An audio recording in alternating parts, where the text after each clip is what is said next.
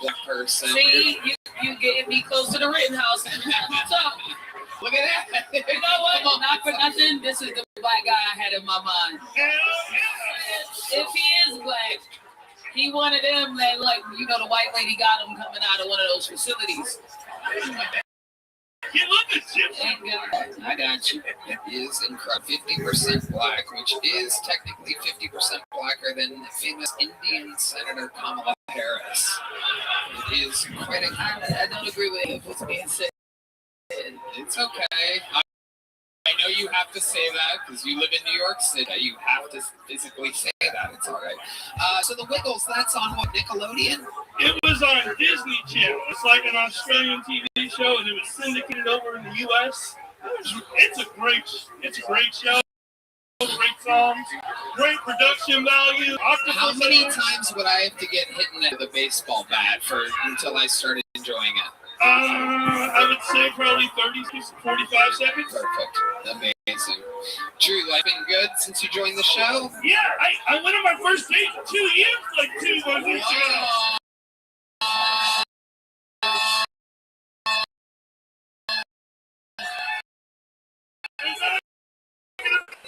Don't worry. It's not going to be... I can't give you what you deserve. Said that? Or was that you that said that? No, she said that. I have the text messages to say. Oh, she sent it via text. Yeah. Dog, I tried to Mariah Carey like 4 hours after that. Oh, you stop it. You did not. We belong together. I mean, I can buy all the house. That's a Mariah Carey song you're singing? She knows. What the hell is that supposed to mean? I don't know, bro. I've had a crush on Mariah Carey. This is like the American Idol when they be showing you the ones that didn't make it. but like if it didn't stop. Like, you know, they cut it at some point. I love you, Sam. Thanks. Drew Nickens, special force. There he goes, Drew Nickens, everybody. Back to the bucket we go. Totally straight guy, just doing bubbles, doing manly stuff. Which reminds me, Noche UFC is going down in Las Vegas this weekend, and I am excited to see who comes out on top and, of course, who comes out on bottom. That's why I've partnered up with DraftKings. They have an offer that's perfect right now if you want to get closer to the action. Right now, all customers who bet only $5 will instantly get $250 in bonus bets. Sign in using our promo code KillTony. The crown is yours. Tony, I love DraftKings. It's like having a little Las Vegas in my pocket. I can't wait for Noche UFC and to get $250 in bonus bet instantly after betting just $5. Stay in on the action and use $250 in bonus bets on DraftKings same-day parlays for a shot and an even bigger payout.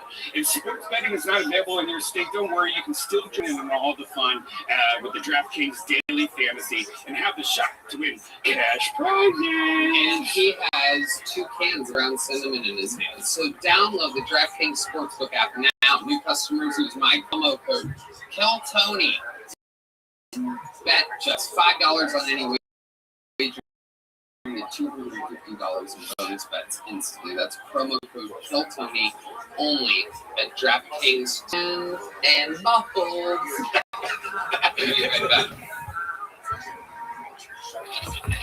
Hello, y'all. This podcast is sponsored by Shopify. You know, when you think about businesses that are selling through the roof, like Aloe or Allbirds, you think about a great product, a cool brand, and brilliant marketing. But an often overlooked secret is actually the businesses behind the business, making selling simple. For millions of businesses, that business is Shopify. Right, Ben? Tony, nobody does selling better than Shopify, home of the #1 checkout on the planet. They make selling items for your business so simple and not so secret with Shop Pay that boosts conversions up to 50%, meaning way less carts going abandoned and way more sales going right. So if you're into growing your business, your commerce platform better be ready to sell wherever your customers are scrolling or strolling on the web, in the store, in their feed, and everywhere in between. Businesses that sell more, sell on Shopify. Upgrade your business name, check out Allo uses. Sign up for your $1.com/Kotoni, all lowercase. Go to Shopify.com/grade your selling today. Shopify.com/Kotoni. Keeping this fun train moving along. Chugga chugga choo choo. Next up comes the comedy style in 60 seconds from Mitchell MacArthur, everybody. Mitchell MacArthur. There he is. Next was from Mitchell, everybody. How are we doing, guys? My name's Mitchell. It's not that funny. I went to a school the other day and I pulled the fire alarm. I'm really surprised with how organized this one were. I made out no problem. A little bit mean. Well, I am actually glad that I pulled the fire alarm started.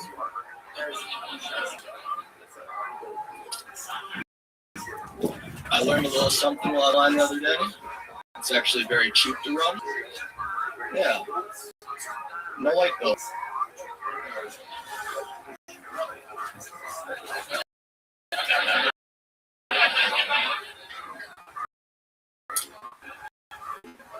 Little turn. Have you guys ever wondered why you never do a scooter at the school?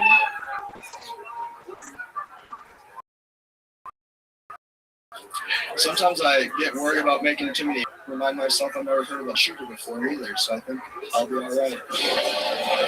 All right. Mitchell MacArthur. Oh, shit. Unbelievable.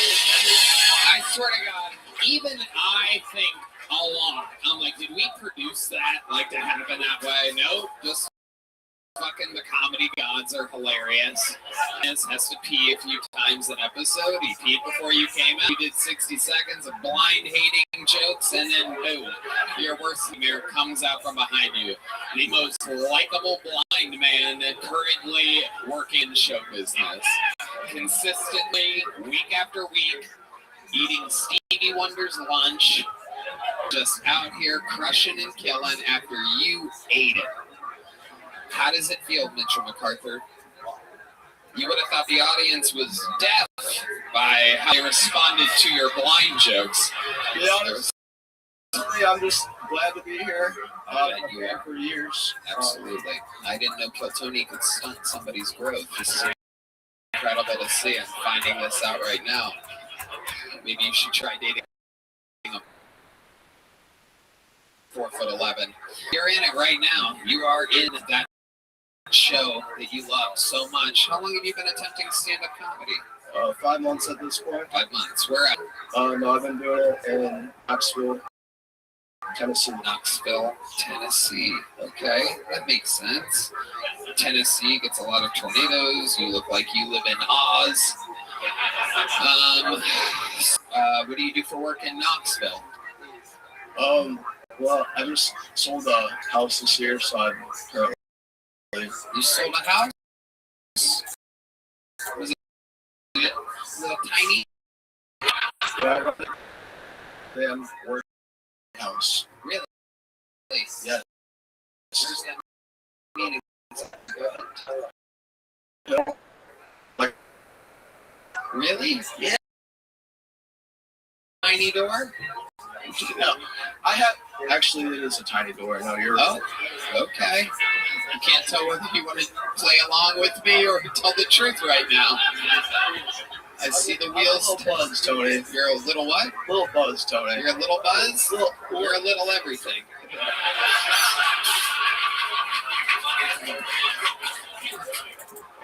D Madness is roasting your ass, by the way. He's like, why'd that sound coming from the ground right now? What's he doing? What the fuck's he doing down there? It's called stand up, not lay down. Have you ever hung out with a blind person? Where do you think this hatred for blind people comes It's from? not a hatred, Tony. It's really just a joke. It was inspired by D. Madness. I love this show. Yeah. You're good. You're recovering well. You're recovering well. Sam J, what do you think about this tiny little bit? I didn't like it.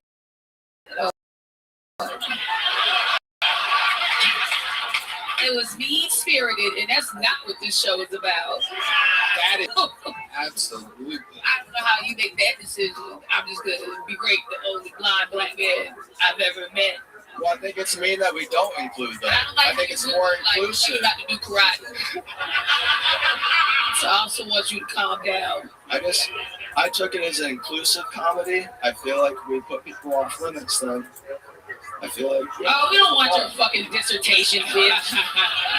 Your fucking philosophy on comedy. You shut the fuck up.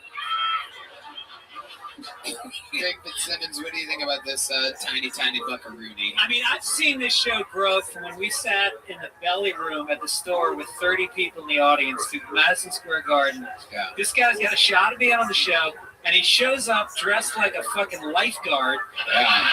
He's shit-faced, and his beard is a different color than his hair. What the fuck is going on, man? This is a big shot for you. Sure. Die the whole fucking thing next time. I'm sorry that it's just... It's Really? still there, yeah. Just for tiny men.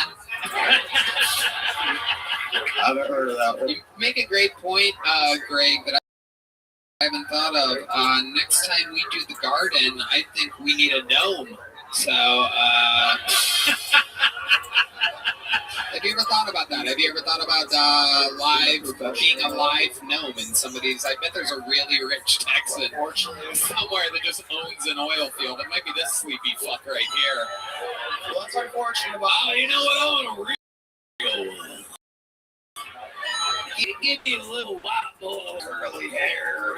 Get 500 butt naked. We keep getting diversity hires, but nobody worries about small people. They're all forcing us into specific jobs. Absolutely. Like, working underneath houses and... Wait a second. Ricky, hold on, jump. I just heard a noise. Hold on, jump. Come on, move that. Come on, do it again. Do it again. Jump. Oh, very good. You guys really have this down. It's almost like it seemed like... Oh. Hold on, jump. Okay, that's as close as we get.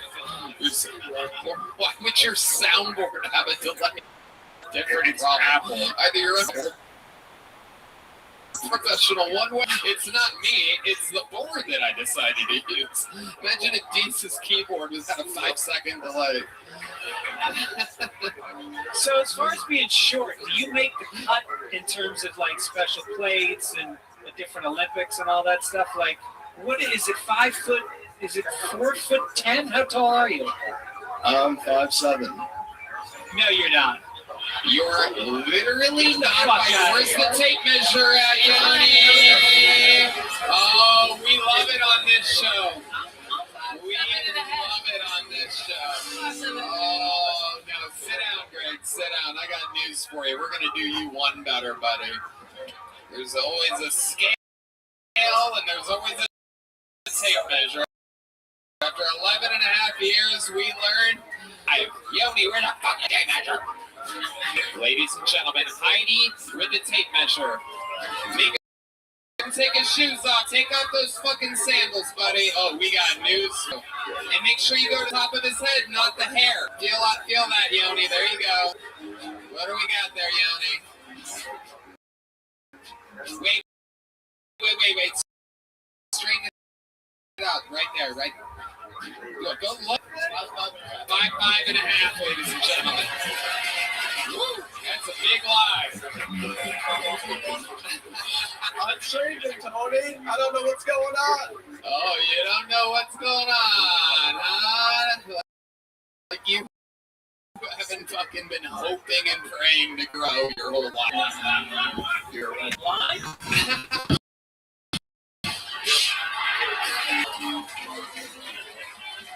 Fits.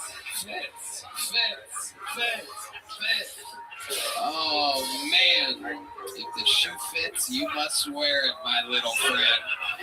I swear I'm taller than that still, Tony. What makes you say that? I swear the last time I was at the doctor, they said 6'2". You're trying to be funny right now. I swear, if I had my wallet, I would show you 5'7". I've never. Pretty Little Liars. I've never heard of what's happening here. I swear, Tony. What the fuck do you think happened? Gravity? Okay, sure, buddy. Sure, don't make us pull up a scale, dude.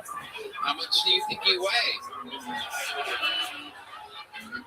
Oh, look at the wheels turning. What do you think it is, Tony? There's no doubt about it. I got him at about 34. No chance. Bring out the scale. What do you think? What do you think? I got him at about 115. I'll get him 118. 118, 115. That's the Red Band Hinge Clip range right now. But take the shoes off. You wanted to wear sandals. Easy on, easy off. What are we doing here? You're weighing. Heidi, don't change it to the metric system. What's going on there? Hold It's on, please. also on carpet, Tony, so It hasn't fucking mattered. Shut up. you don't wrestle. You're better. Oh, here we go.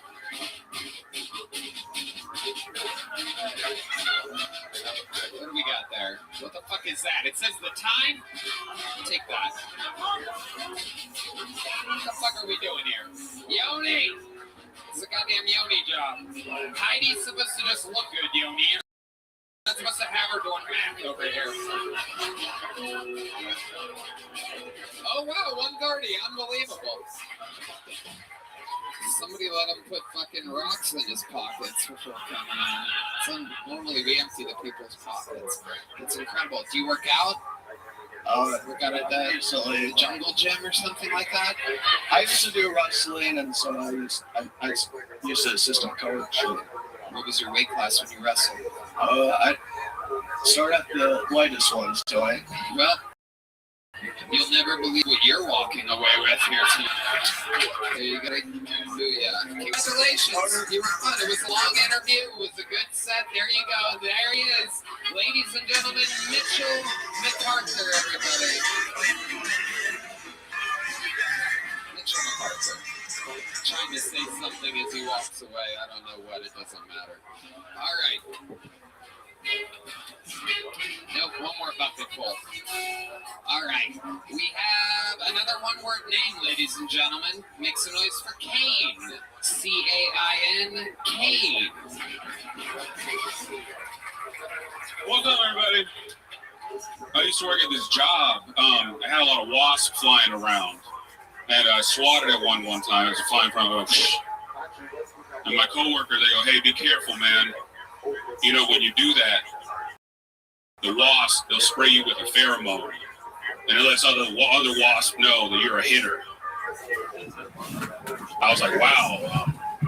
You know, thank God women don't have that feature. Am I right? Like, not for me, like for my uncles and stuff, you know, like they'd be real stinky if that was the case. And I just feel like, you know, like pheromones, that's such a crazy concept. And like if women did have that feature, it just raises the question, like what does a man that hits women smell like? Probably like Axe body spray or something.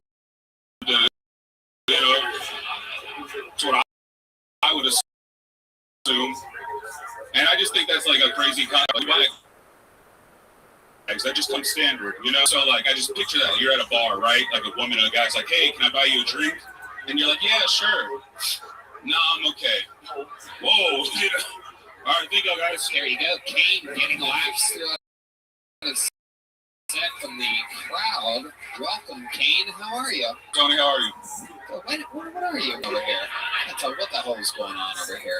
Mexican. Okay. Yeah. Welcome, Cain. How old are you? Today's my birthday. I'm 27. Happy birthday! Thank you. How long you been on stand-up? 1 year, 9 months. 1 year and 9 months. That's a great answer. You know it down to the fucking date. Yeah, man. What do you do for work? I build airplane engines. Wow. Airplane engines. Yeah, aviation maintenance technician. Okay, absolutely. Incredible.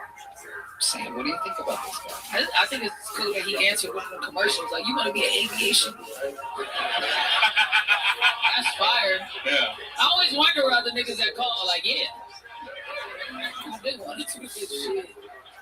So that's dope as So fuck. it's one of those commercials like where they're like, you sitting at home on your couch. Yeah. That's fire. I'm proud of it. Yeah. You stayed on topic, and that's not easy to do to man. And I like when you heard saying you kind of sped it up, like you were kind of in a little pocket, but you were Yeah. gotta get this shit out, and you were gonna get to the shit.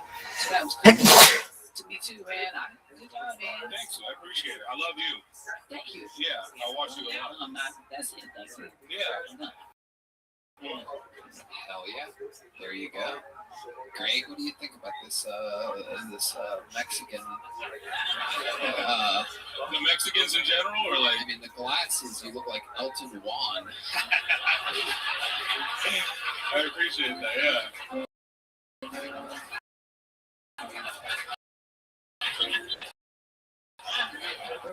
Rocket.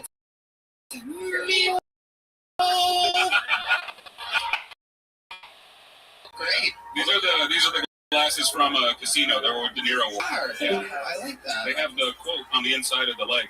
That's fucking sweet. Rothstein. What is That's his last name in the movie. Oh, Sam I can't Rothstein. remember. Yeah. Absolutely. So these glasses mean nothing to you. That's why you're a fucking fraud. He's like, I don't even know what. Yeah, I just like them. Yeah. They are great glasses. Thanks. A great puffer you have on. Thank you. I like the one that you're wearing underneath your shirt.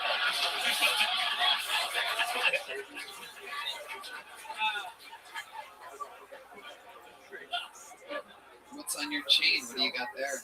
This is a centenario. It's a Mexican coin from 19. Michael Gonzalez just got hard as a rock. I don't know what it means, but what does the Mexican coin mean? So Mexico went crazy back in the day. They just decided to. Back in the day, you're telling me. They decided to make a gold coin, so it's Oh wow, Greg doesn't give a fuck about Yeah. it. Jesus, get the shit away from me. yeah, so it's real. Alright, okay. Wow, this is incredible. 50 pesos, 375, oro tierro, ocho de este 20, todo. Yeah, it's a real 24 karat Estados gold. Unidos Mexicano. Yeah. That's fucking beautiful. Thank you so much for this. It's absolutely incredible.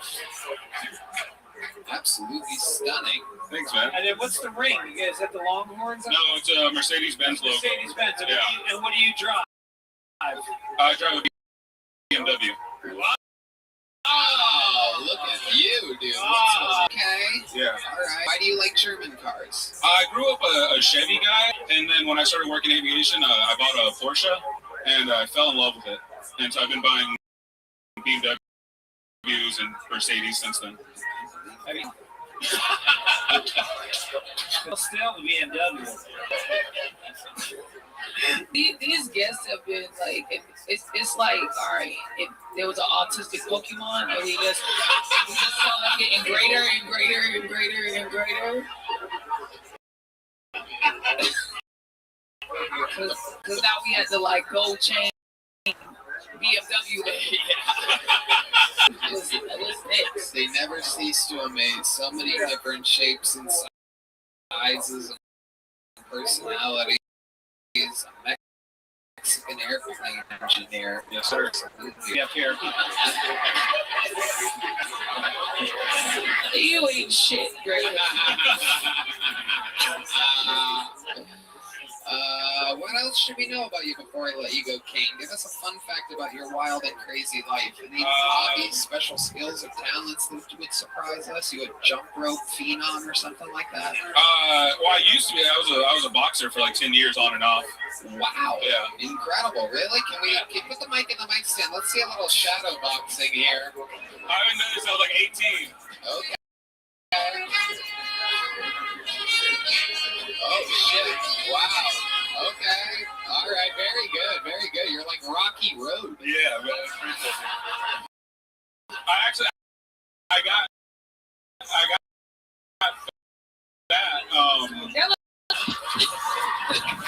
I went back to my gym when I was like 19, and they were like, we don't train anyone over 18, and that's when I got fat. So, yeah, but I'm a Golden Glove champion. I remember the pedophile's gym. You are only kids under 18. Yeah, man, that's Dallas. Absolutely amazing. That looked less like boxing sparring than somebody that walked into a spider web. Yeah. I think the Shadow, that's the first time the Shadow's ever won a boxing match. It's incredible. It is incredible. The Shadow, by the way, 6'2". We measured it out. Unlike Mitchell McCart for the tiny little man. 5'5". 5'5". I saw him stepped on. I'm walking up here, yeah. Yeah, that's what it would have sounded like. Like a little tiny rubber ducky. Anything else we should know about you, Kings? I pretended to go to college for 2 years. Ooh, who were you pretending for? Your parents? Yeah. Oh, goodness. Yo, I just saw a Netflix documentary where this Asian girl pretended to go to college for 2 years. My sister She said killed her that, yeah. family. She killed her family. Oh, I saw that. I know. Did you kill your family? No, not yet. Yeah. No. Yeah. But it might ride on one of the airplanes that he's the engineer for one day. He's gonna get his Yeah, revenge. I work for Boeing for sure. You don't work for Boeing. Fuck no. Great. I'm doing a good job out there. Now that we've mentioned Boeing, we're probably all going to be assassinated after this. Ladies and gentlemen, make some noise for Funny Kane on social media. Underscore, his name is Kane. You can tell by the music the Mexicans are very biased towards their own kind. But the tone of the music is about to change as I present to you one of the greatest regulars in the history of the show. A fucking phenom. Ladies and gentlemen, you know him, you love him. This is Cam Patterson.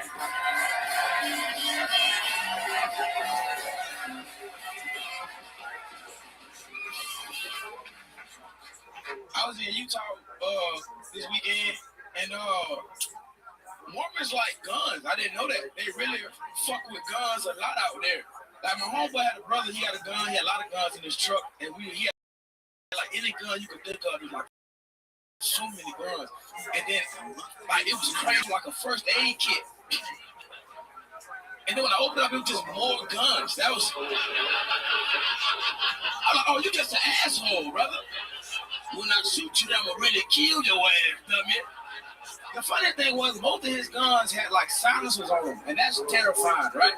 Because he's not an assassin, he's an accountant. You feel what I'm saying? Why do regular people have guns with silencers on it? That's what are we doing? I asked him, I said, hey man, why do most of your guns have silencers? That's kind of crazy. Like, well, that's if you shoot somebody in your house, you don't want to call the police. And I was like, you a murderer. That's it's a bad guy.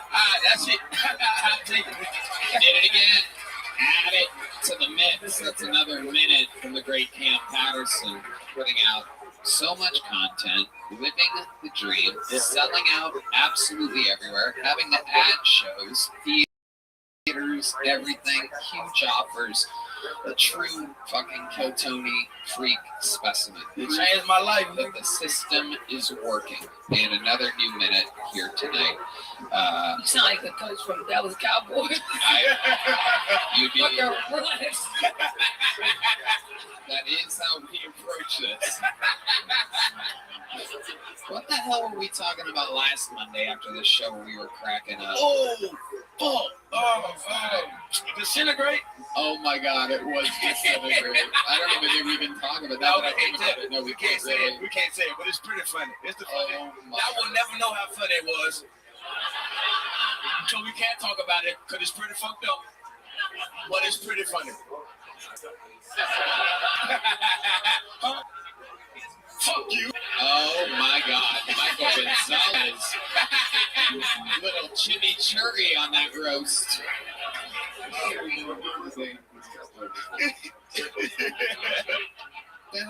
What the hell did you just say? I can't spell it. Okay, let's do it. Nope. Not at all, brother.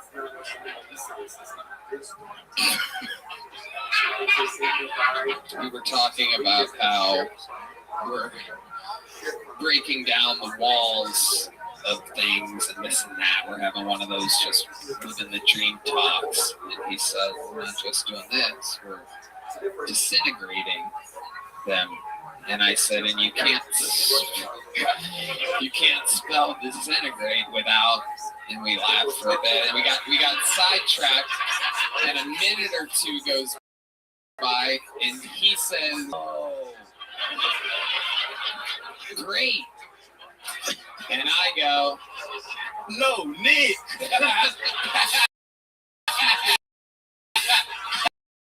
Oh, shit. You're wondering what me and Cam ever see us flying a car. That shit was funny as fuck, though. We really make each other laugh there. That shit was funny as fuck. We might have to edit that out of the podcast.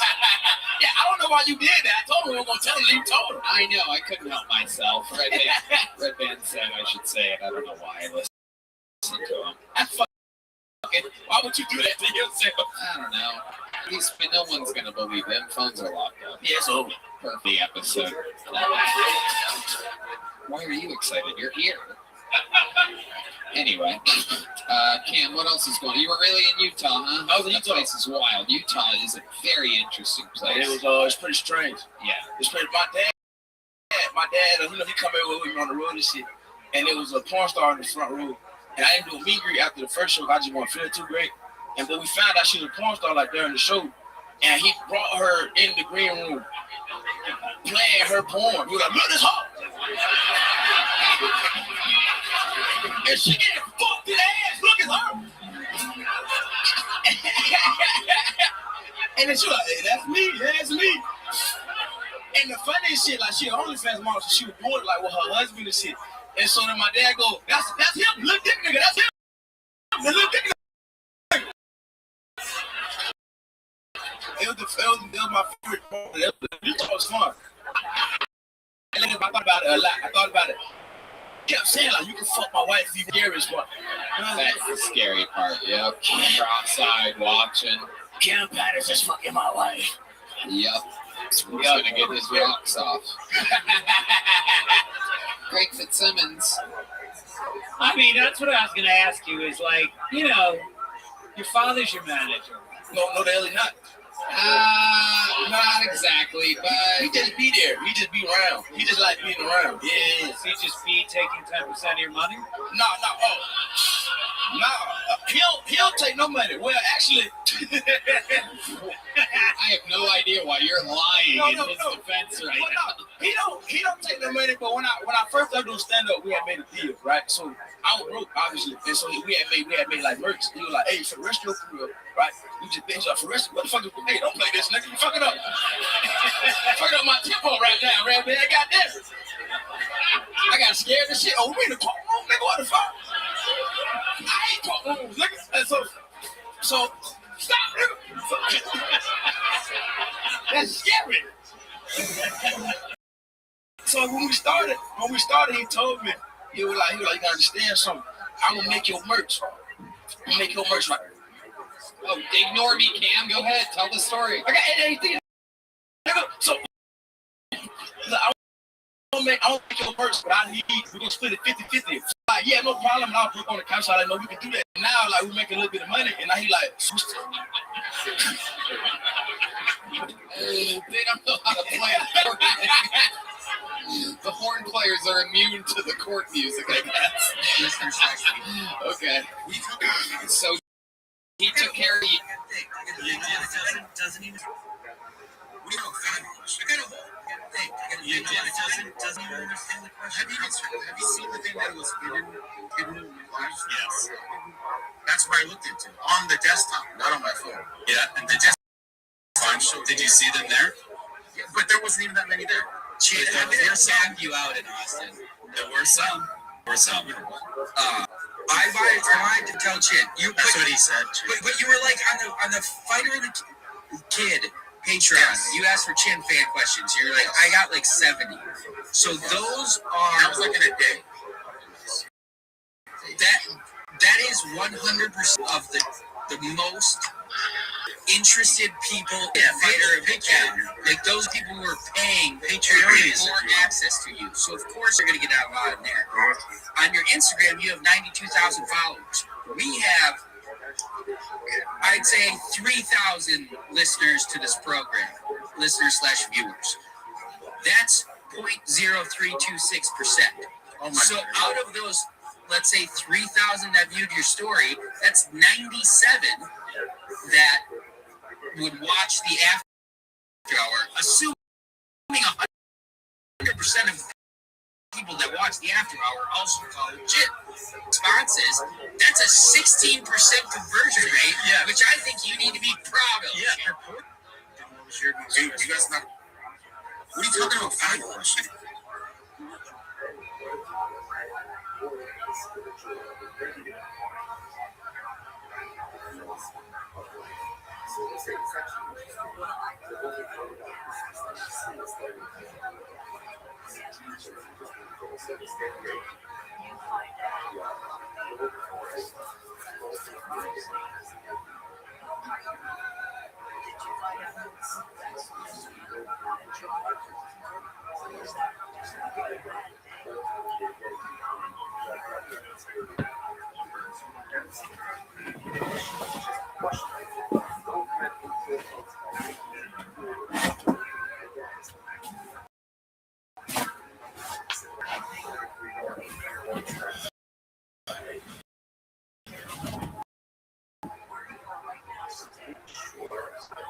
So you guys give each other referees. It's incredible how things are changing. This is absolutely amazing. I love the looks that I'm getting from Sam J tonight. I got back up now, nigga. No. We're having fun here, Sam. Yeah.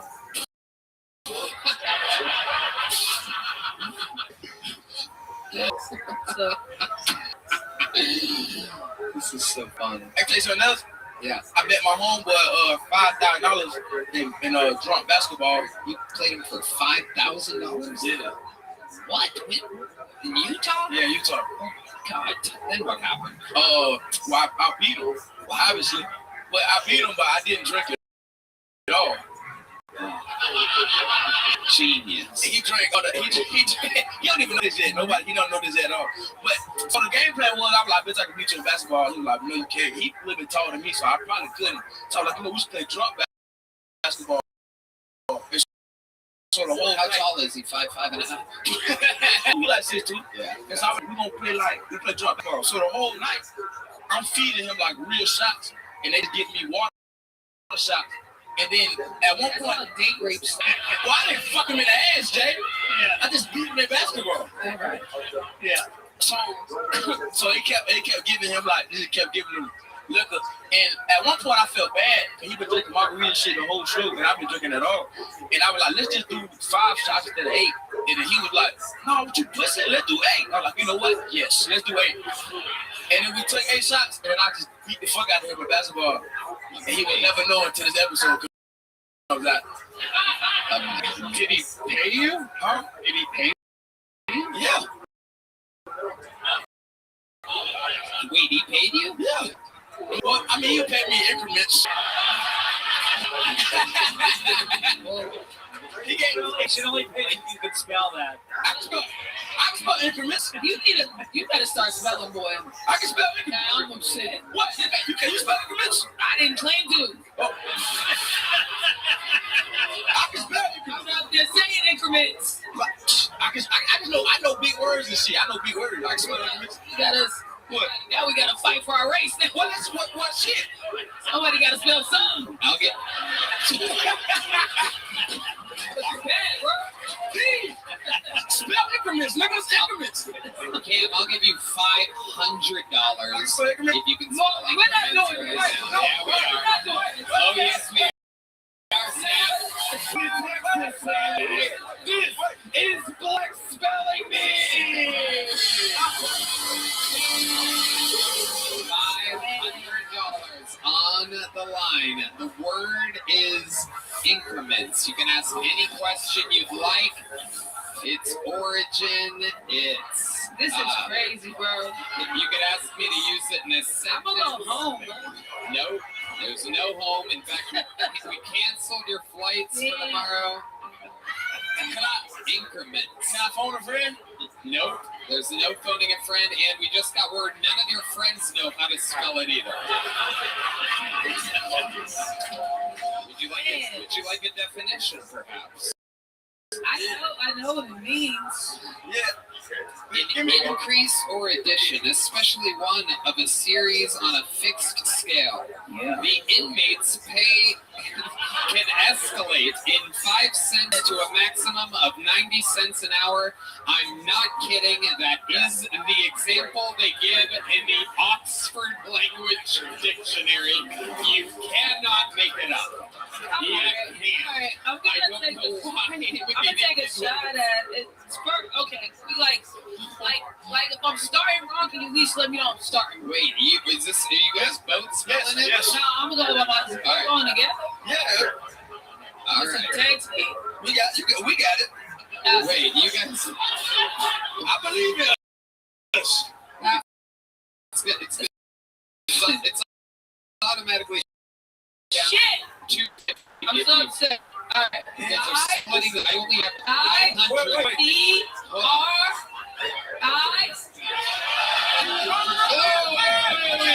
That's not how fucking spelling bee works. You guys.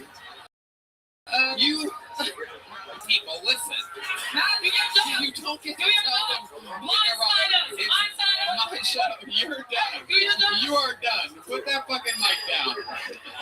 You are done. Now, ladies and gentlemen, to definitely not spell it correctly, I present to you. This is Black Spelling Bee, Cam Patterson, ladies and gentlemen. INCREN.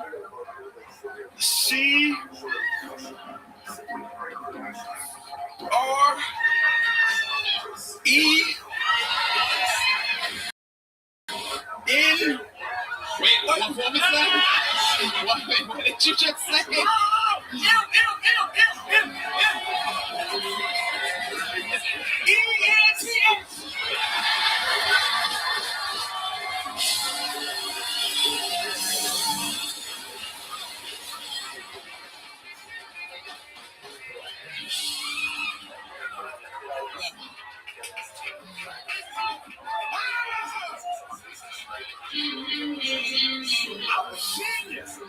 Just to let you know, the part where you said N and the whole room goes, no, was the part where you lost. And that was another segment of Black Spelling Bee, ladies and gentlemen. Who wins? All of us.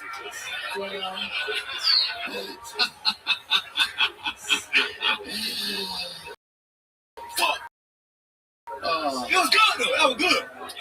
It was this, and then the room corrected you, but don't worry, there's a lot of people at home saying N right now as well. I got farther than all y'all thought I was. I'll tell you this. I honestly thought I didn't see you accidentally saying Ed instead of M on my prediction sheet, but I thought you were going to spell it mints, as in like mints. Oh, M-I-N-T-S for sure. I was like so positive. But there you are, full of surprises. Increments. Always fucking entertaining as hell. One more time for the great Cam Patterson, ladies and gentlemen. Oh my goodness. Black Spelling Bee is its own Kill Tony spin-off show. Again, we reserve the right here. That is my property. I don't know why it sounded like Trump just then. It's my property. You've been doing that a lot today. Hey y'all, this podcast is sponsored by Squarespace, the all-in-one website platform for entrepreneurs to stand out and succeed online. Whether you're just starting out or managing a growing brand, Squarespace makes it easy to create a beautiful website, engage with your audience, and sell anything from products to content to time, all in one place, all on your terms. Right, man. Tony, I love Squarespace. It makes website design easy and fun. Start a completely personalized website with the new guided design system, Squarespace Blueprint. Choose from professionally curated layout and styling options to build a unique online presence from the ground up. Tailored to your brand or business and launch your website and get discovered through integrated optimized SEO tools so you show up more often to more people and grow the way you roll. Wow, very good, Red Band. Make checkout seamless for your customers with simple but powerful payment tools. Accept credit cards, PayPal, and Apple Pay. And in eligible countries, offer customers the option to buy now and pay later with Afterpay and ClearPay. Kickstart or update written content on any website, product description, or email with Squarespace AI, generating instant, personalized results that know and show your brand identity. Explain what your site is about. Choose your tone and enter what you need to get short text. No matter the placement, this AI makes it easier to go live, stand out, and succeed online. So go to squarespace.com for a free trial. And when you're ready to launch, go to squarespace.com/KillTony to save 10% off your first purchase of a website or domain. All right, back to the show we go. Ladies and gentlemen, the fuck are you doing back there? Can you get her another drink? Oh yeah, what do you want? Old fashioned? Manhattan? I'm not drinking the old fashioned. What is that? It's a Hennessy with ginger beer and an orange slice. Hennessy with ginger beer and an orange slice. Yeah. Ladies and gentlemen, it appears as though Black Spelling Bee is going to have round 2 here.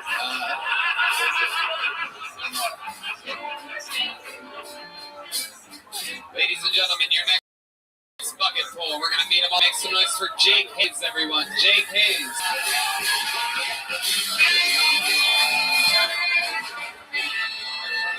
How's everybody doing?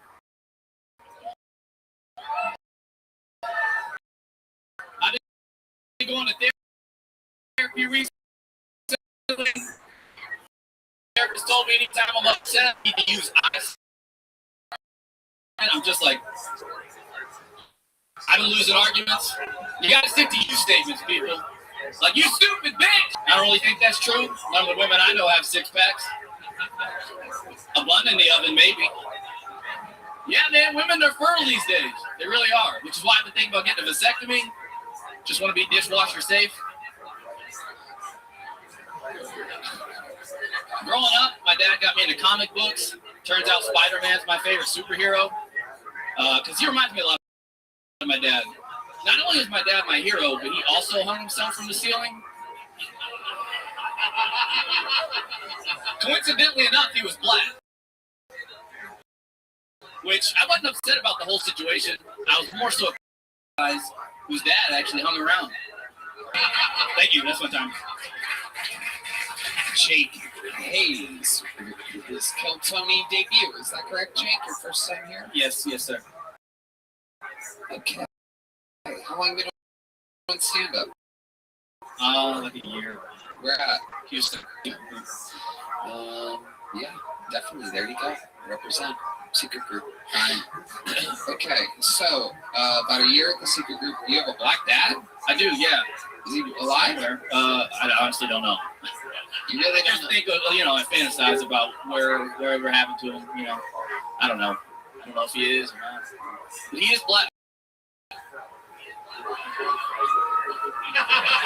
Okay. Checks out. Yeah. Oh, Sam's on to who does the sound effects around here. Okay. Now you have a black beard and a different color hair. This is the second time someone like this has been on the show. Are you aware that your hair does not match the color of your beard? I am now. Is that ever? You kind of have reddish hair? Sure. Sure? Yeah. I guess. Yeah. No. Today I'm in the moment. How old? 38. And you're literally being informed right now, live on a show, that your hair and your beard are two different colors? I mean, Yeah. I'm going to have your beard spell the word increments real quick. We're going to find out if it's actually black or... Sam J, let's check in with Sam here. What's your name, sir? Line time. D-Bad, he said 38. D-Bad said, goddamn. And that's been making me laugh a lot. Yeah.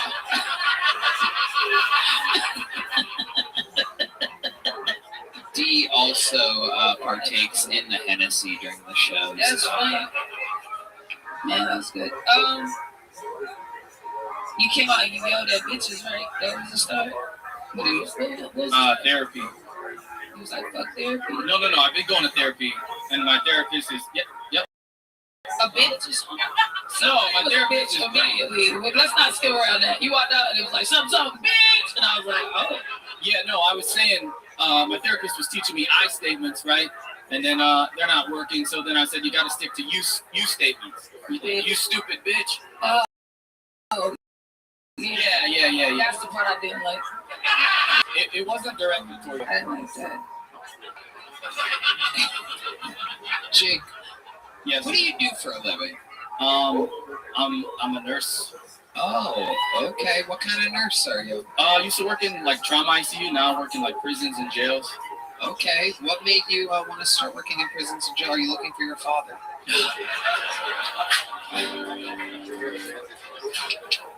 You know, The looks Sam J are giving me.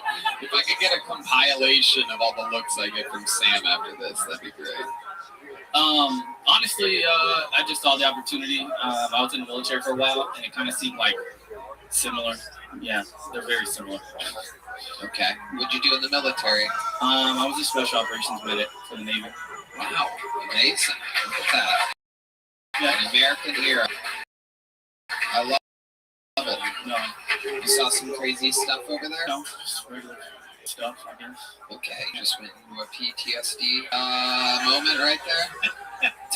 That was pretty wild to see. Jake, what do you do for fun? For fun, skydive, scuba dive, like shooting guns, skateboarding. I started comedy a year ago, so it's kind of fun. Yeah. What made you want to start comedy? I think like, it's just like after I got out of the military, I just wanted something to continue to do, like work towards and continue to grow. There's no real cap on it. So I just wanted to continue to work towards something. If there is something to work on, I always like comedy. It seemed like it would be a good idea. Right. I like all that. I like all the hobbies. You made up for every fucking loser that's been on tonight that literally does nothing with their life at all. And you're doing all of it. You'd be shocked how few hobbies we have up here. Oh, okay. Yeah. You keep yourself distracted. Yeah. Yep. Shrooms too. Yeah. Okay. Let me see your abs. You look fucking. Oh no, I'm not in John, shape. let me see. Pull up your shirt. Uh-oh. Whoa, he's black. Oh, no. 38. Not bad. Yeah, there's no six pack or anything. I'm just All right. There you go. I'd fuck about it. One extremely horny lady in the middle of the room. Literally willing to fuck a centaur up here. You know what a centaur is? Yeah. Yeah, you're very centaur-esque. You literally could have the body of a horse behind you. It's a very special type of human. There you go. There's the sound of a centaur music. All right. It's galloping. Come on, hit it. That's you. That's you. All right. That's cool. Yep. Jake, what's your love life like? None. Aww. What do you mean, all? What do you mean? All? What do you? I mean, I don't know. Are you on dating apps and things like that? Ever talk to him? Yeah. How does that work? Bro, look how he just moved his arm up. Oh yeah. Stop. He closed off his body Stop. language. Yeah, stop. Yeah. Don't do no more, bro. No, I got. We all want to live tonight. No, I gotta go a little bit further. Leave that man alone. I gotta just go. had that same feeling. Something Yeah, fucking he went switched. like, hey, stop Something it, bro. switched. He opened up his arms behind his back. Now centaur But movement. now they like fight. It's like fight. It's like fight Oh, stance. he just literally went. He's trying to not be a centaur, and he keeps just fucking up. I don't know what I'm doing to be a centaur. Dude, you're a centaur, dude. You are a centaur. Every time you try to hide your centaurism, it comes out even stronger. If you're one of those waves, like one of those things. Yep. What do you think is the least centaur thing about you?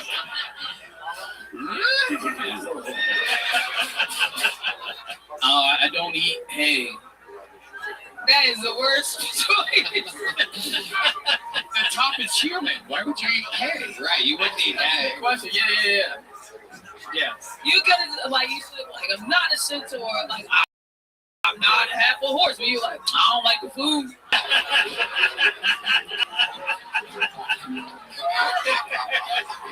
I mean, honestly, at this point, everybody thinks I'm a centaur. I don't know how to get out of it. I don't know if everybody. Do you guys think he's centauri? Well, yeah. No, it is everybody. It's 100% of the vote inside the room for those of you listening to the podcast. This guy's very excited about it. He just described the book. Centaur. I am not a horse. Stop it. I got bullied on Kill Tony. What was it? Was it your race? What was it? No, you said I was a half a horse. They insisted. The room went crazy. I mean, I get the half a horse from the waist down thing, but, like, I don't think... You don't think your top half is centaur-esque? Nah. And he's Coming around here. No. I galloped right into that one. Dude, I love it. I fucking love it. Absolutely amazing. And you've never been in a stable relationship.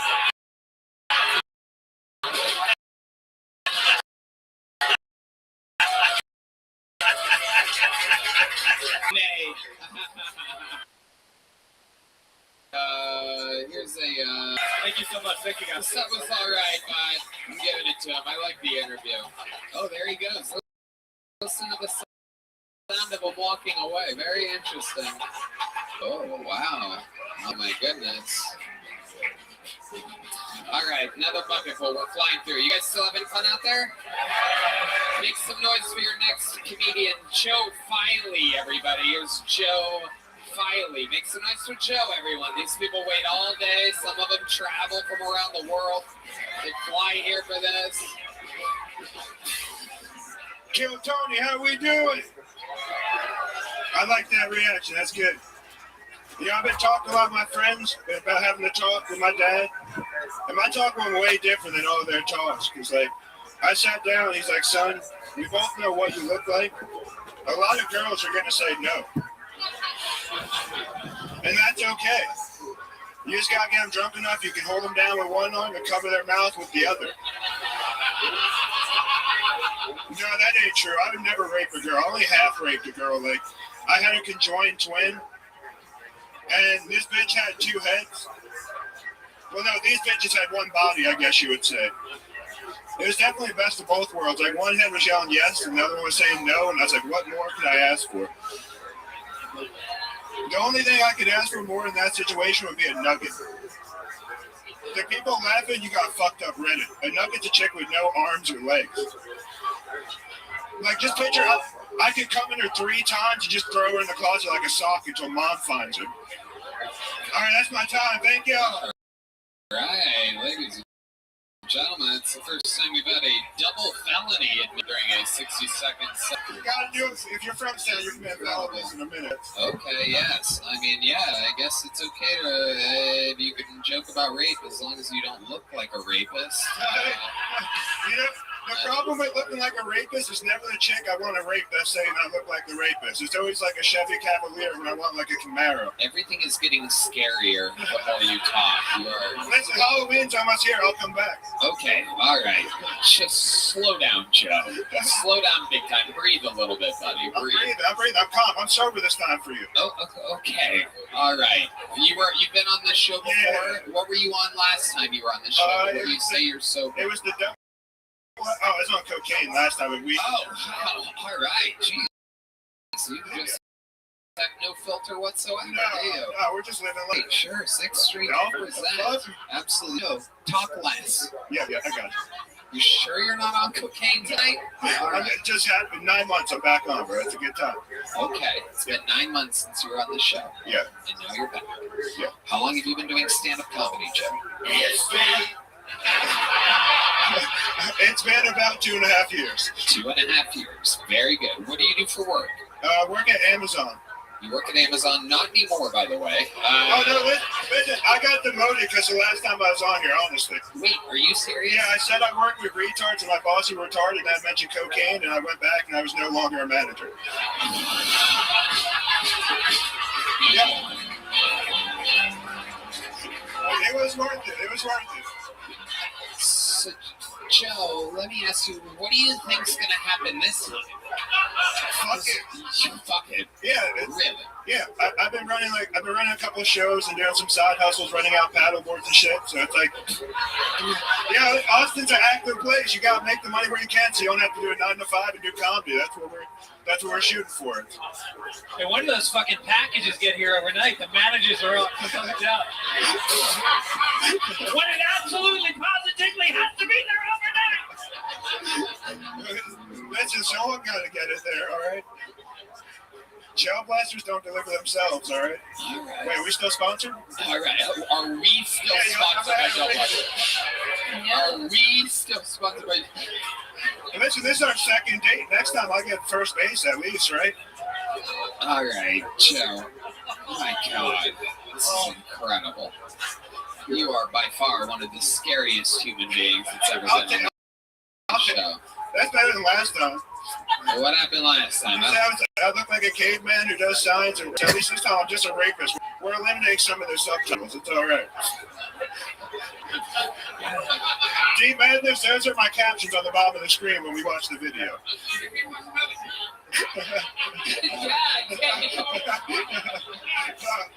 Even he didn't see that punchline coming. Shit. Joe, you are wild, dude. Are you on a little bit of Adderall, perhaps, right now? No, honestly, no. I'm on, no. What are you on right now? I smoked a joint. I did 2 shots at Poor Choices. What were the shot? Tequila? Tequila. Yeah, I could tell. That's an upper. And the weed was a sativa? 6th Street. That's where you are. Yes.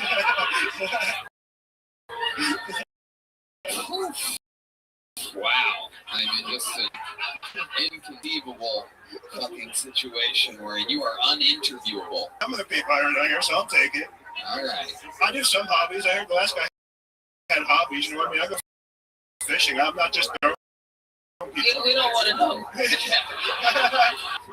She said, oh, no. Okay. Joe, I'm just going to get you out of here. There goes Joe. You got a little joke book last I time? got a big joke book last time. You did? Yeah. Well, you fill it up with jokes, Joe. Thank you, boss man. There he goes, Joe Filey, everybody. There you go, everybody. You can recognize him from future trials of some kind. You saw him here first. We're going to do something fun right now. This guy, not a regular, not a golden ticket winner. He's different. He's a special little fucking Austin freak. Ladies and gentlemen, the long-awaited return of Uncle Laser.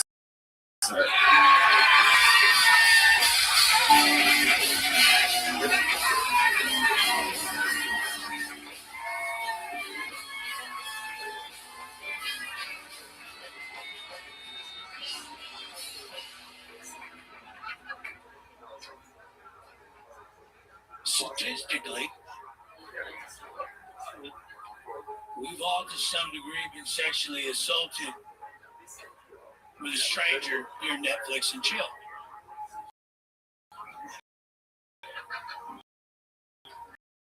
You're one of the few.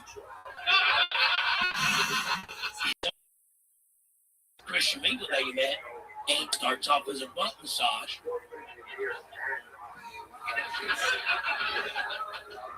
And ends, with a guy you swipe right on, fucking cherry picking them little toilet balls out of the rim of your butthole.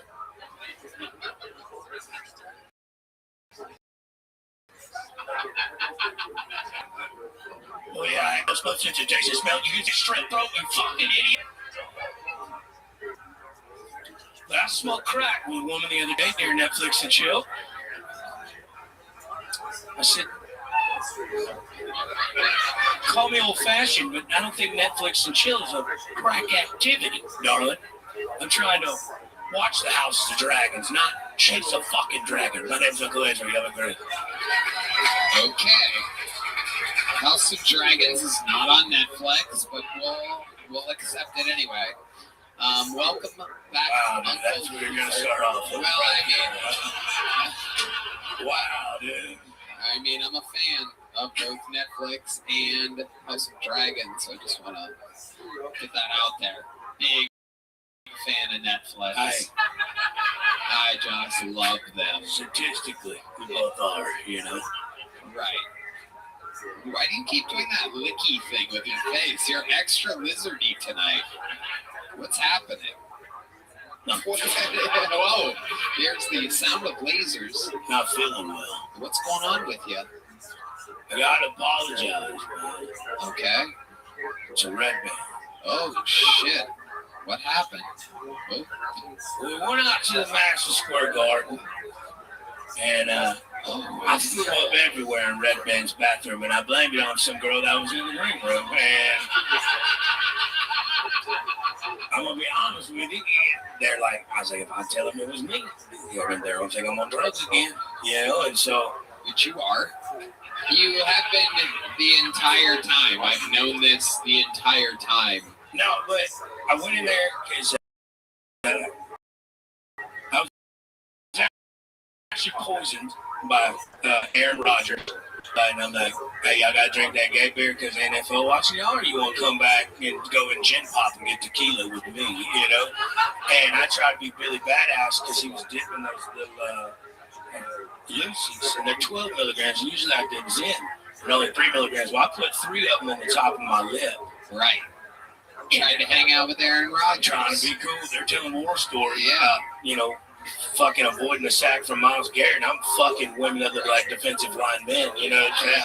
And, you know, I was trying to be one of the boys, you know, and I fucking had to bird off and threw up everywhere in his bathroom. And Red Band got off stage, and I just took off running. So I'm sorry, it was me. And I got a gift. And I will tell you this, records show that I never forget anything. And 2 packs of Parliament's amazing. You invested $12 into this segment of this show. Amazing. But I will tell you this, that there was indeed a moment of the second night of Madison Square Garden. There we are. I mean, I am just in the zone, going down the plans that I had, just executing moment after moment of what many people that were there in attendance said the biggest 2-night event in comedy they've ever seen before. And halfway through the second night, indeed, I look over at Red and his heart does this thing where he huffs a lot sometimes, just go. And I go, what the fuck? I go off mic. What I'm going to do with the mic this time, but I was like, so I go, what the fuck is wrong with you right now? And he goes, fucking Uncle Laser threw up all over my fucking bathroom. And I'm like, Red Band, we are live in Madison Square Garden right now. Let's fucking talk about it later.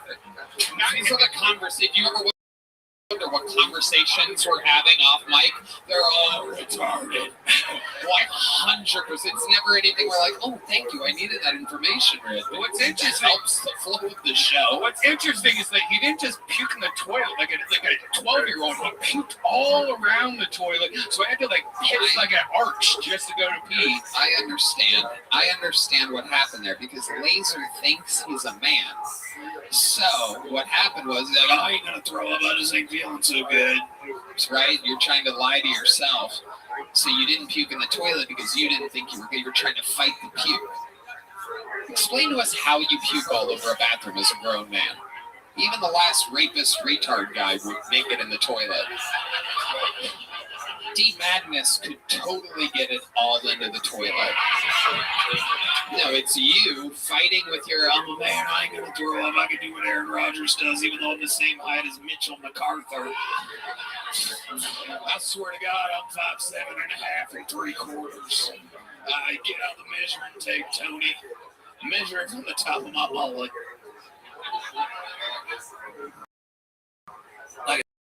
They said I was poisoned. You were By not Aaron poisoned. Rodgers. You were not poisoned by Aaron Rodgers. Can I just bring up one thing? Laser said early in his set, he said the word statistically. And in all fairness to the black comics we've had on tonight, Don't make I would like to wager $5 Yes. that Laser cannot spell statistically. Would you like us to use it in a sentence? Ladies and gentlemen, this is a very special segment we call White Trash Spelling Bee. Unbelievable. It is indeed statistically. It is an adverb. According to or by means of statistics. All observation data were statistically analyzed. Ladies and gentlemen, from the Oxford Language, this is Uncle Laser with the word statistically. Origin is Greek or Roman? Hey, they're the same place. Don't worry about it, Tony. Listen, statistically, STATISCALL.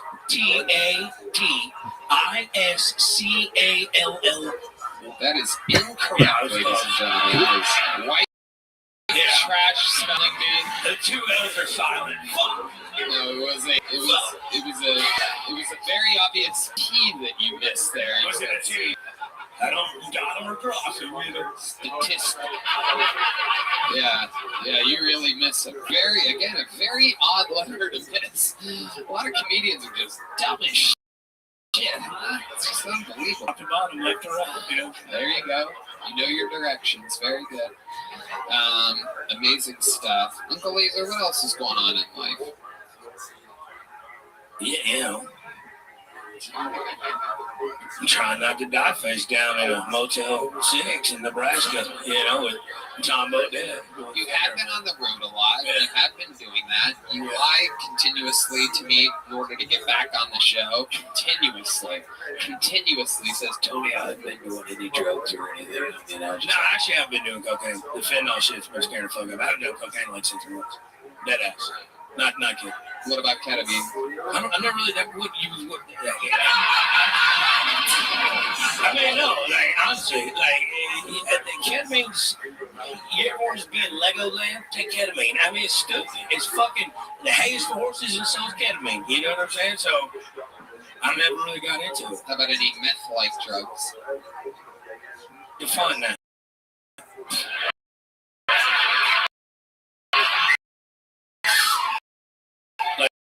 Like chicken speed? Anything. Take the kids' dosage. You know, basketball team for it. Yeah. Kids don't snort it. Yeah. No, well, there's no point. They like skill this morning. You're teaching a lot of people different things right now. The part of white trash spelling bee. It's the part where we don't spell anything. It's the more white trash part of the bee. And what other drugs have you been doing, Uncle Laser? Let's talk about it. Stem cells. Oh, wow. You heard? Amazing. How about anything else in life? What else is going on? Anything else? Trying to put my mom in retirement. Okay, how's that going? Terrible. Yeah? Talk about it. Is she on Adderall too? Yeah, that's why I'm trying to put her in the home. She keeps stealing out my fucking bill back. All right. Ladies and gentlemen, you know him. There he is, Uncle Laser. He's on tour. He's on the road.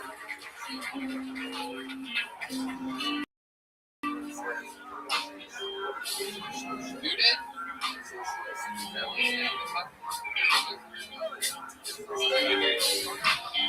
Okay.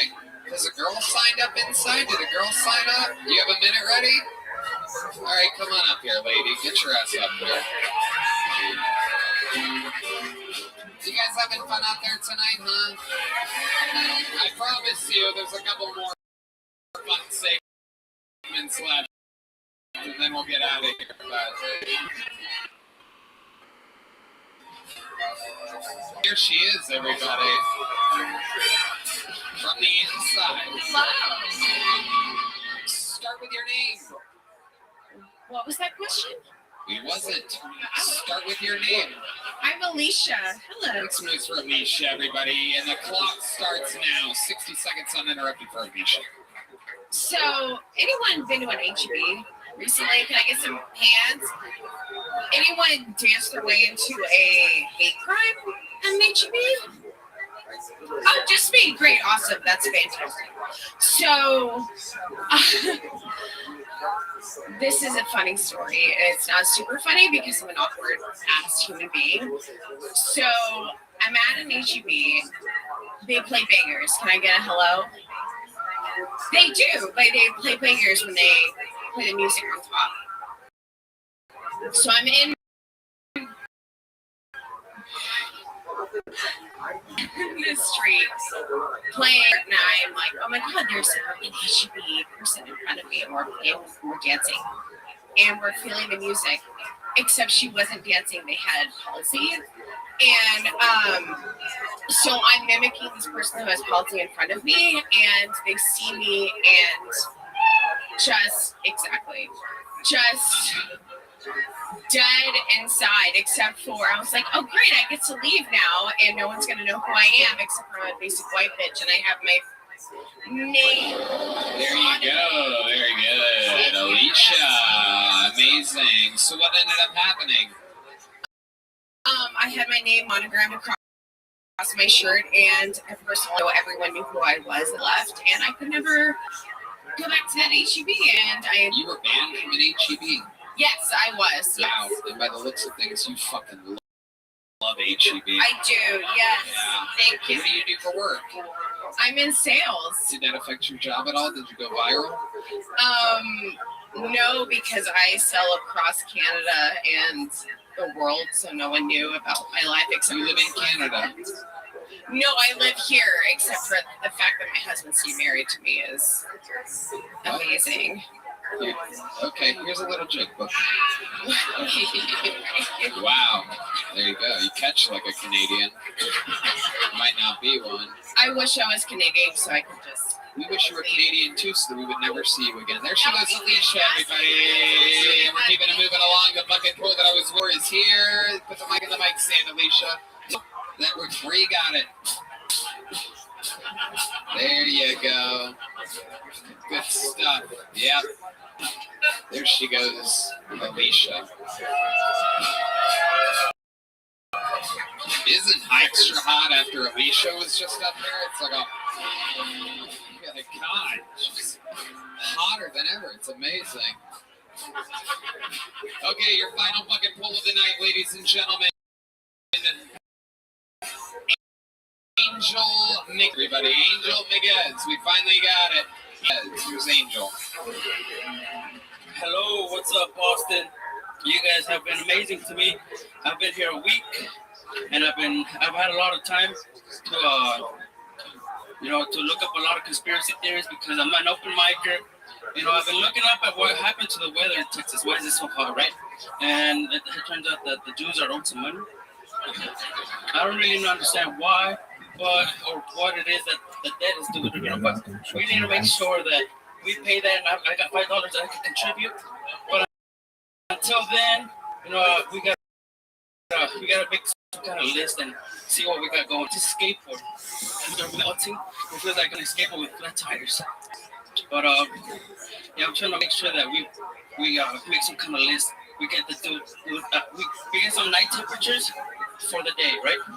Because I'm coming from California where it's 80 degrees in the day, and over here it's 80 degrees at night. What the fuck is going on? But all right, thank you guys. That's all I got. Yeah, Red Band's job is so easy. Angel Miguez, amazing. Why do you look like you've surfed across the border? Welcome, Angel. How long you been stand-up? My time was it 255? I can't remember what year that is. What? My first time was on episode 255 with Duncan Trussell and David Arquette on this show. First time ever on stage at the Comedy Store. At the Comedy Store. Yes, sir. Amazing. Is that in the belly room or the main room? In the main room. Okay. 100 people I choked. Yeah, you did. I never could have guessed that would have happened 4 years ago. Yes, sir. You obviously haven't grown much since then. No, sir. What do you do for work, Angel? I'm not working right now. I just got here a week ago. You just moved here. Yes, sir. What made you want to move here? Really? Yes, sir. Amazing. Unbelievable. I've been touched by an Angel Miguez. Yes, sir. Angel, what do you plan on doing for work? What are your capabilities? Good for you, man. What can you possibly do for me? I already have a gardener. I'm pretty sure you got cameraman all over the place. You know, I have a drone. You know, but I could get you coffee or whatever. You know, but whatever it takes. You know, it's funny you mentioned that. I actually do need a new person to get me coffee. No, my team is saying no. You've been turned down by Yoni and Christie's immediate rejection. Normally they have a very open mind. Double thumbs down from Yoni, one of the nicest humans. But according to you, he controls it. You know what I mean? You may have fucked up with your opening joke there, Angel. I want to be a little bit nicer to the Jews if you want to work in showbiz. Oh, look who's back, everyone. Wow, back in the... Wow, very agile for someone. So, Angel, you just moved here. You're here because of me. You want to work for me. Other than a drone, what else can you possibly do? Work a forklift. You can work a forklift? Yeah, you can feed Red Band. That's amazing. That's incredible. There you go. Wow. The alarm. The backup alarm button for the forklift. Sam J, what do you think about this? I think it's fucked up that Red Man got to play his own bad sound. That's crazy, bro. We gotta get you free, man. I didn't like that. That did not make me feel good. That's him. He's a little piggy. He plays along. He knows the way. So Angel, how'd you get here? Did you drive here? I flew and then I bought a car like 2 days in, and then I believe it. I flew and I bought a car. Do you know how to play the horns, perhaps, Angel? I think you could fit in very well over there. I signed a lease to go, so I'm here for I guess. Oh my! How long is the lease? It's a year, but I mean, I'll see how long I last. I mean, You're here until Greg Abbott hears your accent. Big Vermont.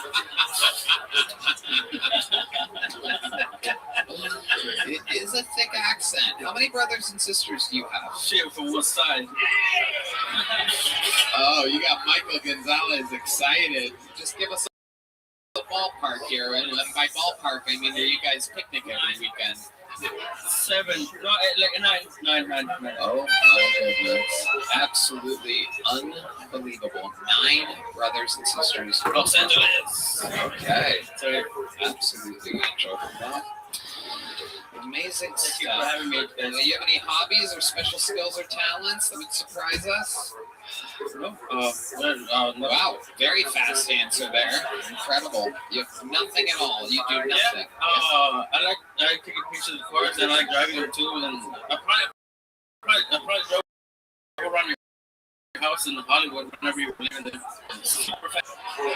Wow. So this show got a real subreddit energy.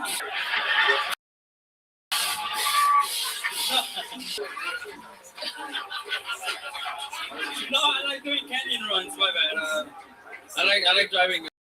I have I fucking love you, Sam J.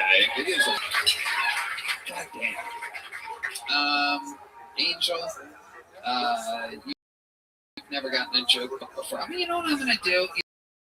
Even though your set was just as fucking mediocre, it was just bland for a guy that's had years to prepare for this, I'm gonna give you a slightly larger than tiny joke, because you just moved here, and I think you could fill it up, and I think that you sign up again, and people are going to be even more interested in you now that we know your story, and you have no job. You're literally the only Mexican we've ever had here that doesn't have a job.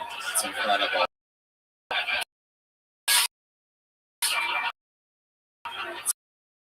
Absolutely unbelievable. But we will get an update. Let's see another minute and let's.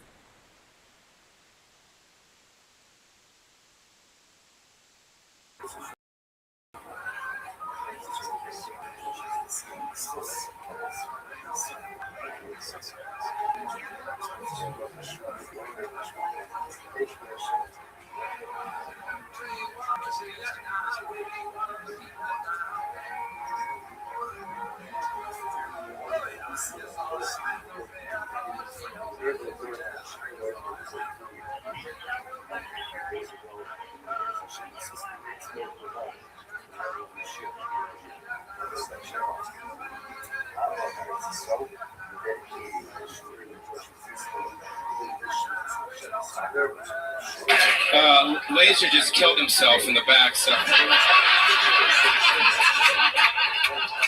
you guys will never have to see his fucking ass again. I'm just saying. And I've taken over for Laser. Now it's the Wee's fucking time, bro. What the fuck do you think, bro? Yes. Thank you guys for coming. Give it for Kill Tony and the fucking Shazam crew. Fucking Shazam. So, you ready for my fucking rim shots this time, Mike? Wake the fuck up and stop texting when I'm on fucking stage, you cocksucker. I'm in front of 20,000 people, kind of eating shit. At Madison Square Garden, I do a rim shot joke, and I'm going like, I need help, and he fucking doesn't do shit. Anyways, I've been matching with a lot of black chicks on Bumble lately. You guys know the dating app Bumble? It's where women choose you, and lately a lot of black chicks, they've been fucking... I had no fucking idea. My whole life I've been picking up on the wrong chick. My whole life I've been picking up on the crack ass hoes, and I left these fine ass Shaniquas on the motherfucking table. Ain't that a motherfucking bitch?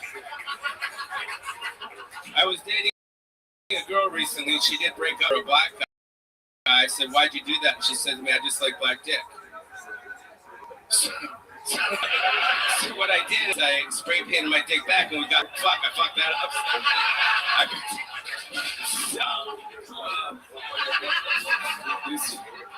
Give me the fucking cat meow, bro. What the fuck?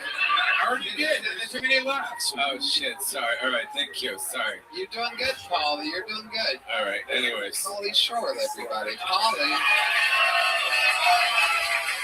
What's up, dudes? So much fun, so wild. You did it again. Sam J, did you match with him on Bumble? My name is Samaria. Not damn Shaniqua. But no, of course, Paulie, you know. No, stop taking people's hats off, Paulie. You want somebody to take off what you're wearing on your head, whatever the fuck that is? It's funny, someone did ask me if I had a Bosley hair weave. Yeah. How fucked up is that? If I got a Bosley hair weave, I'm fucking tell people I fucking got it. I fucking hide that shit in the woods and come back a week later and say, check it out, bro. The Weasel Sweet. Weasel Sweet. But black women love Pauly Shore. What's that? Black women do love Pauly Shore. That is a true. What do you think it is about Pauly? We grew up on him in like Class Act, which is it's a very popular black movie, and he was in it, and we were like, we like that combo. And then you know what I mean, you were like kind of like flavorful enough, but like weird enough. And I think we all went through a phase when we like dirty skater looking boys, and you were like a dirty skater looking boy. But it wasn't like lame, so it was like, yeah, that's what I did. I could see happening possibly.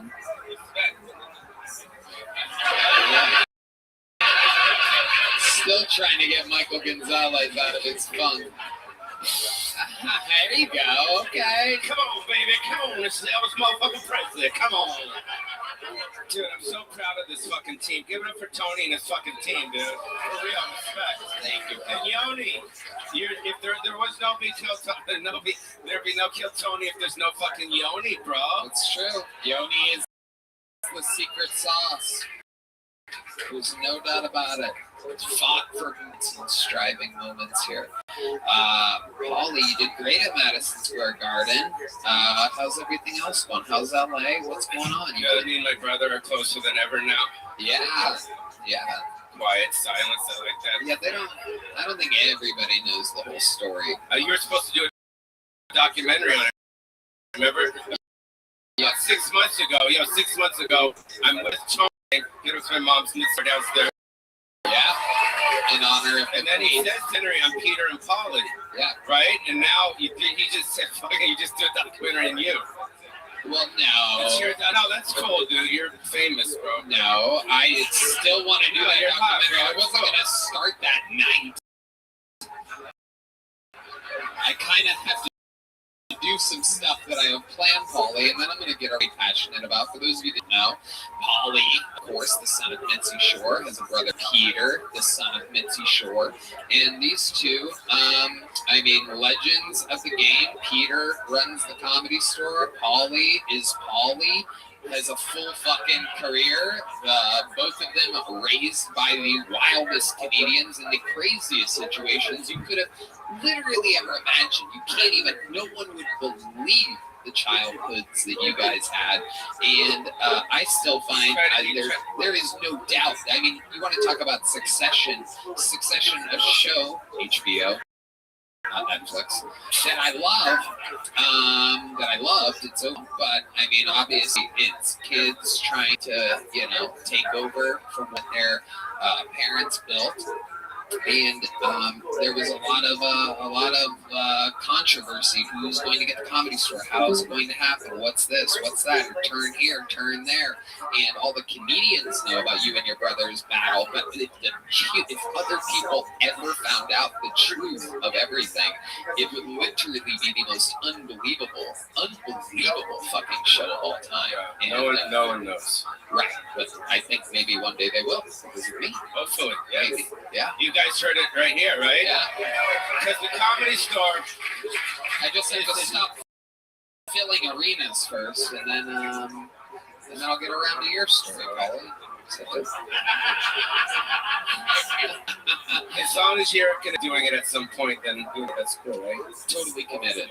I absolutely find it to be one of the most unbelievable fucking series of all time. And then for me, I really like to do and I'm going to do the Richard Simmons biopic.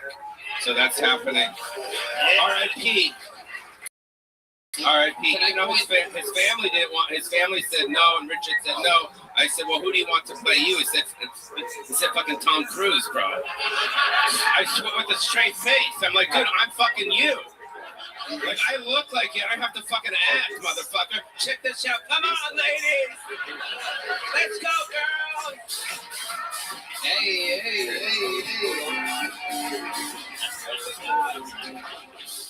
Yeah, look, you and Michael are back connected fully right now. It's unbelievable. Bucket man. 2, 3, 4. She packed my bags last night. Pre-flights. Yeah. 0 hours, 9 a.m. Magazine to kind of place. Okay, cut. Paulie, that was good. How about Paulie Shore, ladies and gentlemen? You don't know Rocket Man? Sam J somehow doesn't know Rocket Man, but I must say, we were absolutely ridiculously jamming to some white people 90s music last night on the boat. I love 90s alternative. You know some crazy white people music. You actually taught me a couple. I'm like, wait, what? I'm into 90s alternative. I'm into 90s alternative, but I don't know that. What's your favorite 90s white people music? Like Foo Fighters, maybe. You guys know any Foo Fighters? We're gonna have to just dim it for the YouTube or something, or cut it or something. Ooh, that's my favorite one.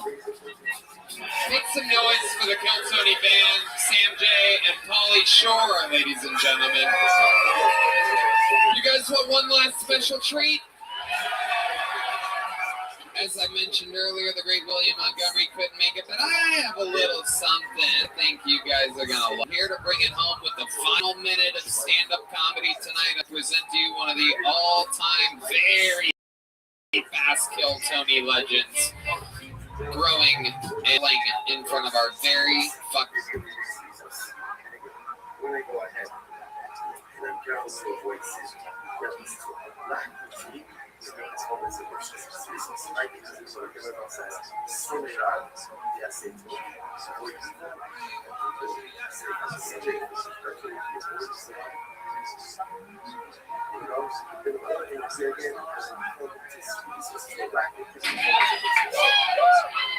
Yo.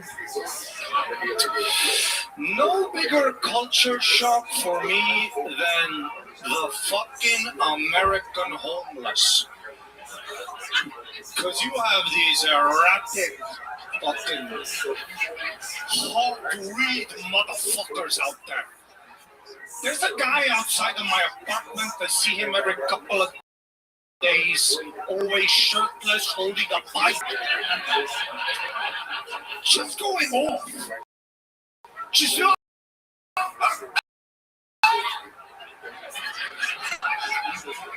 And what annoys me, everyone else around me acts.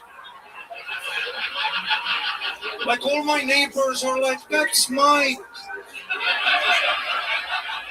And I'm the only one who's like, shoot Mike. All these guns for what? Shoot Mike. But his name is literally Mike. Like my neighbors know that guy. And that's what you have here. You know you're homeless. You like grow up with them. Because Estonia, where I'm from, we also have homeless people. But what we also have is a rough winter.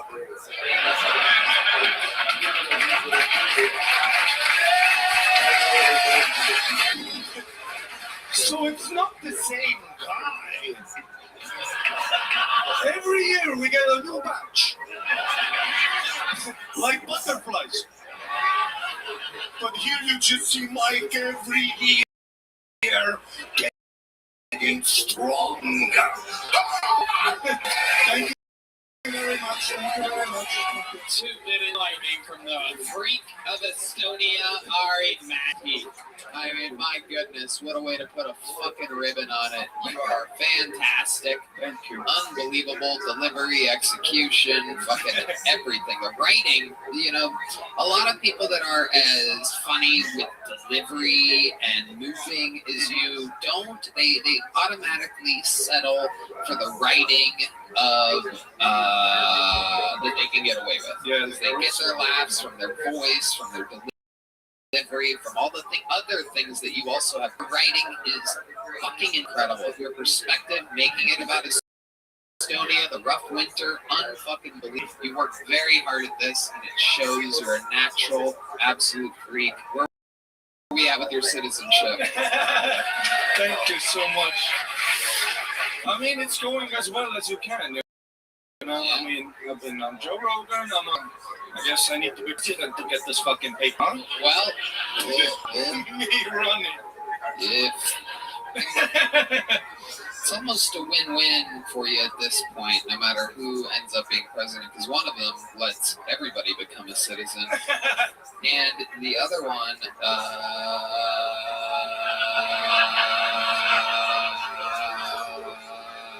it feels as though I'm short-circuited, but I guess you guys are going to find out more soon. Yeah. The other one. Fantastic stuff. Well, thanks, Tony. Everybody on the Kill Tony found super nice. I walk around. Everybody else is Let's check in with the great Fitzsimmons. This is your first time seeing Ari Maddie, right? Oh, I've seen him online, and I've always been very impressed. Oh, thanks. Really, really strong. And although, out of fairness to the black comics and the redneck comics, you used the word nonchalantly about halfway through your set. And I would like to challenge you of the... Whoa! Ladies from and the gentlemen. nations fallen from the Soviet bloc in the 1980s category. Ladies and gentlemen, this is the first time that I actually think that the speller might get this right. Nonchalantly, this is the first, perhaps the last ever Estonian spelling bee, ladies and gentlemen. Nonchalantly is an adverb.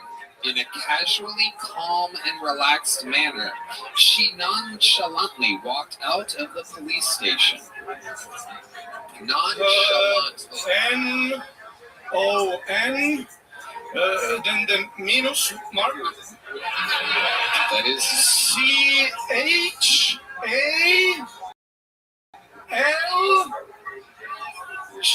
Yes, you are correct.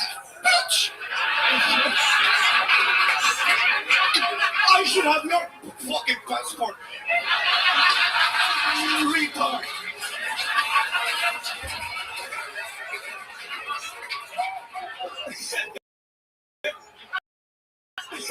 Back to L. A-N-T-L-Y.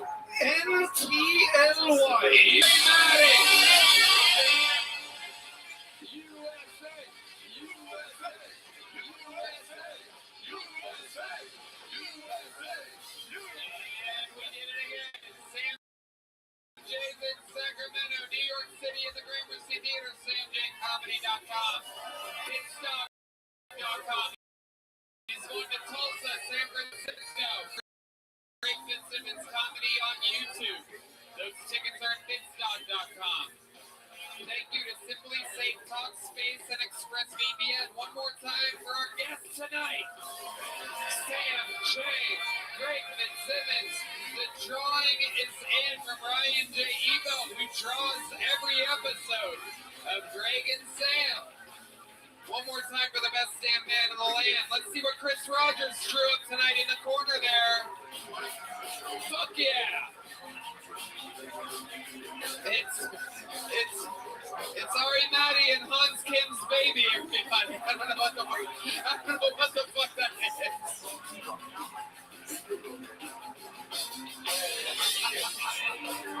What the fuck is that supposed to be? Is that Ari?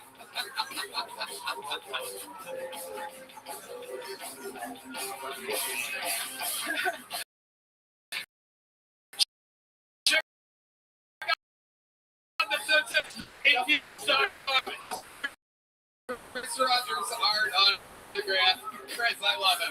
Did you guys have a great night tonight? We love you. Thank you. God bless America and God bless Texas. Good night, everybody.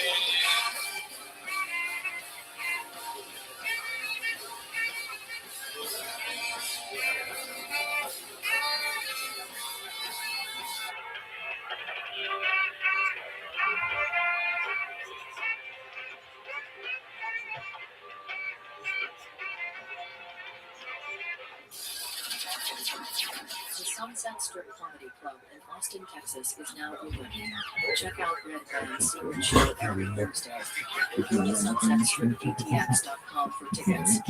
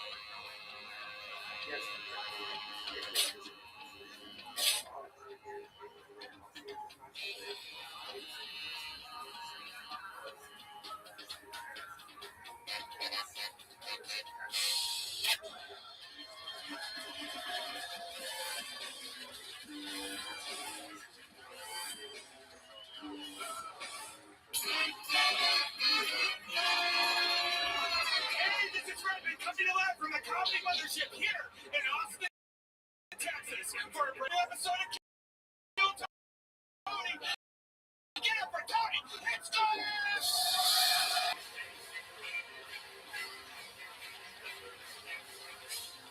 Who's ready for the best fucking night of their lives?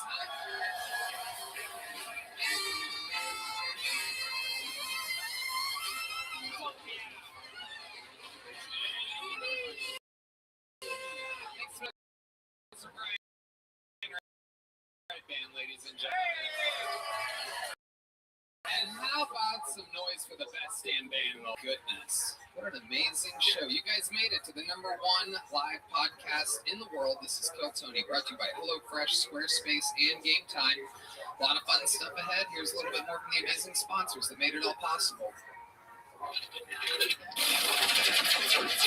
The Sunset Strip Comedy Club in Austin, Texas is now open. Check out Red Band's secret show every Thursday. Go to sunsetstripatx.com for tickets.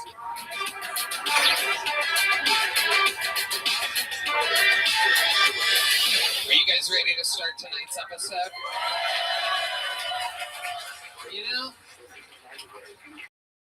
sometimes we have 3 guests, sometimes we have 2, sometimes we have 1 that is so good that I just like to make it about the bucket pools and the regulars and fucking jam with one of our favorite comedians in the world. Ladies and gentlemen, you know him from all of his absolute hit specials, his hit podcast. The man is untouchable, and it is Austin's own Tom Segura.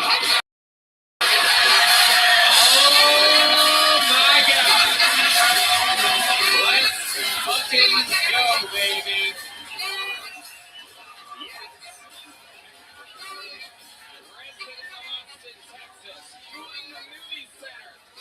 February 22nd, here in beautiful Austin. The Ball Arena, September 14th. Huge shit. Welcome back, Tom. Thanks for having me. Am I supposed to sit here or here? Let's sit here. Oh, okay. Stay cozy, just in case someone hangs. Oh, I like that. That's cute. Later. Welcome, Tom. You've been on the show numerous times.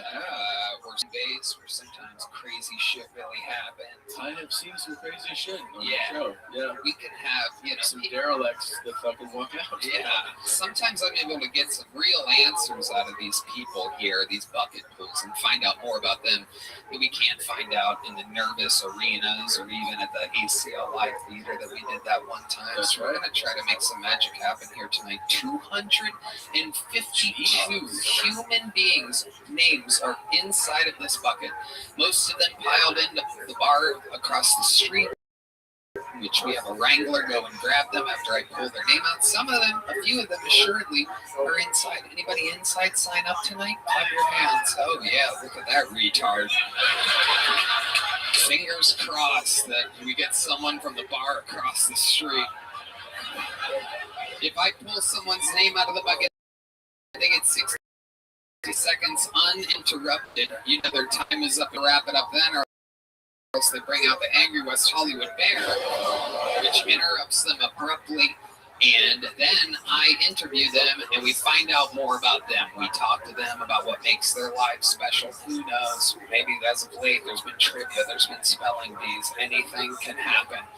Ladies and gentlemen, are you guys ready to start tonight's show? I pulled the first name. They're wrangling that person from across the street. While that happens, why don't we get one of our regulars up here, huh?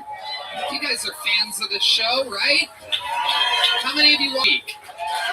Well, then I think you'll be very excited to find out that the first comedian doing an uninterrupted 60 seconds tonight is an instant. As you know, he is in a hurry to become a citizen of the United States of America. I present to you the Estonian assassin, ViralRabbi.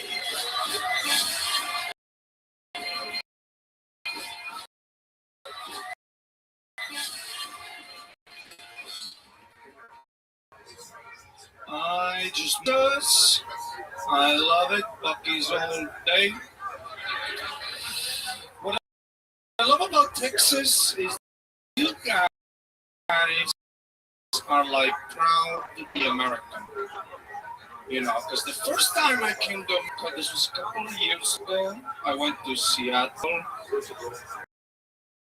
Very different vibe. Dude, I go to Seattle, I'm hyped. I'm ready to get off the plane. I watch Saving Private Ryan back to back 3 times. I'm hyped.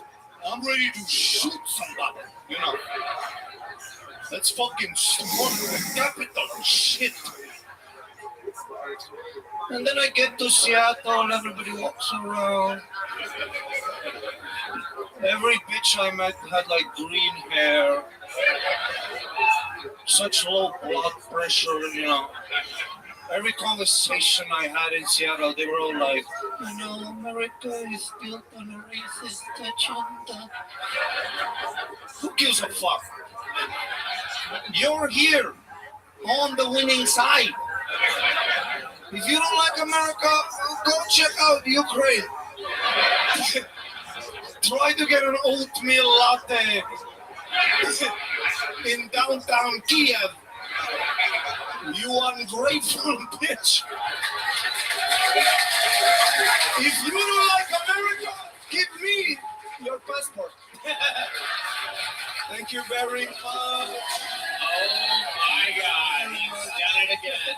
The full flex, 1 minute, 45 seconds. The bear is afraid of Ari Matty. He goes in hiding. Tom, this is your first time? That was my first time Yeah. doing it. Yeah, that was great, man. And you know your crowd.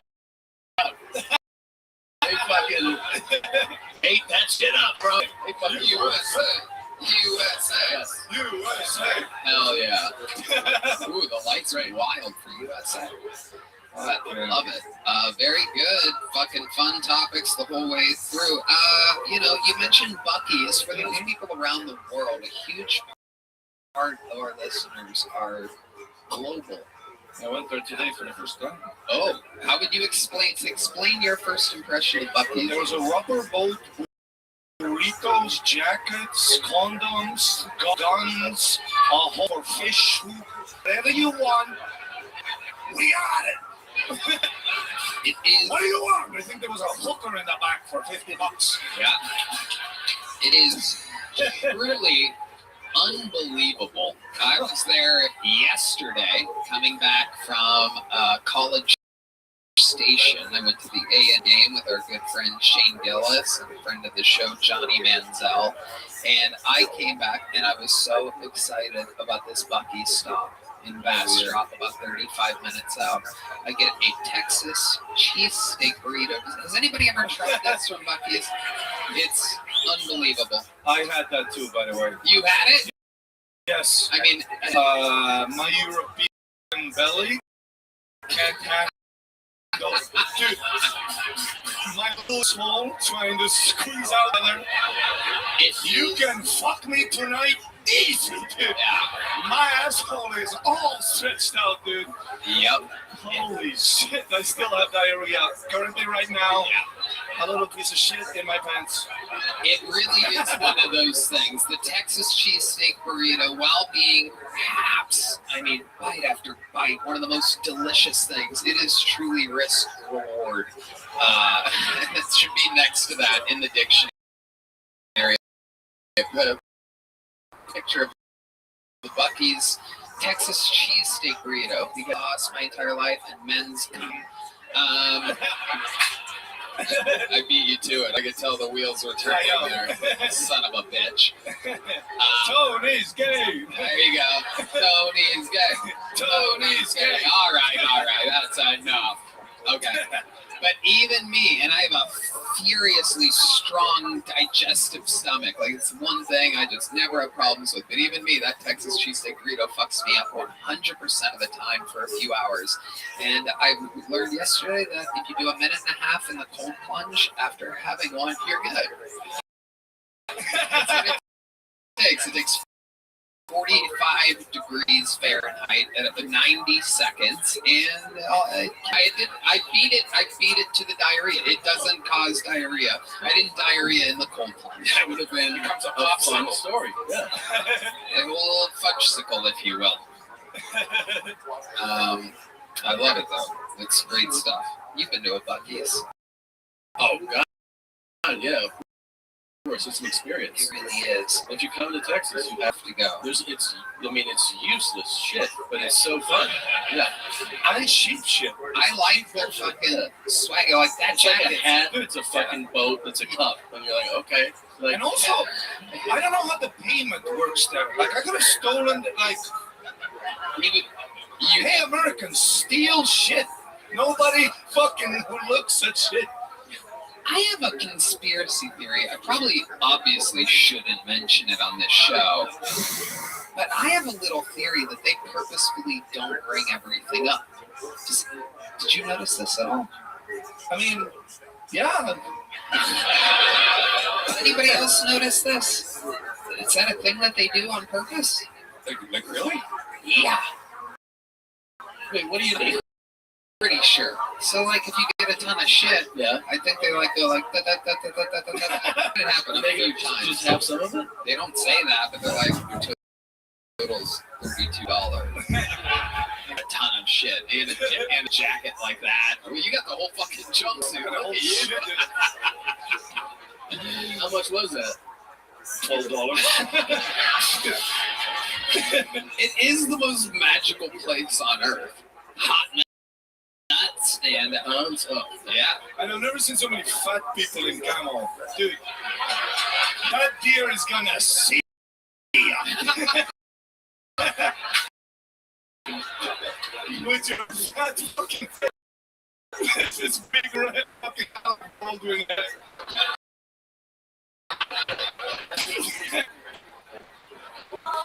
Tom, you used to be fat, right? Yes. Yes. They can also help you get sick. Believe me, you got a long way to go with that, but I hope you get it, dude. I fucking hope you get it.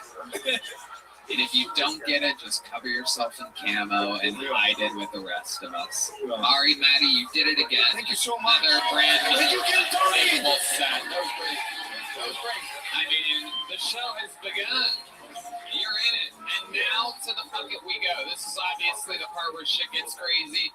Could be anybody. Could be a star of the future. We found all of our regulars and golden ticket winners through this bucket. Could be a crazy person.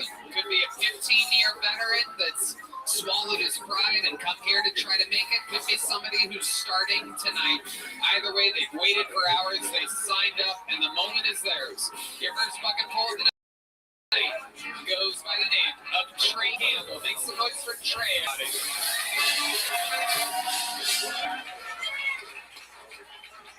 Hey everybody, I just moved to Austin recently. I'm really excited. The other day on the street, and I saw a bumper sticker, and it said, "Silly boys, trucks are for girls." But I looked at the bumper sticker, and it was on a Nissan Altima, and I was like, "Oh, that's cool. This city's so progressive, even the cars here are trans."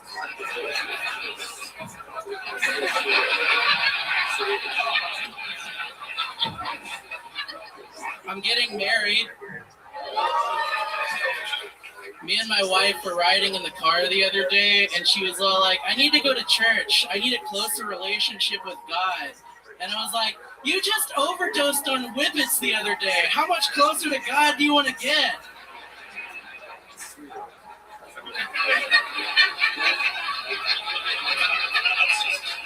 Any Kanye West fans in here?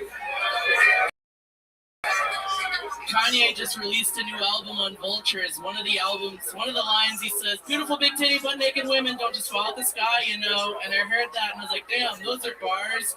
But clearly Kanye West wasn't in New York City on September 11, 2001. Trey Campbell looking for validation throughout his entire set from Tom and I, paying no attention to the 350 people in front of him. Did not care if you guys were laughing whatsoever. Well, I cared. Was fully focused on him and I after each punchline. We have that bond, me and you. Okay. Now we do. Yeah, no, yeah. I was just trying to look. That was very funny, man. That was very funny. Thank you so much. Absolutely. You happened to go to Buc-ee's earlier? Ari Patty just shockingly like you. It might have been me. It depends on which Buc-ee's you were at. Wow. Because we were at the one in the Bastrop. Whoa, look at that. Might have been me. Might have been you. You were there today? No, it was like a couple weeks ago. Right. Looks like you had a few cheesesteak burritos. Hell yeah. I like their pulled pork sandwiches. Wow. Their pulled pork sandwiches go hard, man. Red Band, I agree They with go you. hard going in and coming out. Wow, they made you go soft. Look That's how true. I don't know, man. I've been doing pretty good. Yeah, tell us more. What has your diet been like lately? What exactly is it? Because you look like a leprechaun that only eats Lucky Charms. So. That is true. Back when I was a kid, I would only eat the Lucky, like the marshmallows out of the cereal. Dude, we fucking no. Thank you.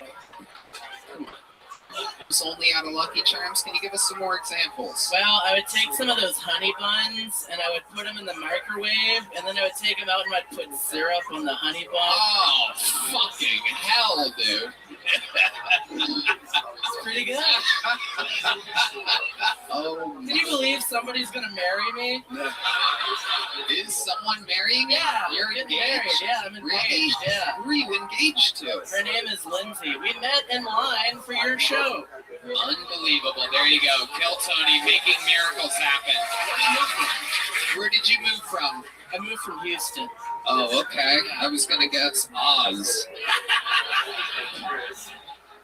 Houston. That is incredible. And what does Lindsay do for a living? She sells like apartments to old people.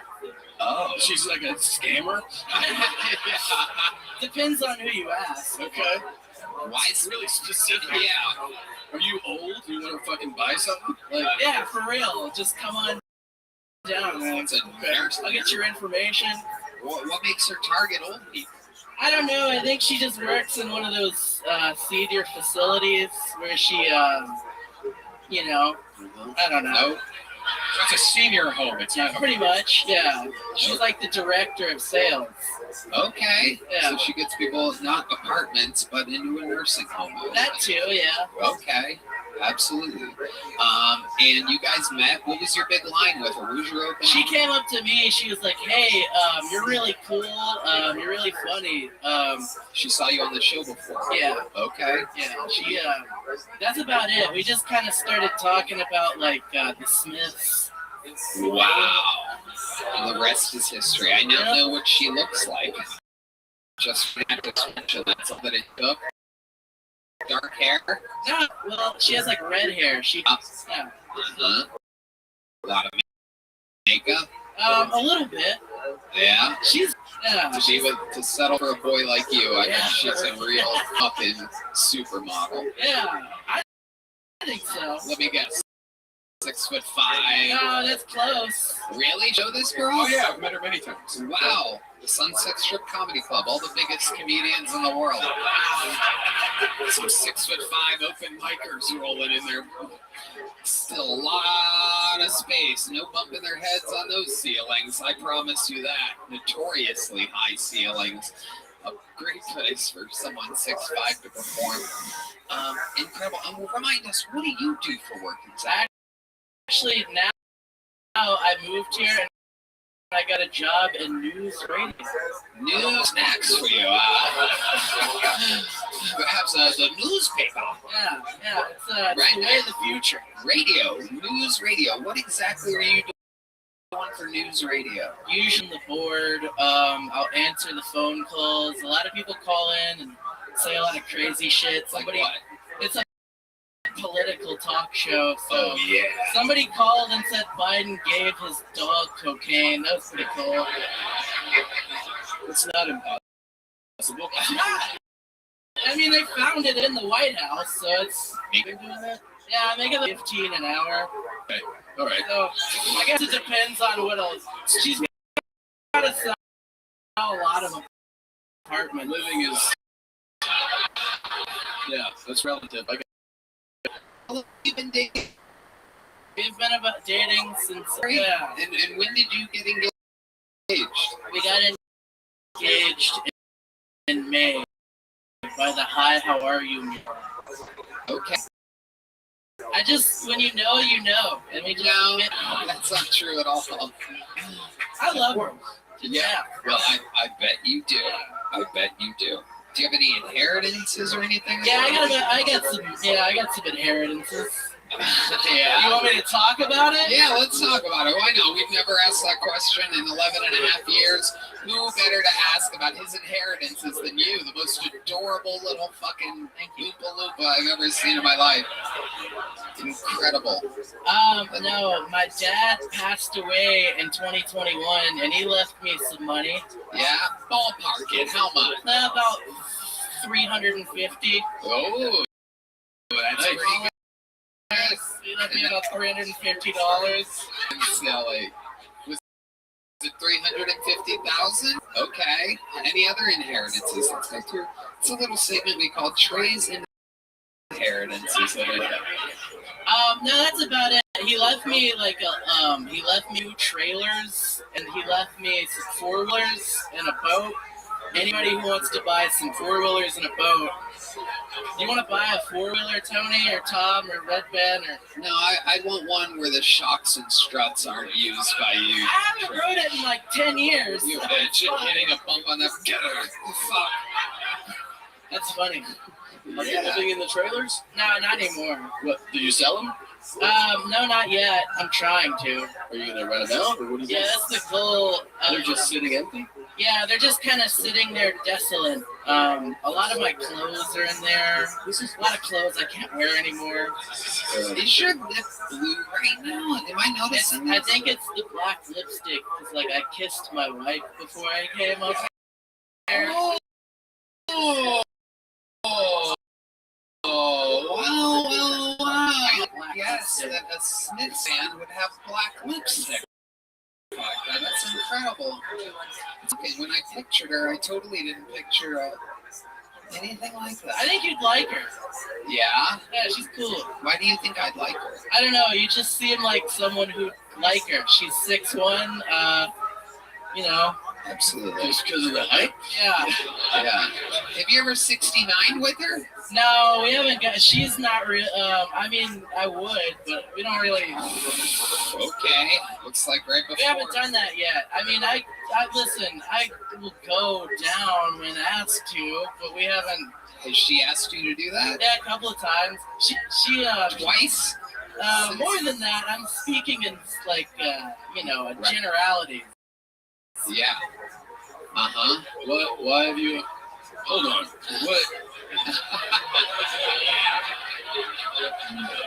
What? Why have you not?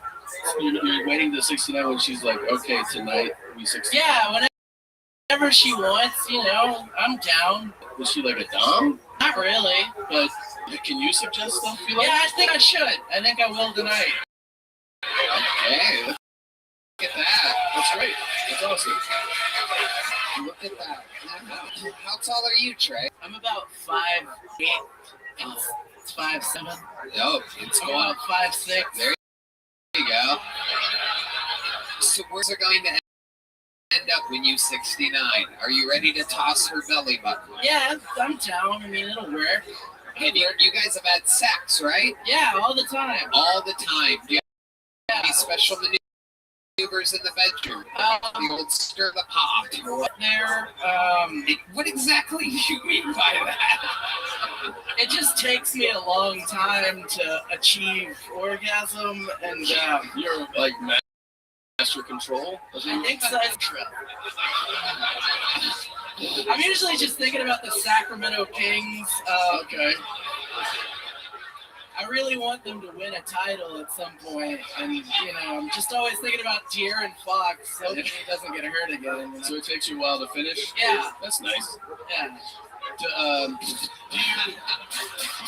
Do you have any kinks? Do you have any weird kinks?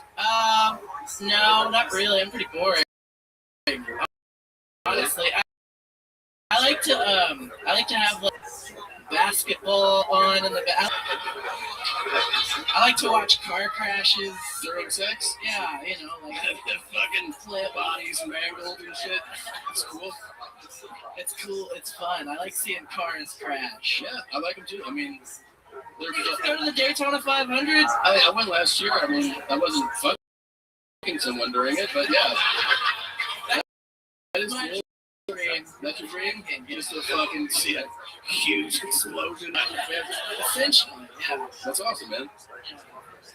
And does she have any kinks? I don't know. I think a couple, but I don't know if I should say anything. Oh, that's very respectful. That's right. I don't want to kiss and tell. No, that's it. Well, you but we can tell you just so. You guys are never going to believe this. I was just informed in the law book took a minute and a half. It took a minute and a half to tell me something very, very simple.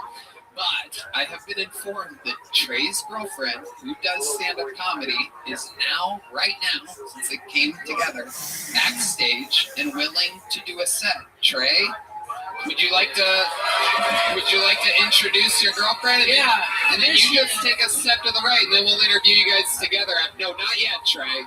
After you say your name, and by the way, your right is the other way. Okay, sorry, I'm just... Yeah, okay.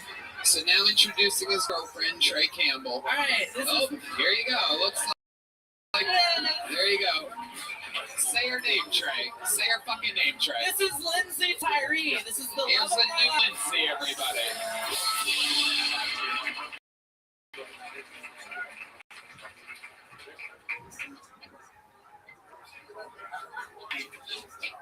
Already getting laughs. My name's Lindsay. My pronouns are fee, fi, fo, fum. It's a great joke.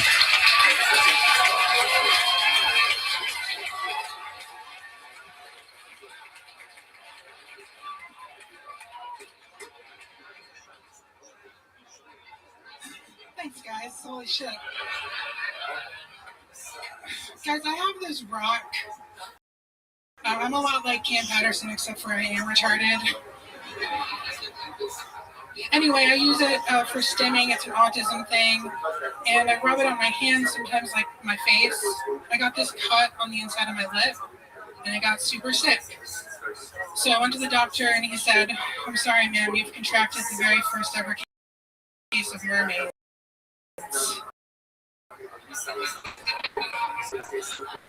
Thank you. Lindsay Tyree, correct? Tyree? Hi, Tony. Yeah, that's right. I love it. Welcome. This is your first time on the show, correct? Correct. How long have you been doing stand-up? About 4 years. Where are you from? All over the place. I just moved here in December from the Central Valley, California. By Celia, to be specific, as one person. Wow. I've seen you. Well, you see what it breeds, so. Wow. Absolutely. I'll stick with stopping at a Buc-ee's. My goodness. So, welcome. We just had a great talk with Trey. You work at some type of like nursing home or something like that, or? I do. I work at an assisted living, like nursing home, but for entertainment purposes, I sell cupcakes. So forget about the other thing.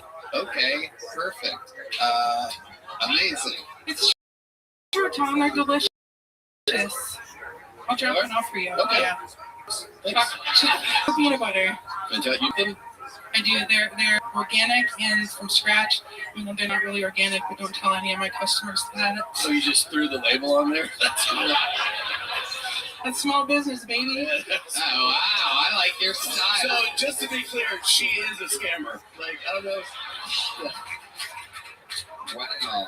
I bought the sugar at Whole Foods. That's amazing. Not only does she make cupcakes, she's also marrying one by the looks of things.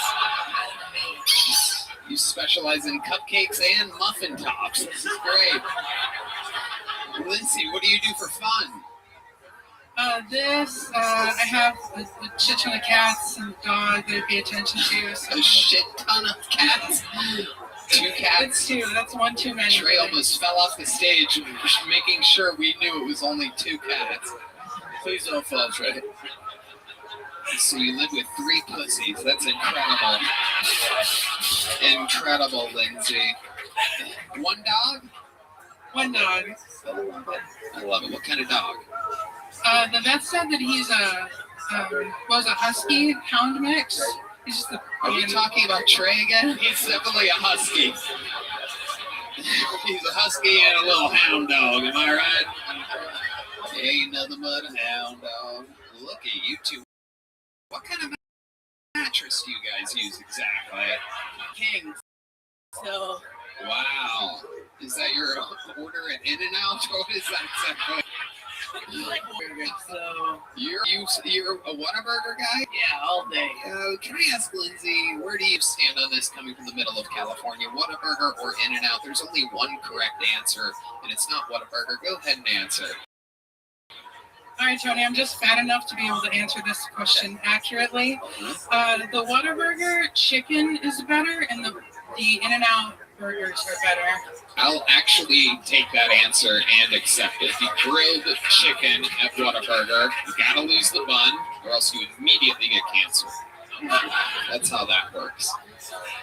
Lindsay, you and Trey got engaged very fast, very quickly. How did it make you feel when he proposed to you? And were you expecting it? Were you surprised? Tell us a little bit about the inside, much in the detail about it. I was surprised. It was Did he even have to get down on one knee? The height disadvantage here makes it so that I feel like he could have stood straight up. He's shaking his head no. You didn't get on one knee? He didn't. He sat on the edge of the bed and he's like, so do you want to marry me? Fucking adorable. Did you immediately say yeah? God, you guys are so cute. This is incredible. Did you know that you're 69 tonight?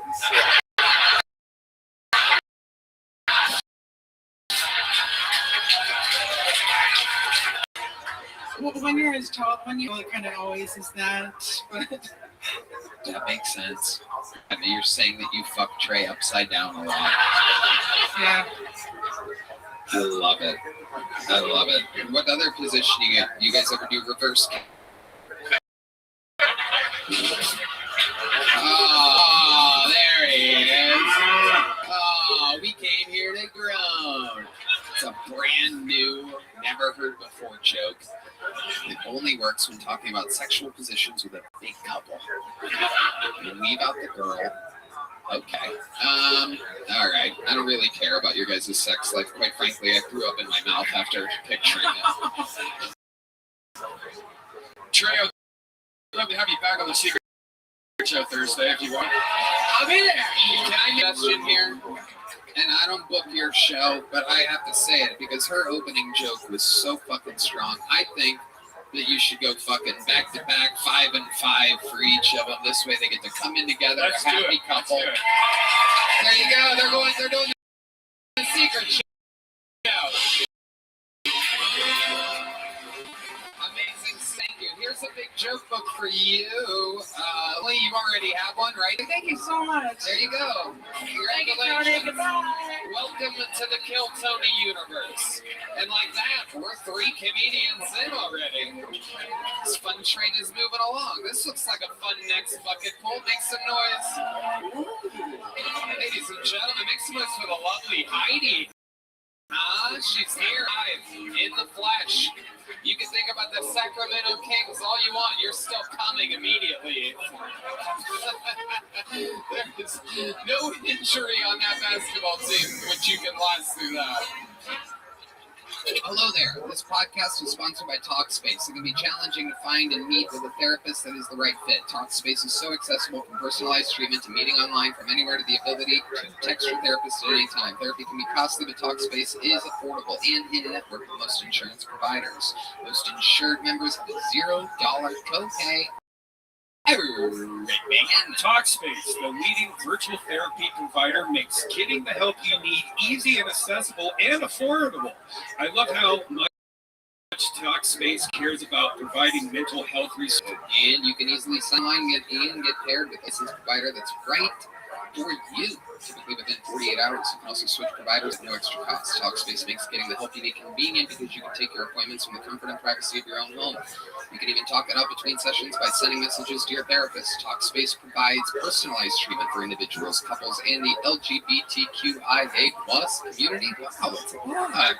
Veterans and teens. As a listener of this podcast, you get $80 off your first month with TalkSpace when you go to TalkSpace.com/Tony and enter promo code SPACE80 to match with a licensed therapist at TalkSpace.com/Tony and enter promo code SPACE80. That's TalkSpace.com/Tony, promo code SPACE80.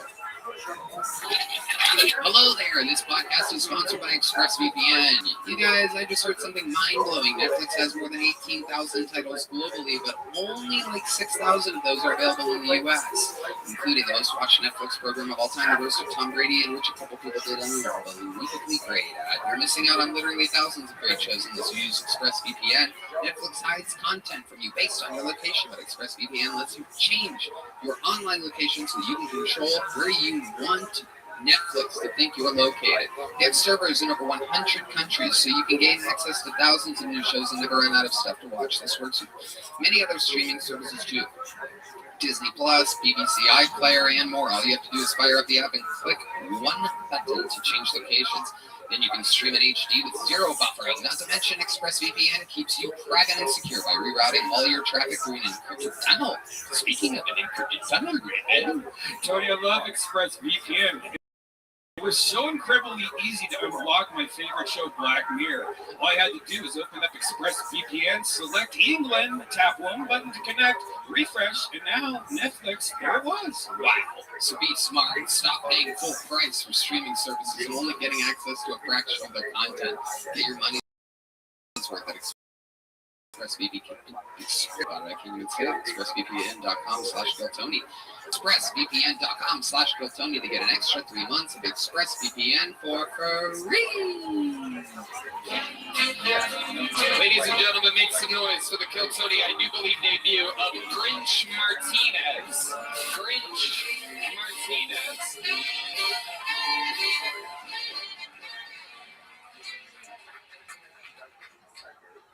So there I was this morning at breakfast with my children watching InfoWars. When I thought to myself, what would it be like if Alex Jones started his lyrics? It would probably go something like, "You think you're the shit, bitch.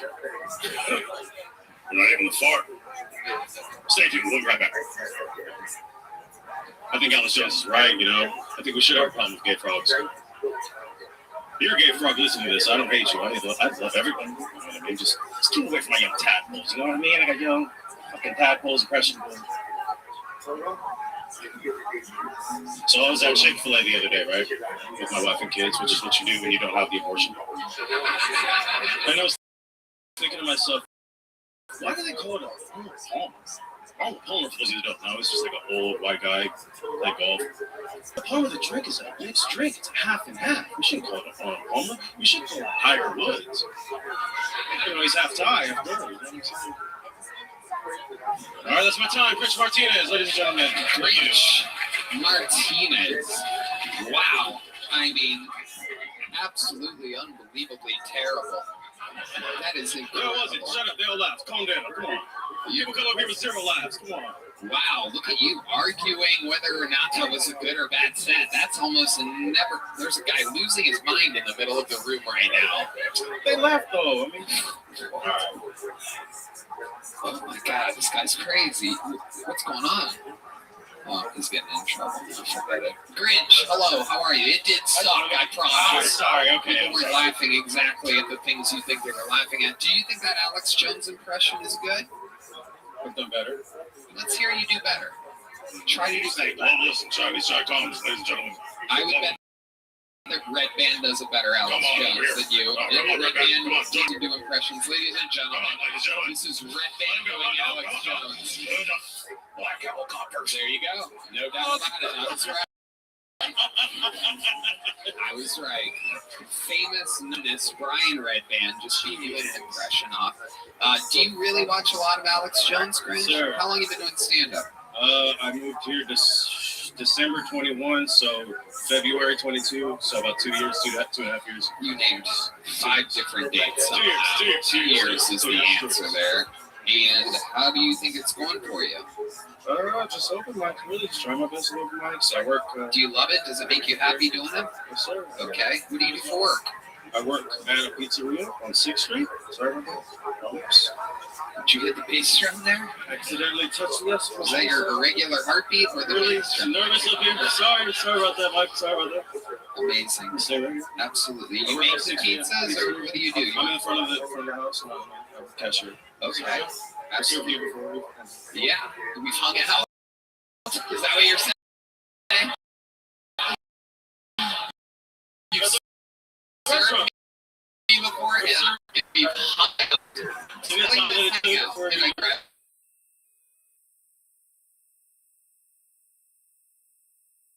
What bill was that? 5? There you go. Yeah, if you asked me to sign a bill, I fucking did it. And you took care of my pizza. I got one slice of pizza. Do you remember what kind it was? Yes, sir. What do you say? Pineapple pepperoni. That is correct. Ladies and gentlemen, Grinch Martina is absolutely nailing. Because it's just kind of very mad that I had pineapple on pizza. Don't knock it till you try it, people. It was great with pepperoni and sausage and peanuts. Yeah. Grinch, tell us about your love life. You look like you could be the third member of the Trey and Lindsay. Who's in the 3-month? That's my. Oh, yeah, nothing but thruple. How's that? Just thinking, we haven't got married yet. But it's on the to-do list. Yeah, I need to get that done. Have you done like this? It's hard for me to stand in front of all these people, honestly. What do you mean? It's just, I don't know. Something I've been dealing with for 4 years now. I've been trying to get married, you know? Oh, but can you go to a courthouse? I can. I should. You're right. Well, you said that like that. I just gave you the idea of ideas. Right, yeah. No, it's just hard. It's just moving over here from California. I got you. Where do you live? You live here, though? I do live. Yeah, you could. I mean, you could just pick an afternoon. I mean, like it's not that fucking crazy.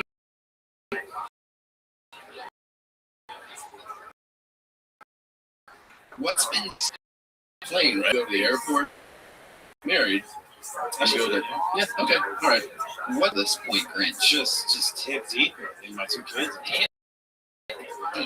Just you know how old are the kids? 2 and 4.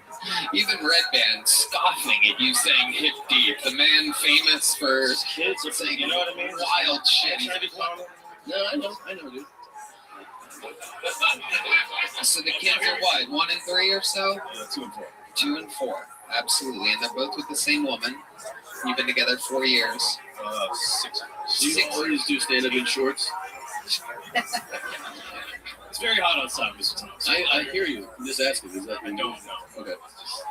It's a thing. It's a choice. All right.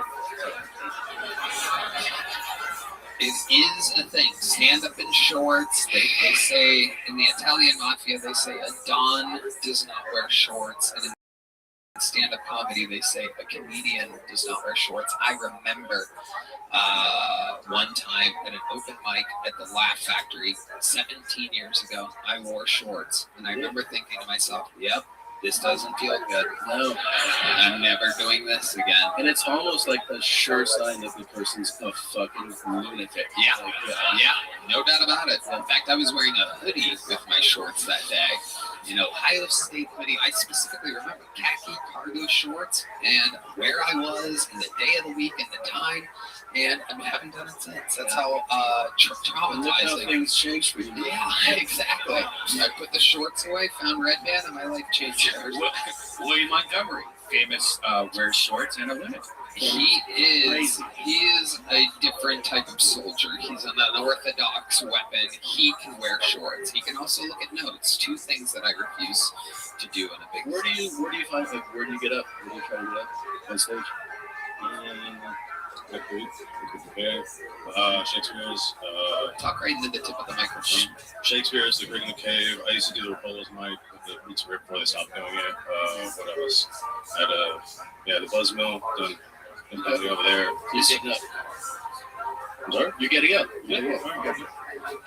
Is your real name Grinch, or is that a stage name? Everybody calls me. That's what everybody calls All you? my friends back home call me. Because you do kind of look like the Grinch. Yeah, look at that. That is amazing. That was funnier than all of them. So careful, you're about to hit that. Oh, right. It's fun to go by a name that. What's your actual name? My name's Pete. Peter. Oh, Pete. Yeah, that's nothing like Grinch. Pete Martinez. What's something crazy about your life before I let you go that we would find interesting? Right into the tip of that microphone. I don't know how it works. I've been in Antarctica.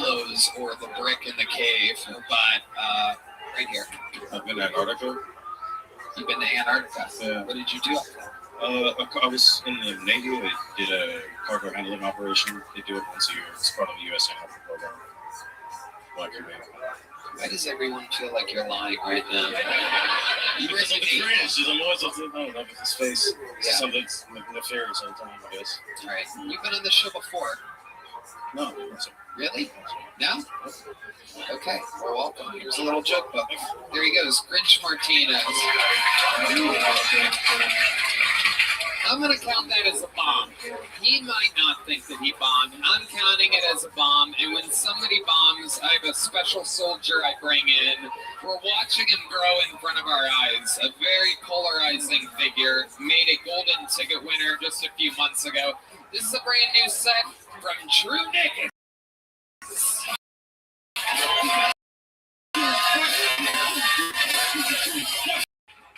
Having a TBI. I want you to know, if you work hard, and you stay kind, you can achieve any dream you want. Right? Well, I want to accomplish like the one before. I'm talking about Gary Busey, talking about Aaron Hernandez, talking about Chris Benoit, but I'm not a murdering TBI. If you can't tell, I stayed in mental health facilities. It's the one place where I'm the most normal guy in the room. I like the ones that are mixed with drug rehab, because it's like kind of like a Taco Bell and KFC. And plus, druggies gotta eat 24/7, so I get all the way to brain crunch. I never had a girlfriend, but I did date a multiple personality. Lola, she hated me. Caroline loved me. I had a girlfriend 4 hours a day until Caroline got healthy. All right. Thank y'all so much for going to talk. Drew Nickens with another new minute. You know, one of the main things, and you know, sometimes people say that my hearing's bad. I mean, I don't have great hearing. I've been listening to loud music my whole life. Sometimes they're listening cleaner version of the audio than what we have here, and they go, "How did they not hear? It's so blatant. Why they say what he say?" But I'm here to tell you, I have no idea. Were you saying TBI? Yeah, TBI, traumatic brain injury. Okay. Yeah, the people that haven't had a TBI don't know what that is. TBI, and it was making. I literally thought you said TV guy. Now I want a TV guy like Aaron Hernandez and Chris Benoit. I'm like, they had a TV guy? No. No, they may have. You don't know that. TV. I guarantee you Chris Benoit had a TV guide at his house. He was just hanging out. Whoa, Drew, stop it, you son of a bitch, you crazy bastard. You. Wow. That's good. So, you know, one of the things I would say is make sure when you're like the setups for your jokes, you know, that people know what you're talking about. Saying TBI and, you know, like you have to make sure you say I've had a trip, and then you're in. Because if the setup isn't clean and clear, then everything else is off track. The payoff at the end, no matter how great your punchline or make some noise if you honestly knew. Liar, liar, liar, liar, liar, liar. Shut up, fuck. There probably know people with TBIs. Yeah, exactly. But also you can say it once, the long form, and say, or as we call it, TBIs, and then you have that for the rest of your set, right? Yeah. Yeah. We're making Drew grow here. It is it's a fun thing to watch. What was the TBI? The TBI, yeah. Like, can you explain a little bit? What, or is that uncomfortable? So I'll explain a little bit. I had a collision with something, and it made my brain go whoop whoop. And so it kind of changed who I was in effect. People, they murder, they get like really. I just gamble a lot, and impulse control and stuff. Impulse control, get things a lot. Frontal lobe. Yeah. Yeah. Whoa, you're smart. Well, yeah. I've watched some of the same documentaries that you've watched, so yeah. Okay, so how long ago? It was about 10 years ago. Okay. 10, 11 years. Is there anything else that changed about your life when this happened? Is there something that maybe you were into, or something that tasted good that wasn't good? Like, what else changed? I didn't like sweet. I loved sweet tea before, and then afterwards I was like, "That's garbage." My goodness. I found that I loved polka music after I got my head injury. Fuck.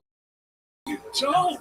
You love polka music? Yeah, polka Jokic. He loves he's from Serbia. I love polka. It's so fun. You got any polka? What do we got polka-wise? One.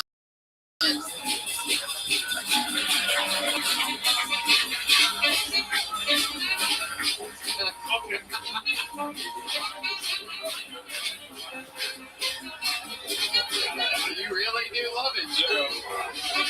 All right. Well, that has something like. So.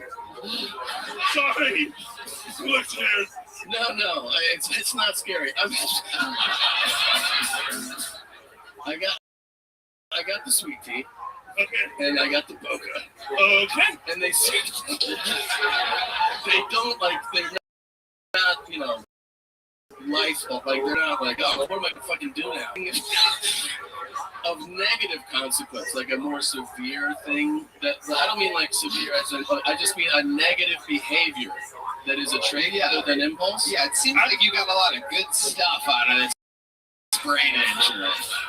You're an international comedy superstar. You're out here dancing to polka. Fucking. I deal with depression a lot. That's why I was in the mental health facilities, and I deal with like suicidal tendencies. Please dial 988 if you ever have a problem. You can also chat on the 988. Is that the hotline? That's the suicide hotline if you ever have any trouble. Also, you could do. Hell yeah, dog. Yeah, tell us more. Tell them what to do. And you can also use the chat line so they don't have your information. I always use a fake name when I use it. I'm always Mickey. Mickey? How many times have you called the suicide hotline? Not lately. I kissed a girl a couple weeks ago. Let's go. Oh, really? Oh, my goodness. And I did a honk. Wow. My goodness. What funeral home did you kiss this girl at exactly? Car at a cider cave. Back of her car? No, on the back of her car. She had like a PT Cruiser, so I was like lean back. And I had it right here. I thought he was about to play the sad music again. I was like, damn! Yeah. Wow. Did you take her to dinner? Did you go to... Yeah, we went to TBI Fridays? Oh, man, they're so good at this shit. We went to Terry Black's. Oh. And they hooked it up, dog. It was good. She didn't like banana pudding. That was a red flag. Oh my goodness, big red flag. Who cares if she sweet tea? Did you get that? Dog, if you drink sweet tea, you might be boring. I don't know. Unless you're in the audience, I love y'all. Have you ever tried a sweet tea lemonade, or is Grinch calls it a Liger Woods? Perhaps. He thought that got a big laugh. I got laughs up here. I love it. Were you like, you want to take this back to my place? Or did it just end there? Like, well, how did that night end for you? I was like, hey, let's go get ice cream somewhere. You know, it's hot and heavy. And not heavy. It was hot and heavy. And she said, it was hot and heavy. Yeah, hot and heavy. Okay. Sorry. Enough about her. How was the moment? Dog, I felt like one of those 90210 guest stars, just like, I don't know what that means. Like you know when you're 90210 is only awesome if you've had a traumatic brain injury. They don't play poker. Anyway, but then she was like, I gotta go watch the newest episode of Big Brother. And then she left. Oh, I know. Sounds like a perfect first hang to me. Was she a bigger girl? No! Skinny? Yeah! Tall? Yeah! Black lipstick? No! No, I see what you're doing there. B5 no. Oh, shit.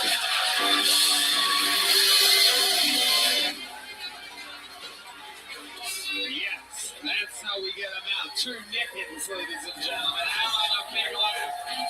We got him. Get out of here. It's not going to get any better than that.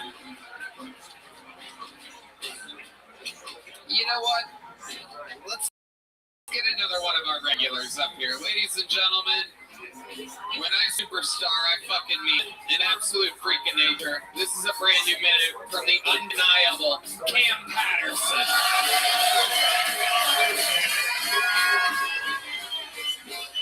You know what? We're going to wait for that. We'll get to a bucket full. We'll do a bucket full. All right, ladies and gentlemen, reset your expectations because this is 60 seconds uninterrupted from what looks like a new name. Make some noise for Roman Schmidt. Roman Schmidt.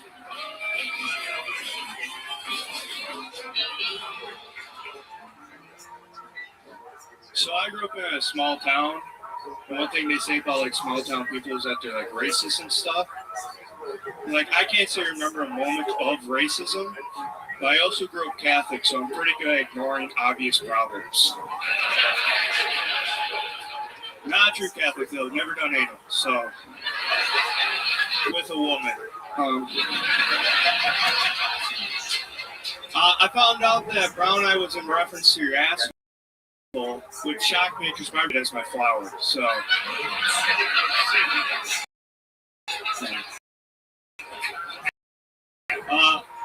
living in Austin, this is my first time. And I don't know about you guys.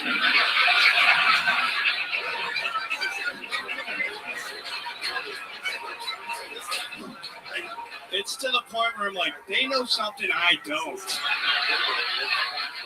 I've never questioned myself till I got here, and I'm like, is it the way I walk? Like, what? Thank you, Evan Roman Schmidt. That's unbelievable. This is the second time you've been on the show, right? Correct. And both times you've been absolutely hilarious from beginning to end. Wouldn't you agree that the crowd has been completely... This is awesome. Yeah. Remind us again, how old are you? 22. And how long have you been doing stand-up? A little over 2.5. 22, 2.5 years in Wisconsin? Yeah, 2 years in Wisconsin, the rest here. So you've been here about 6 months? Like 8 or 9, whatever now. How do you like it? The scene is super fun. The city is whatever. I do get called a faggot a lot, and I don't... Take it from me, Roman. That's every city. It's not just an Austin thing. I get off the plane everywhere else, and immediately the pilots are like, "Good day, faggot. Enjoy it out there. 77 and cloudy." Good to know. I'll prepare. Yeah, it's not an Austin thing being called a faggot. I was hoping it was. Take it from me. Or take it from me. And by take it from me, I mean this cock, because I'm gay. No, I'm kidding. All right. Tom, what do you think about the young buck Roman here? Yeah, that was a great set, man. Very funny stuff. Very funny stuff. Where are you being called a faggot so much? Well, it's usually... Yeah, because I like to be downtown and like right outside and all. Do you walk on all fours or something like that? No, it's usually they have $1. I'm like, no, like bag it, and then they walk away. It's cool, you know. Yeah, that is cool. You didn't have them in Wisconsin. Where'd you go? Where'd you live in Wisconsin? Madison. Madison? Yeah, that's where I started. You go to Milwaukee? I never actually left Madison. Oh, but that's because if you go to Milwaukee, they'll call you a fag too. Yeah. I was in Milwaukee when I was real little, but I was not like anywhere in the city though. Yeah. Okay.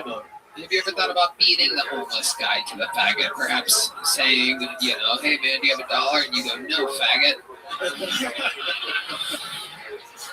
No, I'm too too nice, I've been told. I've been too nice. That's the Wisconsin thing. Give us some examples of the nicest things you've ever done in your life, Roman. Oh, jeez Louise. I took it.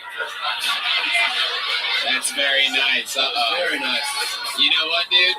You're a faggot. Can I have $1? Tell us more. Yeah, I actually say that a lot. We are faggots, dude. I love a good cheese Louise. Probably every day I say that at some point. Do you say heavens to Betsy too? No, that's okay. No, that's too faggy. Yeah. So give us some of the nicest things you've ever done. Growing up, I'd serve for a lot of funerals for like the older people. I do that all the time. You would serve? Yeah, I was an altar boy.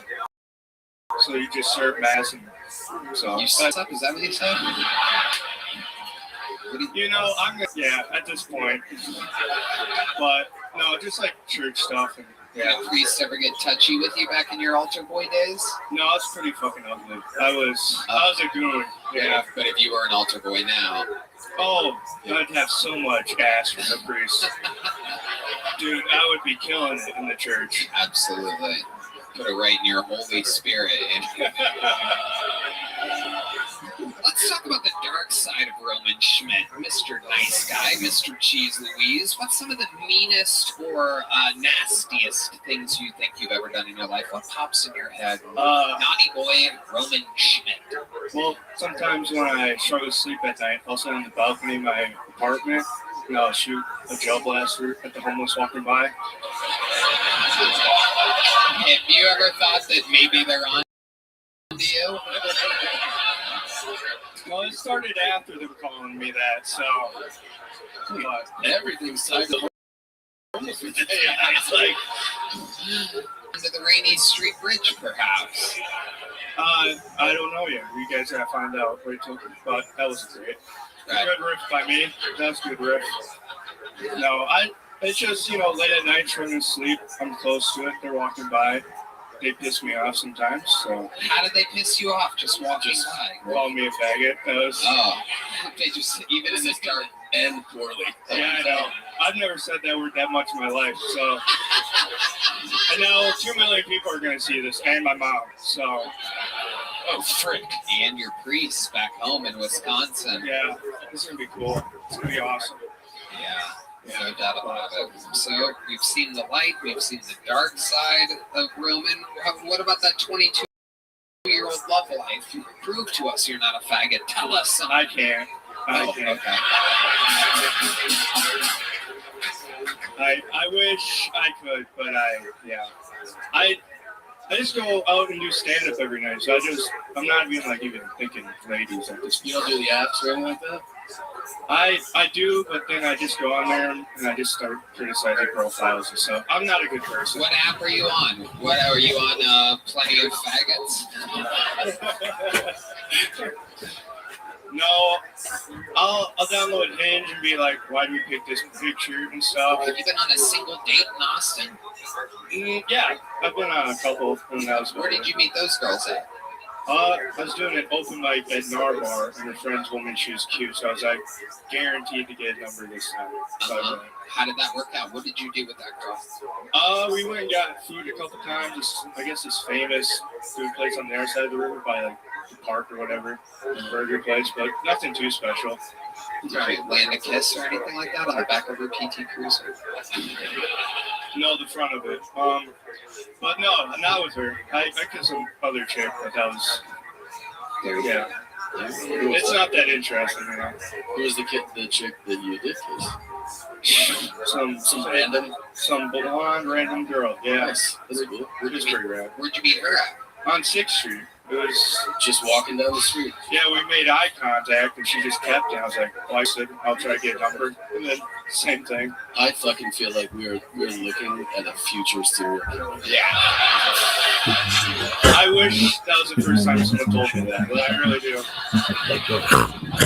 Because it's a nice facade, and there's some real darkness in there. No, everyone thinks I'm such an innocent person, and then I show them like my TikTok girls, and it's just people dying all the time. Yeah. Whoa. There it is. Yeah, there it is, dude. And the problem is, it's not that it's them dying, it's me laughing. This is the good stuff. Keep talking. Yeah. Like one time, I was watching Saving Private Ryan with my dad. Yeah. And I laughed at that.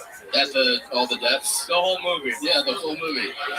It's a fucking real knee slapper, right? I know. It's my dad when they storm Normandy and shit. Well, what really got me is, I don't know if anyone watches the background, but one guy lost his arm and then was just casually looking for it. Yeah. That's funny. That's funny. Yeah, like no one, and I was like, that's hilarious, and I was laughing a little too hard. Just don't forget how fucking dark you really are, okay? Yeah. All this nice fucking Madison Boy bullshit that you start with, let it go, because you are a sick, demented person. Yeah. And that's what you got to lean into. You're a dark individual. It is great advice. I completely agree. Thank you. There's two sides of this. This kid's fucked up, man. Well, the thing is, I know that, but everyone just looks at me like, he's approachable. Yeah, no, just like homeless people keep calling me a faggot when I'm choking them unconscious. You got a big joke book last time you were on, correct? Correct. And there you go. Roland Schmidt, ladies and gentlemen, has done it again. You're not going to invite him to your little show? Wow, look at you playing hard to get over there. Hello there. This podcast is sponsored by Simply Safe. Have you ever felt a sense of unease when you leave your home, wondering if everything will be safe while you're away? I know I have. It wasn't until a friend of mine got his house broken into that I realized how urgently I needed a security system. And I knew my family deserved the best. After some extensive research, I found Simply Safe. I love having Simply Safe protect my home, and the security and service have exceeded all of my expectations. Red Man! Oh, Simply Safe is awesome, man. It's got a whole bunch of it. Tony, I love it. It makes me feel good when I leave for a trip, and it gives me an incredible peace of mind. I also love that I can check my camera recordings to make sure all my valuables are safe while I'm gone. That's right, Red Band. With Fast Protect monitoring and line guard protection, Simply Safe agents can act within 5 seconds of receiving your alarm and can even see and speak to intruders to stop them right in their tracks. You'll never be locked into a long-term contract, so you can cancel anytime. Pricing is transparent and affordable at less than $1 per day. With no hidden fees ever. Simply Safe is named Best Home Security Report for 5 years running. It's customer service and in-home security, according to Newsweek. It's easy to install and activate your Simply Safe system in less than an hour, or choose professional installation. Have a pro do it for you. So protect your home with 50% off a new Simply Safe system, plus a free indoor security camera when you sign up for Fast Protect monitoring. Just visit simplysafe.com/Kiltony. That's simplysafe.com/Kiltony. There's no safe like Simply Safe. Ladies and gentlemen, it must be that time. One of the most esteemed regulars in the show's history. I present to you the force of nature that is Cam Patterson.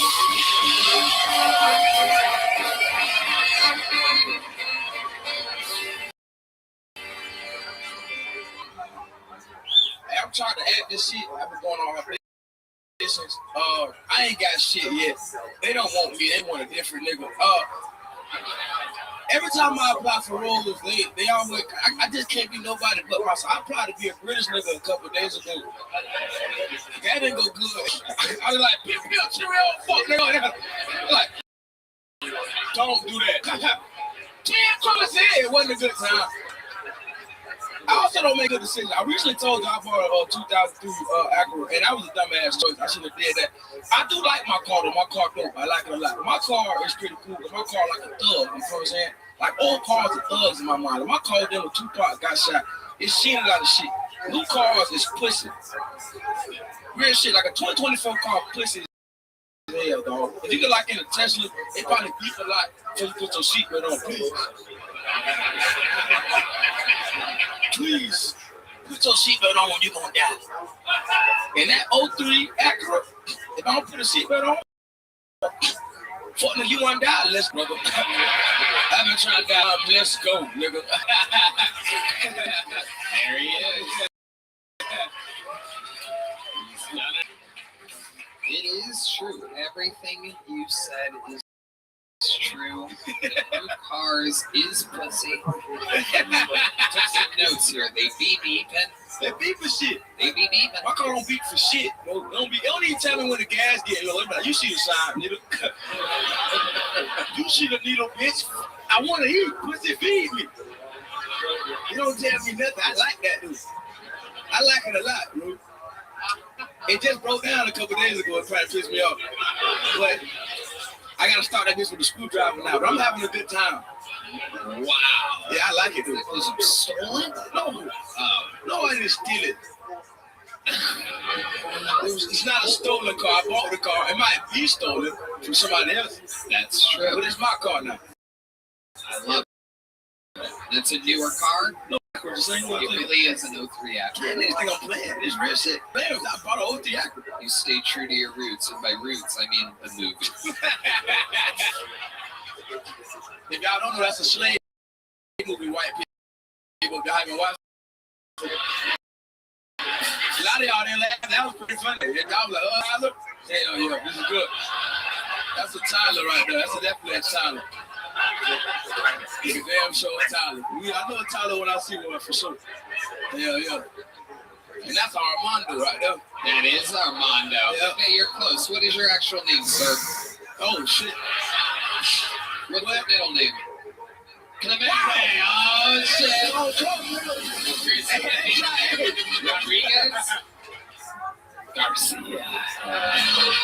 They tried to hide that shit in the beginning, but you can't hide that shit for long, brother. You Mexican, my nigga. Hell yeah.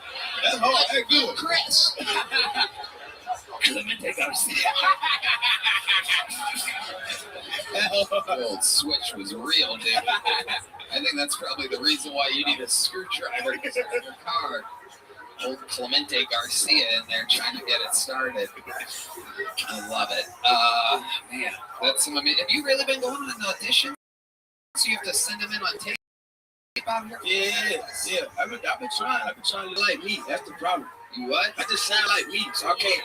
It's hard. It's tough. You shouldn't have to audition. I mean, I don't know, nigga. This is crazy. I don't be knowing, bro. We're gonna talk after We this. be like, man, do this shit. I be like, all right, say less. I try to be a waiter. I'm like, what's up? Who's in the food? You wanted a cheese wedge? Nigga, here you go, son. You are a superstar. They shouldn't have you auditioning. I don't be knowing. They should be writing roles around you or nothing at all. You shouldn't be wasting your time. What up, Zoo? Hollywood. Just one moment. We need an urban character looking for a young Kevin Hart type. It's just crazy. You ready to play nice? Fucking stupid man. Excellent. Are you ready to lose? Yeah. Well, you don't have to say yeah. You can say no, I'm going to win. That's what I want to hear out of you. That's what I like to hear. How you doing, big man?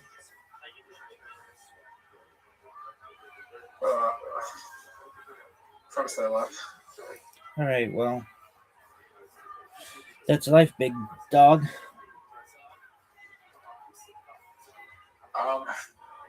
What do you think? Dude, I know the secret to this whole.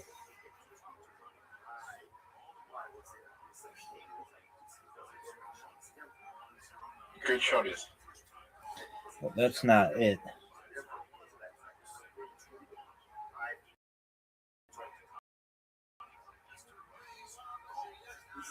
Yeah, big man. Oh, no. Dude, you've got a really good opportunity here. Dangerous. What are you going to do, son?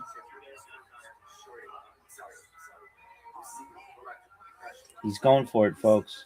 That's in the black shit.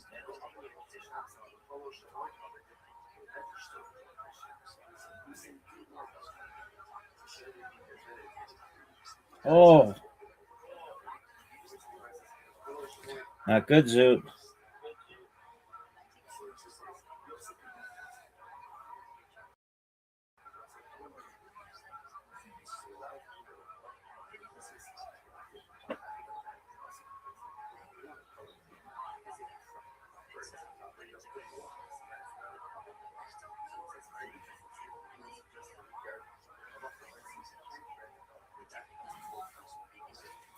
All right.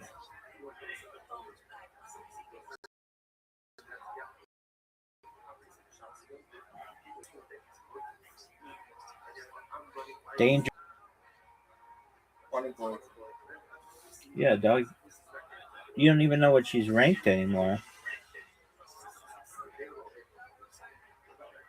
Alright. Great show you the whole time. I'm performing Wednesday. Are you? Yeah. Doug, you haven't performed in a long time. Are you excited about it? I know. I got paid. For real? Yeah. This is the first paid gig you've ever done, right? Yeah. How much are they paying you? $40. That's phenomenal. Zoot, good job. It's a new club. Okay. Called Higher Vision. Wow, Adelaide got a new club, Higher Vision. Used to be a strip club. That's tight.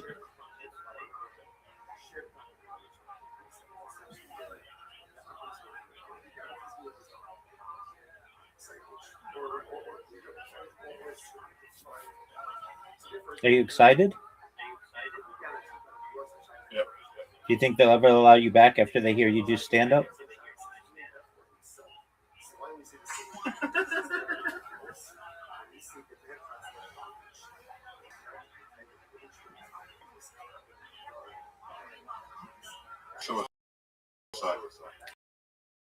Zoot, dog, again, I love you, but you can't be done. Come back next time.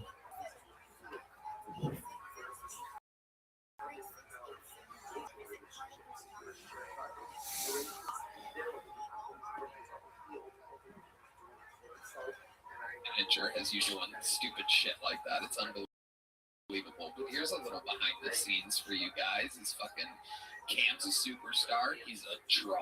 He can sell tickets at any point in any city at any time. So these managers and agents, they fucking cling on and they go, I can help you. I can get you a super deal. Just give me 10% of your ticket sales and I got you.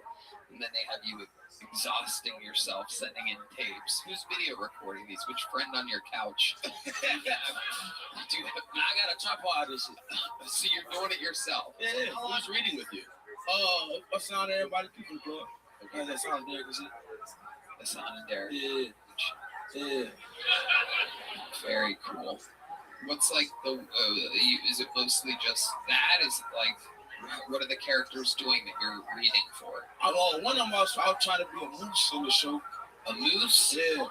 But I couldn't do a moose voice. It was like for an animated. Yeah. Oh, good. Yeah. I mean, not like a fucking, yeah, now gonna make me a moose today. That's crazy. I don't know. Tyler Perry's out there making a whole bunch of crazy shit. Tyler Perry goes to Antarctica. Hey, what up, bitch? I'm a moose. Cosby beeping and shit. I mean, I could really be like a Broadway actor. I feel that shit. Yeah? Okay. Yeah. Let's want to do some lines or something. Yeah, let's do some lines. Let's do the scene. What the fuck was that, Red Man? That Law and Order nigga? This is a Hollywood detective. I'm a doctor. You guys got any doctor music? I'm the patient. Oh man, I've just been waiting for this doctor. Why do they always take so long? It seems like some kind of scam or something. Hey, what's up, man? You told me. I got to. Oh shit! There's no way you're the doctor. Yeah, I went to a lot of medical school for this, man. It's been a long time coming. Where did you go to medical school, sir? Through Cookman University. I will die before you talk to me any longer, doctor. Wait, hold on, wait. I got your results back. And you got cancer for it, nigga.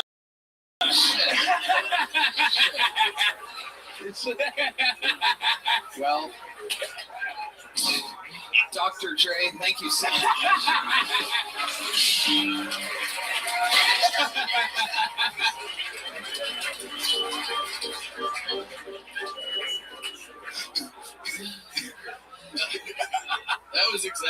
what Christina found out. Hello, babe. Yeah, bad news. I just got back from the doctor. I have cancer, the pancreatitis dough.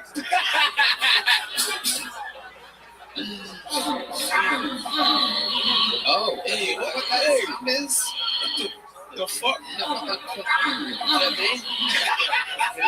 That is you after breaking your arm. Yeah. And I had tended both. Oh my God, it is unbelievable. One more time. We sometimes use it when the topic of gay sex. Really good. That bitch not gay as fuck.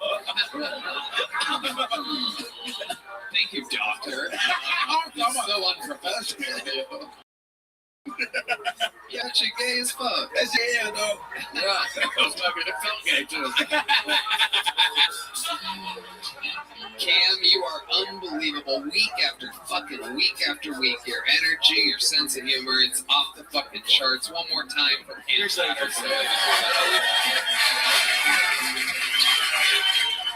All right. He's great, man. Yeah, he's unbelievable. Taking over the world. Bunch of great stuff coming around the corner from him. But back to the bucket we go. We found him out of the bucket. The next Cam Patterson could be next. Make some noise for Mike Ivy. We're going to meet them all together here. Hey, Comedy Mothership. Oh my God, Austin, Texas, new home to stand-up comedy. Love it. Great to be here. Only way this place could be better if there was a Chick-fil-A here. Love a Chick-fil-A. Chick-fil-A. Oh my God. Religion has done some bad stuff, but Chick-fil-A is not one of them. All right? Huh? Oh yeah, love it. Why can't there be more fast food restaurants based on an actual cult? Come on. Get some Scientology tacos. Yummy. Huh? How about a Jehovah's Witness DoorDash? Come on. Oh fuck, the food's here. God damn it. Jehovah's Witness DoorDash is here. This burger tastes like Jehovah. Shut up. Chick-fil-A in Tempe. Yeah. How about we open this bitch up on a Sunday? What do you think? Yeah? No? All right. How about let's take it at number 6. Number 6 and another number 6. My sandwich is upside down. If you do that at a Chick-fil-A, free holy water with every order. Thank you very much. My name's Mike Ivy. Thank you.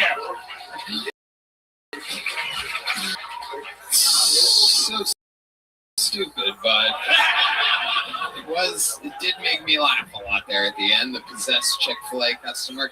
Mike, Red Band had a real fucking, just abruptly, just furious, because he is our senior fast food correspondent, and it is an extremely well-known fact, and I think you know where I'm going here. You're looking like you're trying to think or be curious, but you know exactly I understand. where I'm going, don't you? Wendy's? Nope. No. There's a Chick-fil-A 2.5 blocks away from here. Oh, I know. In fact, breaking news, Michael Gonzalez, will you hold that up? The entire crew ate Chick-fil-A before. You goddamn right. You goddamn right. Because Jesus is Lord. That's right. I'm sorry. But no, you're right. Jesus is Lord. But, how long have you lived in Austin? About 3 years. About 3 years. And, so there's a way to get into that same thing by saying that it's right here down the street. Have you ever looked for a Chick-fil-A? No, yeah. I was going to do another joke, but then I didn't have any water back there, and that joke requires me to do a lot of breath work, and I'm not going to do that. The joke that you were going to do requires you to do a lot of breath work? Yeah. There was no water back there? No water back there. Really? There was Heidi had a liquid death back there, but I didn't want to do that because that would be creepy in my dream. So I was like, wait, that would be Heidi had a liquid death back there, and I was like, and then it was like, I think that's Heidi's, and I was like, I want it so much, but no. I see. Yeah. It was an already open can of liquid death. She kissed it with her mouth full. I don't think that actually happened. It's true. That is a fact. I did not lie. You saw her kiss it. There's a liquid death back there. I said, can I have some of that liquid death? Because I'm ingenious. Who did you ask? I asked the guy who's the assistant. And you're like, can I have some of that open liquid death? I asked for water first, and then they were like, I don't have any water. I'm like, God damn it, I want some water because I want to do my joke. And there was liquid death there. And I'm like, can I have that liquid death there? And they were like, that's hiding. So I was like, oh, that'd be super creepy. There's not a few cans of water back there in case someone that just ran across the street loses their fucking... Oh, God, I got somebody fired. No, it's a good thing to have that if we don't. Sometimes I have to go through it. Do we have a can of water anywhere? Oh, here it comes, ladies and gentlemen. Make some noise for little Christy, everybody. One of the adorable squad members. Yoni's right here, woman. Here's some fresh can of liquid death. We had Heidi squirt in it right before. Go ahead, drink some water there. Oh, you might want to move that tad back a little bit. Got caught on your very normal sized lips. Totally normal. Nothing different about those lips. Oh my God. Redman, you've outed us. Okay. So wait, are you saying, because I was trying to figure this out here, you're saying that you did know that there are the Chick-fil-A here? Oh, well, I couldn't think of it at the time. I was like, I changed my joke at the last second. Oh, okay. The Chick-fil-A joke has been doing well, so I was like, I'll do the Chick-fil-A joke, whatever. That's what You normally do that joke in the city that does, because your setup was, we got to have in right? So I was like, and it'll take a second for them to get used to my fucking cadence because I'm a fucking weirdo. He goes, okay. You don't need that. Okay. You said you did the Chick-fil-A joke because you were doing good? Is that what you said? No, I did the Chick-fil-A joke because it was my backup joke. I called a Peyton Manning audible. I was like, Omaha. I fucking pulled out. Peyton Manning wins. I did okay. That was a 7. That was a solid 7. It's a fun episode where the people are arguing about how good they did. That's a very rare treat. No, Tony, I didn't. These are not the Jedi you're looking for. Oh yeah, here's a big joke book. Great stuff. It's totally working, everybody. Oh wow, look at this. It's the. All right. Very good. Sorry. All right. So, how long been on stand-up? Oh, too long. 14 years. I started. Oh yeah, that's right. Whoa. 14 years of. Okie dokie.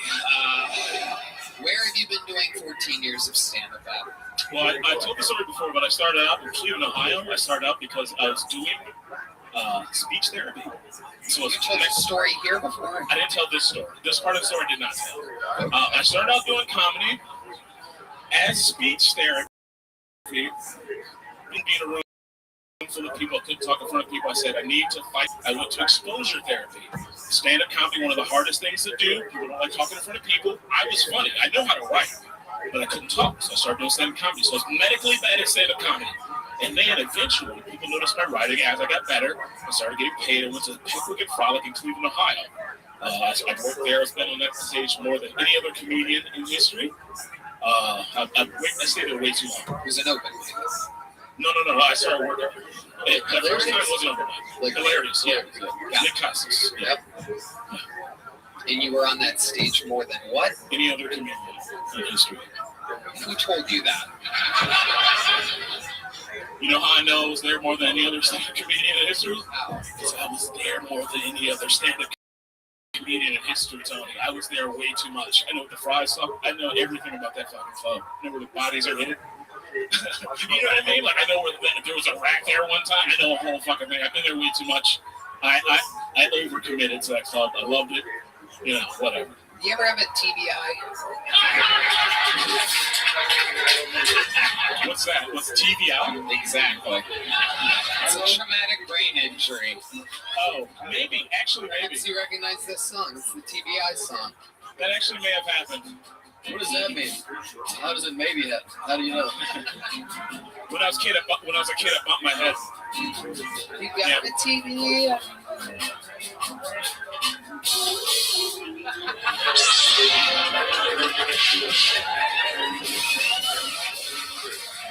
The best damn band in the land.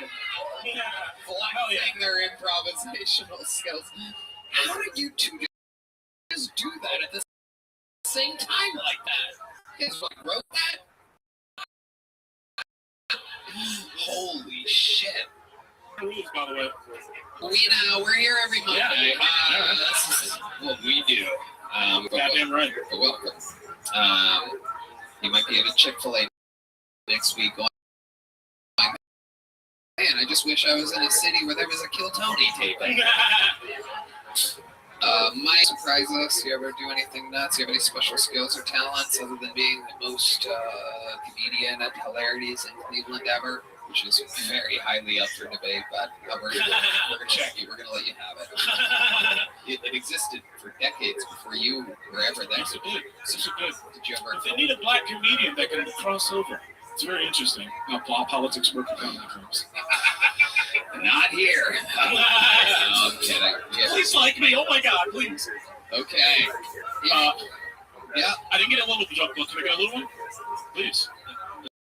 You don't get to ask for it, but you know what? Since you asked, we're gonna give you an extra tiny one. There he goes. There it is. Mike Ivy, ladies and gentlemen.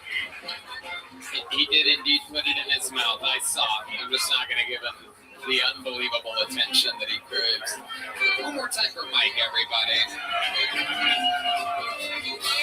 Ooh la la. Heidi's trying to get me liquored up over here. We got another bucket full, ladies and gentlemen. Make some noise for Patrick Cassidy, everybody. Patrick Cassidy. Here we go. Here's Patrick. Oh shit, what is up? So happy to be here. Anybody else ever walk in on your parents having sex when you were a kid? 17 times? It gets awkward after 4 or 5. Stupid. It's kind of my fault the first time. They asked me what I wanted for my birthday. Like, I want to watch. So I've never wanted a bike more in my life. Speaking of awkward birthdays, I just turned 50.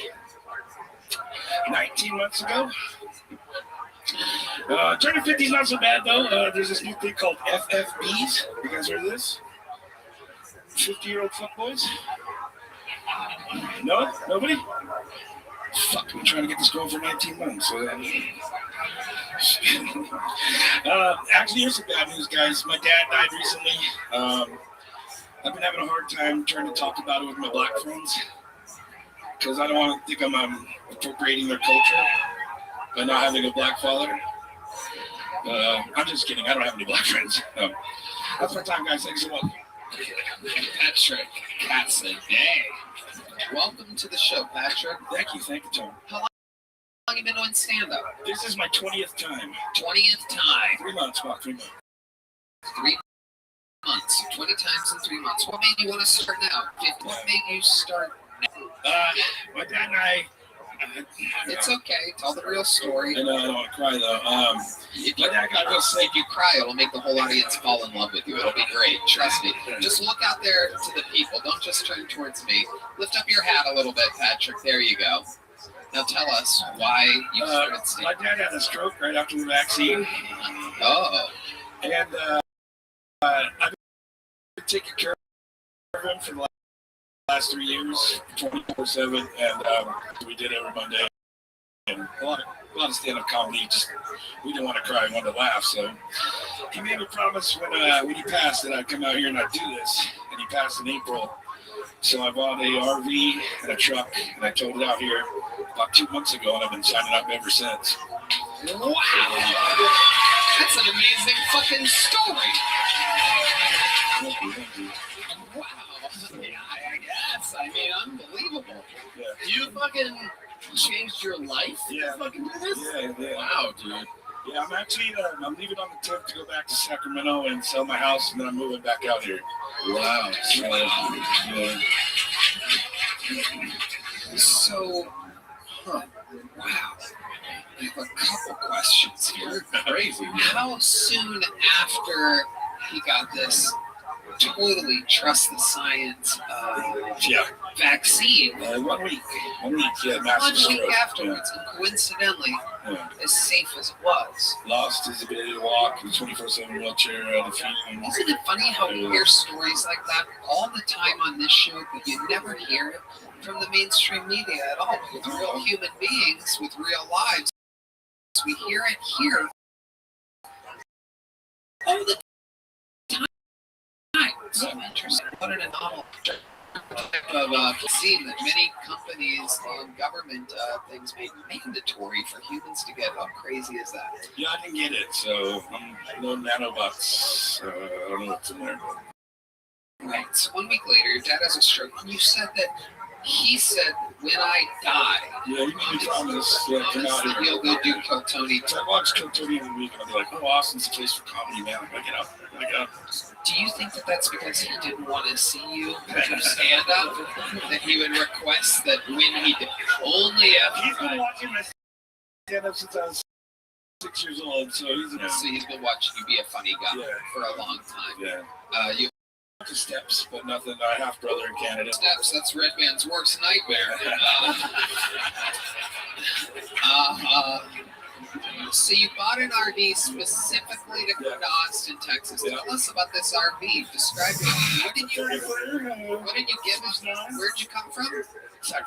Sacramento. So you buy the RV in Sacramento, and you drove it all the way here. Yeah, I bought a truck in my dad's name because it got a better interest rate. Definitely. Talk about your crimes. Yeah. It's fine. I'm giving it back as soon as I get back to Sacramento. They understand. That's Put it in your dad's name. It's a stroke of genius. Yeah. Way better interest rate. Stroke of genius. No, I just got the fuck. Okay. Tell us more about the RV. Does it have any special features or weird things about it? No, it's pretty standard. I have a dog, so I got an RV. Just come out and rent a hotel or something. So my dog's going to the RV.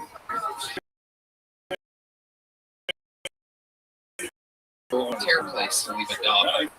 He's in that RV right now. So. Wow. 19 months ago. Like some old fucking broad. Like that's like my aunt's joke at her age. Are you like, I don't want anyone to know I'm 50? Well, let's tell people I was 2.5 score, but I think they got the wrong idea. Do you care that like that you're 51? No.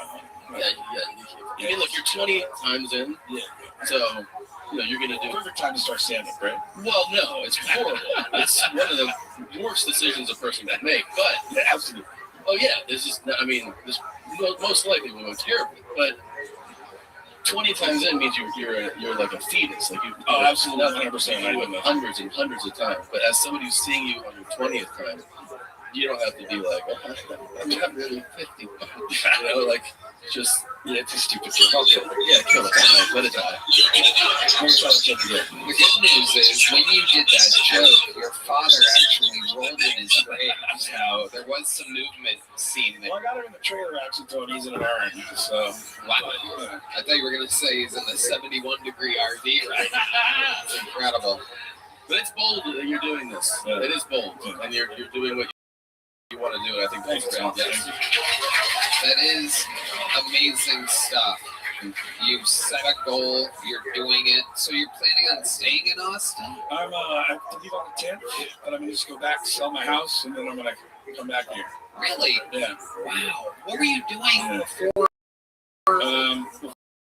For my dad? Yeah. I was doing insurance. Horrible life. Amazing. It's amazing. Insurance. What insurance? PNC, home and auto. PNC. Property casualty. Okay. All right. Well, how about wife, kids, anything? Actually, she just actually flew out here and visited me while I was out here. Really? So, yeah. She give you some of that ex-pussy? No, we're just friends now, so. You just what? We're just friends. Really? Yeah. You do anything? I mean, you've done 1,000 times. What are you into now? What are you doing now? You invite a girl back to the RV? I did take a girl back to the RV from the comedy club. Wow. Not too long ago. Your dog on the back of my motorcycle. What the fuck? Yeah. Jake came off on the way home on the motorcycle too. It was pretty embarrassing. Wait, what did you say? So she's a bigger girl, so oh yeah. Stop. Chain came out. The fucking suspension. Chain. She was off the chain. Oh my god. You know who you are. I like how you said a little bit bigger girl. A little bit bigger than me. Oh. All right, Patrick. I love the fucking story. The set was very, very, very okay, but not bad for 20 times. But all the amazing stuff that you said, I'm giving you a big joke book. Great bones on it. It's real Texas leather with a lifetime guarantee. We're gonna keep it moving along. You guys still having fun out there? Let's get a couple more quick sets. Make some noise for this fucking pool. Scotty. How we doing, Austin? So I'm from the Midwest, and senior year of high school, I had a buddy of mine moved from Compton to Iowa, and you know it's tough in Iowa when Compton's just a little better. He moved back after 2 years battling potholes. He decided to go back and fight the Bloods. He's a Crip from Compton, and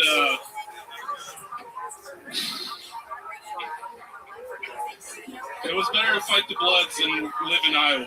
Yeah.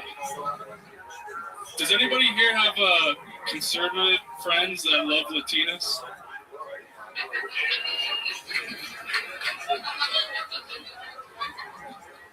It would make you think the border situation is a little less than a crisis. Like the ideal situation would be like a Mexican glory hole. Like I'll fuck you, but stay on that side of the wall. Thank you guys. There you go. Hi, Scotty. How are you? Good. How you doing, It's your first time on the show, right? It is. First time in Austin. I love it. Where are you visiting from? From Quad Cities, yep, Iowa. And how long have you been in town? Since Friday. Okay. You done anything fun? Anything good happen? Most fun thing we've done is gay bar. So. Okay. Hey, what happened at the gay bar? It was a great time. No Tony jokes. He wasn't there, promise. I was. But it was awesome. No. Okay, go ahead. Why don't you tell us what actually happened at the gay bars? I can't tell you. I don't remember the name of it, but so much fun that you don't remember. You do all that. What did you do? Dance. I hopped in the dance circle. What did you do? What song did you? Do you remember that? All of them. All of them. Yeah. Do you want to tell us something else? I got tons of loads of stories to tell you, Tom. Nice. Very nice. Loads of stories. Yeah, we heard that. Yeah. We heard that. So, you go to a gay bar, you dance. How does the night end? In a hotel room with my best buddy, sharing a king-size bed. He organized it.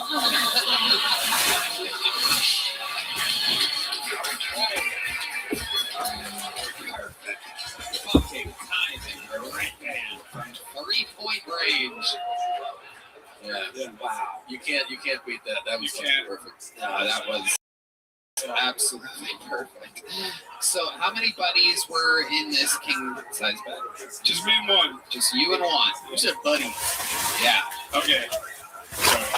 So it was one? It was just one, yeah. I promise I'm straight. I promise. You don't have to be. I don't have to be, but I promise I am. And you and your buddy, you guys do this a lot? Hello, between the two of us. But you guys go to gay bars a lot for fun? That was my first time, and I will be returning, yes. I would argue that putting a pillow in between you and your buddy makes it more gay. Not having a pillow there at all. Like, you guys need to actually build a fucking little fort blockade to fucking keep your dicks away from physical wall. Bury your own like, yeah. After a night at multiple gay bars, like man, the temptation is just growing right now. Just one gay bar. Just one, okay. But it was 3 stories, you said. It was, and we ventured to each story. I bet you did. You look like teasing the boys that night. That's what the smile said. Jeez. Okay, are you please? Okay, but you were who were you? Were you dancing with some guys? No, you were just dancing by yourself. There were groups, and I got introduced to the circle. You were doing the electric slide there. Yes. Was it like that? It was a lot of friction. Okay. In the electric slide. Let me see. Why don't you guys give me a little game music here, and let's see what. The horn. Yeah.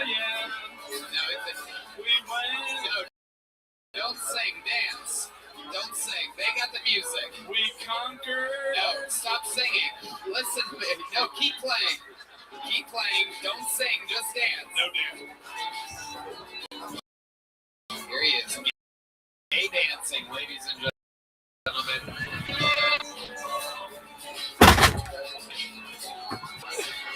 Oh, wow. All right, Scotty, that's enough. That's enough. Wow. Master improviser Scotty Hine there. Some gay miming. Whole gay mime routine. What do you do for work, Scotty? I work for Coca-Cola. Oh, well, not anymore. Unbelievable. We're inclusive. What do you do at Coca-Cola? I'm in sales. So,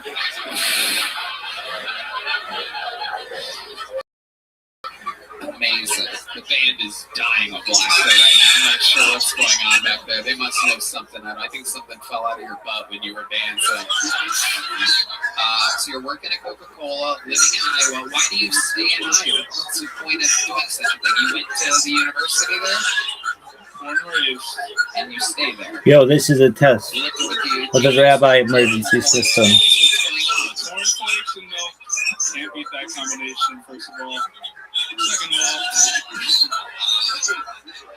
I got it. I hate it. Very special TBI episode. It's so funny. This is absolutely incredible. You fell off a trampoline when you were a kid. Bumped your head. Am I correct? No. You had hit your head very hard before. Yes. Yes. What was that? A car accident? No. A four-wheeling accident. Farming equipment? Farming equipment. No? You're just lying to us. The baseball bat. What happened with the baseball bat? Love it. What happened with the baseball bat? Not too many head injuries, to be honest. You know, in baseball, how you do the cool, baseball bat moves? I tried that one time, and I literally struck the back of my head with my own bat. Wow. That's like one of the dumbest ways you can do that. Yeah, it's unbelievable. I have dumber. Yes. Have you ever thought about surrounding yourself at all times with pillows? That's why me and put one between us. Yes. That's right. How old are you? I'm 24. And how long have you been doing? Time, man. Well, wait, that's a second 20th time. That is unbelievable. I did hear that, yeah. I mean, what are the absolute odds of that? Incredible. Did your father have a stroke after the vaccine? No. He just struck my mother. Wow, there you go. Your first joke. You know what? You know what I'm going to do? Just because of that, I'm going to put down the little joke book and I'm going to pick up a big one. There you go. You got one joke at the end. There you go. He slid into home plate. Just stroked my mother, Scotty Hine. All right. Let's go with one last bucket pull here. Ladies and gentlemen, make some noise for Pat Bautista, everybody. Pat Bautista. Make some noise for him. These people waited all day, everybody.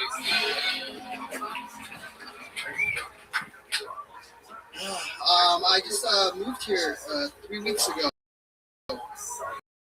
And I like it. It's great. They're big, and they're if they were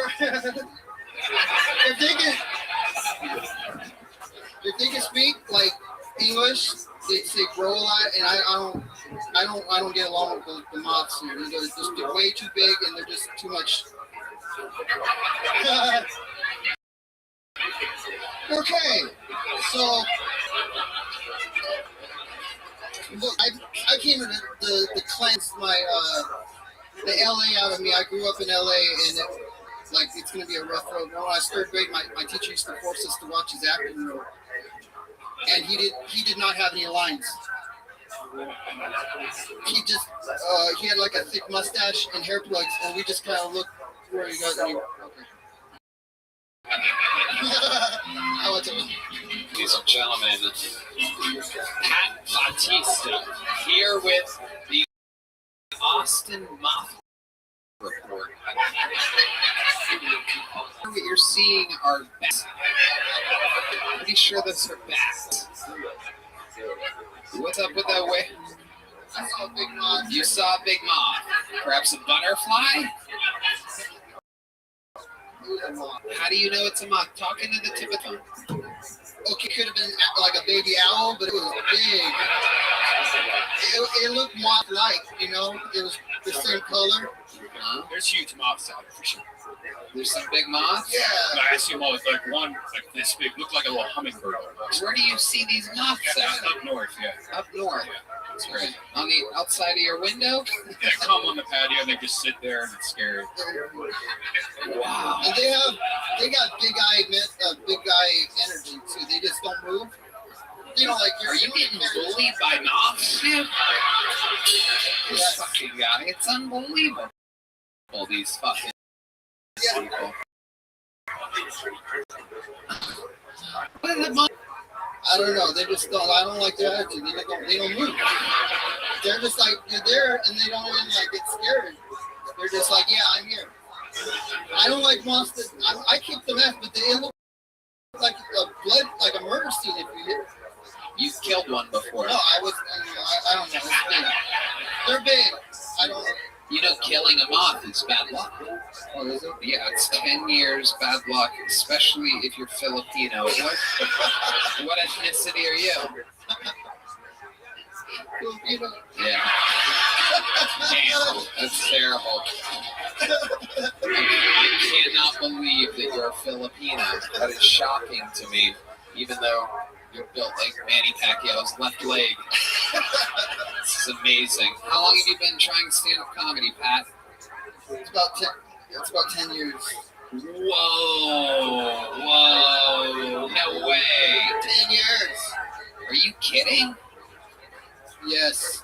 Okay, how long have you been doing stand-up? Let's just answer honestly. It's been about 10 years. Start talking like a fucking moth, dude. Don't kill me. Pat Bautista, please. Show me some mercy. All right. 10 years. Where have you been doing it for 10? In LA. Oh. Yeah, Where in LA? The Comedy Store open mics? Where at? Yeah, for all main room regular at the Comedy Store, right? Things are going there. Okay, it's only funny to us. All right. Kill Tony. Yeah. That's how I did kill Tony. You did kill Tony? 3 times in a row. And then the 4th time I was too. That was the 3rd time I was messed up to get up. You were too messed up to get up. What happened there? Comic store weed that it surprised me, and then I went into the parking lot and I just stayed in my car because I didn't like block the windows. I don't know. And I was really stoned. Something surprised me. Did you smoke weed before this set? Huh? You smoked some weed before this set? No.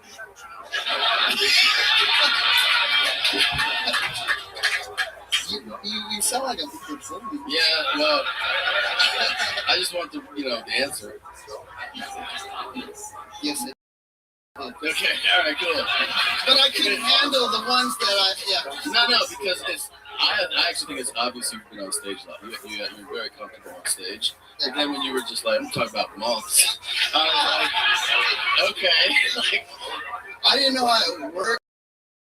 I didn't know if I get out and just go to my went or whatever. You said that you've done this show 3 times. That was years ago. The format has never changed. Not for a single episode. So when you say you didn't know, what do you mean? It's been a while. Really, I don't. You watched the show? I didn't remember. Yeah, I was up there. And you heard other people before you, right? You were back there. But you didn't know. I got a little ADD, and so I don't. Certain things don't soak in the brain, my brain. You always just say no. Yeah. No, I just start. Well, I mean, yeah.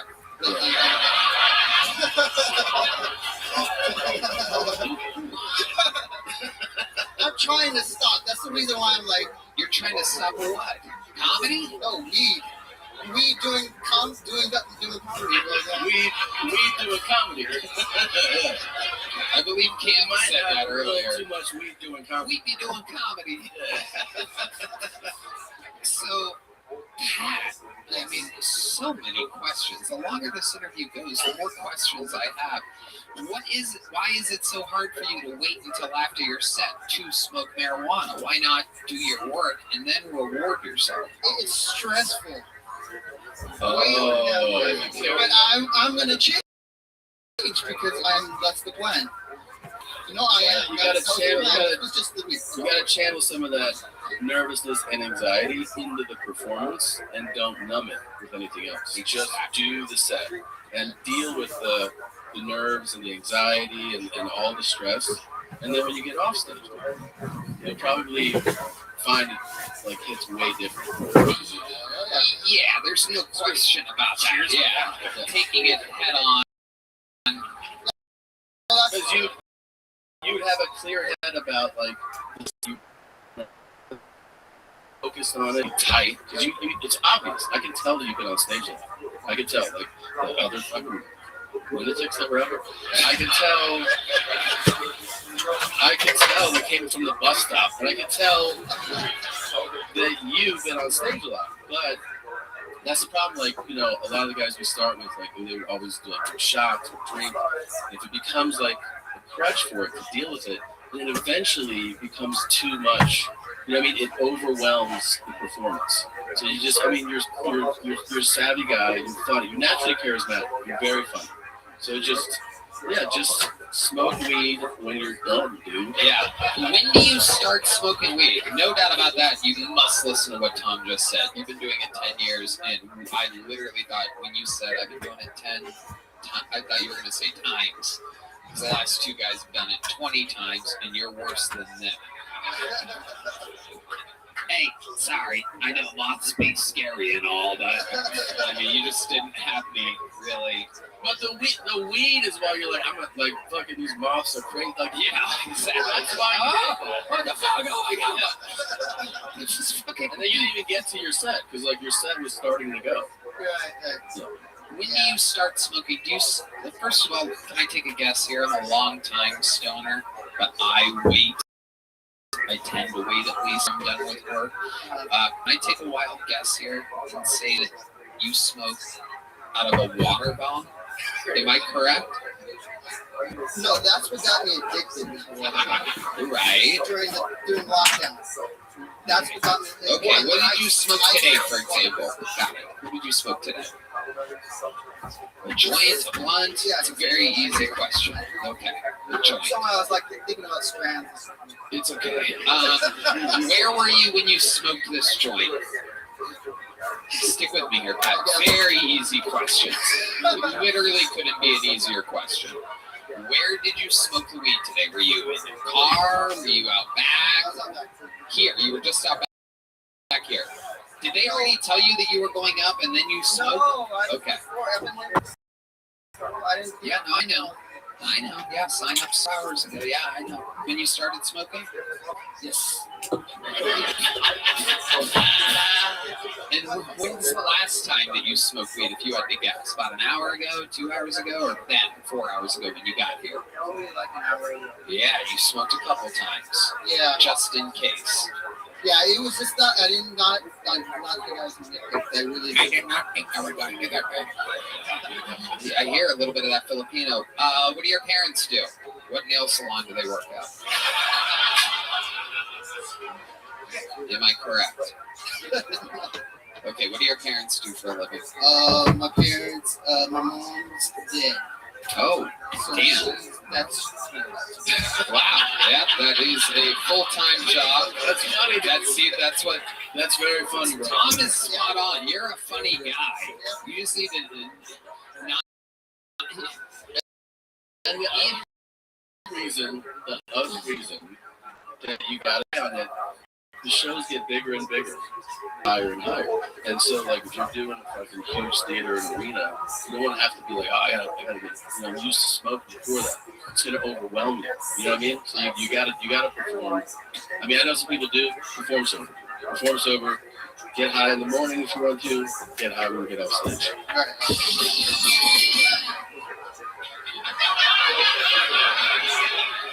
Well, there you go. That's why I've been telling Red Band to not drink before the show for 11 and a half years, everybody. He swears he needs it. Can't go without. He told you, Mom's dead.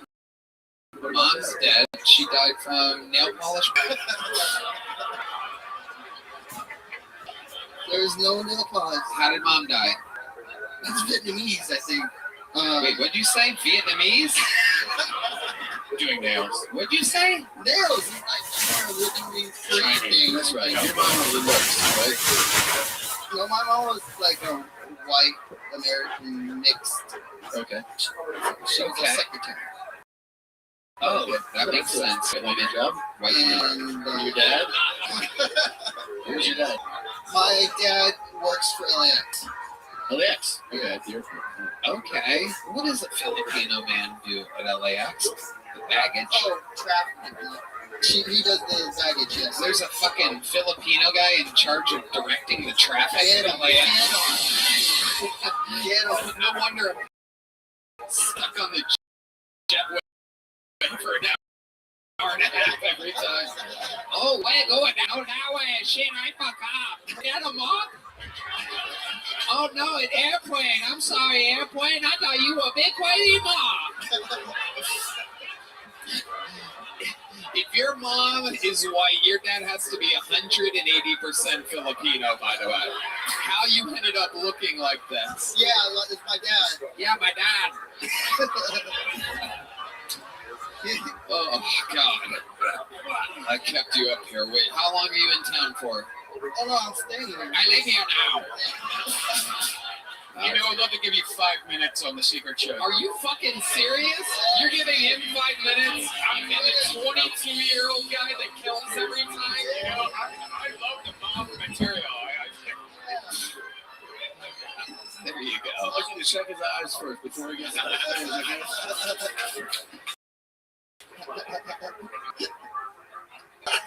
Before I let you go, 10 years of stand-up. You got, how many you think we should hear his best joke that he's ever written in his entire life? Ladies and gentlemen, all right, Redman, very smart. I love what he's pitching to me. Redman says, if this joke sucks, you don't get to do the secret show. Oh, man. Oh, man. But how about this? If it goes good, you get 6 minutes of the secret show. An extra 60 seconds. Ladies and gentlemen, 10 years in the game. Here he is with his best joke ever, or his whatever is you want. You can tell he's still trying to think of what his best joke he's ever written is. Ladies and gentlemen, Stoner, the son of a traffic director, and a dead white woman. Ladies and gentlemen, this is the best joke in 10 years of Pat Bautista.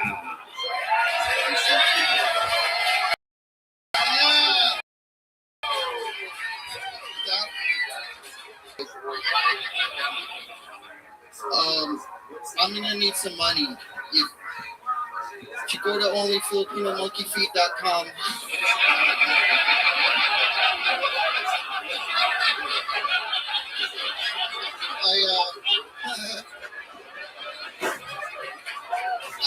I got really long toes, and I got some bangers. I got the one where I got holding a banana with my big toe, and then me climbing a tree, right? And then since it was tax season when I wrote this joke, you know those cute little calculators at 99-cent store? I got that on the big toe, and then my W-2s on the next, and then the rest receipts with the caption, "I came prepared." So if you got that monkey feet money, I got you. I'm pretty sure this guy's doing 6 minutes on Thursday. Good enough. The crowd laughed. He should have ended it a minute sooner. But there he goes. What do you... All right, Jesus Christ almighty. It's got little monkey hands, too.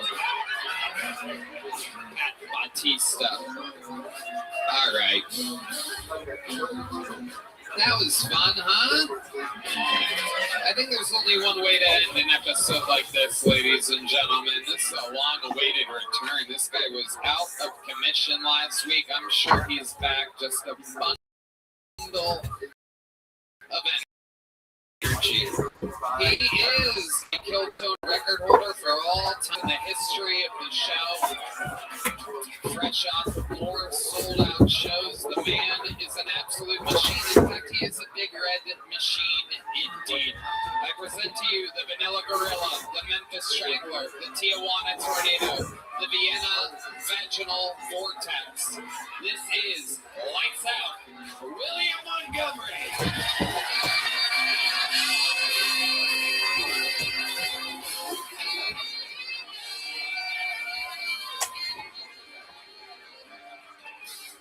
Tony, just for the record, I'm high as fuck right now, man. Holy shit. Big congratulations to Lizzo. She is now focusing on her health and has lost half of her body weight. Lizzo, I'm sure it feels so much better to be walking around at 450 pounds, you big ass bitch. I can't stand you, bitch.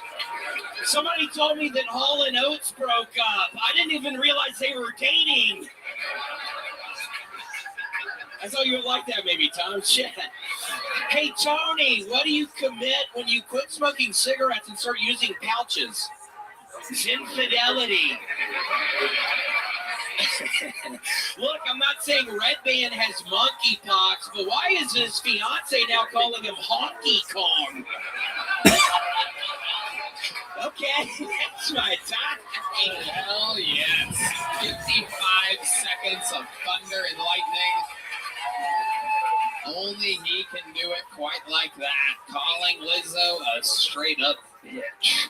Yeah, she is nasty, but she is losing weight, so I'm really happy for her. It's gonna add the years to her life. Wow. Fuck, nah. She was probably dying to extend her life. I don't know, 15, 20. So, be good. It seems like she's real successful right now. So.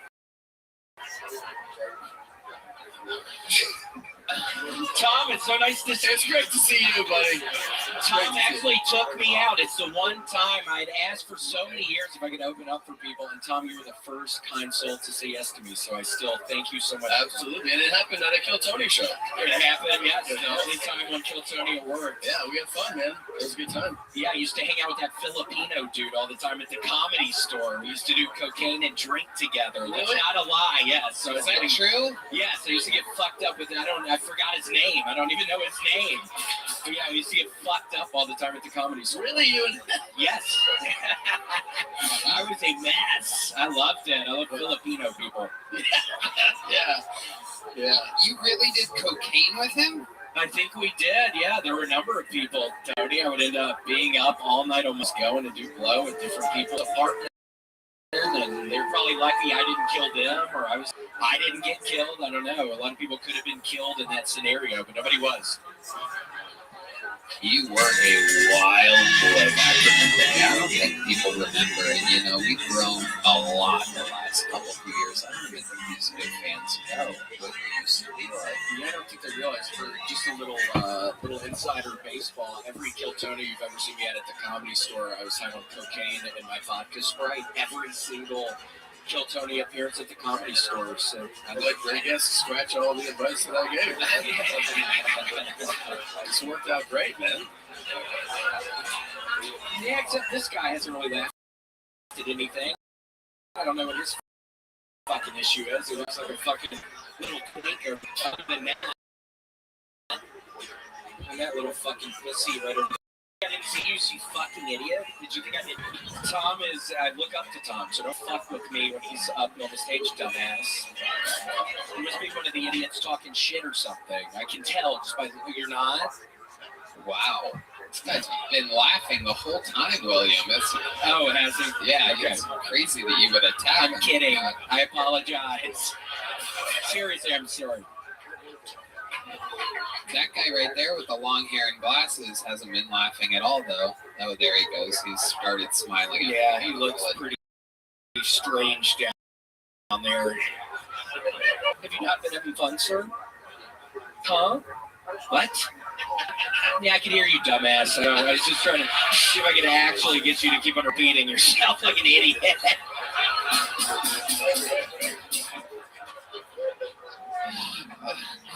But yeah, Tony, it is so nice to be back. Yeah, I'm sorry I missed out. I wasn't feeling it, and my voice even right now is totally wrecked. So we'll see. I'm at Mall of America this weekend, Tony, so really looking forward to Mall of America. What are your plans at the Mall of America? Probably get on my rollerblades and skate through that motherfucker like Mighty Ducks. And I think they were set out of? I think. Is that true? Were they in Minneapolis? Yeah, I think, right, Red Band? Yeah. Yeah, Red Band, our senior Mighty Duck correspondent.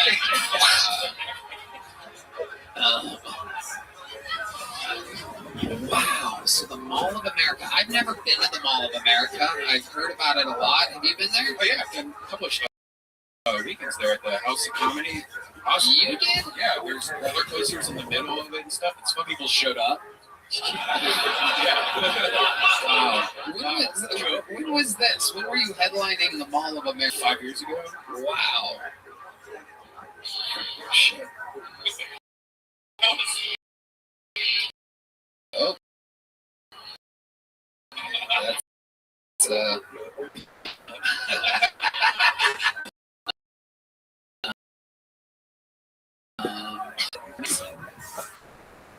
so what else is going on? And I'm just, Tony, I don't know, I'm feeling very strong about the comedy, as strong as ever, but I gotta take a little break here soon. I have to take some sort of a break, Tony. Is that funny? What's kind of funny about that? You can only imagine what I'm going through right now, you dumb motherfucker. You can only imagine. What's funny about that? Seriously, what was funny about that? Just might be idea of me struggling or something, you need to take a little break. Is that what was funny about that? Huh? Is that what was funny? You kind of struggling a little bit in my life? Yeah? Oh my gosh, thanks, sir. Thanks, you fucking idiot. Look at you. You look great. God. William, have you been on the road a lot? I have, almost every weekend. It's been one gigging a ton. I have been a lot. Okay, so you're kind of getting burned out from the road? Yeah, no, they're wonderful, but I just have to take a little break. Yeah, that's normal. You should. So, it's been a lot of fun.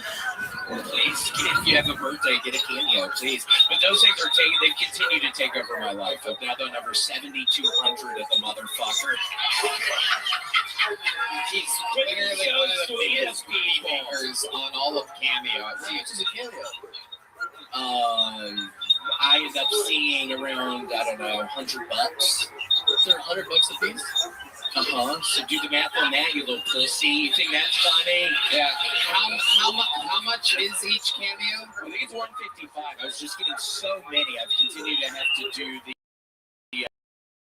price. I was getting 100. I was having 100. I started feeling like I'm going According crazy. to Red Band's calculations, you made $1.1 million. No, Cameo takes way more than that. No, it's nowhere near that. But because it's not always, that's not always been the price. But that's just what it is. Holy, so you don't really need to do any calculations, Red Band. I think it'll be hard for you to figure out what I have to actually make. Oh, 69. Wow. Red Band.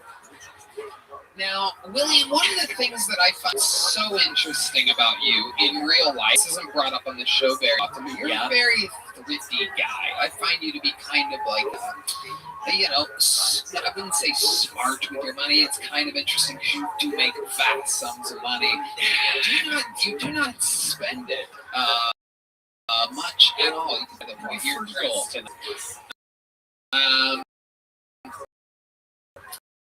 But just been losing mass. Gotta give a shout out to my guy Chief there. He's my analyst. I'm not even kidding. Thank you, Chief. No, but yeah, I've just been doing that. But now, what do you spend your money on? What are some ways that you're not frugal? I get the real versions of Oreos. I don't get the knockoff versions of Oreos. I get the real fucking versions of the cereal. I don't get the bags of the cereal that the poor people get on the bottom. I don't get that. I get the actual things of cereal. That's kind of it. I don't know. Got a TV, I don't know, 8 months ago. Nice one? Yeah, pretty nice. Like a 45-inch. The battery. That's falling, dude. But yeah, I don't know, Tony. I'm working on it all. Okay. Class? No. Do you have a preference in where you sit on the flight? I like to sit at the very back of the plane because I want to watch everybody screaming and crying as the plane is getting crushed up forward. So if I'm at the very back, I'm going to have at least a second of just getting the absolute carnage unfolding.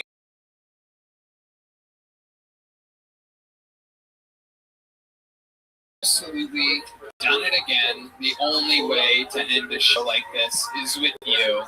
Is there anything you want to do to take us out, William? Just have fun this week.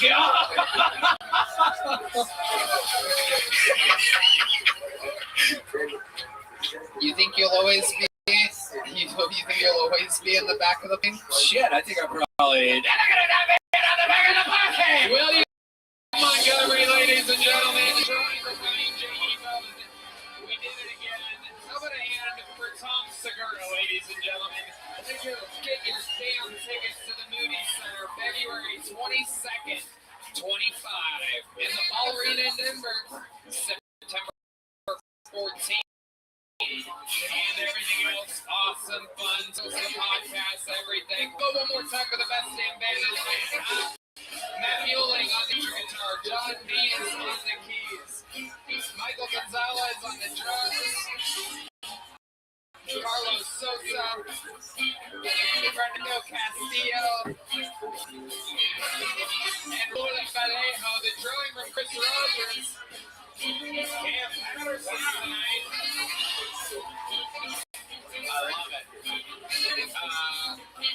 Thank you guys so much. Right, Dan, you want to say anything? Thank you. Thank you again to Tom Segura, the fucking man. Thank you, live audience. Good night, everybody.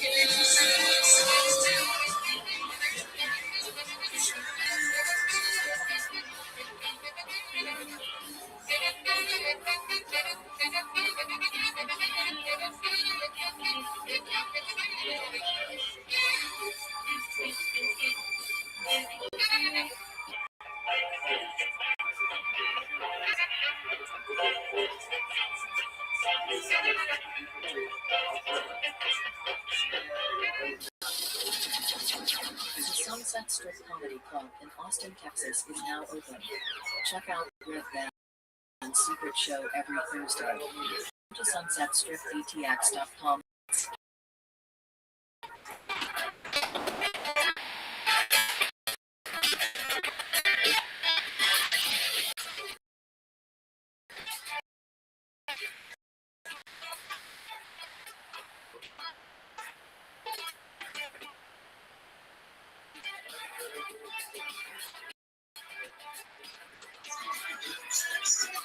Checking if I can hear my voice.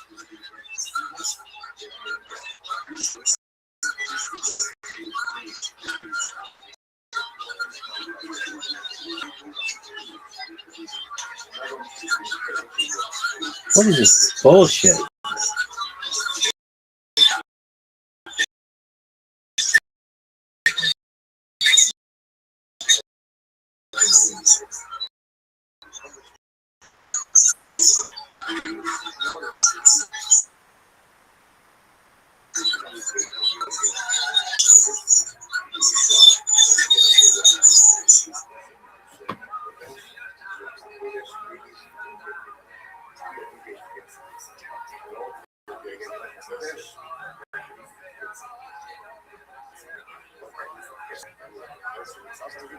Ladies and gentlemen, welcome to the Tim Dillon Show. We are here in spring. Has sprung. We have the spring background. I believe that is the Tulip Festival.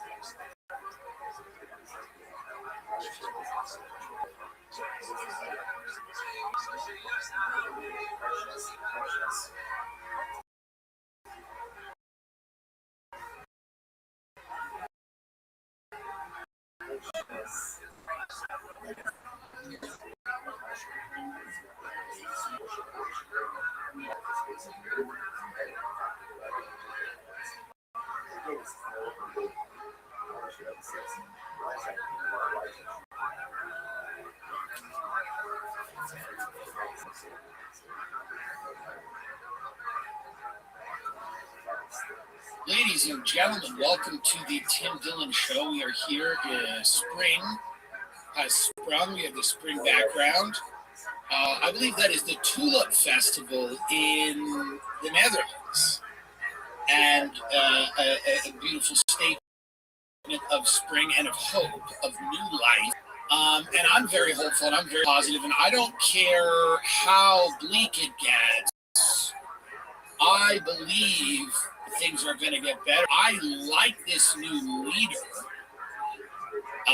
By the way, I'm bullish on this new leader. I could have a little trouble pronouncing his name, but he's, by the way, I was always saying Ayatollah Khomeini, but it's Khomeini or something. I just realized that. But, oh boy, here we go. Mujtaba Khomeini. I'm bullish on him. And I think, and a lot of people are saying, well, we're starting off on the wrong foot with him because we killed his father, his wife, and maybe his daughter, right? We killed his daughter as well. Well, maybe he didn't like his wife and his father. Here's the deal. You can't ever know the inner dynamics of any family. So, sure, I'm sure he was startled by the killing of his father, wife, and daughter.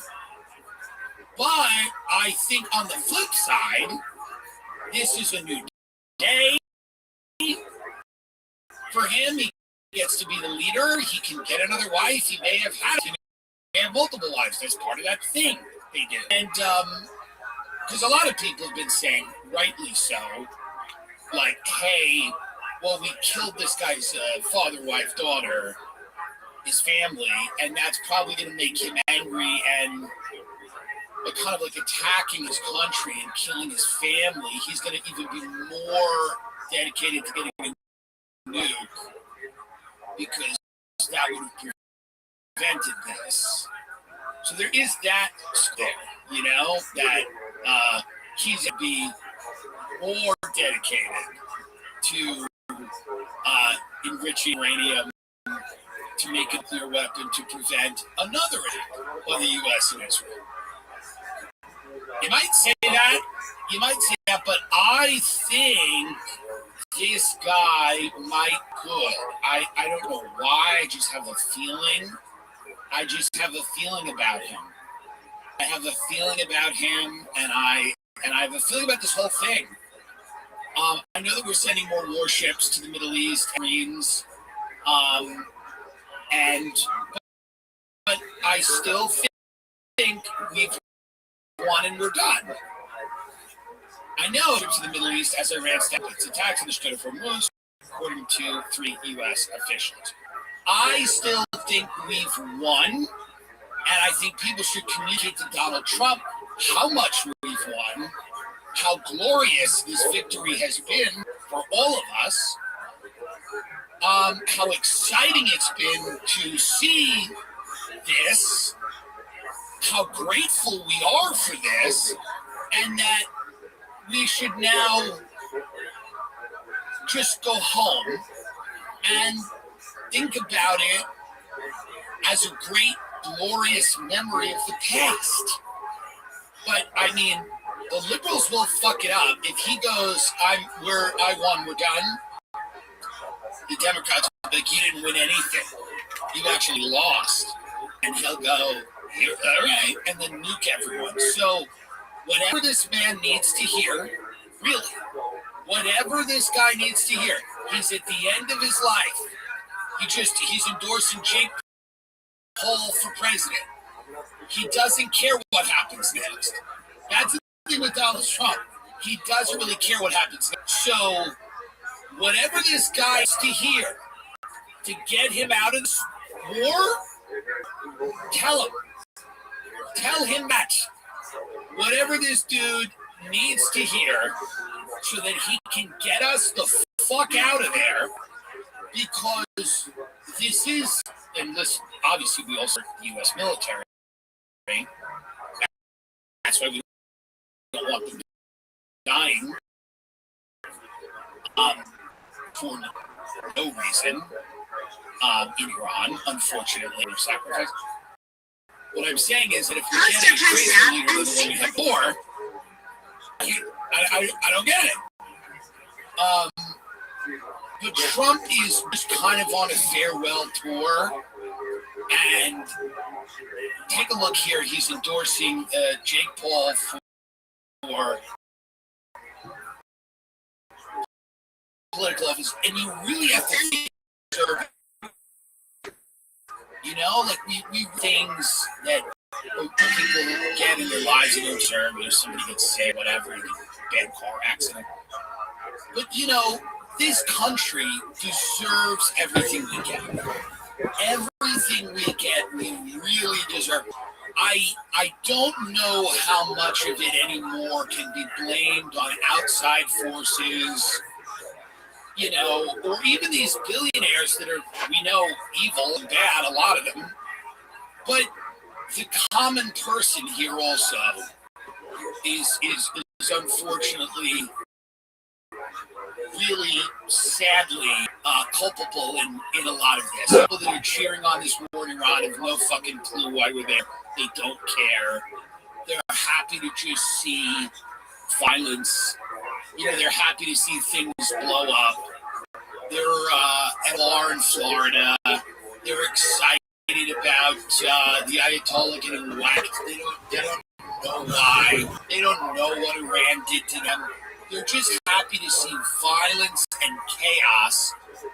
And those are the people who are culpable for what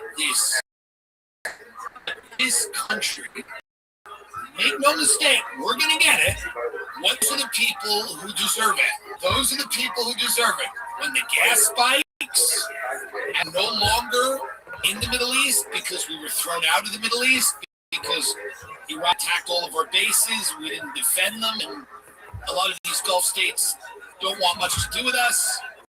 When all of that happens, and regional power there, and becoming a global power, again, this is out of Netanyahu's mouth. When all of that happens, the people that cheered this on from their backyard in Long Island, without a goddamn thought as to why we were doing it, it just felt good to them. It was a way to own the lib by sending troops into a Middle Eastern country. These people are all hopped up on pharmaceuticals and French vanilla coffee creamer, They have a bloodlust insatiable. This American has a bloodlust that is absolutely insatiable. Nothing is enough for these people. Nothing is enough. We're becoming a sexless country. We're a joyless country. Our oil is in exporting violence and sitting back and watching it. It is the only thing that unites people and gets them excited. They all have a bloodlust, and they want things to blow up, and they want people to get hurt, and they don't care that we bombed a school of Iranian children. They don't care that a Tomahawk missile ripped through a school, killed 165 people, many of them in the ages of 8 and 10 years old. They don't care because many parts of this country are a moral black hole.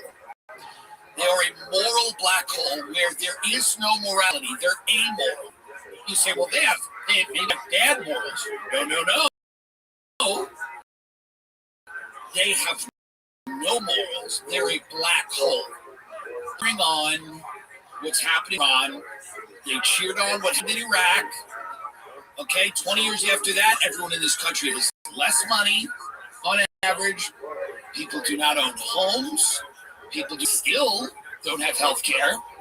People are in no better position financially than they were, except the top tier. And those are the same people that cheered that on. And here's the president now endorsing who I believe, and I called this years ago, Logan Paul, but it'll be Jake. But I imagine that is what will come next. That is the inevitable next move here is this. Got us. Trump's got us. God bless. Love you, Kentucky.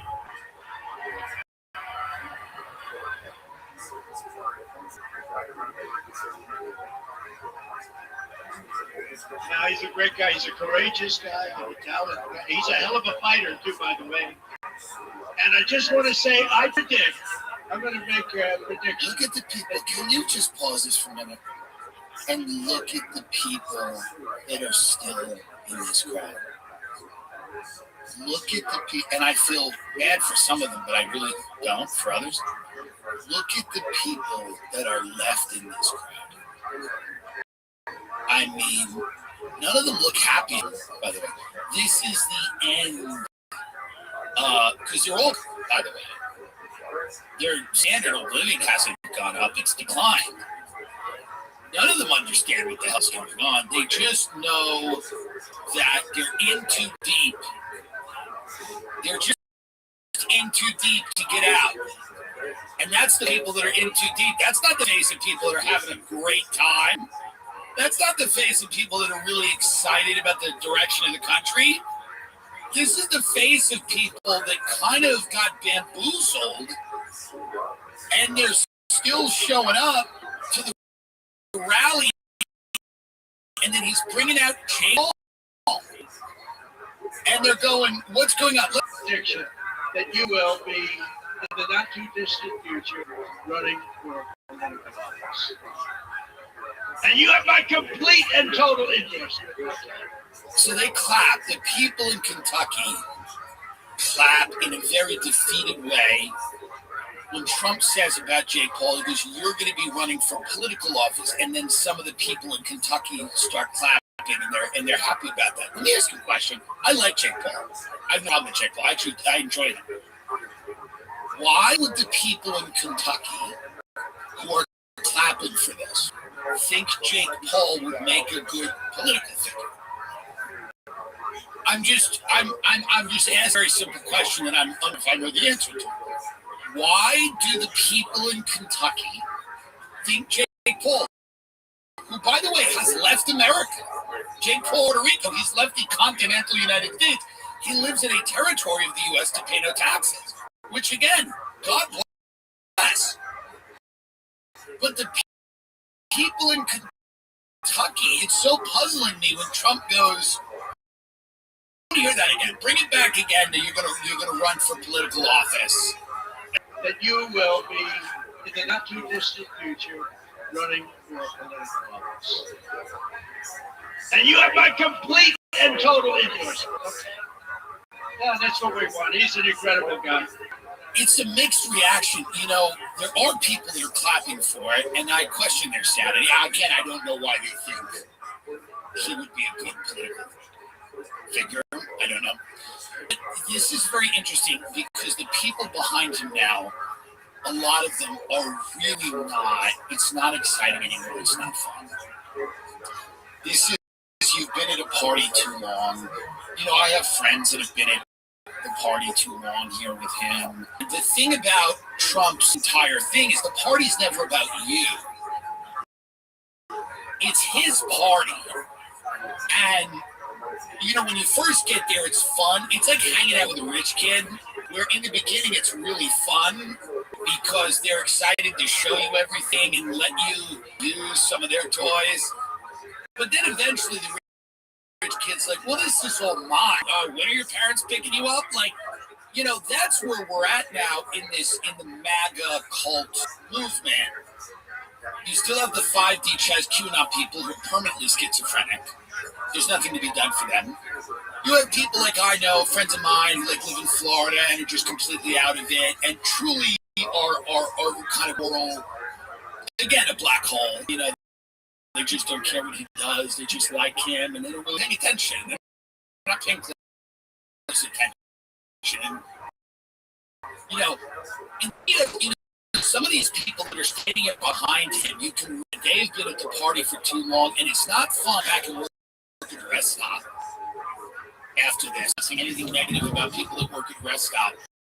But make no mistake, a lot of them will go back and work at a rest stop. It's not a fun job per se, right? Celebrate him and Jake Paul and all these people, and then they will leave this rally and they will go to their house and they will change into their work clothes and they will work the graveyard shift at a rest stop. And they will tell their friend at the rest stop that they saw Trump. They went to the rally. And their friend will be like, yeah, what do you say? And they'll be like, yeah, he's not that funny. This is becoming people that are just, I don't know. I don't know what any of them are getting out of it. I don't know what any of these people are getting out of it anymore. Look at this guy, and then this guy is basically letting Jared Kushner and Bibi Netanyahu just carve up the Middle East, do whatever the hell they want, just make deals, and it's tough because you know it's really, really hard to admit you got God.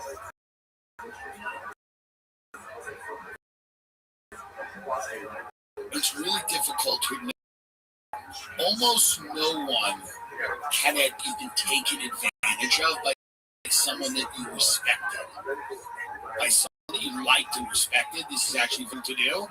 It's easy to say you got scammed by some stranger. People that you trusted, respected, liked, and a lot of these people here, you know, in the back of their head, they can't admit it to themselves yet, but they feel like they've been taken advantage of. This is not about them anymore. It's dawned on them. It's not really about us. This is about a lot of other things, but it's not about us. It's not about us. Now I want you to get up in the bunkers in Israel dancing. I want you to compare a group of people who aren't getting what they want with a group of people who are getting what's between the way that they react. In Israel, obviously there's a war between the United States, Iran, and Israel. Most peoples. And Israel's dealt with terrorism for a long time, neighbors forever. So they have bomb shelters, underground bomb shelters, bunkers that people go to, and they're throwing like raves. They're having like parties. They're enjoying themselves, and many people are in taste. American servicemen are dying. By the way, people in the IDF are dying. Their own brothers and sisters are dying. Americans are dying. Iranians, children are dying. And that being in a bomb shelter, you shouldn't have a dance party in the bomb shelter. That's what some people would say. But I just want to show you this is when people get what they want. This is how they act because this is the war that. And so whereas you have the people of Kentucky, they're kind of, just standing there in the back, and Trump's like, Jake Paul, he's gonna run, and then they're just like, I guess that's our, we have to support that, and the joy is draining from their face in Kentucky because it's not about them, and they know that. But let's go to somewhere else, and let's see if they're having a good time.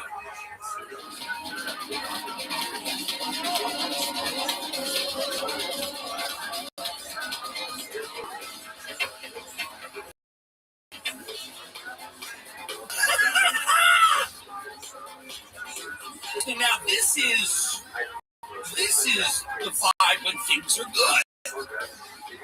You see the difference? Things are good. Yeah, things are good. You have a rave and a missile silo. That's when things are good. Because let's give credit where credit is due.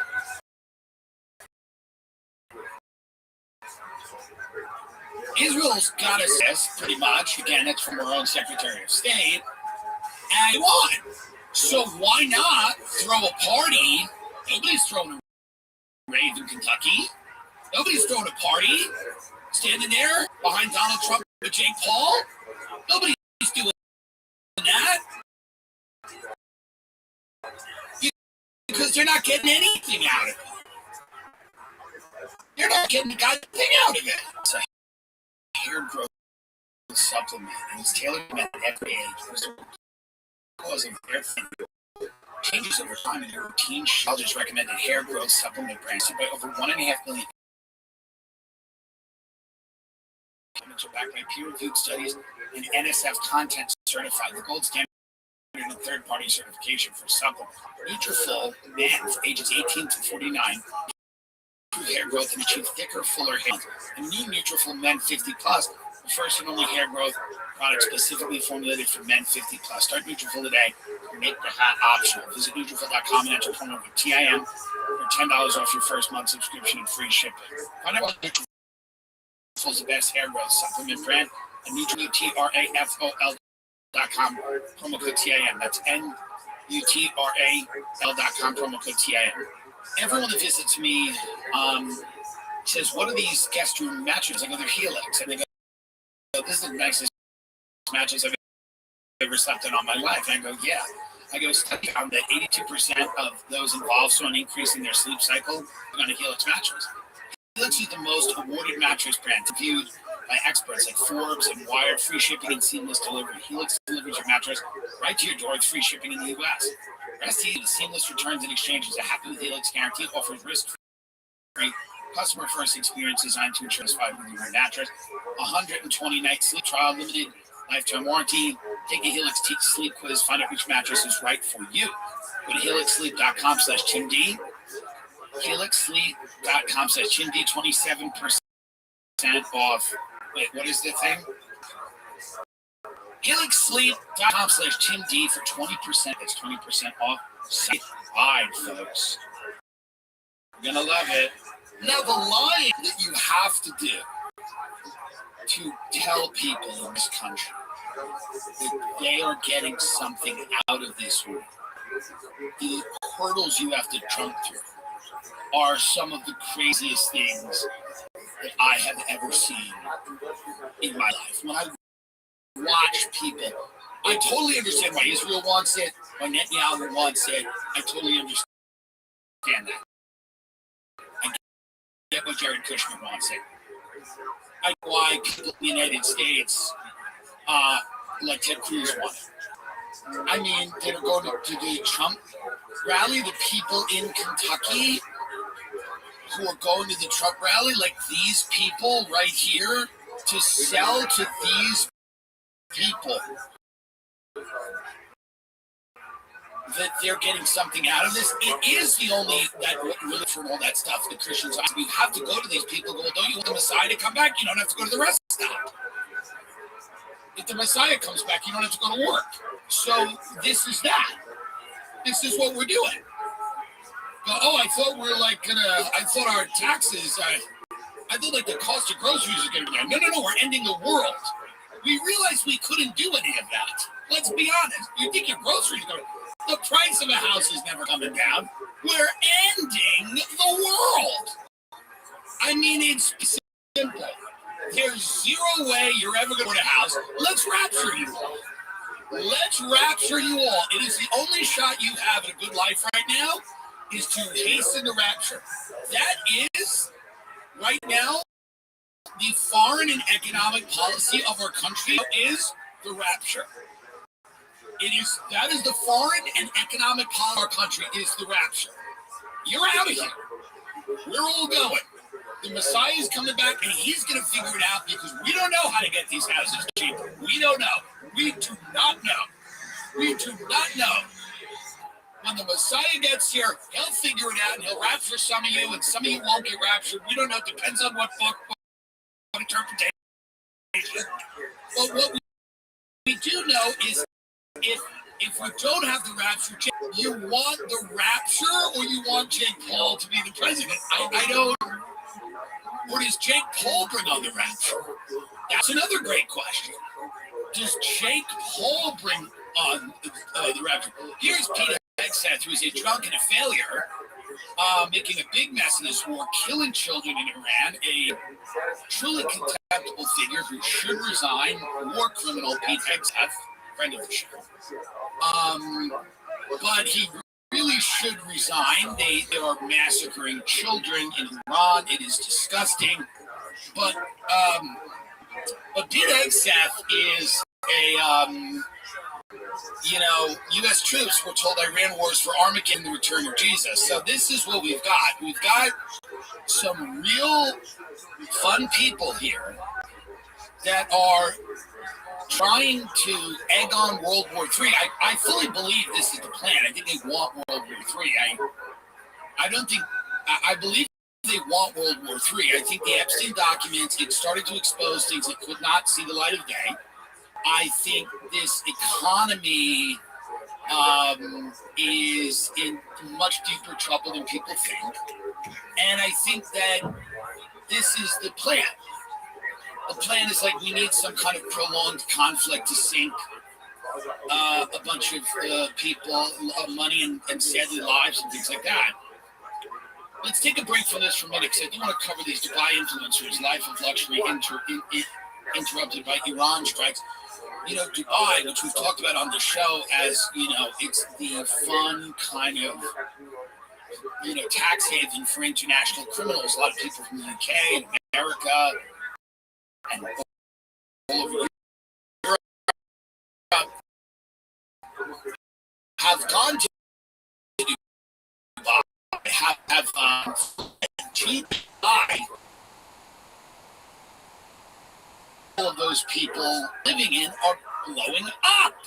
So imagine going to Dubai to just not pay taxes, to just be rich, to just kind of divorce yourself from any commitment to your fellow man, to your nation state, going to Vegas, and I have no problem with Dubai, but going to a Vegas-like paradise designed for you, kind of a morally questionable rich person that just wants to live out the rest of your days in a tranquil tax haven, and then a war breaks out. Take a look here. These are the Dubai influencers dealing with this. I'm actually so scared of injecting right now, and I can see. No. Not meant to be happening here. Can everyone just chill out? Because it's like, I don't want anyone getting hurt, you know what I mean? Like I've been hearing loud explosions sort of like in the background all day. Now, stop that for a minute. When she's like, it's not meant to be happening here, because she's like, this is not that Middle East. This is not that Middle East. This is the Middle East with the eggs Benedict. This is the ex-Benedict Middle East, and she is standing on the balcony watching missiles.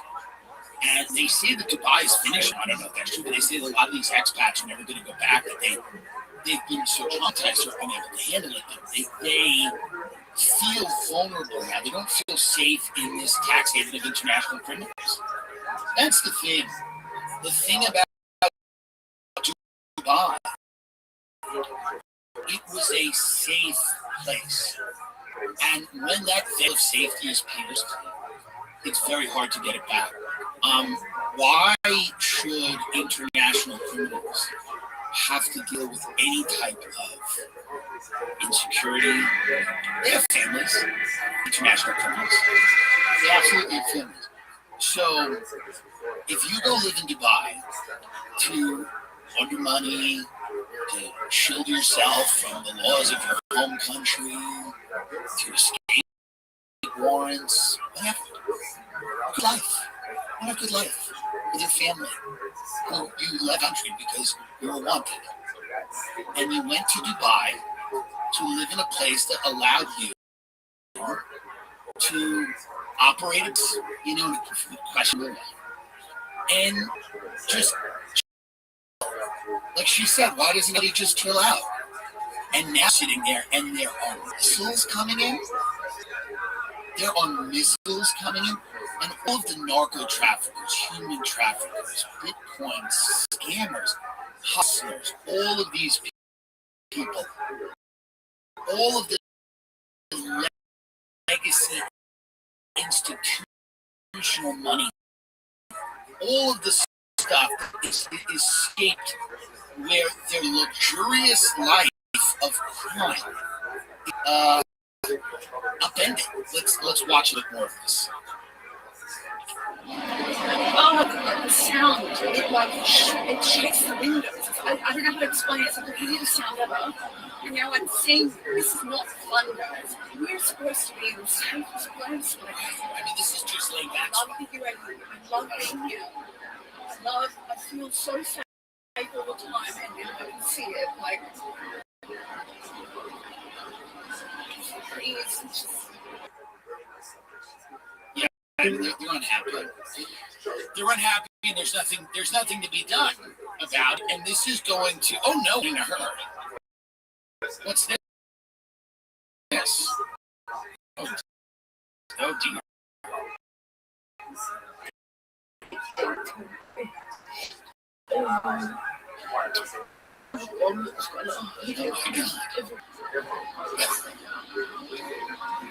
All this here. As you can see, this is just very cool.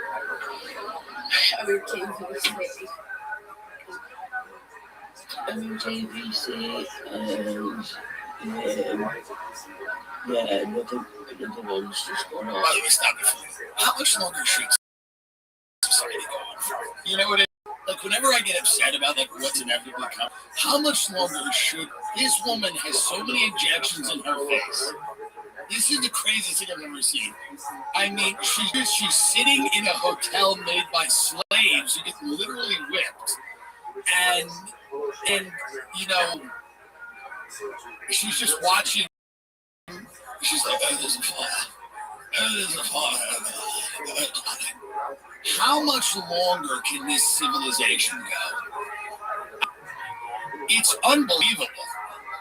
It's completely crazy. By the way, half of Dubai is just like people paying money to literally shit on a lot of this, and then having women shit on them. There's a lot of that in Dubai. There's a lot of that going on where we're not treated. Some of them are treated good, obviously. There's an underbelly there. There's an underbelly everywhere. But this idea, and I feel bad for the people there, but there's something oddly not satisfying. I don't want to use that word because obviously I don't want anyone to take this the wrong way, but there's something interesting about violence that this whole system is built on coming. The type of violence that the entire system is built on is now these people, and they're shocked. They're shocked. You know, they're completely,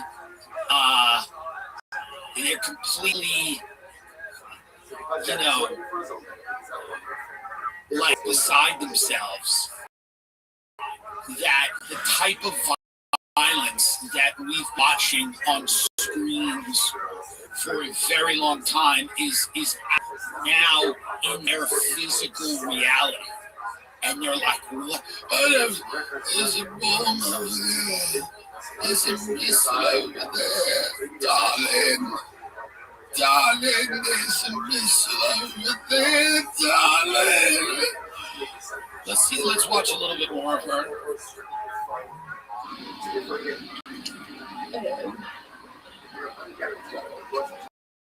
I just want to get home now.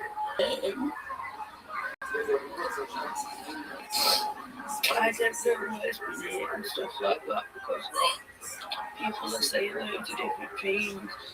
So, yeah, well, we wish them well.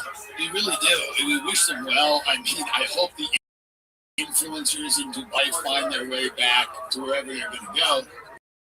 Ethos. It's so important. Making life insurance fast. 100% on simple health questions. You can get up to 3% policies for as low as 30 days. Ethos, the number one no medical down instant life insurance provider. Out of 5 stars on Trustpilot, over 3,000 reviews.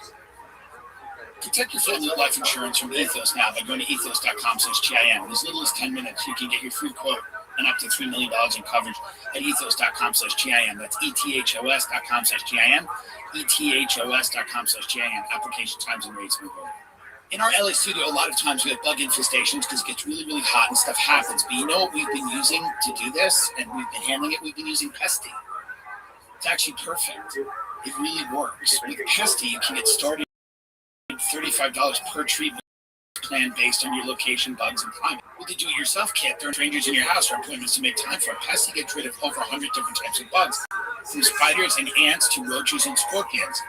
Pesty is kid and pet friendly. The pesticides they shipped are fully registered and have been used in hospitals and schools over the country. Pesty offers 100% bug-free guarantee or your money back. If the bugs don't go away, you'll get a full refund. Kit includes spare mixing bag pesticide gloves and instructions. You can compete in less than 10 minutes. Bugs hate to see you coming with Pesty. Go to pesty.com/TIM for an extra 10% off your order. That's pestie.com/TIM for an extra 10% off your order. Explosive device thrown outside NYC mayor's or Mamdani's residence if possible. ISIS link back into town. ISIS shows up. The 2 suspects were attempting to throw explosive into an anti-Islamic protest.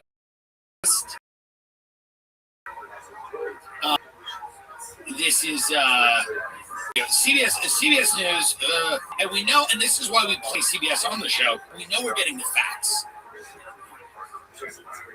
The New York City Mayor, Zohran Mamdani, and the city's police commissioner will hold a press conference this morning about the incident over the weekend where improvised explosive devices were thrown during rival protests outside the city's official mayoral residence. Mamdani, the city's first Muslim mayor, denounced the violence and bigotry. Tarika Duncan joins us now with more from outside Gracie Mansion in New York. Tarika, good morning. Good morning. That scuffle happening right out in front behind me, or right here, I should say, in this area near 88th Street in New York City. And it did not last long. Officials, though, now investigating possibly federal charges on the way. Protesters and counter-protesters of an anti-Islam league clashed on New York City streets outside Gracie Mansion Saturday. Police allege 18-year-old Amir Balat threw an improvised explosive device into the crowd. You could then see him grab what may be a second device from 19-year-old Ibrahim Kayumi. Balat appears to try and light it before police chased him down the street, tackled Balat, and handcuffed him. Neither device exploded. Well, Mamdani, and listen, and this is why I think Mamdani actually did a job. You know, he appointed him in his administration. And I think that's the only way to solve this. No, I do. No, I do.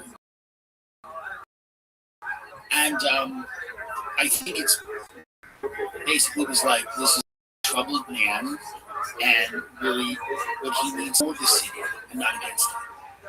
So Mamdani, those two guys who were throwing explosives from Mamdani, they're now working for the mayor's role at City Hall. We'll see. We'll see what's going to happen with all of this. There's too many kids. There's too many people in this country right now who are like sloppy terrorists, like ineffective terror. You know what I mean? Like embarrassing terrorists. Like we have too many like incompetent goons that can't. They're like early terrorists. They're all like theater kids. Everyone's really become a theater kid that can't do anything. Now I'm not saying terrorism is good, and I'm not saying that we should be encouraging it at all. I abhor terrorism and all violence. But I mean, it is kind of like, I mean, could these guys even get on the plane in September? Like, would they even be able to get on the plane? Like, it's just, they're so wildly. And look at Boone. He doesn't look at him. You don't know the cops that way? You didn't know they were coming that way? Look at this. Look how stupid it. Look at this. This is crazy. This is insane. These are incompetent, idiot terrorists. And I'm not saying that they should become better at terrorism, but there's something embarrassing about watching people become terrorists that are so buffoonish that I'm just embarrassed on. I'm embarrassed they're terrorists, and then I'm embarrassed that they can't even do anything. I'm so embarrassed on so many levels for our country at all times. What to do? I don't even know what to do anymore. And these synagogue shootings are horrible. And anyone who's trying to show up to a synagogue, listen, all of this stuff is incredibly negative. And any type of identity politics has always been my least favorite thing because it robs people of the only thing that makes them interesting, which is their humanity and their personal story, like what somebody overcame in their life, or where somebody's from, or what their passions are, what their interests are, whatever. All of that to me has always mattered a lot more than people's identity, their race, religion, sexuality, none of that, age, whatever. Identity politics to me is the full breakdown of civil society. It's tribalism, it's sectarian conflict, it's people throwing grenades at each other in the street, it's people attacking each other's places of worship. It's the degeneration of civil society. It's the opposite of civil society. Civil society is different groups of people that literally create the fabric of a society around shared values, shared ideals. Identity politics is another warfare. The rules of it are always pretty gross. I don't even like them, by the way, when they're not designed to be gross. Or meaning when they're like, it's like I'm getting an award. Is the gay and lesbian, whatever, gives an award to someone. I go, great, whatever, okay. I'm not angry at that, but again, I look at all of that stuff and I say to myself, at a certain point, do we ever get away from this desire to self-segregate into these groups, and we play this domination game of who can dominate who? To me, that's never been interesting to me. If you're an intelligent person, I don't think it's interesting to you. I think if you're them, they're using it as leverage to get something, and they want to, whatever the case may be, whether they're far to the left, far to the right, whatever identity politics that has completely taken. I think a lot of people see that as a path to power. I think they see it as a path to power. I think that's what identity politics is. At its core, is a people to attain power by building a power base of people that are, aligned on these, immutable characteristics, whatever. I'm a man, I'm white, I'm Muslim, I'm gay, I'm straight, I'm black, I'm a woman, whatever. And all of that to me is not ideal. So when you look at all this stuff, and that's why probably the only way to fight this is to have a world war where we eliminate half the population. And I thought about it, and I think unfortunately what I've come to is that in order to kind of reverse the tide and get people to remember what is important, we have to have a world war where we eliminate 3.5 billion people.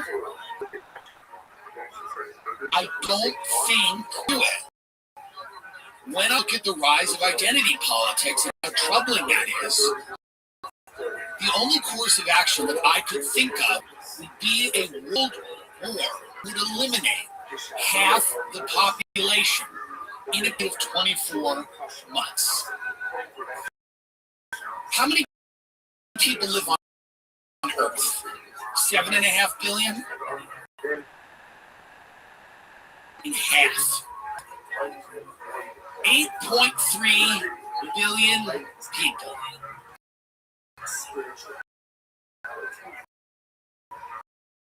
$4 billion of those people in the don't say this to try to be a negative, a Debbie Downer, whatever. I'm saying quite accurately, and I think this has been decided, I don't think I'm breaking news, 4 billion people will have to be killed over the next 24 months so that we can finally start to get back to what matters here. And I think that's the only way to do it. I thought about it in different ways. I thought about it's like, well, we could make turkey more affordable. But what are we doing, Eliminate half the population in a global war. A global war. I mean, a James Cameron Avatar style war where 4 billion people are vaporized. We're going to use nukes.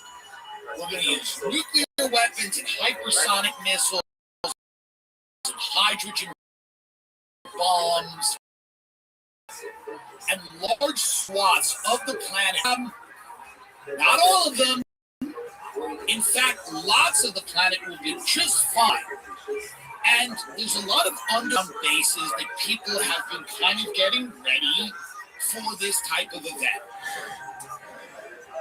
This is the type of reset we need. Again, I don't want people to get mad at me for this, because every time I say this, when you go to dinner with people and they say, what do you think happens? And I go, I think, quite honestly, we have to eliminate half the world's population in the next 24 months.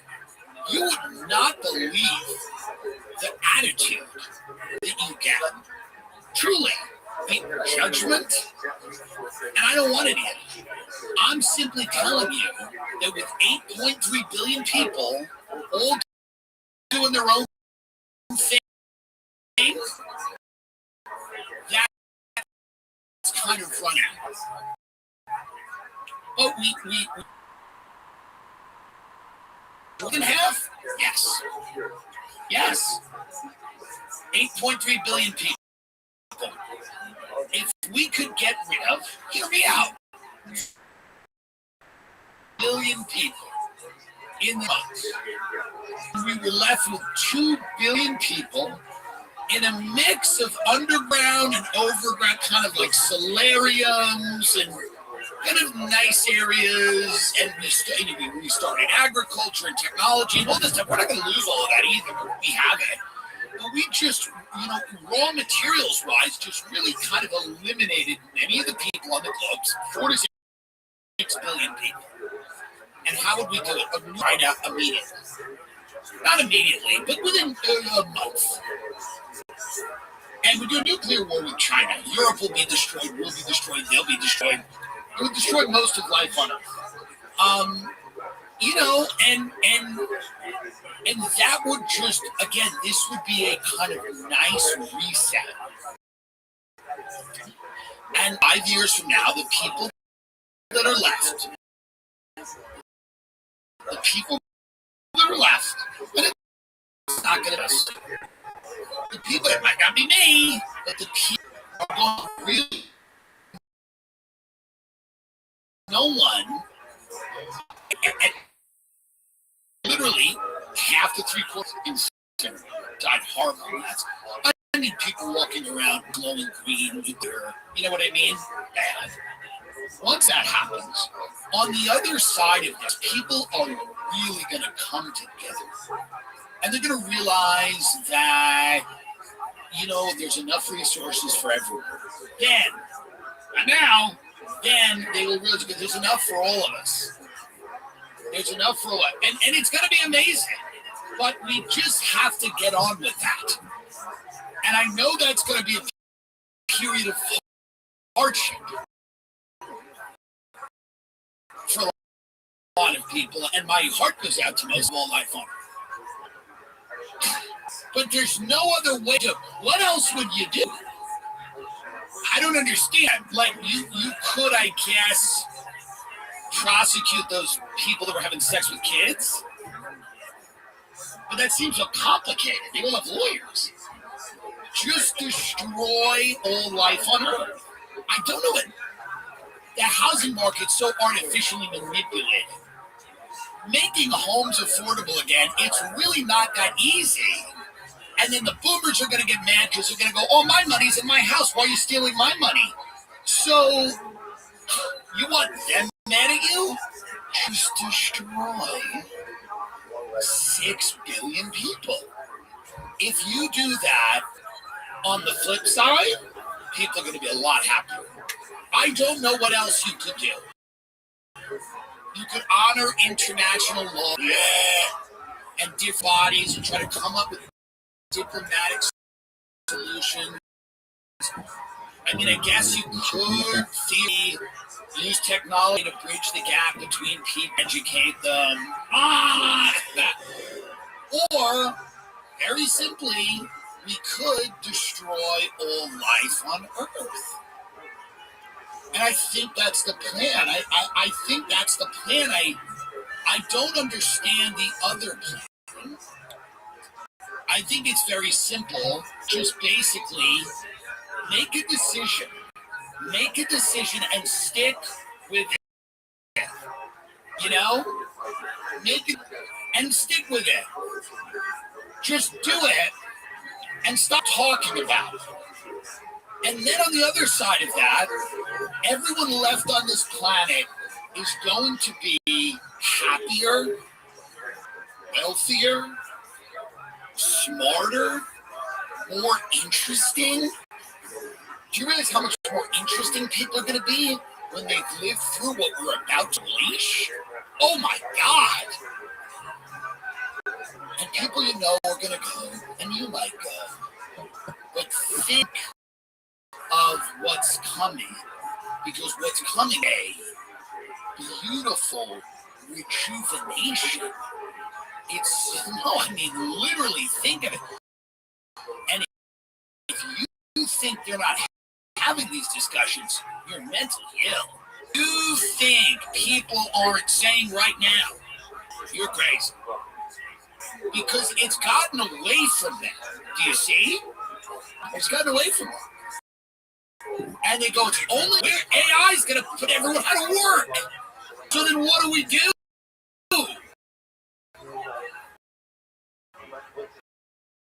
Just a war. Sure, and then people in the line after that. Nobody starts chirping. People stop chirping about after a global war.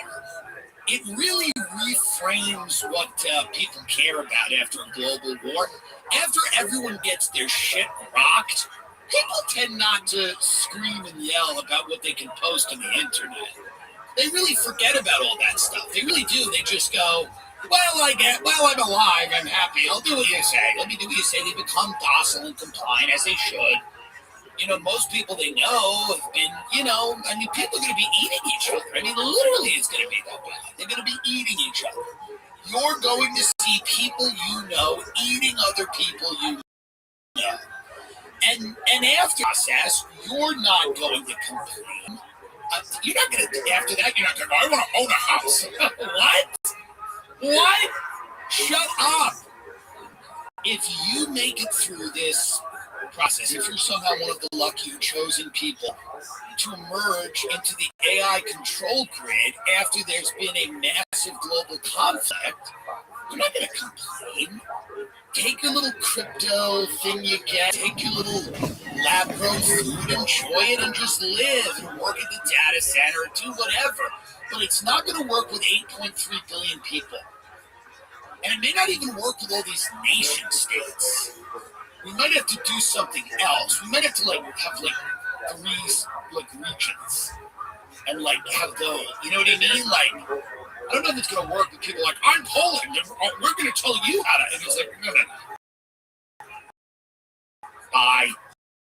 We're going to mortgage America's largest personal injury law firm. Their fee is free unless they win. I'm the best. I love watching people get what they deserve. And if you use the DoorDash app between 2023 and 2025 and you qualify for a claim, you may be entitled to compensation. You can easily check if you qualify by going to forthepeople.com/2. Wait, what is this? I use DoorDash. What do I get? What do they do? I have a lot of problems sometimes with them, but other times I love them. Do they advertise on this? They used to. There are serious allegations coming out that the app may have tracked your precise location and third-party companies without your consent. Well, if you had my precise location, why is the burrito late? But if you had my you can easily check to see if you qualify to go to forthepeople.com. Get to sue DoorDash and get that money. Or don't if they advertise. They don't advertise, right? Then get them. That's forthepeople.com/GIM Dylan. This is a paid advertisement. So I'm super bullish about what's coming after it. No, I am. And spring is sprung, and I will not be, no, truly, I'm not going to be one of these people who's a doom and gloomer. I believe that people's values will align, which is clearly in the planning stages now, and by the planning stage, being executed in front of your eyes immediately. And after a 24-month period of global death, chaos, you will then appreciate your life. People are there's going to be just 1 year of memorials. Once the big war stops, it'll just be years and years, like 2 years of just memorials of people being like, oh, remember that one? Remember when China came into California? Remember that? Remember when the Chinese jets flew in? California just started lighting up at the end of that. And then and then after that, no one's gonna be like, I got my script. No one's read my script. It aligns you in a different way. And it's going to be, I think it is in the beginning stages of it. I'm excited about it. I think it'll be tough. I'll be honest. I think it'll be tough because it will require a massive depopulation. Most of the country will be unbelievable. And most of us will die in horrible ways. But on the other side, people are they're gonna get the program finally. They're gonna get the program. They're gonna be like, let's stop focusing on like where are the files? Where are the people that raped the kid? It's like, what? Just shut up. You're here. And it's going to be much easier on the other side of that. But we need that. And everyone will look like this. Play this thing. Because this is what everyone will look like on the other side of the 24-month mass death.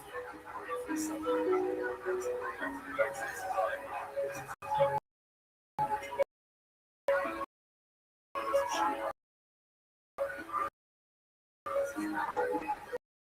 live in a luxury condominium in down the penthouse. This kid seems so un. 20 years old. The idea of maximizing physical drive any means necessary in order to ascend. In the morning, if my jaw looks a little weak, my bone smash is strengthening. My ratios are nearly golden level. Testosterone for muscle growth. Desoxin, that's for appetite suppression.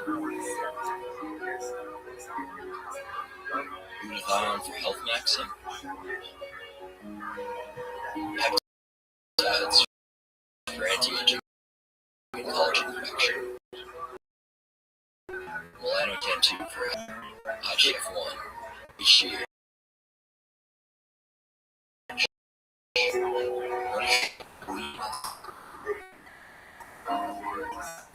Dutasteride and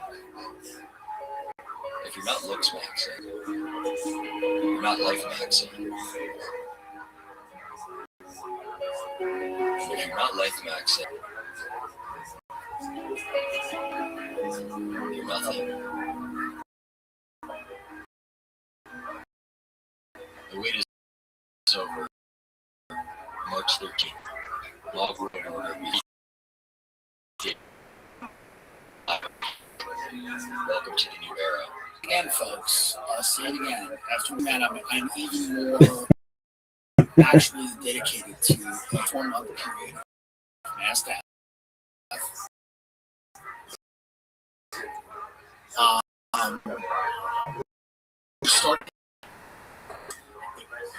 That's the funny thing about life. Like every now and then, a guy in Miami just smashing his face with a hammer. That's the end of civilization. That's actually how it ends every time. Every time you get to clavicular. Every time you get to a guy who's like really, really hot but seems really unhappy, and he's in this weird prison he doesn't understand, and like every time life gets to this point, there's just a mass war and a global death. And then the lizards go underground, and then they start it again, and then every time they're like, I wonder if it'll get different. I wonder if it'll be different, and then every time it just still ends with clavicular, and then a bunch of influencers in Dubai go, it's all in this missiles everywhere. I'm trying to eat breakfast, darling. Where the missiles? And every time it ends with Trump endorsing Jake Paul in Kentucky in front of a bunch of meth heads that just came from a rest stop. Every time it goes here. And then every time when we get to this point, when Trump endorses Jake Paul, that's the real red heifer, by the way. That's the real third temple, is Trump endorsing Jake Paul in Kentucky in front of a bunch of people that are trying to save up money so they can try the big arch, okay? That's the real third temple right there. Every time that Trump endorses Jake Paul, we're the end of civilization. And then it starts again. And the aliens are shocked. They go, we don't know why it always ends this way. It would go somewhere else. But it doesn't, because it's what the people want. It's what the people want. So, eventually it's like the Begonia movie, where those aliens are like, well, we'll just pull the plug on this planet.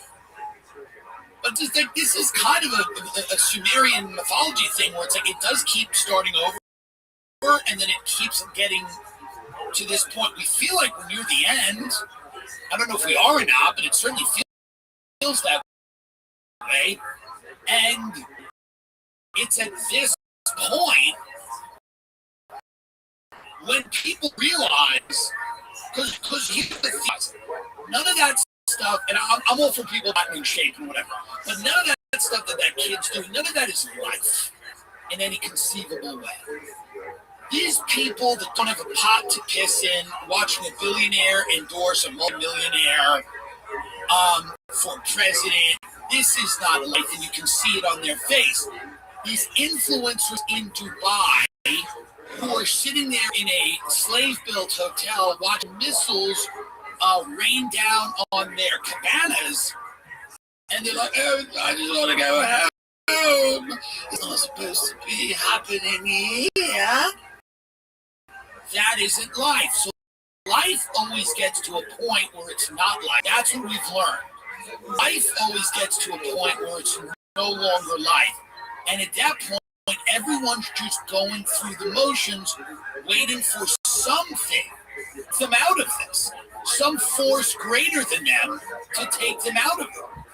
And that's the point that we've gotten to now, where everyone's walking around and everyone's kind of going, why are we still doing this? Why are we still doing this? And that's when I think force greater and larger than ourselves tells us we're going to be doing this for long. Bye.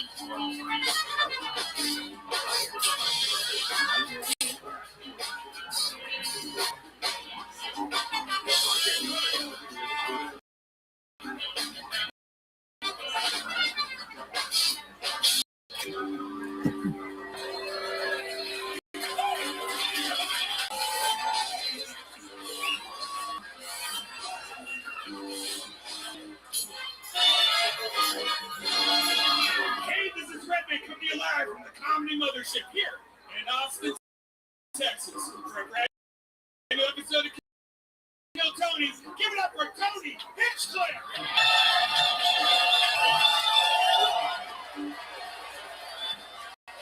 Who's ready for the best spoken night of their lives, huh?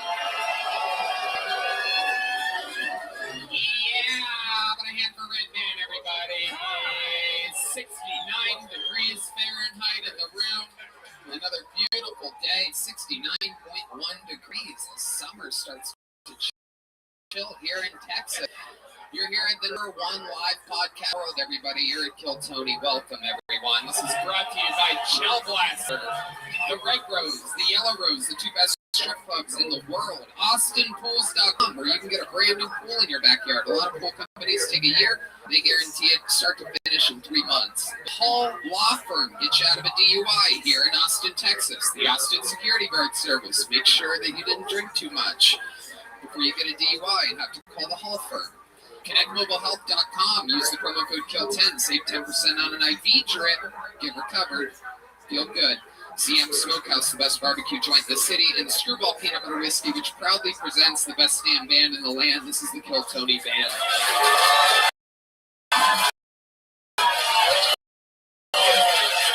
The great Michael Gonzalez on the drums.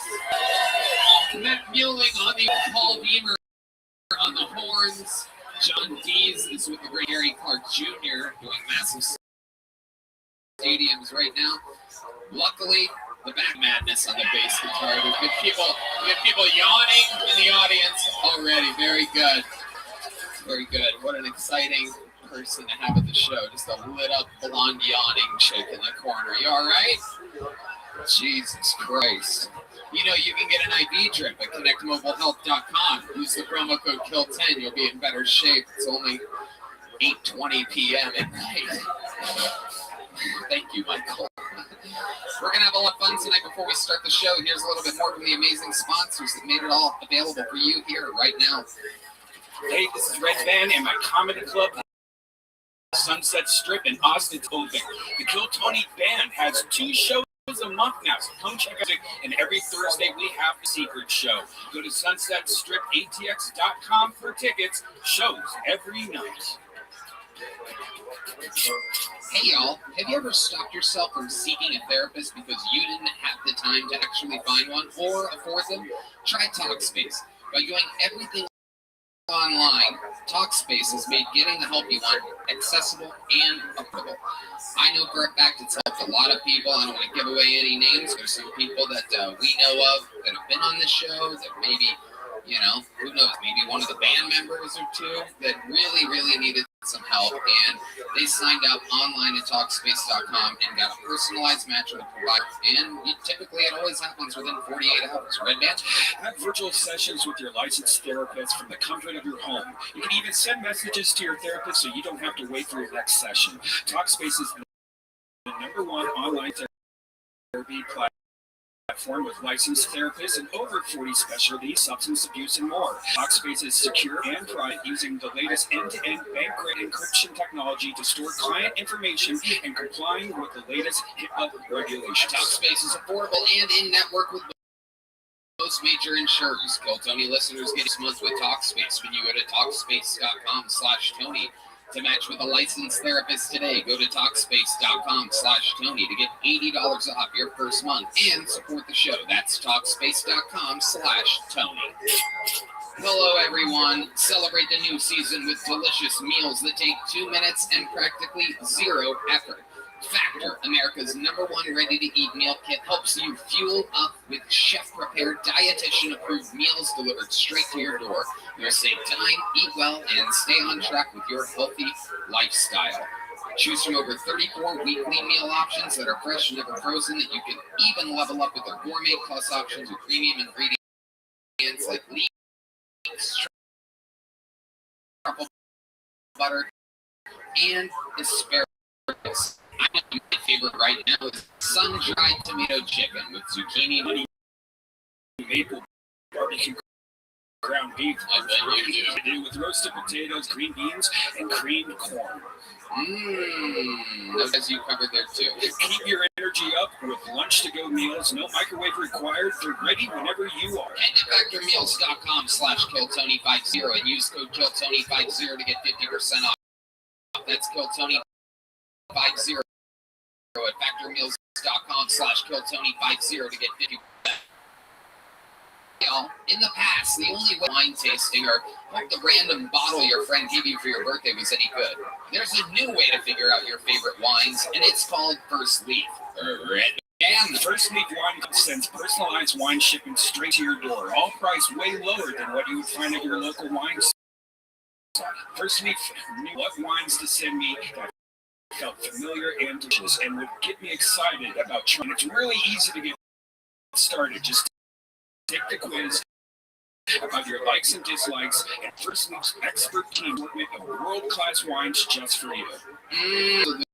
Absolutely love it. They ended up sending me an amazing Merlot. They sent me a Montepulciano from the beautiful of Italy. You can even choose the day your wine should arrive so you never have to stress about missing a delivery. Give your palate what it really wants with First Leaf. Go to tryfirstleaf.com/KillTony to sign up and you'll get your first 6 hand-curated bottles for just $44.95. That's tryfirstleaf.com/KillTony. Tryfirstleaf.com/KillTony. Hey, y'all, before you go buy those big concert tickets off that strangers list, you need to check out Game Time. Game Time, a fast and easy way to buy tickets for all the sports, music, comedy, and theater near you.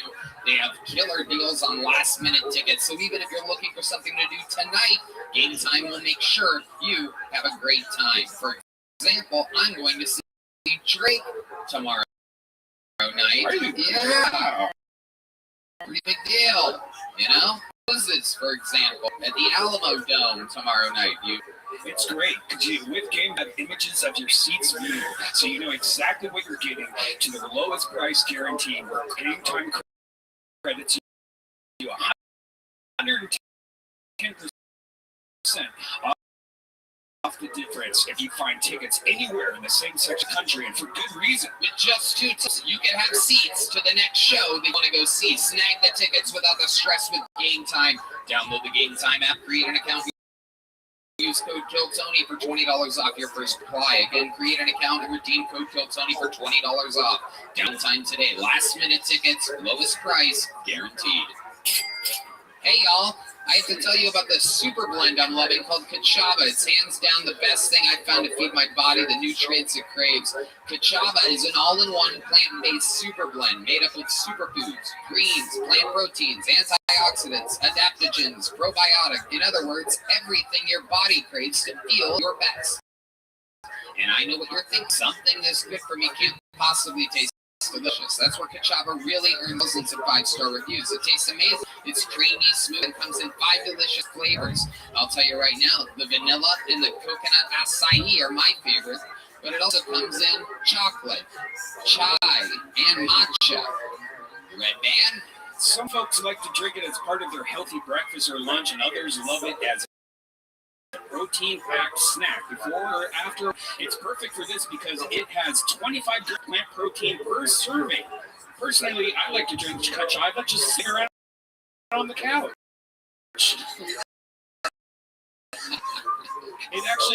It feels great because you have a nice meal real quick that's delicious and gives me all the nutrients I need. No doubt about it. And Kachava is offering our listeners 10% off for a limited time. Just go to kachava.com/Tony. Spelled KACHAVA and get 10% off your first order. KVA.com/Tony. Are you guys ready to start tonight's fucking show? Every single week we have some of the funniest comedians in the world on. This one is special. These guys have been on multiple times. The last time they were on, there was too many people on this show. There was a whole extra band on top of the usual band. I'm excited to give these guys their exclusive time here on Kill Tony. They literally are the hosts of my other favorite podcast. Ladies and gentlemen, I present to you the Are You Garbage guys, H. Foley and Kevin Ryan, everybody. Here we go. Oh, yeah. Kevin Ryan. Motherfucking H. Foley. If you guys don't know, you're about to fucking Are You Garbage? Kill Tony.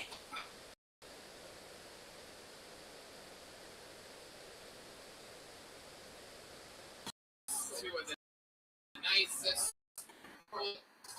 favorites in all the street. Welcome back, John. Yeah, thank you. It's great.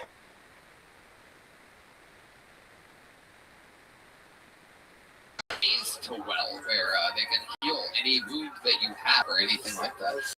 Welcome back, guys. We're gonna have a lot of fun tonight. How many of you are diehard Kill Tony fans? How many of you have been listening for more than 3 years? Okay, well, that's good enough. We have a special treat for you. Literally a future Kill Tony Hall of Famer, one of the biggest legends in the history of the show, the funniest female cast member that's ever been on the show, former full-time band member, now the co-host of the Bad Friends podcast back in LA, full-time stand-up comedian. Ladies and gentlemen, horn player, former legendary band member, make some noise, joining us just for tonight, great Jet Ski Jesse Johnson, everybody. Here we go. Yeah. Kill Tony royalty. Some a young Roseanne Barr. Some people say a young. What do they say, son?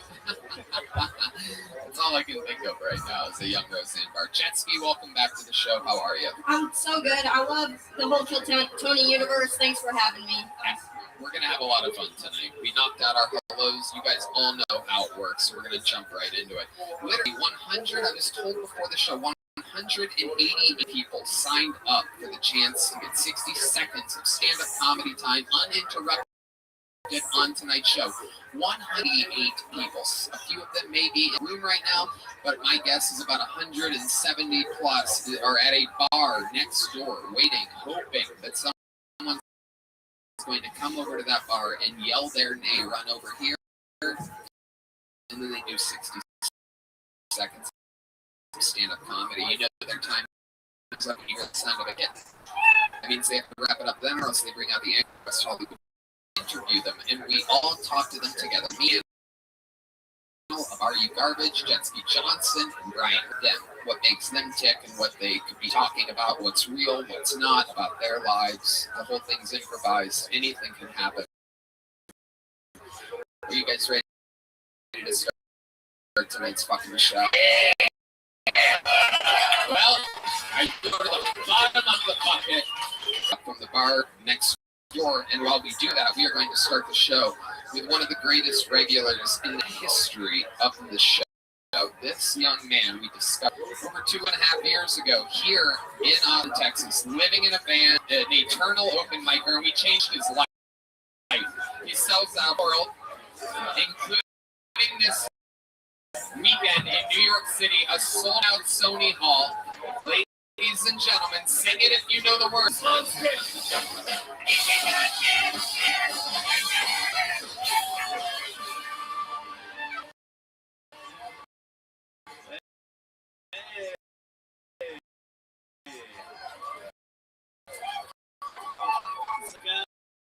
Guys, being here. I have a friend. Well, my friend is great. She makes me which is fine, but like I've already come twice. She's shoving sideways, bouncing on it. I feel like a pool noodle on a slip and slide. Going anywhere. I think sports, all the catch the fouls that women do. Oh, foul, you're being petty. You only did that to her because she did that to you earlier. I'm sitting here that Trump is getting indicted again. I think Biden indicts Trump every time he falls over. All right, thank you. All right, Hans Kim, beautiful minute. A lot of punches, not exactly hard punches, but a lot of taps the whole way through. Like Nate Diaz versus Jake Paul, you landed a lot of punches. Didn't do a ton of damage, but rock solid set. You did it again. I don't know how you do it. You're a real. My parents wish I was a surgeon. Yes, they do. I love that description of my set. It's a lot like the description of my love life. A lot of apps. So let's talk about it. You see that you're having a lot of sex after you come.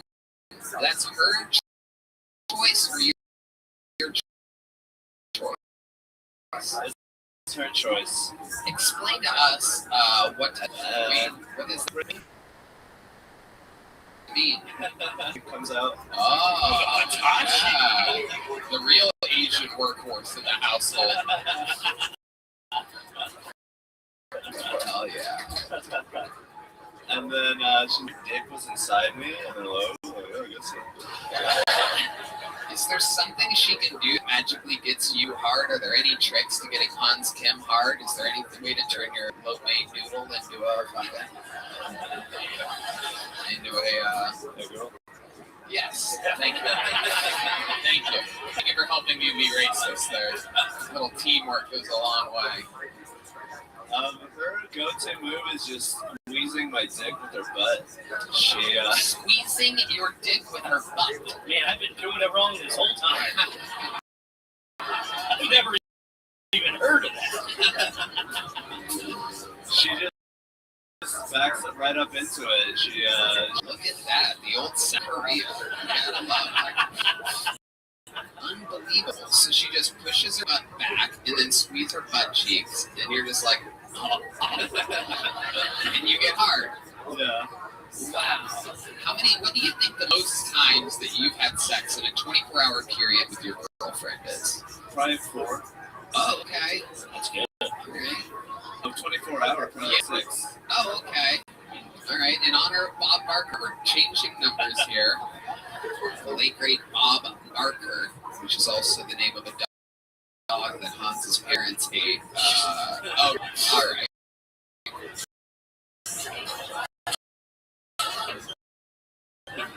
You said that your parents wish you were a surgeon, and talk to your parents. They're like, oh, you have a role like a doctor. You know, I get all the good parts of being a doctor, the private and none of the blood, you know. That sounds like you do get some anus. Yeah. Sounds like the only thing that can make you hard.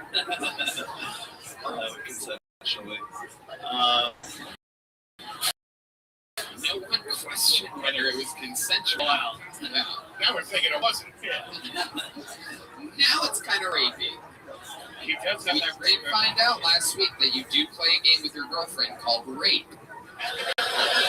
Yes. Have you guys played this week? Yes. Did you win? Did she win? I won this time. I won 1-1. 1-1. Yes.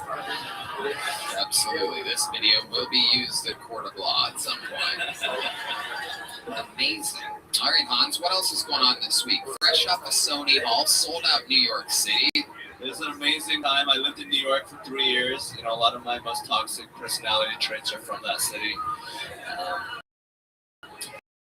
I headlined Sony Hall. It was a dream come true. It must be amazing to go to New York and before moving here to Austin, Texas, and when you're in New York, the big fucking Apple, you could not sell a single ticket. No one knew what a Hans Kim was, right? Yeah, nobody liked me. Well, no one knew you. So I knew him and I didn't like him, I have to say. What do you remember about Hans in the New York scene? I only think I saw him at like an open mic once, I think. He didn't really cross a whole lot of paths. That's where I lived. Outside of the Greek Cave in New York, correct? Yes. I was a hobo. I stayed in an Airbnb this week that cost more than, my van did. It's pretty great. I played Sony Hall, which is a dream of mine ever since I found out it existed 4 months ago. Absolutely. One day, you started Sony Hall, you'll work your way up to Hitachi Hall and really shake the fucking crowd. I mean, okay, Hans, well, fun times. You did it again. You got the show started. I don't think you challenge next week, so you get another week off. Good stuff. Way to do it. Hans Kim. That was Hans Kim. That was Hans Kim. That was Hans Kim. That was Hans Kim. All right, pulling another name out of this bucket. And we're going to go to our first bucket pull. Now, people, we know Hans Kim. He is a trained assassin built in the world of Kiltony.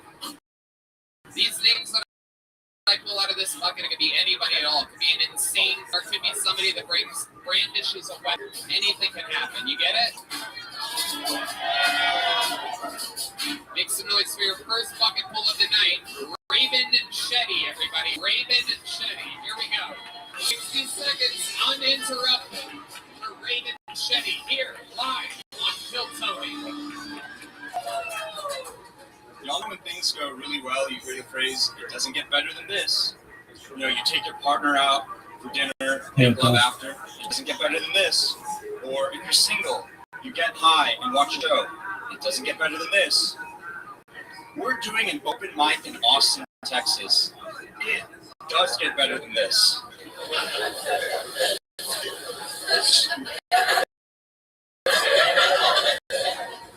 Started showering with and it's helped me smell like a cutie.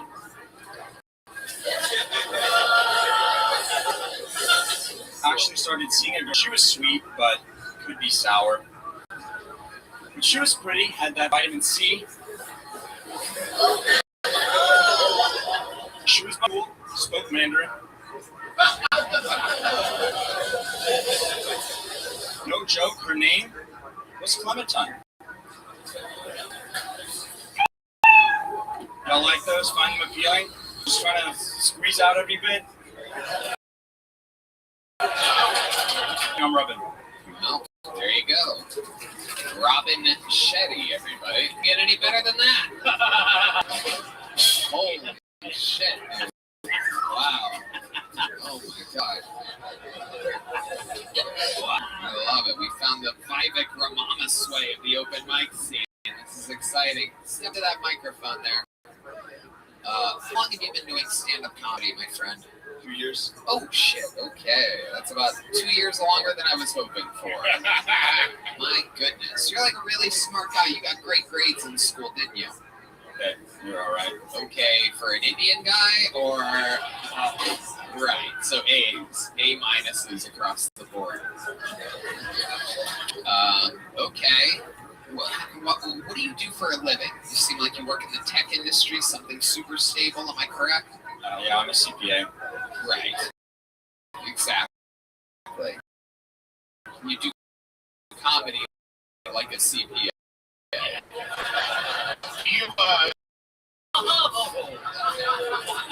I do not. Glad that you're admitted so.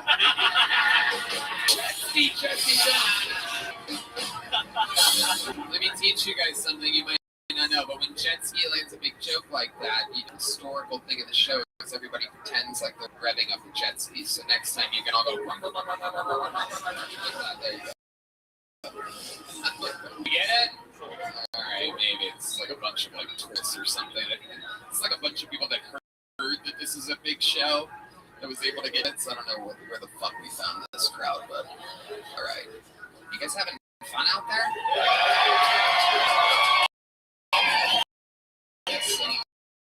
Alright. Let's talk more with you. Is it Robin? Spelled R-A-B-I-N? No, the A makes the same sound as the first. Oh boy. Oh boy. I feel like we're on a first date. I feel like he's telling jokes again. Yeah. Jesus Christ.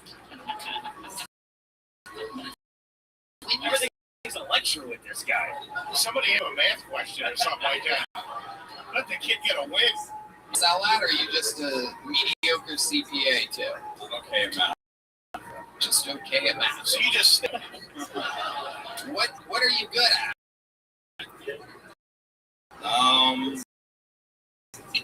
I enjoy playing ping pong, tennis.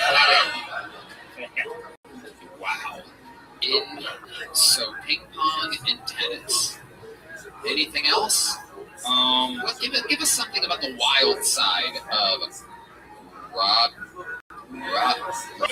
Robin. Okay. What's something wild about Robin? Have you intentionally saying it wrong? Wait, what is it? Robin. It's rubbing? Like rubbing your dick on an ass. Oh, shit. God damn it. Like great on skin. Like rubbing a chini. Yeah. It's definitely rubbing me the wrong way. There you go. There you go. Now we're playing. That's the crowd. It's okay. Too late. I mean, it's too late. Okay. So give us the wild side of rubbing. Go ahead. I mean, Come on. occasionally go out. Like what? What do you do when you go out? Just have a few drinks. Drinks do you have? Orange Moscow juice. mules. Moscow mules. Real outlaw. Okay. Where do you have these Moscow mules, and who do you have them with? Just my friends at a bar, or sometimes they'll make it at their place. It sounds like you're saying what you think people do. Should say, Yeah, yeah. exactly. This is what an alien would say. They came down. They're like, "Hey, play it cool." Yeah. I go to a bar with my friends. we do human things. He's like AI, dude. Rubbing GP.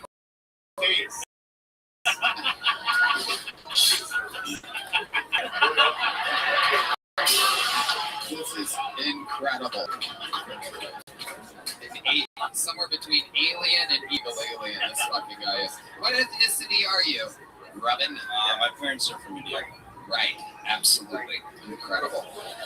Doesn't get any better than what else of life like? I'm single right now. Single right now. When's the last time you were in a relationship?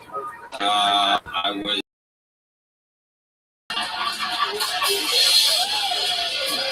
It just fizzled out. Right. How long did that last? About a month. Indian? No. Was there a real girl that you based the orange? No. I was just made up. They say right what you know. God, it doesn't make sense. The back like this. You make good money as a CPA? Okay. What do you, every answer, you're on a live podcast. This is an interview, and you just keep saying okay to everything. He acts like we knocked on his door and just started asking. Yeah, exactly. He's like, "Can I fucking help you with something?" Okay. We didn't hang out, you and your friends and your Moscow mules. Jesus. I'm coming with you right now. Yeah. Me and the fellows are really raging inside. I'm sorry, Ron. Like 9 to 5, Monday through Friday. Basically, yeah, or fucking yeah. No, it's just Yeah. Answer a single question during this interview. 9 to 5, but like, you know, if it's busy times, would be like a little bit longer than that, or 5:30. What do you spend your money on? You make more than like $70,000 a year? I like to travel. Okay, didn't answer that question. Right? I'm telling you right now. Totally. Yeah, something's up, dude. Sometimes I go to a bar with my friends and we get wild. Sometimes we smoke the dope. Do you have roommates? Yeah, I have a few. A few roommates, and There's no straight answer to this guy. How many roommates? A couple. 3 roommates. 3 roommates. You live in a 4-bedroom? Yeah. Yes. A 4-bedroom. How many bathrooms? There's a few. 4 bathrooms. 4 bathrooms, 4 bedrooms. That's good. So you have your own shower tray. That's good. Yeah. Okay. Goodness gracious. Do you have anything weird in your refrigerator that you contribute? Is it all Indian guys in the... No. So you're the only one that hurries up the refrigerator and whatnot? There's one other Indian dude, a white guy, and a Singaporean. A white guy, a Singaporean, and a what? Another Indian guy. Wow, this sounds like a karaoke guy. Okay. Robin, what would be the what would we be, before I let you go, give us one thing. What would we be shocked to know about you? You seem very straight, on the straight and narrow. It doesn't seem like stand-up's thing. You're not like damaged or hurt. It's a pretty normal childhood, and this is something that seems like it's cool to you. Give us something that we would be shocked to know about you. You ever been arrested? You ever do anything crazy?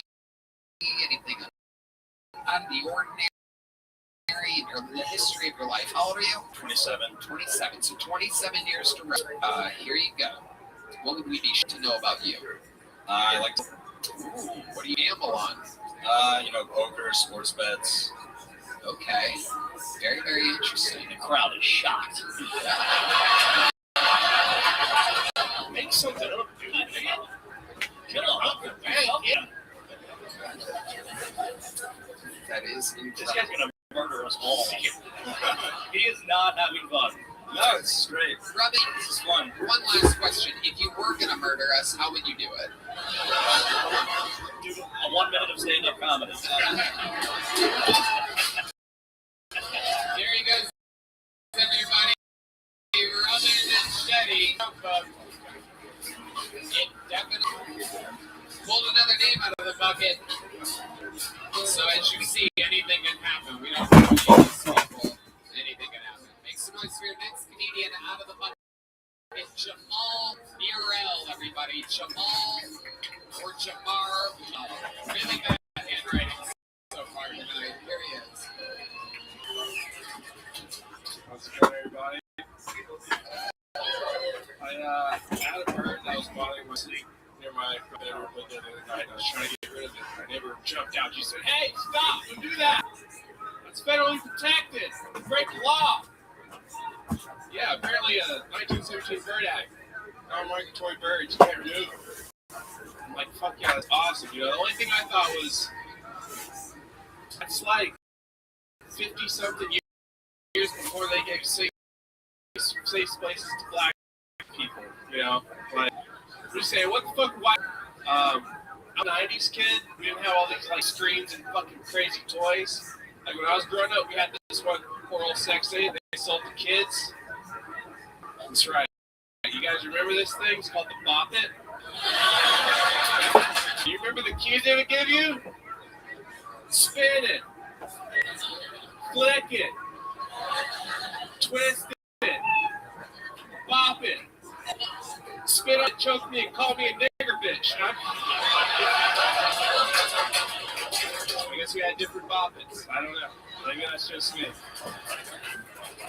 There it is.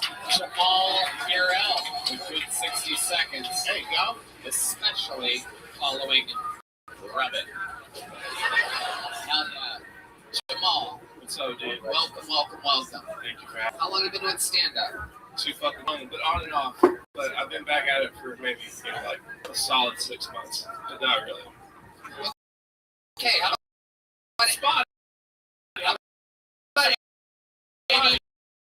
about an answer? Let's try an answer. 8 years. He did not want that number out there. Yeah. Even the mayor of Chicago again?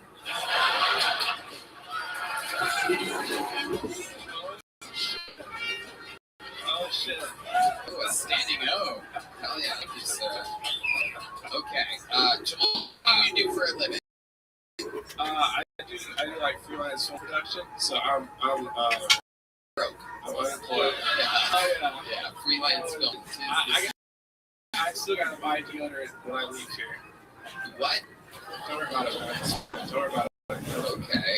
Alright. I love it. So the jokes were good. Were you yeah, I appreciate it. Always been Austin? I live in San Marcos. I actually just got out of a relationship with my baby mama today. Oh, today? Yeah. What happened today? We were doing polyamory today, and I thought we were doing it right for the right reason.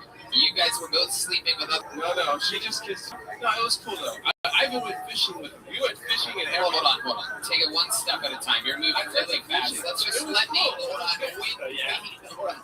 Let me slowly... It was hell. Okay, you go ahead. Let me...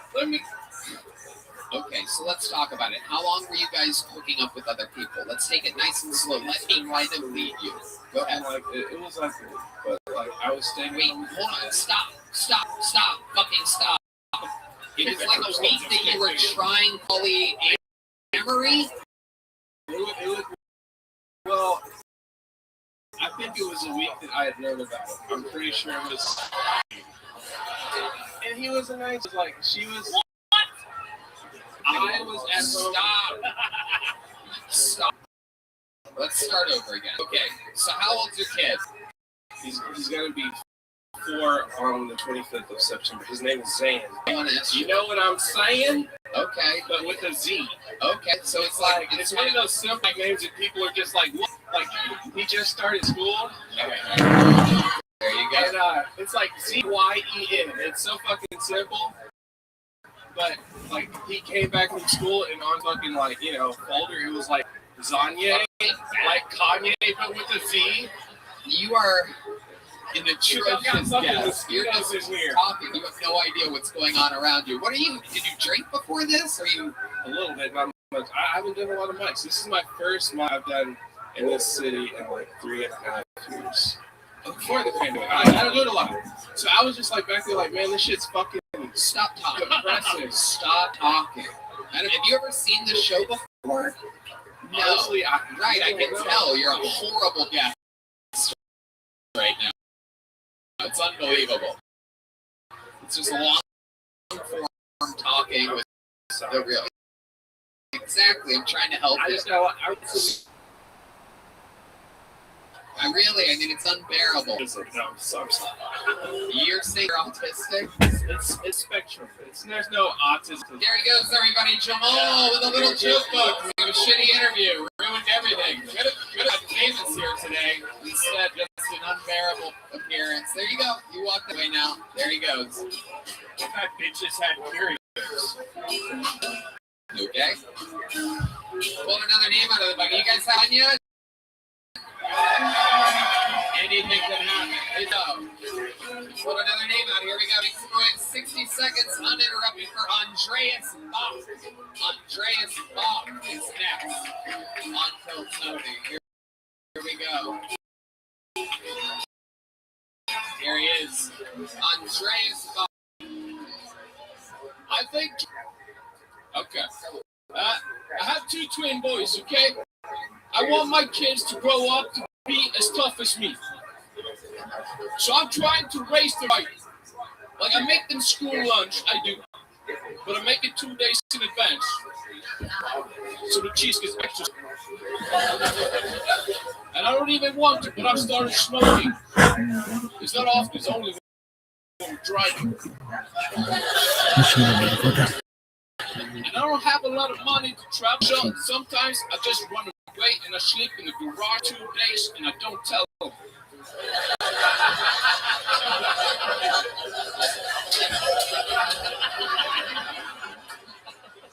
But I leave a note in the kitchen and it says, "Here, boys, here's $50 to buy some groceries. Daddy, he will be right back." And it's not $50 there, and each of them thinks the other one took it. Wow. What? Yeah.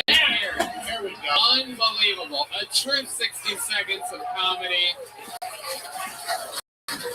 Thank you. Great fucking job, dude. Great set, especially going after Jamal. It's just like getting better. That was incredible. I like your style. Welcome to the show, Andreas Bach. Your first time on the show. Yeah, very good way. Wow. I love it. I just arrived like 2 hours ago in Austin. Incredible. Look at that. Amazing. Dreams coming true. Yeah. Fucking awesome. So you flew from Norway straight into Austin, or did you? I've been awake for 40 hours. Incredible. And so far, you've had the set of the night. Yeah. Absolutely incredible. This dude's fucking awesome. Yeah. But I have a problem. Like, I'm staying for 2 months trying to get him kill Tony, and I nailed it on the first day. Hey. Dreams come true. It doesn't get any better than that. Yeah, that's fate, dude. Says he's from Norway. Meanwhile, he looks like every Ukrainian soldier I've ever seen. I mean, that is what a Ukrainian soldier that escaped war right now would be saying. I'm just from Norway. Don't mind me. Totally not dodging a war. Incredible. So, how long have you been doing stand-up in Norway? 5 years. 5 years. Seems like it's funny as hell. Great timing. Great execution. A masterful 60 seconds. Comedy like in Norway. How's it different than America? Explain to us. I know a little bit. I performed in Stockholm, Sweden a couple times. Yeah.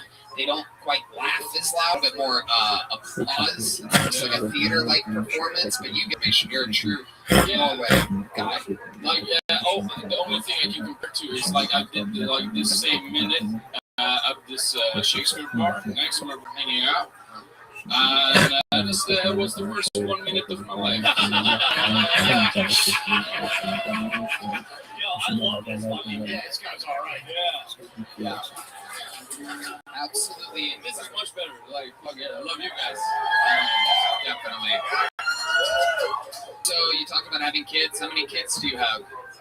Two kids. 2 boys. 2 boys. Oh, you're very proud of the fact that you made boys with your testicles. You made a real point to say that you to be proud. I was 19, so like, okay. How old? 31. Okay, look at you. So real dad. How do you make money? Traveling to Austin went up. You left him $50. Yeah. For 2 months. That goes a long way in Norway. I love it. So what do you do for work out there? I'm a professional comedian in Norway. Oh, incredible. I quit my job a year ago. Amazing. What was that job? I was a sailor. You were a sailor? A Norwegian sailor? Yeah, ladies. Wow. Oh my God. You're about to have 2 more kids. You keep that up. Holy Also, I didn't know that was a flex. It's like, ladies, Norwegian sailor? What do you want, a cruise ship? They gotta be wooden boats. It was a ferry. Absolutely incredible. Oh, it was a ferry. You weren't in the Norwegian Navy. No. Cars. I don't know if I call you a sailor. Yeah. Boat. Yeah. You were a parking attendant on the water. Yeah. Yeah. Have you looked like if Eminem was a lesbian? Feminine. If you only had one pussy to eat. If you only had one strip waffle. And you had 2 twin boys. And you wanted to come to America to do Kill Tony. What would you do? A red sky at night is a sailor's delight. Okay. The clocks are ready. Did you say the clocks? Unbelievable. Andreas, you're so cool. Fucking awesome. What else are you into? Tell us more about your life. Do you have any hobbies or cool things about you? I had a lot of hobbies, but when I started stand-up, that's it. That's all I do. Climbing. Ice swimming? Oh, shit. Yeah. Oh, shit. You gotta talk to Robin after this. Yeah, okay. Ice swimming. What kind of music do you like? I feel like you gotta be into like some hardcore shit.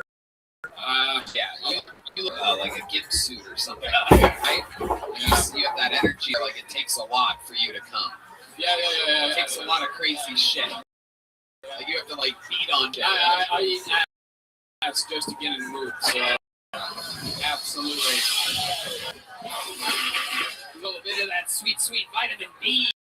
You got real cock vibes. I like it. Yeah, that is true. You do have cock ring vibes. So do you have a cock ring? No, not yet.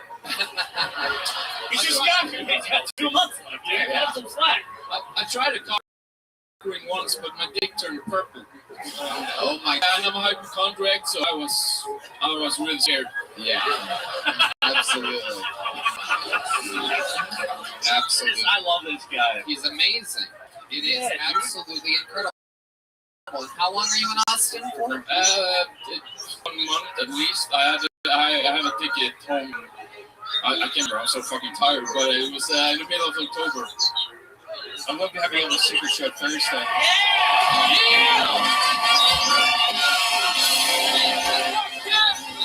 You've been here for 2 hours. 40 hours of traveling. You got a big joke book. You like nicotine? These are some Zippix nicotine toothpicks.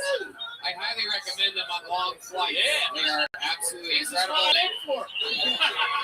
Yeah. And you're also leaving with a brand new gel blaster on your way out. Ladies and gentlemen, make some noise one more time for the Kotoni debut of Andreas Bach, everybody. Here we go. Yes. This is it. Tony, where we meet some of the most talented people. Next comedian we discovered out of a bucket 2.5 months ago. Now, over 100 million people have heard him talk about how he carries rocks in his pocket. An absolute force of nature made his first theater debut opening for me on my crazy tour 2 weeks ago. Did so good that I continued to bring him out after that, and he's absolutely murdering in theaters now. Having the time of his life, riding the wave. Ladies and gentlemen, I present to you the newest regular on Filter, the one and only Kim Patterson, everybody.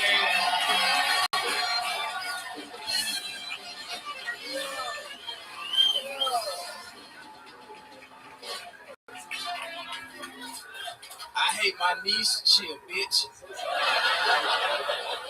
Cause she be bragging about shit she know I can't do. Like I was back home a couple weeks ago, she like, Uncle Cameron, 3rd grade. I'm like, I don't care, bitch, like I did. I only did it twice though because I couldn't read. That ain't funny. I wonder if I couldn't read because I couldn't read, dog. Let me ask you how to read and you can't read. That shit is damn near impossible. Yes. Another minute from Cam Patterson. Oh, unbelievable. gang violence indeed. Absolutely, I agree with gang violence. Is that true? Did you really get held back in 3rd grade? Yeah, my dad called it reclassing. Yeah. But you don't do that shit in 3rd grade, you know what I'm saying? Yeah. Now, you'll be fine. You can just be classing right now. You'll get bigger and stronger for football season. Ah. Hell yeah. You won't be fine. You'll be all right. I got so, and it's great because you actually the oldest person in your class. So it's to help you. I hate that shit. Everybody, you old bitch. I was like, nigga, I'm 18. Really? I was 18 as a senior. Wait, I thought you were saying for 3rd grade. Yeah. That's a lot of reclassification. We all pictured the same size that he is now in 3rd grade there for a second. Like, what's up? Look, I mean, 2 plus 2 is 4. You feel me? She got held back in 3rd. First time there was a divorce in my area, they didn't know how to react to divorce. They never had divorces where I lived, and so they held me back because of it. Your parents got divorced in 3rd grade. Really? Wow. They got divorced? What? Yeah, because there was, like, back then, I'm old. I'm almost 50. That's what they told me. Dude, Red Band, you believe that your whole life? That's fucking crazy. You should still be in the 3rd grade if you think that. Oh my god. Oh, that's funny as well. This is incredible. Just 3 flunkies. I as well got held back in 4th grade, 3rd grade. Yeah, they fucking held back. What about the time niggas? Y'all smart? Yeah, look at these smarties. I graduated early, dorks. Oh, wow. Incredible.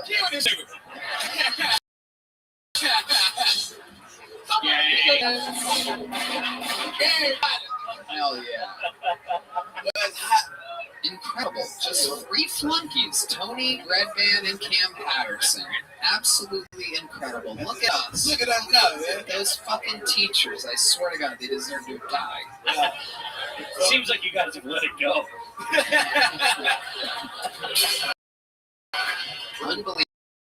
So Cam Patterson, fresh off of another week of theaters, this time in Charlotte. You, William Montgomery, David Lucas, you and David Lucas, bringing your entourages to both of my theater shows. Yeah, my green rooms literally look like a fucking Tyler Perry production. Absolutely incredible. Hey, it's only got the blackest green rooms in the game, man. I swear to God, you would not believe it. Hey, shit, we had Magic City stripper wings. Yeah, we did strip club wings in Atlanta. Delivered to the green room. We did not go. We did the real Atlanta experience. Filmed a special and then had strip club wings, which were delicious. I was kind of upset when David insisted. I go, David, what's the best food in Atlanta? Let's get it for the green room. Magic City strip club wings. I go, David. And then we had these fucking wings, man. I don't know what it is. It's a fucking parent's disappointment mixed in the fucking sauce or something like that. Juice on every wing. Hey, whatever it was. Drop those juice on every wing. Yep. The breasts and the thighs.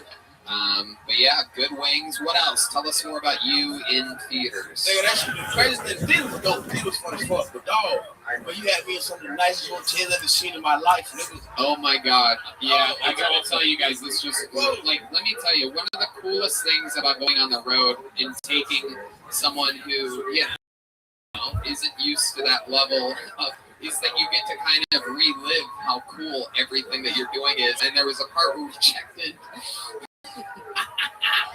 We checked into this nice hotel in Atlanta, and we're all getting our own room keys, you know, they're being handed out. He opens his little thing, and he pulls out the room key, and he goes, God damn, this is the thickest hotel room key I've ever seen. Hey, Tony, I got this right here.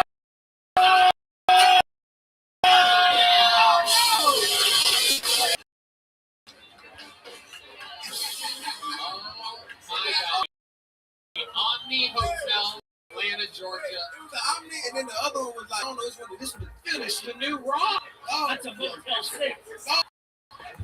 They're giving us credit cards. What was the other? Oh, it was the Continental. That's right. Which strangely did not have coffee coffee in the lobby. Yeah, fuck him for that. Yeah, it was crazy. That was. Keep going, Bougie. Please don't nice hotel. Where my slippers at, bitch? Hey, hack, they put Rome in that bitch. There's Rome in there. Someone come hand me my remote. I think they had a robe in there. No, Rome is Rome. Yeah. I put it You can't go there king size. Tony, shut the fuck up and drive.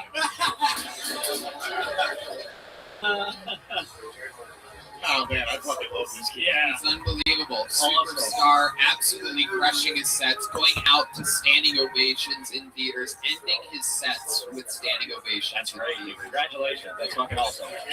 Only months after moving to Austin, Texas. For, what is it, 2.5 years you've been doing this? Yeah, 2.5. For 2.5 years, Cam, I swear to God, I don't think anybody's ever seen anything like it. You are incredible every single week to be able to kick out a new minute like that. Montgomery, I think 11 years. David Lucas, Hans Kim, 7 or 8 years. So the fact that you're even on this level goes to show what a natural freak you are, and couldn't be happier to have you here. Cam Patterson, white shirt available at philmerch.com. Make some noise for the great and powerful Cam Patterson, everybody. Come on. Superstar. Your shirt comes with a free rock. That is true. The plain white Cam Patterson t-shirt comes with a free rock. Pick it up. Get it. Killmerch.com. Cam Patterson is a tough act to follow. We're going to get through it together. 60 seconds uninterrupted. Isabella Sosa, everybody. Isabella Sosa.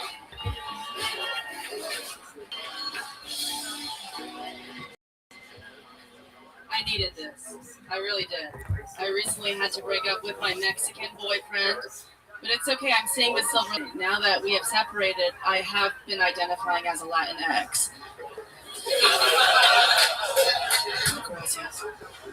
I'm not Latina, but my last name is Sosa, so some people assume that I am. And if you do need proof that I'm not Latina, just look no further.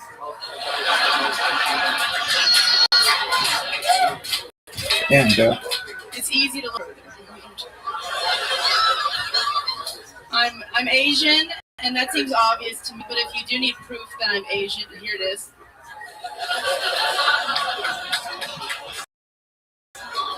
Just imagine me like on a stoop with a cigarette, a sewing machine behind. If you were racist in this room right now, you would be so mad. And I know what you're thinking, but Tony, don't say it.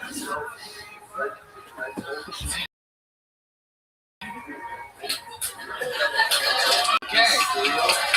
What was it that you thought I would say? Oh, okay. Are you Chinese? I'm Filipino. Okay. Oh, all right. That's a whole different thing. There's a whole other slur for that. Kind of. It's a kind of. Kind of indeed. There's roots in the Chinese. Anyway, it's, yeah. I love it. Okay, so welcome to the show. How long have you been doing stand-up comedy? I started doing open mics about 5 years ago. Took a break in pandemic. Okay. Yeah, everybody did. Yeah. Where was that at? San Antonio and here as well. Okay, so San Antonio, is that where you're from? Yes, sir. Born and raised? Yes, sir. Okay, very good. What do you do for a living? Without taking my clothes off, I make content on social media. What kind of content do you make? TikToks, comedy, fashion, sewing.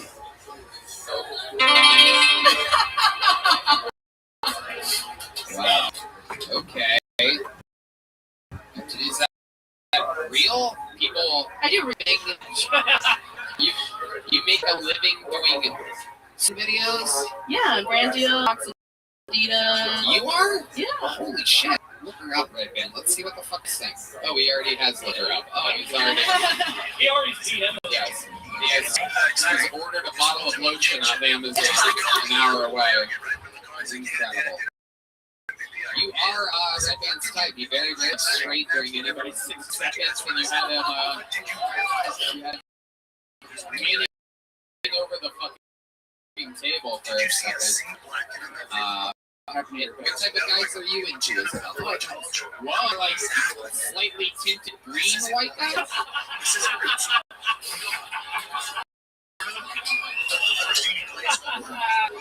You're more of a red guy. You're the other way, like a Christmas decoration. I like that. Very good. When you say white guys, like, how'd you end up with a Mexican? Or was that just for the joke? I was doing drugs at the time. Oh, wow. Yeah. What kind of drugs were you doing? Oh, gabapentin, Adderall, weed. Okay. Is that when you decided to cut your own hair? That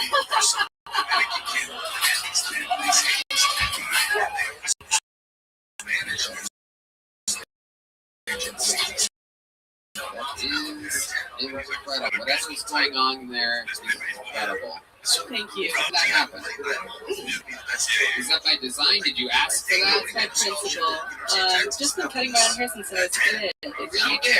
Yeah, I really do. Wow. Okay. I'm seeing just kind of apply it elsewhere. I hope your sewing is better than your haircut.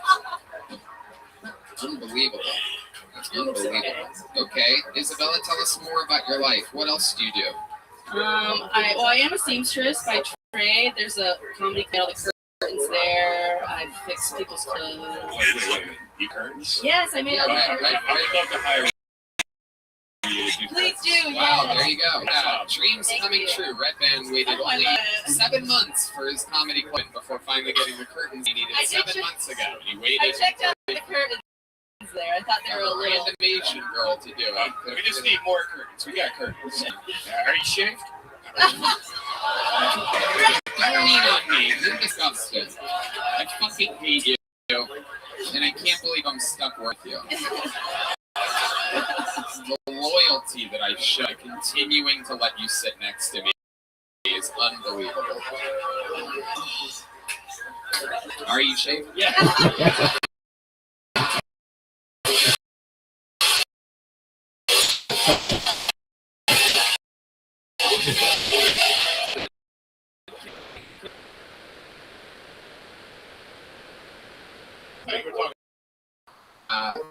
Bella, tell us these. You seem like a very active person. Oh, yes.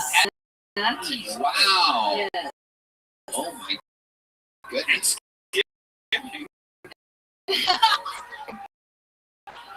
Okay, maybe just relax a little bit. You're getting really... Okay. Well, the biggest one is a great deal. Smallest is like a pick-a-poo.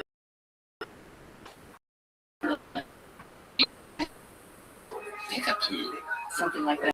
Okay. Do you have a big house that you live in? Yes. Yeah, in San Antonio, it's cheaper there. I live with my parents.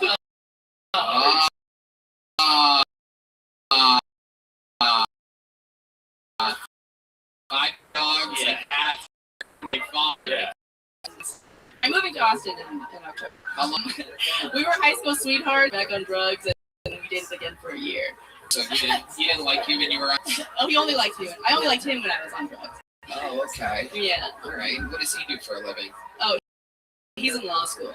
Oh. But that's irrelevant. Law school? Yeah. That's incredible, such a thing. Affirmative action wasn't overturned yet. Yeah. It's very, very rare.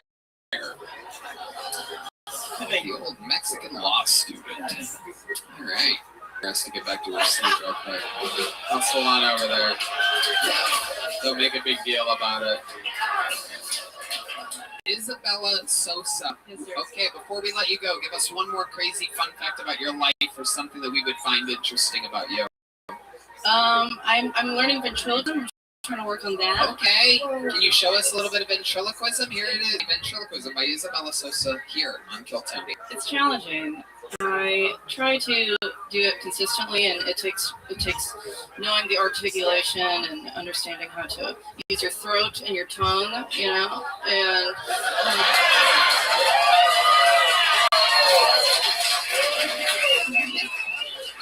who said that? Literally move over. Something on my tonight. Jesus Christ. Fucking disgusting.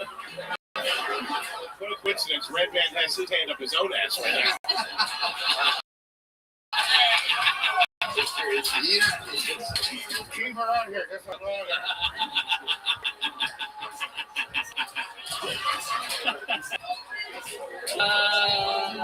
These are the Are You Garbage guys, everybody. AreYouGarbage.com for tickets. They're on tour.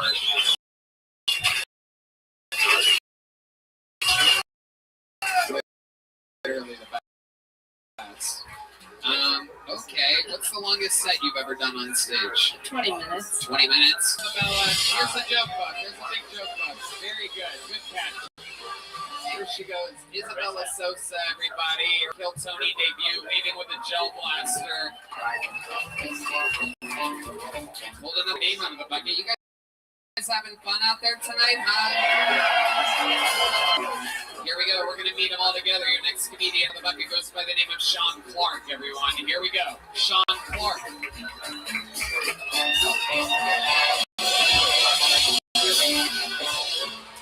One more time for Sean Clark, everybody.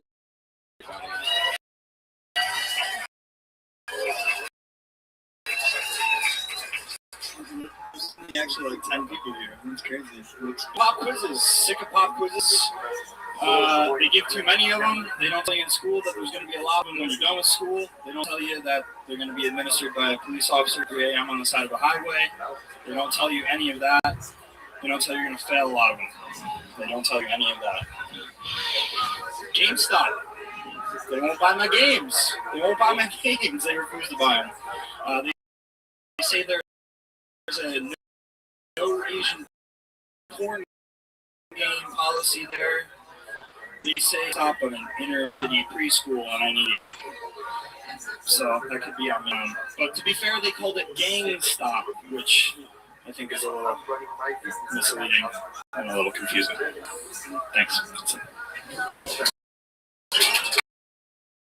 Whoa. Yikes. Holy shit. Hey. More like, please stop. Yeah, we're not taking your games here either, my friend. Holy shit. Nothing you said was real. It was like all just fantasy stuff. You started out by saying there's 10 people blatantly in a room with hundreds and hundreds of new it tight. What did you mean by that? There's 10 people, you said. Yeah, it was bigger on the internet, is what you said. What did you mean by that? Were you talking about like what you can see? Yeah, it was more of a like a violent reaction. Oh, okay. So, okay, all right. Straight up, just 10 people. Okay. Yeah. So you wish you wouldn't have said that. I'm regretting that. Yeah. Okay. And then you did a joke about a pop quiz, but it's really a DUI test. Then you did a joke GameStop, and you're returning videos. So like nothing was real. Nothing was real. I mean, yeah, that's how long have you been stand-up comedy? This is my first. There you go. That makes sense. Stand-up comedy. I think it's a very common trait of people that are very, very, very, very, very just because you kind of think like, they'll never see this coming because it's a this and it's a that. But so let's try to figure out what's actually funny about you, Sean. Let's do it. Dig right in. What do you do for a living? Between jobs, I'm unemployed. So what's the job before? What's the job you're going for? I worked for a tech company in New York City, and they laid me off in March. So just now I'm going to Phoenix soon to work for another company. Another tech company? No. Now I'm going to do property management for vacation rentals. So, yeah. That does not sound like a lateral move. No. No, it does not. And why Phoenix, Arizona? What made you pick there? You were in New York City. Yeah, they, they gave me a job, so that helped. The other option was to not have another job, so I went with Phoenix. Did you try to get a job in a city other than the I did. I tried New York, and a lot of people getting laid off at the same time. So why did you get laid off? Why do you think they decided to trim you out of the budget? Oh boy, he ran his minute.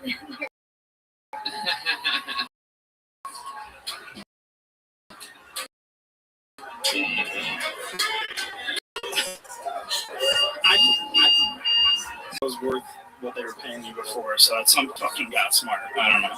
How much were they paying you? Only like 80,000. Okay. This kid failed the third grade for sure. Yeah. What are you saying? Hold on. What are you? How long are you in Austin for? What are you doing here? I'm here until Wednesday. I'm here visiting my girlfriend who had a surgery. So. She had surgery on what? She said I'm not allowed to tell you. Ovarian cyst. No.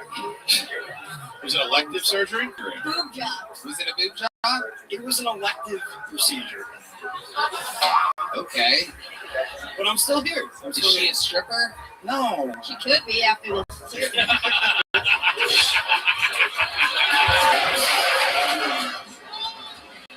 Rev them up. Incredible. Okay. So tell us more about you, Sean. What else are you into? What do you really like? What's going on? My buddy said to say that I'm allergic to latex. Apparently, that's an interesting thing. No, it's not. You're an idiot. What are your parents like? Do your parents like you? I think for the most part, yeah. They've distanced themselves a little bit, but are they in New York? Upstate New York. So Rochester? Hell yeah, dude. Wow. Yeah. You fucking tell. I know. How I know? Rochester, New York. It is incredible. Just a bunch of people that literally their parents, they all just stayed where they landed. They arrived to America. They found some area in Rochester. They settled down, and it's people that never moved, never chased it, never took a chance, and that's what you have in upstate New York. It's just filled with fucking people that are like the flavor of water. They just have no character whatsoever, and when they do come into a real city to chase their dreams, they end up like this guy. Unfortunately. Yeah. And you're from Rochester. That's what runs through your veins. Yeah. Garbage plates just through my blood. It's true. You garbage. No need for you to be on their podcast. We already. That was never going to happen. I love it. So, Sean, this girlfriend of yours getting elective surgeries. She lives here in Austin? Yeah. Why does she live in Austin? Because her friend from college moved here. I don't know. What does she do for work? For a consulting company. Consulting? Is the consulting company the red or the yellow rose? Yeah, I feel like you're just paying for a stripper's inflate, to be honest with you. It's funny because she lives right near the Red Rose, and like listening all these years, I was like, I didn't even know what the Red Road was. And a.m. and 3 a.m.? Yeah, it's tough to get text back. So the calls are definitely a no-go. I bet.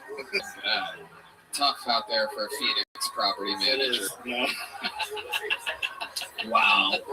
So, Sean, what made you want to start stand-up comedy? What made you come here tonight and try this for the first time here? I got laid off and my life got significantly shittier, so I was like, well, give comedy a try. Now, do you think that there's anything that, like I said, have you ever even gone through a DUI test? No. Never. And you never tried to return a video to a GameStop? No, that I have tried to do. Really? No. Not Asian porn, but I have tried to return videos to porn. Didn't you allude to being a offender? That's true, right? That's it. Is that true? You think they have to do it. We can't initiate it. It depends how good your internet search is. Alright. Has somebody ever told you that you're funny? People have. People have. Yeah. I strictly girlfriend. You're so funny. It's the funny part. It's like I'm better in like improbable things, but I've been trying to run away from like people thinking that I'm gay since I did middle school theater. So you did middle school theater? I did. That's interesting. Yeah. Can you give us a little scene? Can you show us some of your acting shots? You're doing a little bit of acting, some upstate New York acting for you. This is Sean Clark, everybody. Here, I'll be reading for the part of Sailor Ensemble in The King and I. Okay. Oh, yeah. Yeah, you're gay, dude. That was it. Wow. Little joke book activate. Sean Clark, congratulations. First time ever doing stand, kind of, almost kind of. Here, take some Zippix nicotine fix. Thank you. It'll take the edge off of whatever the fuck you just did up here tonight. All right, pulled another name out of the bucket. Still having fun out there? Okay. 60 seconds uninterrupted for your next comedian out of the bucket, Rick Diaz. Rick Diaz. Oh my goodness gracious, everybody. Things just picked up. One more time for Rick, everybody. All right. Well, I'm here to bring the energy up. Oh wow, touch of me.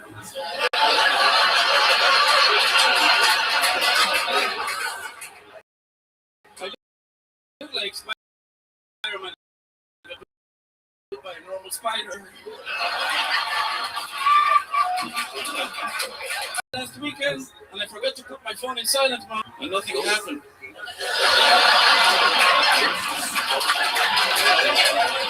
Did you guys know that when cats know they're gonna die, they look for a very quiet and isolated place to die, away from the other cats?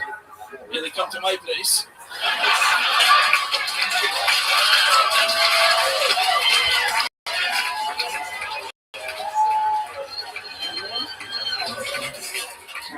Yeah, I was in bed with this lady one time, and out of the blue, she pulls out a pair of cuffs, and she's like, "Cuff me, I want to feel punished." So I was like, I cuffed her to me.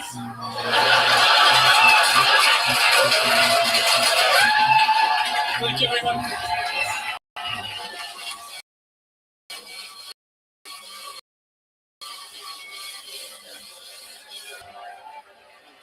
Holy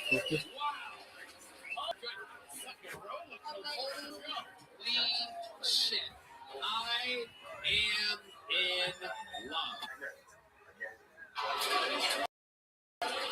Did you guys know that when cats know they're gonna die, they need an isolated place to die, away from the other cats? Yeah. I look like Spider-Man. Perhaps Rick Diaz. Your next comedian out of the bucket, Rick Diaz. Rick D's perhaps, or Diaz. Rick Diaz. Oh my goodness gracious, here he is, everybody. Things just picked up. One more time for Rick, everybody. All right.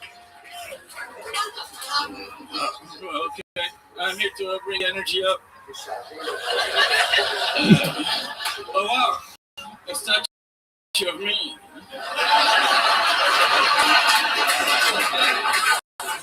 I look like Spider-Man got bit by a normal spider.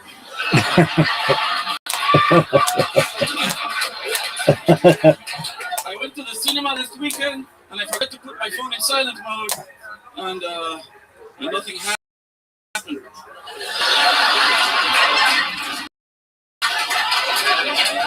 Did you guys know that when cats know, they look for a very quiet and isolated place to die, away from the other cats? Yeah, they come to my place.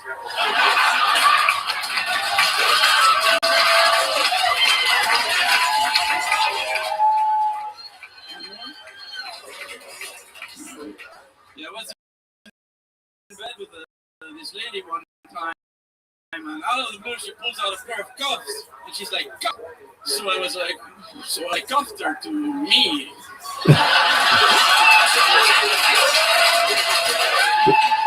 Thank you very much.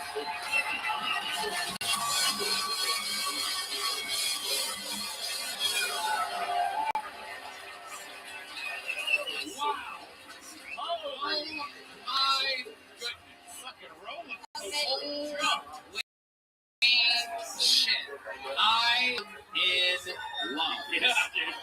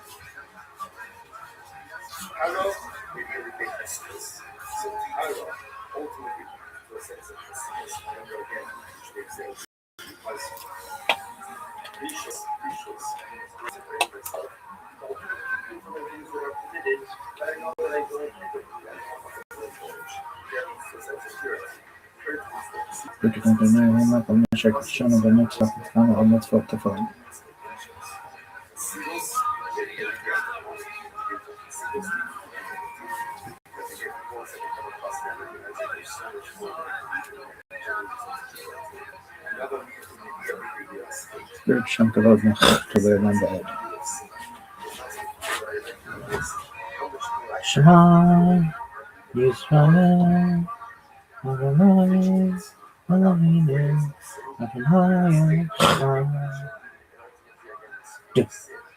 Baruch Shem Kavod Malchut Olam Vaed.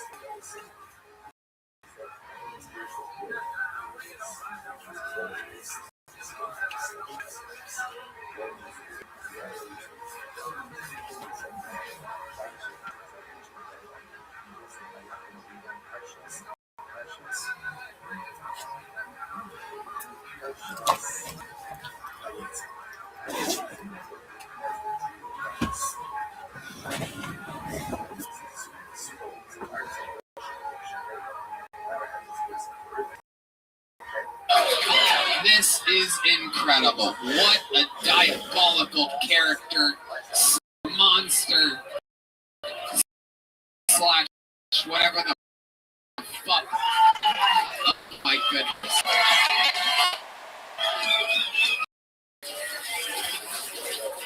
I feel like this is what I would have been like if I had parents grow up. This is amazing. I didn't have parents. You didn't have parents? I had one. You and a lot of stepdads.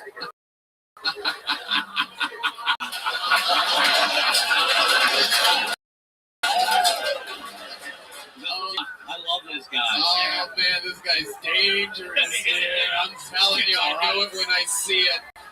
Oh, what a defined character you are. He got a left before he got to the money. Oh, he it's saw his he knows how to play this instrument that he is. Yeah. I played it a lot when I was. My God. It's funny how sometimes we can have a rough night of bucket pulls. This is almost like the night that we found Aaron Belial, and we just kept going through names. And holy shit. Yeah, it really is. And here we are. Right? Diaz or Diaz? Diaz, okay. And you're Mexican? I'm Spanish. Spanish, okay. I'm Spain. Yeah, okay. No, you Absolutely. Very, very cool. And how long have you been doing stand-up comedy? 4 years. 4 years. Absolutely hysterical. That's fucking amazing. making fun of yourself. You're owning the character that you are. It is, just as good as it gets. A lot of people, they try to look or be cool. Not you. You come up here, and this is what we're here for. This isn't the cool club. People didn't come for a cool show. They came for a fucking comedy show. They came to a comedy club, and that's what you're doing. That's what you hear. You exist. I mean, every time, every face that you make, every single thing that you're doing right now, everything is hilarious. You are completely present. He seems so mean. And he just murdered. He's like, yeah, whatever. I don't care. You fucking idiots. Normally, I don't murder in public. He hasn't not said a punchline. It's crazy. Everything he does is funny. This is a star. This is one of those moments that we're going to remember forever. So what is going on? Where do you live now? I live in Brussels, Belgium. Yeah. Why? Why? For my job. What's your job? Oh, like government stuff. You work in the government? Jesus Christ. Brussels? The European Union. Yeah. The EU? The EU, yeah. What do you do for the EU? Holy shit! It's crazy. Oh my god, you're a freak. How do you work for the fucking EU and you're this funny? This is crazy. I mean, I have a very depressive job, so it's the end result. That's what you get doing contracts. And are you doing stand-up in Belgium? Yeah, I do stand-up in Belgium. Did you ever do it in Spain? I as well, yeah. And you obviously Spanish in Spain? Yeah, Spanish and Can you do a, even though we don't know Spanish, can you just say a joke in Spanish and then explain to us afterwards what the joke was? I mean, I can do the same jokes I said in Spanish. Okay, if you want to do that, I was thinking maybe we get one extra joke. I want to get an extra joke. Yeah. I'm just looking at the drummer. There he is, doing one extra joke in Spanish. For those of you, luckily there's a lot of illegal immigrants here, Rick. So some of these people are gonna know what you're saying in Spanish, and then we're gonna have very illegal myself. Here he is, doing a joke in Spanish. Rick Diaz. Encargué un Uber para venir aquí, y cuando pedí el Uber, el conductor me escribió. Y me volvió a escribir, coche blanco, Honda Civic. Y le dice, humano blanco. Muy nervioso. Me canceló. Wow, you can really, where the Mexicans are sitting here, it's incredible. Huge pops from the Mexican section. Crazy. A lot of white people just... I heard. And now, everybody, you're gonna tell us the joke in English. Here it is, the same joke, but in English. Are they gonna understand it better? Well, now everyone else that didn't get the okay, let's see. Yeah. I ordered an Uber to come here, and when I ordered the Uber, the driver texted me on my way. So I texted him back. I fucking hope so. And then he texted me again. Or Honda Civic. So I texted him again. White human. Extremely anxious. And he canceled the ride. I mean...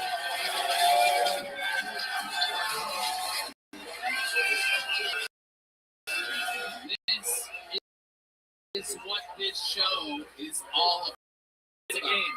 Flying bucket, hoping and playing, and it's obviously you saw the other bucket pools. You know that a show like this cannot possibly, produce. We don't know any of these people before. Anything can happen, and every once in a while we get lucky. You don't win the lottery unless you play the lottery, and you are one of these people that we are looking for. When my hand goes in this stupid paper, I'm hoping to find someone. So how long are you in Austin, Texas for? How hard is it for you to get here? It's incredibly hard. I took all of my yearly holidays. I'm staying a month. I'm staying until September 30th. September 30th. Yep. September 30th. That is an entire month. You're here until September 30th. Yep. Week that you're here until then.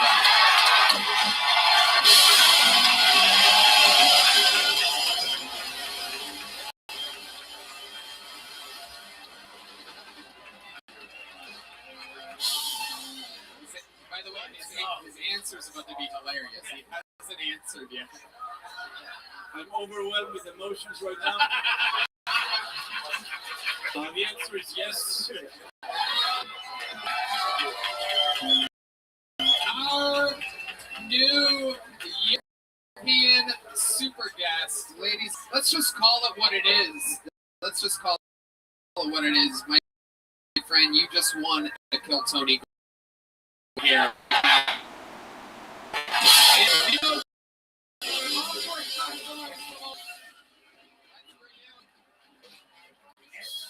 And Rick, I would love to have you on every single secret show while you're in town. Every single show in September. Every show in September. Every Monday. Every Thursday. And you know what else?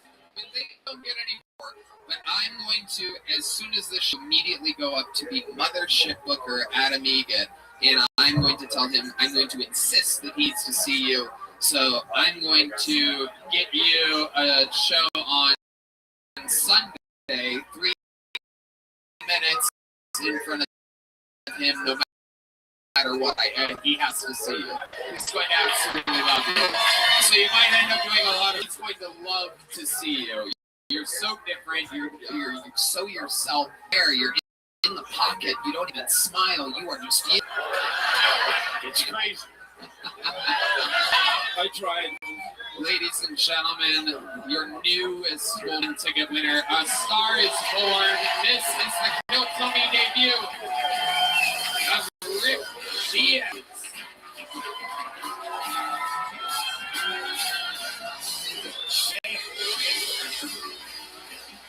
Right.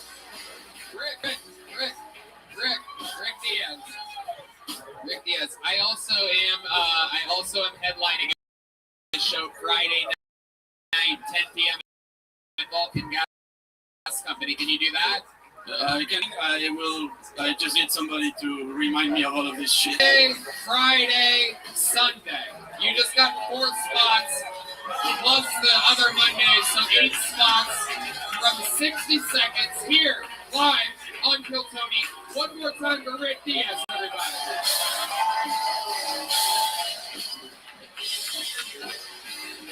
Oh, yeah. That's what it's all about, man. Sometimes the comedy gods are looking out for us. That guy is hysterical. Self-deprecating. That guy is a thing. Wow. The European militant. Yeah. I was ready to give him something. Well, I gotta say it. You know what I'm about to say? There's only one person in the world that can even after that. He is the record holder for all-time appearances on this show, interviews on this show, minutes on this show, interview minutes on this show, on the road with me, every single theater, every single comedy club. The Freak, the Memphis Strangler, the Vanilla Gorilla, the Big Red Machine, the one, the only, William motherfucking Montgomery, everybody.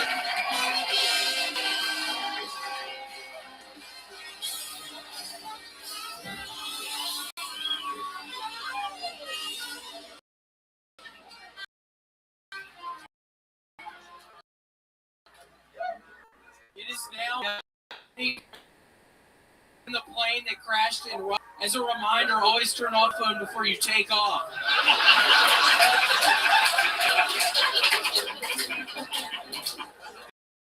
There are rumors Steve Harvey's wife had an affair with their little chef and bodyguard. Let's just hope it turned into a family feud. The good news is that if the personal chef did have an affair with Steve Harvey's wife, Steve promises not to fire him. Bad news, he's going to go paddleboarding with Barack Obama. Bob Barker died this week. He chose to be cremated, which is nice considering that you only have to turn the tanning bed up 10 degrees. Okay, that's what. Let's go indeed. That is a fucking great show. Bob Barker's Tana. That's an amazing joke, dude. Wait, what did you just say? No, seriously, I didn't hear. What did you just say? That was a wonderful joke. Thank you. William Lights Out Montgomery has done it again. Coming in over the top, the man with more minutes than anyone ever in the history of the show comes out, does it again. Super topical stuff that literally all happened this week. Cell phone on an airplane, Steve Harvey, paddleboarding, Bob Barker. I mean, you went through the whole thing. Stuff you only could have written this week. You really are the Big Red Machine. How does it feel? Tony, I have to be honest. I think one of the sponsors of the show is Liquid IV. That has, I've been taking it a bunch recently, and it really hurts. They actually, it's literally an IV in your arm. No, because I've been doing it. Red Bands guy said he was a Red Bands guy, and yeah, the guy going hard and he sets me up with his IV. Is that real Liquid IV? I thought it was a drink supplement. It is. It's a powdered drink. Well, what's this guy fucking inject? I asked. That's a different thing. That's an EV. If it's Red Band's guy, it's probably like Hershey syrup.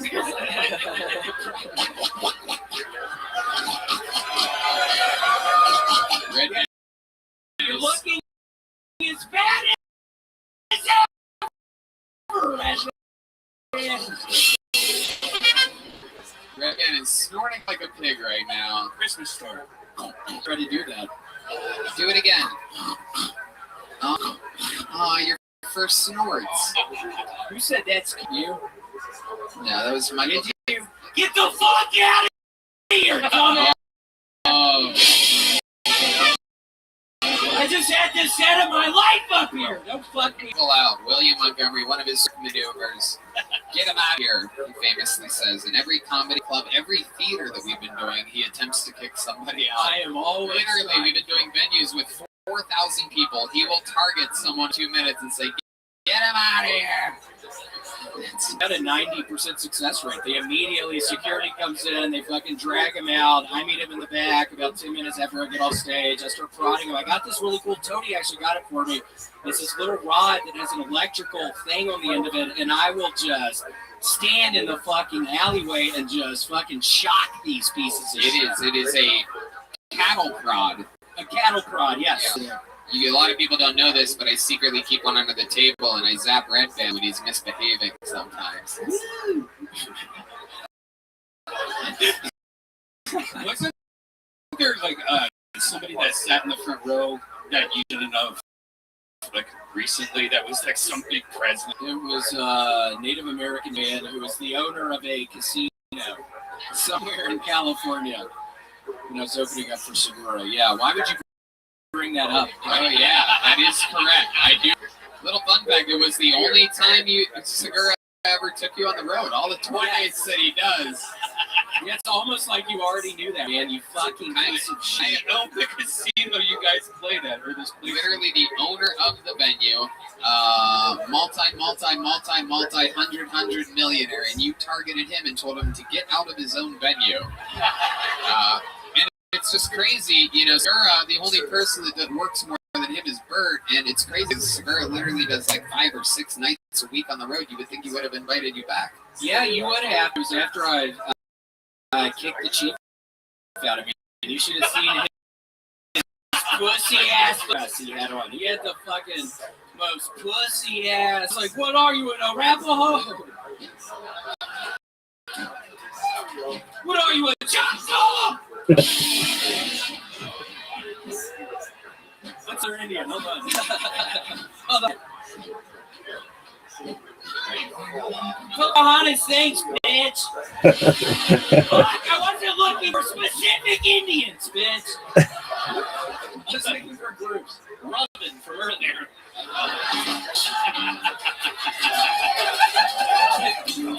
Yeah, I forgot all about Robin. My brain scrubbed that memory until I just had a horrible flashback. Oh, God. Remember the guy that just wouldn't stop talking? Talking about William? What? Nothing, sir. Okay, thank you.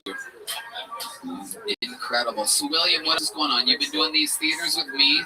Biggest venues you've ever performed in your life. How does it feel? It feels wonderful. It's a big rush. I've had to kind of be able to blow off steam recently, and I've discovered a game that I forgot how exciting it was. I've been playing a bunch of Battleship recently. A board game. It really kind of helps blow off steam.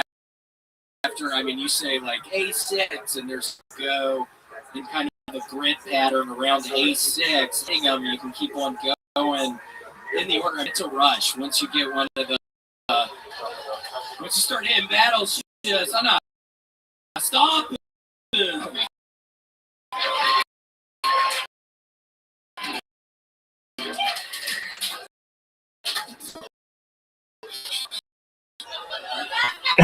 It's literally a fucking rush when you start hitting Q's like and you're like Q6 and they say no.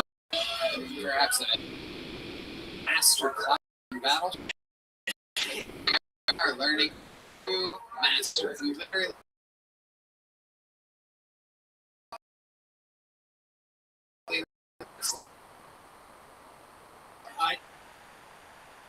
On Craigslist, they personal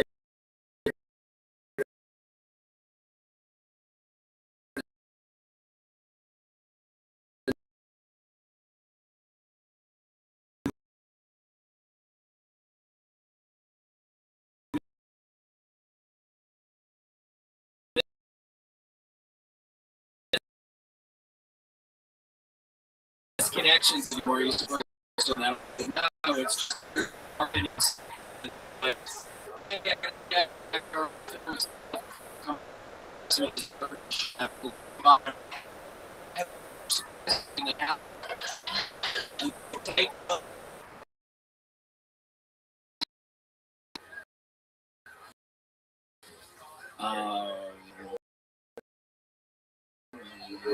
How's the puppy?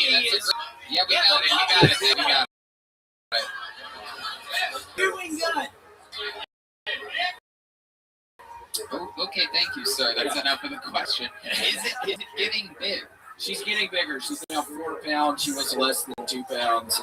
Yeah, she's doing so good. Wow. If you had to pay tribute to the sweet little dog that you have, how would you do it? I love you.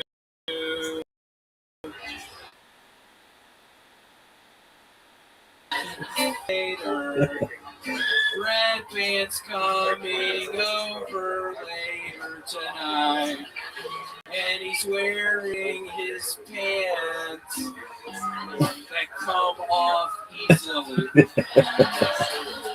We're gonna see his penis tonight. Hey.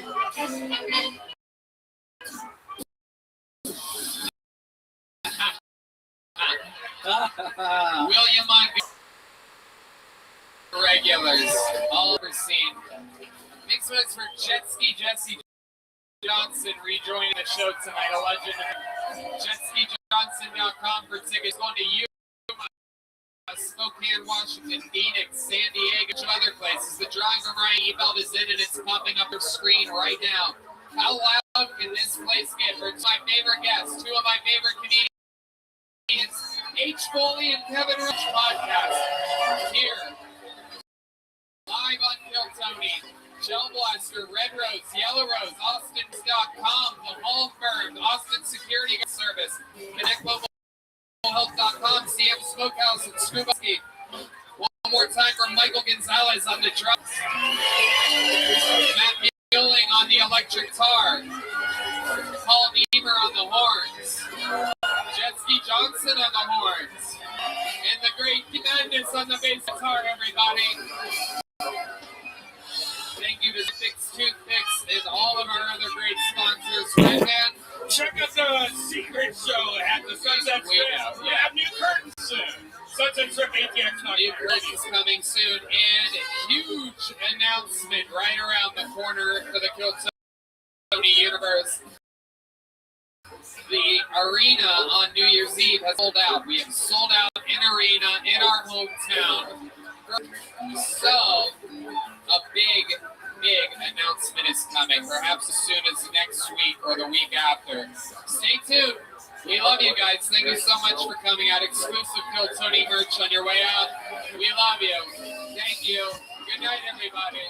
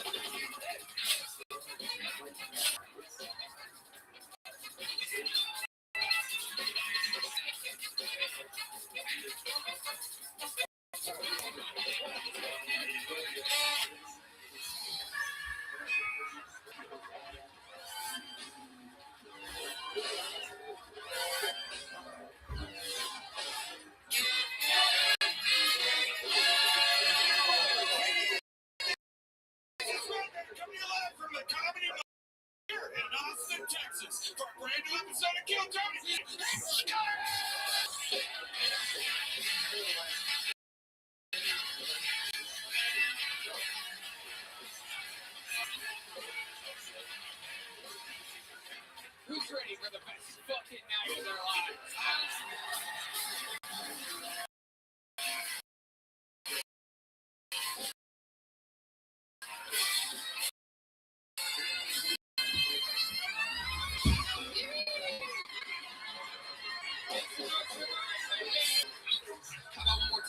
massive in the land, everyone. They've been playing for you here in the live music capital of the world.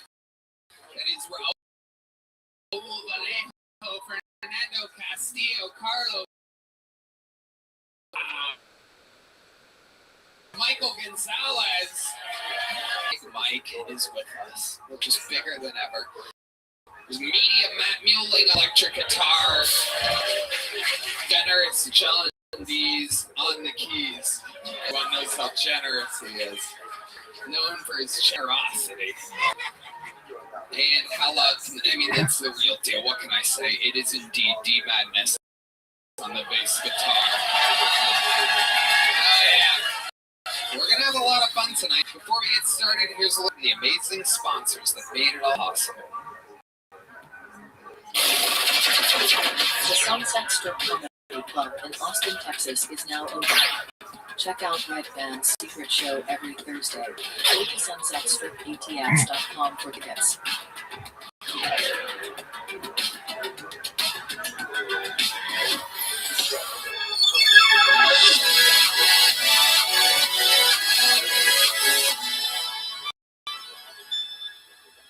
Are you guys ready to start tonight's fucking episode? Wow. Every once in a while, you know, sometimes booked a month out, sometimes this, sometimes that, sometimes I find guests that day. This one has been on calendar for a while, and it has been a dream guest of mine since episode 1. And you are here for his debut as a panelist on Kill Tony. Ladies and gentlemen, I present to you, starting at the Comedy Store. This is Comedy Store. He is undisputedly one of the greatest comedians of all time. He is the first comedian to ever sell out an arena. Indeed, this is the first panelist appearance ever by the undisputed heavyweight king of comedy. This is Andrew Dice.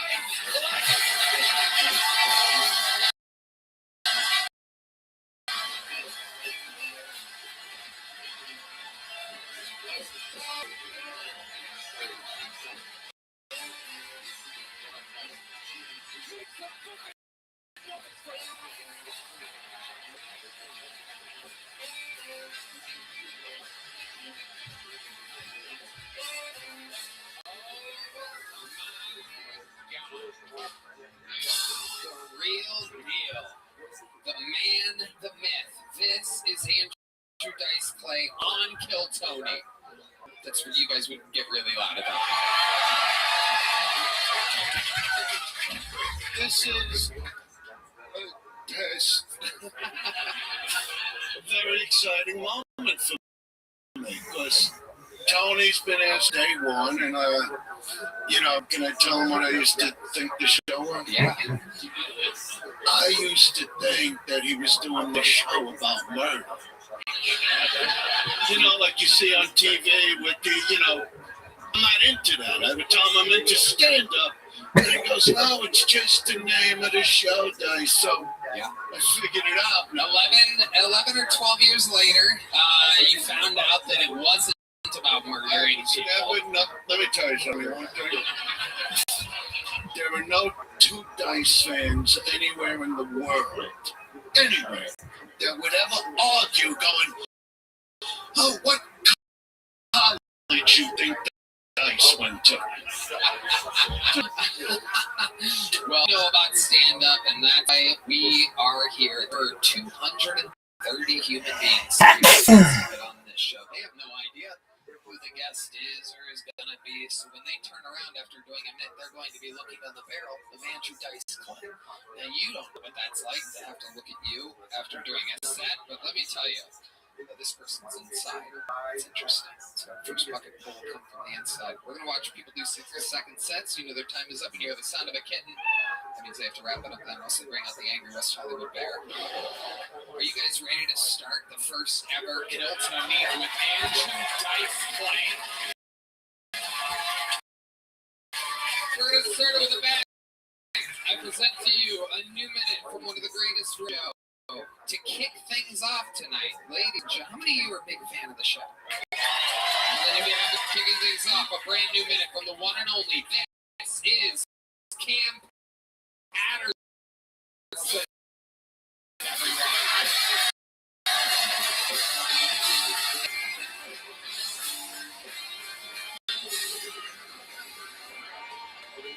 Alright, so listen. So usually on the show, I come out and I talk about this I don't like. That's what I do. People understand that. People think it's funny. Some people don't enjoy that. And I'm gonna tell you, my worst place in all of America is Rochester, New York. Right? That place can get blown to smithereens. Fuck that. And 3 weeks ago on Killtone, I said, fuck Rochester, New York.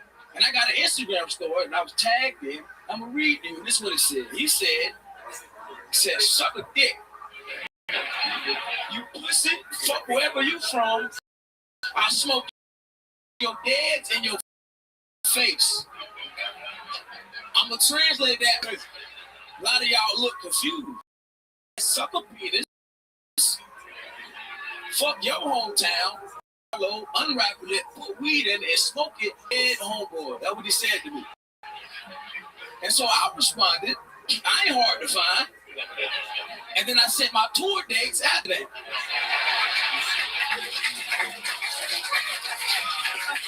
And then he said, no, fuck you.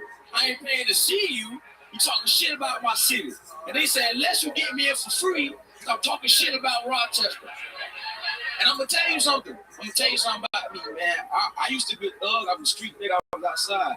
I started doing stand-up comedy. I changed my life. I don't do that shit no more. I'm a good guy. I can't believe in my life. I don't do that shit no more. So I told him, I said, listen, brother. Next time I'm somewhere by you, you send me your first and last name, and I get it for free, no problem. And he said, man, I'm a big fan of what you do, man.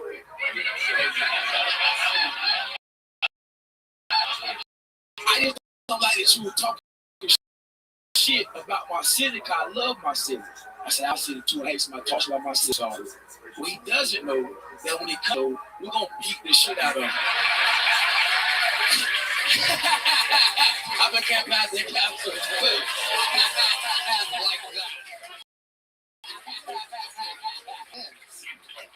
I love it. Amazing. Fantastic. We're gonna fuck that nigga up, man. We're gonna fuck. It was, I seen all what kind of bullshit is this, man? But I get it, when I talk shit, but he a pussy to fuck that nigga. Hey, look, let me look at the camera when I say this too. Fuck Rochester, New York, nigga. It is absolutely true. I fully endorse Cam's statements about anywhere in upstate New York. It is incredible for any there after being born and raised there. Instead, you probably settled down with the first person that said that they like you too. And you accidentally came inside of them, and now you're stuck there forever in eternal hell while literally the rest of America laughs at you right now. They might see calling through your internet screen and talking directly to you. And that's because I am. Everyone in upstate New York, evacuate. You'll thank me later. There you go. For Rochester, for 207, I can't believe that. What do you mean by? I looked it up, but the numbers are hard, man. It's hard for me to get 200,000. It was 200,473. Fuck all 207. You know the fuck I'm trying to say. Fuck all the hard Rochester, New York. I have no idea what that was. I don't know if they endorse that. I was trying to numbers, but it's hard when they get past 6 of them bitches, nigga. Numbers is hard. You said garbage place for a second. I said fuck garbage place, that's their food, and then I was trying to population. Just making sure you're not getting me in any trouble. No. I don't know any garbage places. I've never heard of such a thing, and I would never reference any people as garbage. However, if you're still watching from chilly upstate New York, just know that I was talking to you for that. Dice, what do you think about upstate New York? Well, it's not even about upstate New York. Can I say something about him? I did have a little talk with him New Year's Eve. And I want to say to all you people watching, that I really feel, because I've been watching him, and he's only doing it 3 years ago. And more stages and knowing how to work the audience and form and create new material every week than I've seen out of a lot of comics doing it for 15 years. So I just really think that, you know, in a very short time from now, I know you're doing shows and theaters, but it's just going to get bigger and bigger for him. That's what I believe. See, I'm not even kidding. It is amazing. He just understands performance. No, like, you know yourself, like a lot of comics that just come and they stand and comedy store. He's a true performer. It is amazing. Natural, very natural. Since day one, it was like that. Make me want that shit, man. I appreciate it. Yeah. I'm sorry, I don't cry, but that's made me stop. I'm happy. Thank you. I appreciate it. The only guy crying at the end of this set should be the guy from Rochester. Message you. Now the funny, I said to my homeboy, I said to my dog, Lil, my brother. You know what I'm saying? Yeah, we outside and shit. You have the dog ready that quick. You don't even see, we big dogs around here, little dog Lil, right? I said It sounded like a little dog. It sounded like a chihuahua. Yeah. What was that? There you go. Yeah. Salty. All right. Yeah, we're salty. What was that? All right. But I sent to my homeboy Lil, I said Instagram and shit. And then it was a picture of him and his girlfriend on his Instagram. She was like, she tired of you, bro. What's her cash app? I had that bitch told about Saturday. Why would you send the poor innocent guy that DM'd you something? You sent his profile off to your gang? Fuck that nigga, yeah, man. She said he's gonna smoke my dead friends in my face. Fuck that nigga, man. He said he was gonna smoke your dead friend? That's what he said. That's what the end of the thing was. I'm gonna smoke that in your face. What does that mean? That he's going to turn them into ashes and then sprinkle the ashes yeah, into a blunt? Yeah. And he would smoke them in front of you? Yes. And like blow the smoke in your face? Yes. So, fuck him. Fuck his bitch. Yeah. Fuck mama. Yeah. Fuck his auntie. Yeah. Believe in as the Lord. Even if it's God, don't do that, but fuck that nigga. Don't. I agree. Amazing. Keith Patterson, way to get tonight started, and it has begun with a great, powerful set from Keith Patterson. And now it begins. And our first fucking pull is from the inside. This could be any one of you that signed up. Ladies and gentlemen. The meeting goes by the name of Misty B. Misty B. There's the meeting. Coming for the middle. It has begun. Our table is very excited about this. Very much Price is Right energy. Coming from the middle table.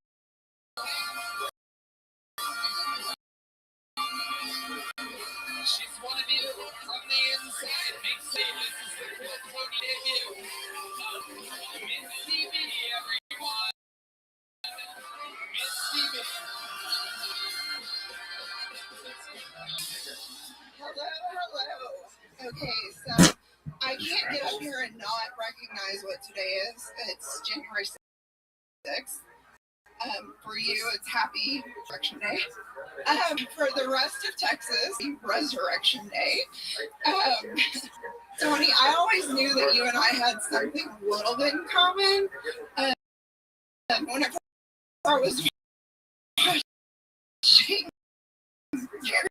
your and you said that Puerto Rico was garbage. And then I watched a special, and you talked about the bags and hunts, and I'm like, oh my god, and his mother. So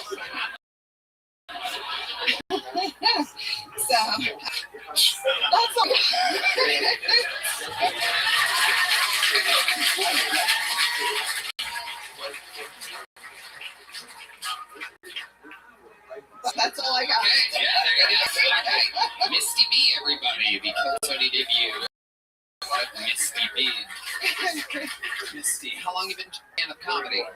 This is my first time ever. Okay, there you go. Welcome. What made you want to sign up today? Well, I am actually needing a kidney transplant, and I'm waiting on the list, and it's really long. So I'm checking stuff off. You're here to try to. Does anyone have a kidney that they would like to give away? We have the best fan base. What's your blood type? It looks like pretty thick. It's crazy. It's gravy. Very good. I was gonna guess icy. Redman, you love ices. This is your future here. I'm just here because I need a kidney transplant. You got a little RFK Jr. in your voice too. You got a shaky voice. I need a kidney transplant. I need some Alpus. What were your symptoms? For my kidney disease? Yeah, Redman's on the lookout here. Kidney shit today, so that kind of. What do you mean you had kidney shit today? I got like blood test. Oh God, tell us more. Yeah, your kidney's a little weird, but it's like it's probably fine.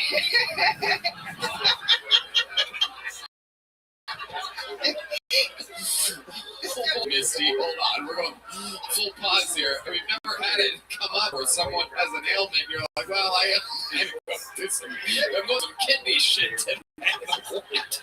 What are the odds you're going through? This is clearly a sign from God. It's so weird to me because we both look like I'm deficient. Yes, for sure. What are your symptoms? You are. Well, if you go pee and it looks like a draft beer, that's protein. And that's a big sign. You have a lot of. That's amazing. That's a fetish or something.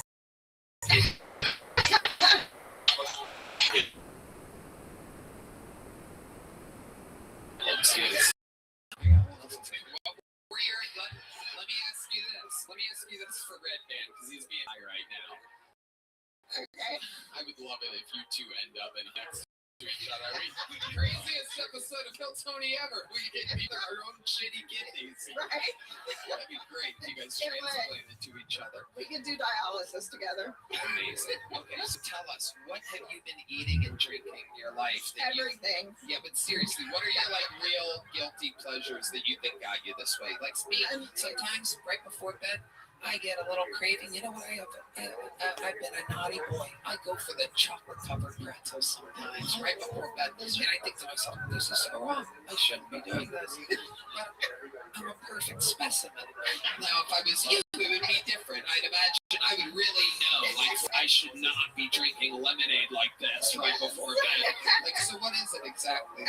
So I actually have a disease that's called FSGS. So it's scarring. It's FSGS? Yes, it's scarring of the glomeruli of my kidney, which basically my kidneys let out the things that should stay in my blood and keep in the bad things in my body, and it built in my body, and that's what makes me sick and tired. You're gonna die. Yeah. For bucket list. And Andrew Dice Clay. Dice, what do you think about her?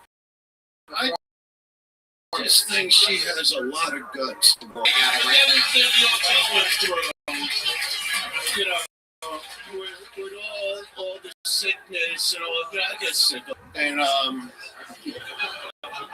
I had some stuff taken out. Yeah, 20 years. What you don't need? Testicle. The gallbladder. See, she's like, she's medical. You had the gallbladder taken out? Yeah. Okay. I can't take any cash. No problem with your gallbladder. Yeah. But yeah, to have the guts to come out here. I saw you were nervous. I get it. I was nervous coming out. I've never done Kill Tony, but you did a great job. You should be proud of yourself. Thank you. I appreciate Let me ask that. you this, Misty. You're on the hunt for a kidney. How much longer do you have? How long will you be able to live if there was no kidney given to you? Well, the list right now is 6.5 years long. Oh.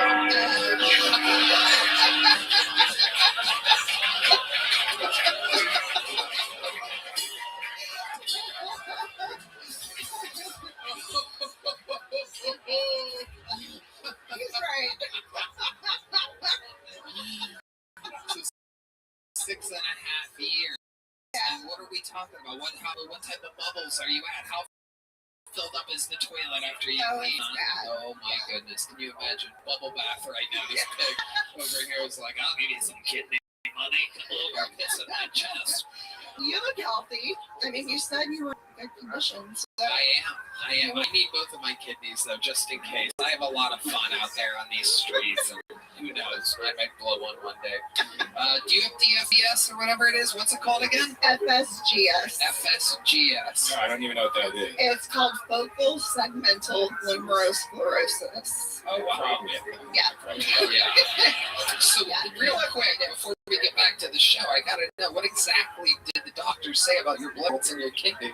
So I get like the full panel of every course and stuff, and they just said, "Oh, it's a little high, but that's within that's probably fine." It's just your creatine. You have a little bit higher. Oh yeah. Here we go, ladies and gentlemen, in real time. You're getting the diagnosis. Remember the episode where Red Dan found out he had a couple months to live? This is what's great about podcasting. There's nothing prepared. Anything can happen. That's right. Creatine's connected. Yeah, it is. All right. Well, Misty. Estrogen, I guess, also. I have a lot of that. 6.5 years. So, what do you have a blood type or something? What are you in the market? How can we help? So I am A positive. A positive. I just need somebody willing to donate a kidney, and preferably in the Houston area. Houston area. I'm from Houston. Yep. And you can call or website. Hilarious. There's a good person out in Rochester, Willie. I didn't mean what I said. Please. Speak. I would chloroform him and bring my own kidney. What was your question? Houston. Alice said you're not interested in the. I don't get that. I mean, the girl has FNT. Yes. What's it called? FSGS. What's that? FSGS. Oh, that's the. I'm thinking FNTS. Friday night talk session. It's a whole different thing. Yeah. No, but they just need to go online to the Houston Method or call. And my name is Misty Boudreaux, and they can just. So you can listen. So you're telling me that right now there is actually a way that if they request that they only want to give their kidney to one person, that they actually give. I think we're going to save this lady's life.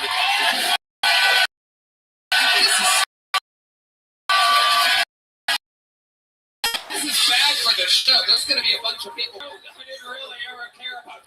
I need a fucking die here. Please, God. I know I'm not funny at all. Fuck. My asshole. $40. Oh. There you go. Yeah. Just wants bubbly piss pits. All right. Well, there you go. Misty Boudreaux in Houston, positive. Yeah. 89% of our fan base doesn't even know what blood type they are, so. It doesn't matter. So they do paired donations.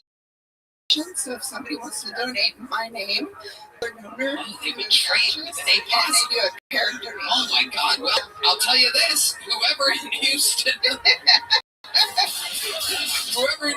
donates the kidney will put you on a guest list for a Kill Tony show. How about that?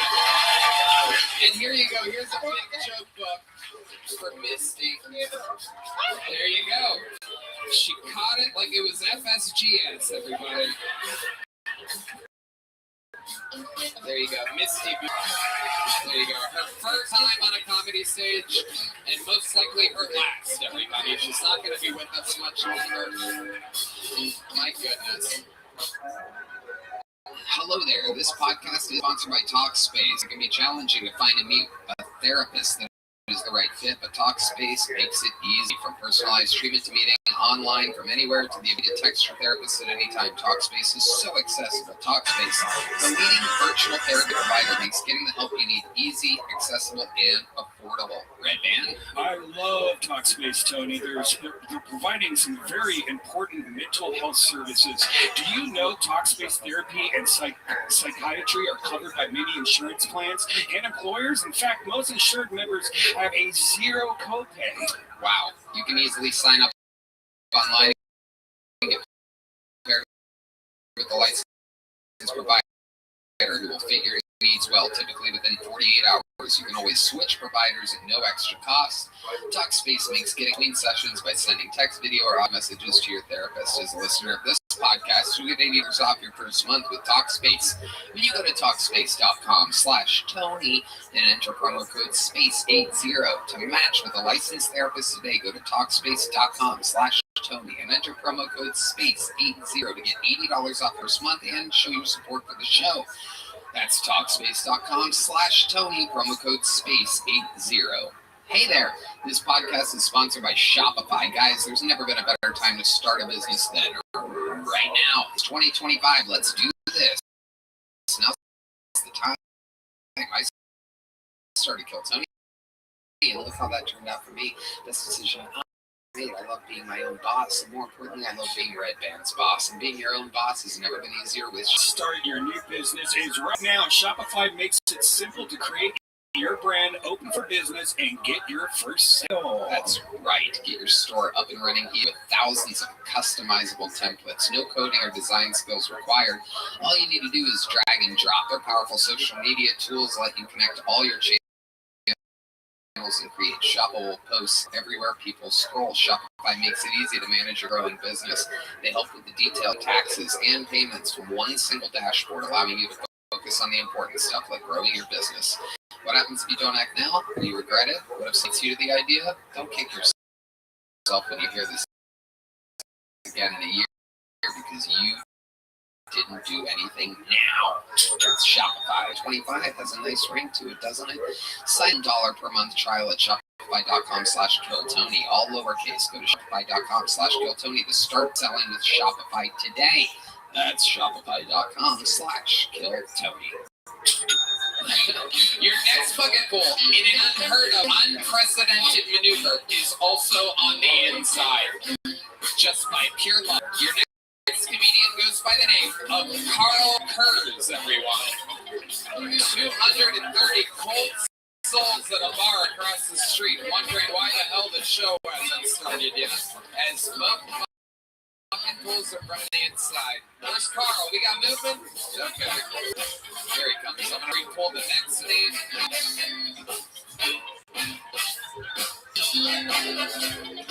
Oh, this is taking forever. Shout out. Okay, the next one's inside too. That's crazy. Is this like their seat number? Can you wrangle them so that it doesn't take as long? It's not. Oh, okay. All right, ladies and gentlemen, make some noise. Carl Kurz, everybody. Here we go. Kurz.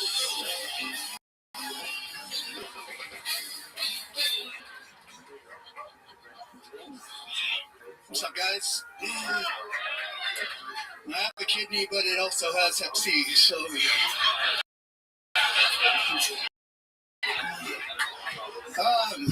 I got picked on a lot in middle school, and I got made fun of a lot looking at me. I tried to cover up most of them with tattoos. And this big fucking crow tattooed on my head. You don't get a crow like this tattooed on your head, and this has been called a one too many times. Well, like, this crow on my head, like, is it getting out, Bryson? Not me. Anyways, I started doing drugs, and inevitably I went to prison. And I didn't want to go to prison for, so I took a couple things out of my ass with me. Pretty good it up.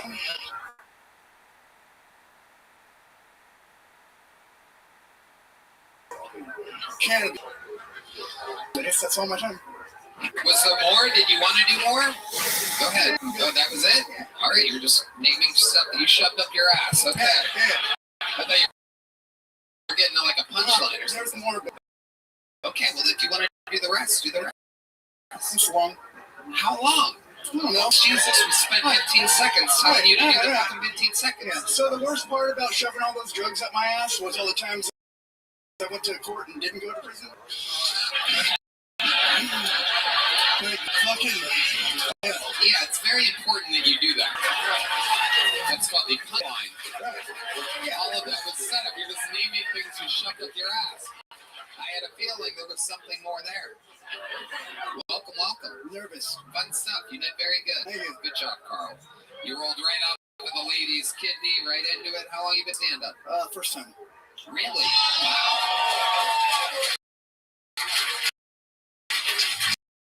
How old are you? 44. 44. Oh, methamphetamines. What do you think about this guy? He's been working the asshole thing out. Yeah. I mean, that's a lot of stuff to get out of asshole. Do you know what I mean? Yeah, it's like you should pay a toll to go in. Yeah, look, I just shoved shit in there until there was no more room. That's a lot of stuff. Yeah, you grind up the weed and pack it down and kind of make like, I don't have to. Yeah. Well, I mean, you're definitely exaggerating, right? No. No, seriously. 100%. You're being dead serious? Yeah. 3 ounces of weed? No, 2 ounces of weed rolling tobacco. Now you grind it up in a coffee grinder and you pack it in a pill bottle tight, and then you put it in a cup. About a half ounce is about the size of an egg, and you make anal beads with condoms. How many? God. Dude, so the day I got sentenced, I shot up like 30 fucking 300 milligrams of morphine, and I ate the mushrooms, and I shoved all that shit up my ass. My mom was not door, and she's like, "You're gonna miss your sentencing. Get all that shit up your ass." Your mom was encouraging you to shove shit up your ass. She said, "Hurry up, get all that shit up here." Well, she wasn't gonna stop me. No one's gonna walk in and stop me. So, what would his mom know about? That's a great question. Why did your mom know? Did you tell her? I don't know. I don't even remember my sentencing. I was fucked up. You do remember your mom saying, I remember that part. Shove your ass. Yeah, that was right after I ate the mushrooms. But by the time I got to the courthouse, I was fucking crying balls. So the painkillers, I understand, because you have to shove so much shit up your ass. The mushrooms, that was just what? To make it all fun? Just have some laughs. I took all the drugs that I had. Are you afraid that the mushroom giggling? Yeah. I'm up your shove stuff up your ass, genius. So if you ever have any more questions, if anyone wants to write in to my shove shit up your ass monthly, yes, is our official sound effect. Right. Sorry, Dice. So you have in prison. Oh, only like 18 months. And what was it for? Residential burglary. What? Residential burglary. Okay, so tell us about this robbery. Was this like Home Alone style? You broke through a window and then you're walking over a bed of nails. Just some good residential robbery. Nice and easy. So I used to just walk around in the middle of the day and I would knock on doors. And if no one answered, I'd rob them. And if they did answer, I'd be like, "Hey, it's Steve here." And for like 2 weeks, right? And I fucking finally, and it was different than it normally. There was a blanket up in the window that wasn't normally there. So I went around the back and went to open up the back window, and I got a .357 Magnum put in my face. Hell yeah! And I said, "It's Steve here." And yeah, he said, "Steve don't fucking live here, bro." And I was like, "Are you sure?" Because he said if he wasn't home, just come through the back window. And he's like, "I'm going to fucking kill you." So I left. So you just I just walked away. So that was the time where you got close. The one that you got in trouble for. Wasn't too interesting. I didn't really get that much. What did you get to steal from the place? A bunch of fucking like that turquoise bullshit. Fucking the best first robbery ever, and it's one.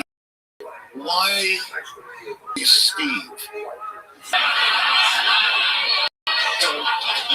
I don't know, man. Steve was his name growing up, and it's the first name that came to mind. You never even thought to maybe go Paul here?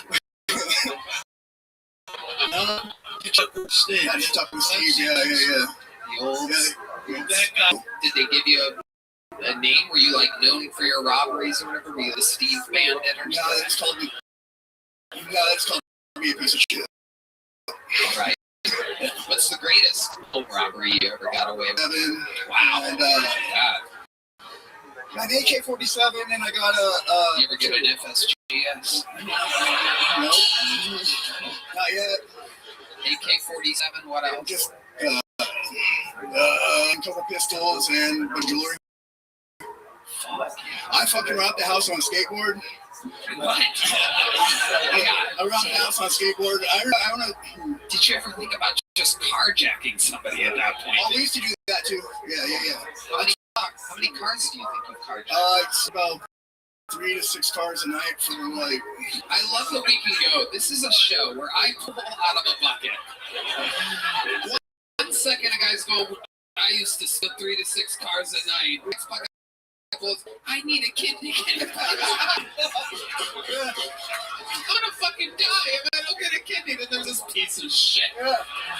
It's fucking up. One time I stole a couple's baby right out of the fucking cradle with an AK-47. Nah, I don't like babies. It's just you should steal his kidney. That would make sense. No shit. I'll do the heist. Some kidney car. Kidney heist, yeah. Wow. So what do you do for work now? I own a construction company. Oh, why do you laugh to say that? That's just, is that your Steve? All the shit I just fucking... Hey, I'm a construction. I own a construction. Let me come in and measure you. Let me help you out. No, man, I've done... You have an extra key I could borrow so that I could come and do some work while you're on vacation. You can trust me. Look at the fucking crow on my head. I was born here when I was a kid. You know how many times you have to be called a kid up at the old crow? Dude, if being called a it means you have to have a crow on your head. I have a whole fucking bird's nest up here. I'm 11 years sober now. So 11 years sober. I love it. How did you get sober? What was your secret? Oh fuck, man! All right. Here's our drunk blinds player, everybody. Just smiling, having a good old fucking time. He's been through 2 episodes today. This fucking guy's smiling ear to ear, just whiskey to the brim. I did a lot of heroin, did a lot of meth, homeless, living in a fucking creek bed. So when wait, what's a creek bed? Like in literally. Oh, Jesus Christ! Wait, yeah. I'm like, oh, I've never heard of this. What design is a creek bed? It's not an IKEA. What kind of mogul is that? I've never heard of a creek bed. Is it like a water bed? Yeah. Like an actual fucking creek, like. Yeah. Jesus Christ Almighty! Someone sold my. How do you even end up somewhere so comfortable? Like it's like anywhere. I mean, find a dirt bed before a creek bed. This stayed dry or something. I'm fucking freezing out. It's so hard. This sucks. That is the worst. That truly is bottom. That's below bottom. Seed level. Right. Well, someone stole my shoes off my feet while I was sleeping. They stole my top ramen and my toilet paper. Oh my God. You kept the top ramen and the toilet paper in the creek with you? I had a duffel bag. I just stole a duffel bag. Yeah. Isn't that amazing? Yeah. Wow. At least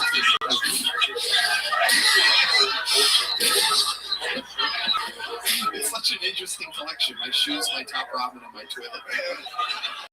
They look like almost nothing. I can't believe they took your toilet paper. I had a strike on my record I had prior. I did I basically fucking threw a brick through a window and looted a store. And because of all my records, O'Reilly's. Wow. Okay, welcome to another episode of White Looters, ladies. It's a very rare show. No one's heard of it or pitched it. Normal shoe stores or clothing stores like the normal looting types like to loot. It's called White Looters. I mean, unsuspecting I got 8 wrenches, dude. I got two $1,800 generators. Oh, I got some generators, man. I'm my own energy source. I'm gonna start my own fucking construction company, White looting. This is incredible. I've never heard of such a thing. But usually our senior looting correspondent is John Dees back here.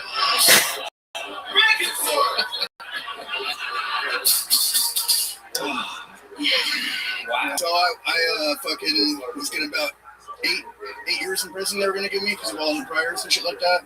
The parole officer came in my jail cell and said, "You want to try rehab again?" And I said, "Yeah, why not?" Literally fucking didn't think out. I was going to prison. I was like, "Fuck it, rehab has peanut butter and jelly sandwiches. I'll go to rehab." Yeah. So I was literally in a fucking creek bed with no top ramen. So went to rehab. I got sober. You cook the top ramen if you were homeless. Bro, you just wet it. Just eat it. You can put creek water in it. Yeah. Oh, God. That's gutter water. Oh, my. Creek water ramen. Wow. I mean, this isn't thought of before. You know, dude? Holy shit. What's the for you? Like, yeah, creek water ramen. Yeah. So let me ask you this. What is the worst thing you've eaten in all your prison and all your rehab and all your homeless and all your drug-induced time? You're 11 over now. By a miracle. You're here performing. What's the worst thing you've ever eaten? Oh, fuck, probably shit. Wait, how did you eat shit? You had to eat it so that you could shove more drugs up your ass? What happened here? Exactly. Smoke shit. Wait, did you? No, I get all that your ass and only smoke like you do. Wow. The worst was millions of people in the city. I ain't gonna remember this shit weeks. I don't really give a shit. So, it's a million.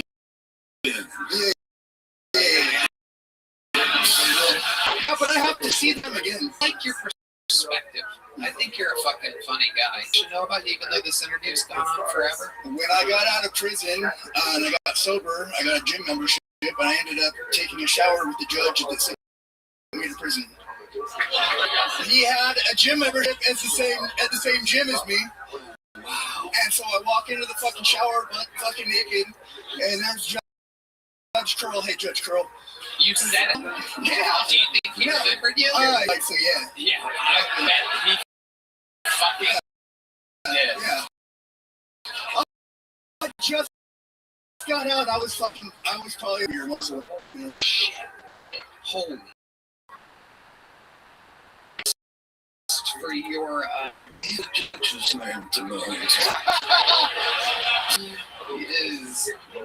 is out here just giving it all away. Okay. I love it. But yeah, he never mentioned if he got back together. When's the last time you saw Steve? Sober, they told me that I could make like my higher power for whatever I wanted to, so I just named it Steve. Wow. Because I'm like, Steve stopped me from getting my fucking head shot off, right? Wow. So, when's the last time you talked to Steve? This morning. Wow, you talk to him every day. Yeah. Does he know that you were going to sign up for the show? Probably. Well, you told him you were signing up for the show. Yeah. So it wouldn't be a problem. It would be that he knew that you signed up for the show. Wow. Steve's listening. No.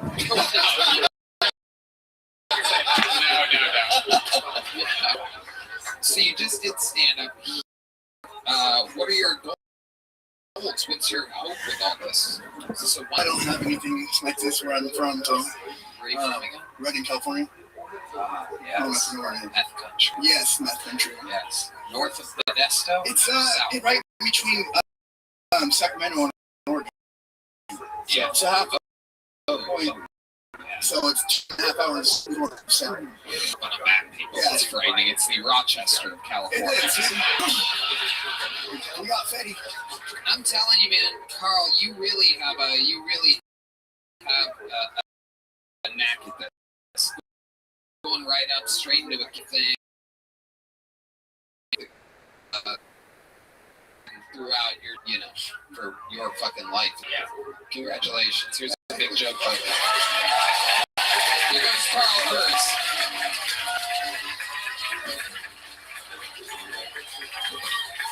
We're gonna do something fun before this next inside bucket pull, which is Dante. So Dante, if you can come up and get behind the stage, you can do that now. It'll save us some time. Congrats to Dante. He's gonna be next.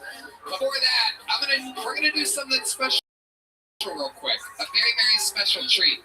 Ladies and gentlemen, a few weeks ago, I and my friends did the roast of the 40th surprise birthday roast of Jelly Roll, and it was just a surprise for Jelly Roll for his birthday, recorded or anything like that. It's not on anywhere.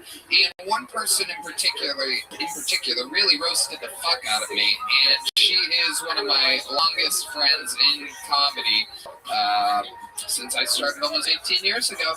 Ladies and gentlemen, here, just to share the roast jokes from the roast of Jelly Roll that were on me, I present to you one of my favorite comedians, one of the best. She just fucking lit New Year's Eve on fire on CNN. Ladies and gentlemen, make some noise for the one and only Whitney Cummings.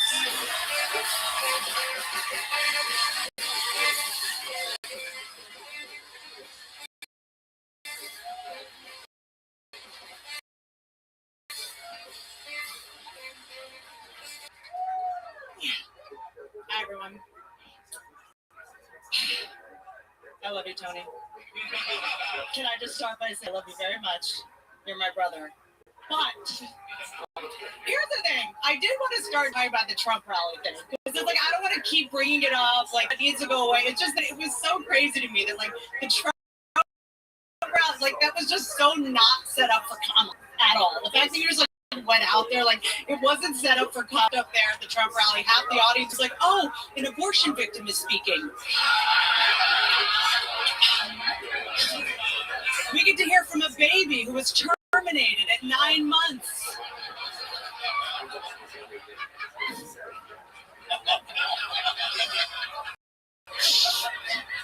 But I will say, to be clear, Tony Hinchcliffe is racist, okay? He just looks racist. Tony looks like the kind of guy who says the full N-word when he's singing along to Broadway show tunes. Tony, you were at what was considered the most disastrous Trump rally, and there was one where he got shot in the head.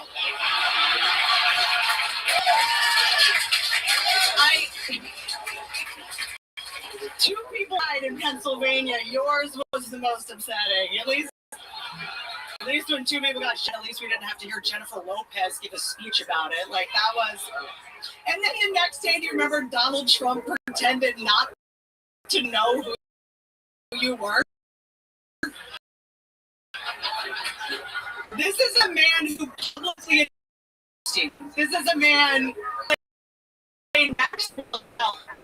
He went to prison. On TV, he pretended not to know you. Now you know what it's like to be a Miss USA contestant. So, time something like this happened, a little while back, Tony got in trouble for saying the C word. That's right. Some cunt got mad that he said chank. You know, Tony was actually, he came here like the pandemic, you know. I love his like new look, being in Texas, like being a more Western guy. I didn't know the cowboy boots would build a bear. Tony, I love you so much. What an honor to be on Kill Tony. What a trip. And with me, fucking comments.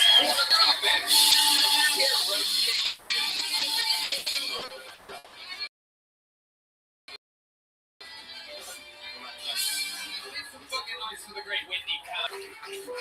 What a cool fucking cameo, huh? We having fun here tonight?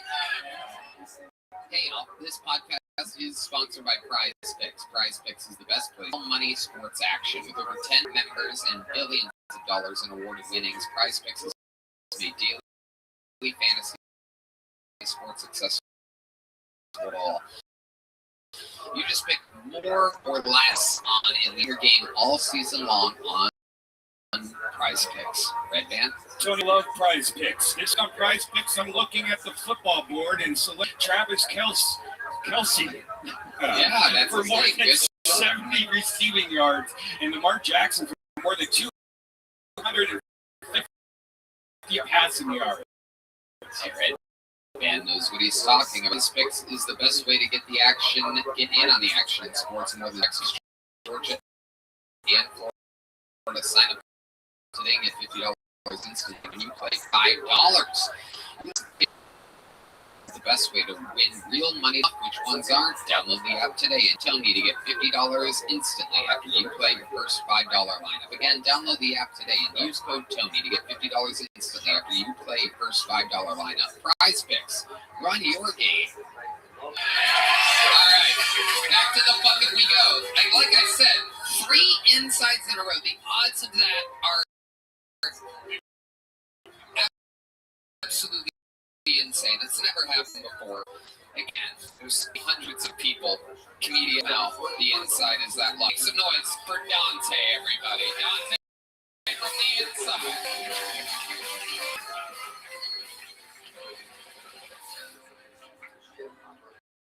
Hello, Austin. How you doing? I'm here with my new fiance. She just got us tickets, and we got to fly out here to come see the show. New to my family. She just got to meet all of us this Thanksgiving for the first time with my family. 4 brothers and a sister. She was very nervous doing the turkey and passing. We call it a dressing. She said, "What's the difference between dressing and stuffing?" I said, "Well, I'm not going to be dressing my dick in her ass after this." Just kidding. She's going to kill me for that. She didn't write me because she said I was a fun guy.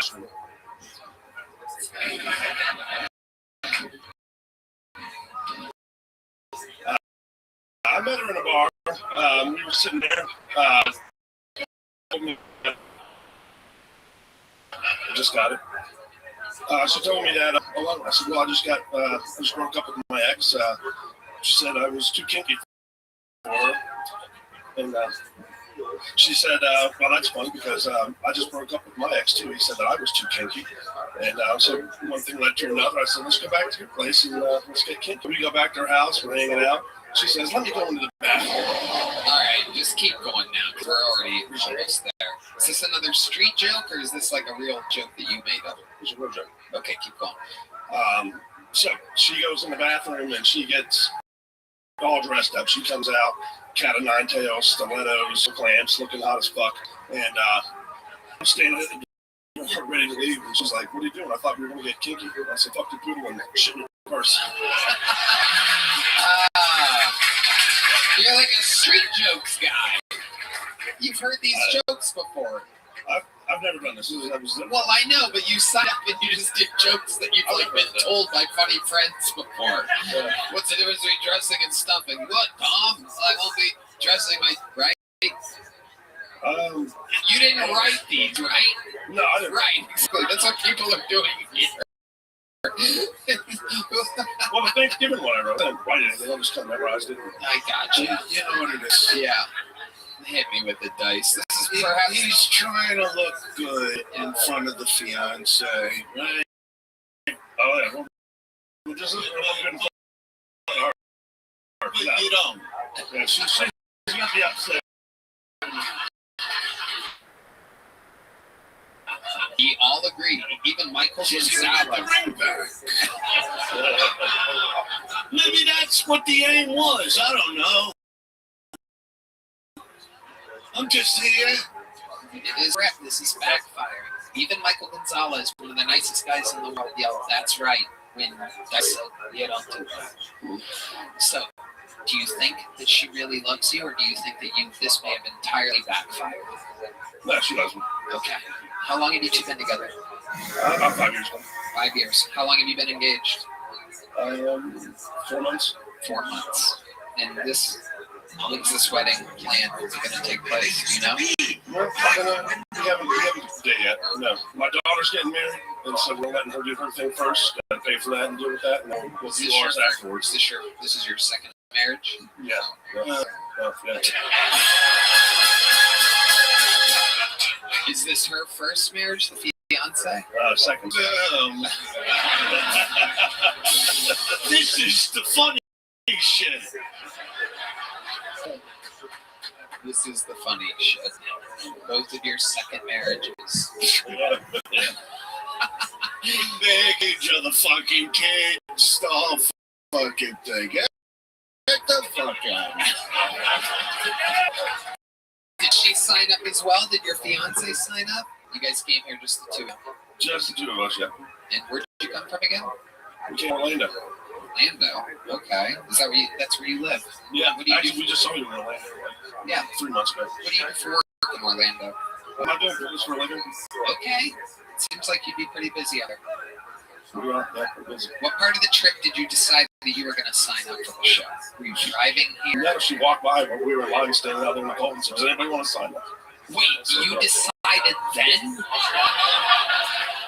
I wasn't going to until she walked by because... well, I mean, of course she's going to walk by. People that were around you were there to sign up, right? On the website, you had to go across the street and sign up. And we got here about 7:45, so we were standing outside. I'm kind of confused. Was there a special sign-up thing that happened? Someone walking by? Yeah. You guys heard this as well? And someone yelled, does anyone want to sign up? And so just a bunch of dumbasses were like, well, yeah, if they need comedians, we'll sign up. Just me. I was like, oh, you were the only one? Maybe, I don't know. I didn't. Well, no, yeah. Well, that's a common thing. No, it's a common thing that we would have to do because they have to get the signups from the people that do want from the audience. So someone decided right then, just because someone was taking, like, you know what the show is, and then here you are doing fucking, like jokes. Hey, I figured, fuck it, we came here. I want to do it. How do you feel? How do you feel now? Now that's cool. People with courage. These are the people that would go fucking bungee jumping and forget to connect the cord. Like they're all just like, woo, adventure, yeah, go for it. Fuck yeah, chase your dreams. But look at them now. Hey. I'm with Dice One. I think you may have just fucked up the rest of your life. How old are you? What up, Sam? Actually, just turned off. Sam, how you living, pimp? Sam, nobody wanted to talk with you anyway.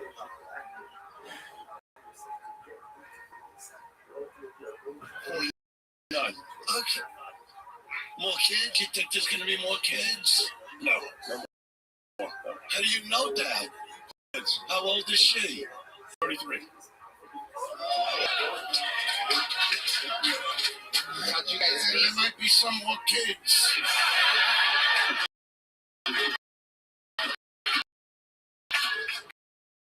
How did you meet? Were you back there putting in a pool or something? We actually met at a bar. She was I saw her when she walked in. Hey, he's clapping extra hard. She fucking roots for Team Gold Digger over here. Look at that. I said I need to get your number. A big win for fucking tits. Wow. She does have nice tits. Well, where is she? Is she right here? No, she's somewhere back there. Are they out? Are the tits out tonight? Kina, give us some house lighting here. Let's see what's going on. Oh, wow. Okay. Oh, wow. All right. Okay. Wow. My pool just went above ground. Look at that. It's incredible. What do you think about frothy pee? Fucking disgusting. Unbelievable. Turn the lights back off. Okay, Dante, I spent way too much time with you. Here's a little joke book.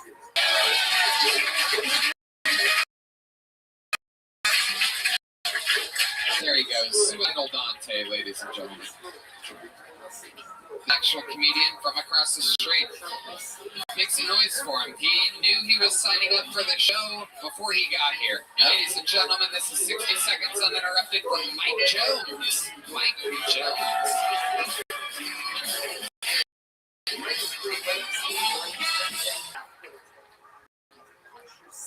When a man gets pregnant, does the baby come out of his ass? Could you imagine being a delivery doctor? I mean, dude's gonna shit a baby. You're like, gosh. Oh God, that was fucking disgusting. The dads are horrified. Sue you for hate speech, you piece of shit. You gotta feel bad for gays that want kids, though. First, you gotta come in his dick hole. Sounds hard. Right, Tony? Look, I have a solution. It's a double-ended fleshlight. Now gays can stare each other in the eyes. Fuck with a little decency. Or you could just pull the plug from the middle, right as you both come. Then it's like a little gay fountain. So, basically, you can be as gay as you want with it, Tony. Very cool. Thank you. I guess I'm the gay one after somehow all that gay shit that you thought wrote you memorized, you fucking freak. Yes, one, Mike. It's the hardest I've been roasted the whole episode was your fantasies, and you go, right, Tony? It's like, I don't mind the fucking gay one. You're the gay one. How's it going, bud? How are you? How long have you been doing stand-up? I'm annoying at this point. It's a bunch of mentally ill people like, oh, you'll never believe it. This is my first time. They were not surprised. It wasn't any better than we've had 3 before you tonight. They were all better. I know, it's hard to believe. So, Mike, tell us, what made you want to start tonight? How old are you? What's up? How old are you? I'm 40. Yep. What made you want to start tonight? So, so I made a card game, actually. And, oh, God. All right. Here's a little joke book. I'm going to keep it moving along. Yeah, no, I don't know. Yeah, I don't want you to promote your stupid card game. Let's go. We're keeping it moving. It's okay. Put the mic back in the mic stand. There you go. Jesus fucking Christ. People used to come on this show to make it. So many now fucking people, I got a new card game. I need a kidney. So many real comments. He made the guy. Hold on. It's the guy before him. Look like an absolute fucking genius. Yeah. The guy was 40 years old. Why in your right mind would you go, I'm going to go out and talk about fucking come have another guy's head? I understand. I agree. There's issues there. I agree. Dante yelling out of control in the middle of the room right now. He's sucking on his fiance's tits in celebration of how good Mike Jones just made him look. You never know that until you just see something way fucking worse. That's it. It's so true. It's so true. Well, hopefully this gets better. We got another fucking 60 seconds uninterrupted. Going to Candace August, everybody. Candace August.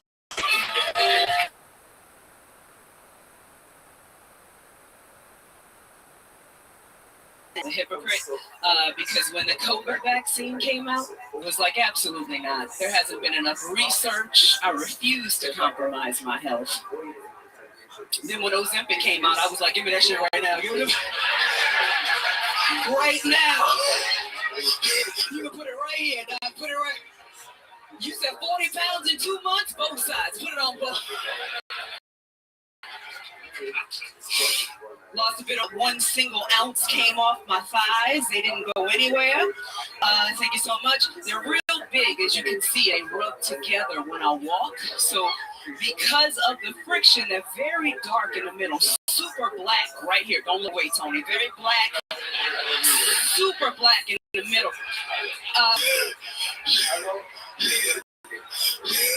I say black, y'all. These thighs could have marched with Dr.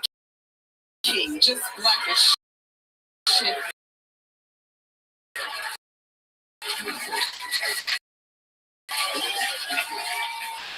Guys tried to bump a Newport for me later. I said, oh God. I want to hear more about the black thighs. I'm sorry, that was the time limit. Do you have more black thighs stuff? Yeah, I do. Yeah, absolutely. My last one. This is my closer. It says, I was outside minding my business. These guys tried to bum a Newport from a nigga. This is breath of fresh air in the pockets. Has arrived to the kilt of the universe. I can't tell whether you're great or the rest of the show is suck that bad. Dice was just reminding us we don't know what's bad until we just got word done. holy shit, Dice. Hi. I'm sorry, I didn't look her. Hi. It's okay. Hell yeah. Look at that. Oh my god. Yeah. I didn't mean to interrupt you. Sorry, Tony. Go right ahead. No, it's great. You kill. How long have you been doing stand-up? 11 years. 11 years. All of it in Atlanta, or how long? Houston or Atlanta? Which one is it here? Come on. Yes, one more Black City. Somebody said it. Really? It's New Orleans? DC. Oh, yeah, DC, man.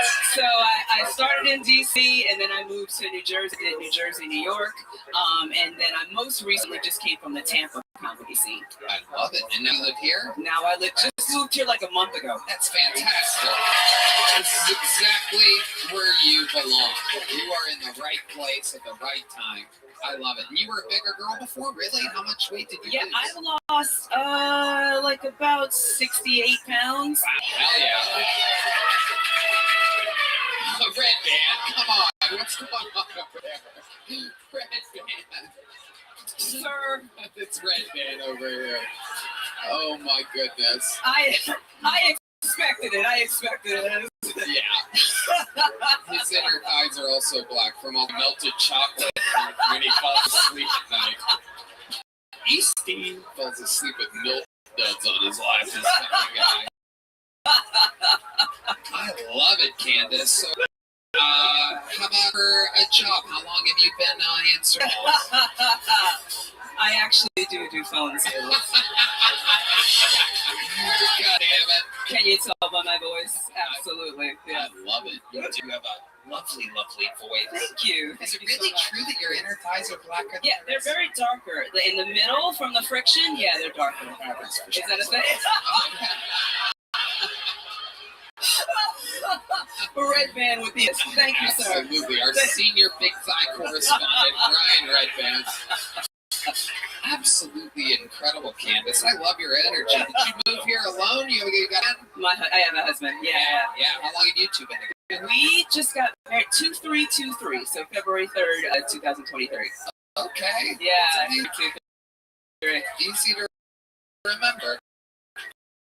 I like it. What does he do? He works at a... Okay. We're the ones doing the calling. Interesting that there's someone with experience on the other end of the line. That's so fun. And how about your phone call thing? I also work at a debt consolidation company. We work at two different, but we both work at debt consolidation. That's amazing. Yeah. What are the odds that you guys met at work? We did not meet there. We met on Plenty of Fish. Wow. Yeah, years and years ago.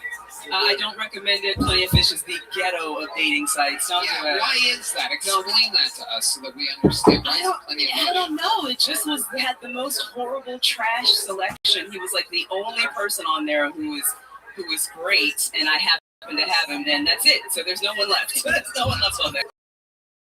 What was that first date like? What did you guys do? We went out for like just cocktails. We just had like a drink after work. His order was impressive. It was like this really top watermelon martini. Come on, what are you groaning for? We're having fun here. You are assuming that mine is black, sir, and he is not.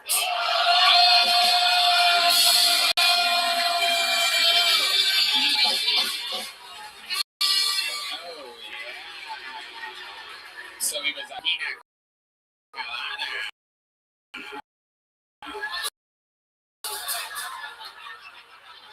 He is also. He's not white. You guessing, or shall I tell? Oh my God! He got a motherfucker!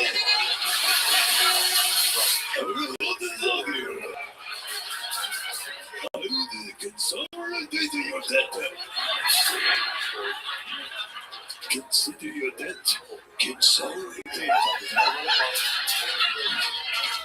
You owe nothing no more. I will put you out of your misery. My husband is Indian. Oh my God! How did I not know with everyone working in a fucking call center? Wow. Should have known. Oh my goodness. So what was the order? What exactly does an Indian order? Mud water? You can't get canceled by the Indians. They don't listen to the show. They don't care about it. We're friends with the sauna mod. We're good. It was just a very, very top shelf scotch. He drinks. Yeah, and I'm from New Orleans, so thank you. There's a drinking culture there, and he just impressed me because he had a very mature order, like not ordering some fucking teenager. Like That is very mature, especially for an Indian. Did he perhaps pour it all over his hands and stuff, and try to flip it around, mix it with bread, and then Indians are wild. We don't even know what kind of Indian she's talking about.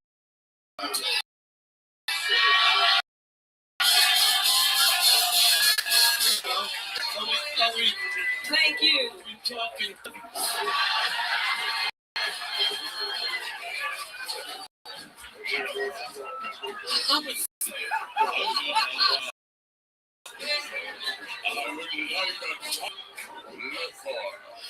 You guys just want to offend everyone. Well, join us. Not gonna stop until you offend every fucking body. We will roast them until they look like your inner thighs. Wherever they may be. White people aren't safe. You're the worst of them all. It's an excellent question, sir. In my set, I say, if you need a little bit of clarification, he is not tax-free casino Indian.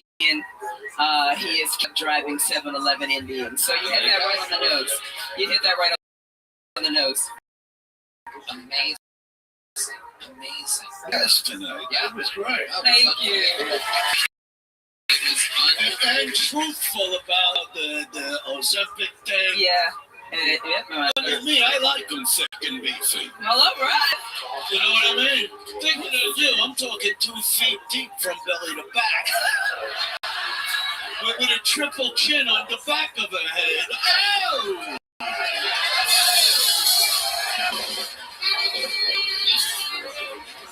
Oh my God, this might be the best day of my life. Oh my God!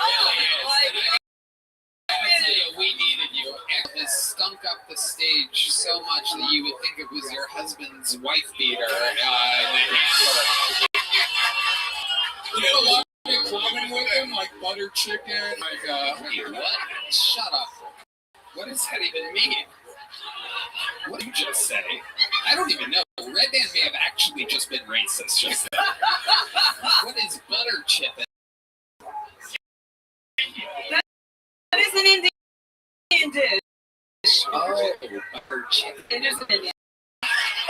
Butter chicken. I thought you said that, and I'm like, oh, Jesus. I don't even know what that means.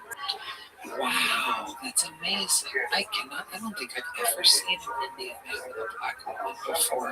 He must have how do you think he ended up with that kind of confidence? Normally it takes this very specific kind of swagger to get real, especially fucking DC. Tampa fucking on over there. But how does because he's Indian guys are normally pretty little, right? Are you taller than him? No, 6'1". Whoa, Jesus. Or maybe 6 foot even, 6'1". Yeah, he's tall. Oh, goodness gracious. Yeah. I've never even seen one like that. Look, if you think of being in the 7-Eleven, you're never looking at a tall guy. That's the reason I seal. I'm not afraid. Exactly. It is incredible. But where do you think he gets that confidence? Even with height, I still think that it takes a certain type of guy. I've still never seen a tall Indian guy with a power black woman either. He's just, I don't know, he's just an amazing person. I just have that kind of a quiet confidence, not very braggadocious, just kind and generous. Just a great, great person. I love him more than I've ever loved anything in my life. Unbelievable. And this August, I hope you sign up more. I hope we get to see more of you. Man, love to have you on the Secret Show.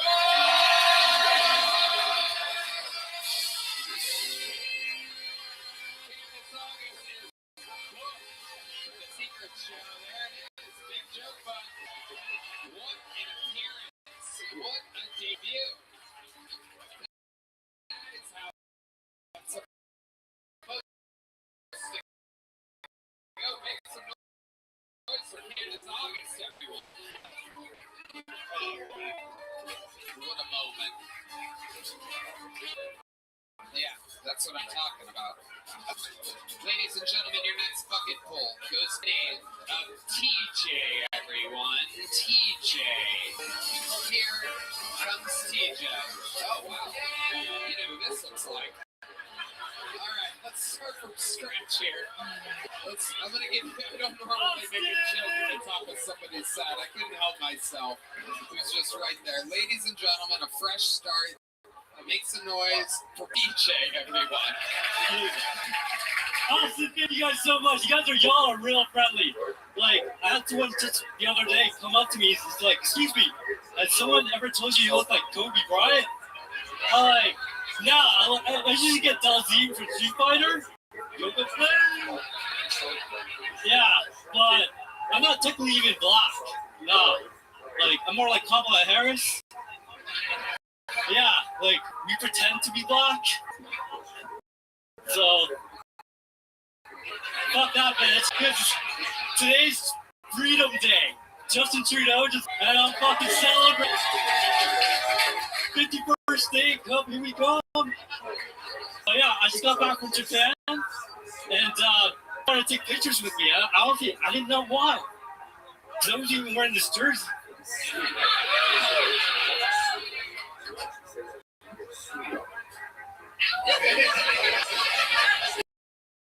It's a children's large.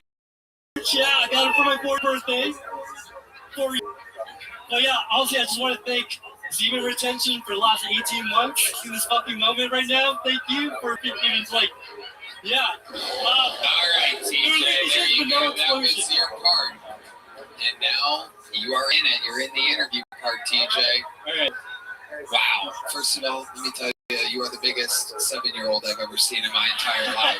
You're a giant child. How tall are you exactly, TJ? I'm 6 feet. You're 6 feet. 6'3".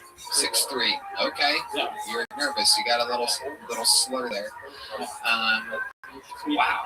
Dice, what do you think about this guy? He might be the Indian husband. That's what I'm thinking. That's what I'm thinking. What ethnicity are you, TJ? I'm actually Sri Lankan. Oh. Yeah. What are they known for? Tourism. Yeah, it's a beautiful country. It's way better than, well. Are you the head of tourism there? It's great. I actually, oh my god. Okay, he's about to pass out. Does anyone have a glass of water? These hipsters are handing you their half-filled drinks. No, don't do that. No, don't do that. We have to have a water back here. We're gonna grab you a water. It's okay. I know, it's okay. We're gonna get you a water. Look at the lovely Heidi, everyone. Look, Kobe Bryant ain't strong enough to open a bottle of water. This might be Kobe's better than you after the helicopter crash.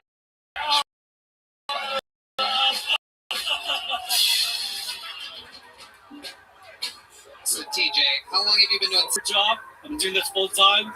Been touring. I went to Bangkok, open mics. I did a show in Tokyo, just open mics. And how hard are you bombing in Tokyo? I can't even imagine. Yeah. Yeah. Went to Bangkok for this. Wow. So. Okay. Trying to be better every day. Okay, but do you practice every day? I'm trying. Well, I'm here. Yeah, you're here right now. I do this every Monday. I've never seen you before, right? Yeah, I just started a year ago. Okay. All right, but you're out at open mics practicing every night? Every night? In Austin? I just got here 3 nights ago. I literally just got to Austin. Okay, from where? From Canada. What part of Canada? Toronto. Okay, that's like wow. Yeah. How many times did you get vaccinated? Tell the truth. I did not. I'm a Republican from Canada. I did not get vaccinated. First time I've ever seen a Republican in a Lakers jersey. I don't know if I believe any of this.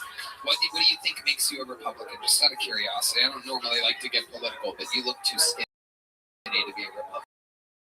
But tell me more. That's coming from me. Think about what's gone on. I wish I wouldn't have asked that question. And trouble. What do you do for work? I was a banker, and now I'm in sales. Okay, what are you selling? Reputation management. What does that mean exactly? We protect people's reputation. No. Yeah. Okay, that sounds interesting. Yeah. I think I got a lot of phone calls from you guys a couple months ago. Amazing. Okay. Yeah. So what do you do for fun? Play tennis, do comedy, hiking. Yeah. What else? There's no other dream you have? An instrument? Are you killing my dreams right now? No, I'm asking. So no. No, because I'm 44. I finally thought this is what I like doing, and I'm finally fucking. What do you think made it take 44 years? 43 I didn't grow the balls, so we see like I actually finally grew the balls. Wouldn't you agree that your balls are the same size that they've been for over 20 years? Maybe. Did your Sri Lankan parents have anything to do with you not wanting to chase your dreams? Possibly. I don't know. No, they were pretty supportive. They're supportive of me being here right now, so they're fucking awesome. Okay. Okay. This is all good. Wait, you're still going to this Kobe thing? Yeah. Is all in here? He had an accident. You look more like the guy from Indiana Jones than the humming. That guy. Yeah. Super topical reference from Ryan Red Band. 1988. Yeah.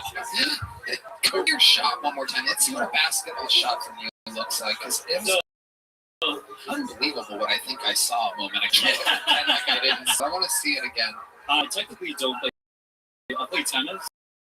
It's okay. Yeah. Just put the microphone down for a second. Let's see what it looks like. You shoot all into it. Back a little, sit back. Yeah.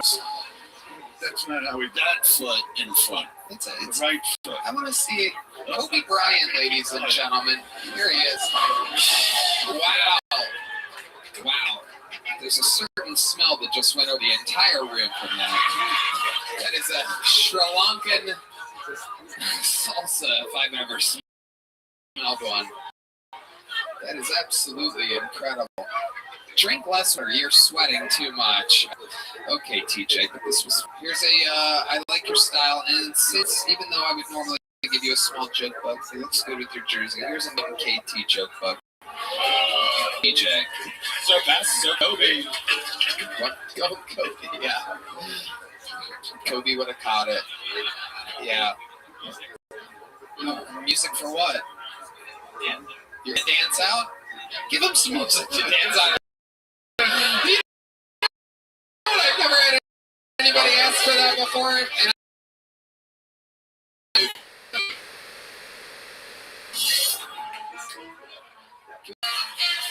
wow. Okay. There he goes, TJ. Dancing his way back to obscurity.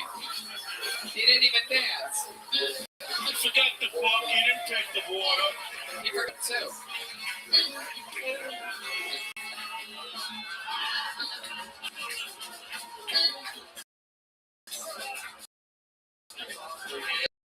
There actually is, and I mean this in the most non-racist, but there really is a scent up here on stage right now. It is quite incredible. You smell that? You know what? Hold on a second, guys. Hold on. I saw, like, if he had, like, a little wig on, like, he could... Remember when I said the part about doing impersonations? Like, picture this. I'm just going to... You tell me what it's from, Red Band on that. Yeah. Just listen. I am Kane.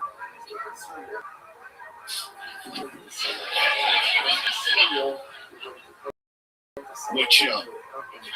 You're right. Ben will know that. This is from the 70s or 80s. David Carradine. I am Kane. Oh, yeah. I should have known that. That line is even references. Put those two together, he's got an eye. I mean, I thought he stunk. I just got to be you told me, like, be nice. I don't know. That's odd.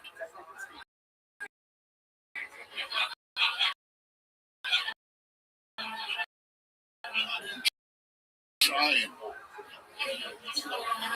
Man, yeah, it's really something. All right, you guys have your next bucket pool. This is JP Lambiase. JP Lambiase. JP, everyone. I wanted to learn more about my ancestry, so I did that 23andMe. Turns out that's just the number of Asians in Austin, Texas. 23andMe. They're all at UT. I'm not really into politics. My friend asked me what my political views are. And I goes, I don't know. He goes, well, it's simple. Do you like Trump or do you like Obama? And I'm like, well, I think it's that black and white. I went to Mexico City. I learned about mole. This lady was teaching it. She goes, there's green mole, there's red mole, there's brown mole. I'm like, I got a question. She's like, yeah. Is guac a mole?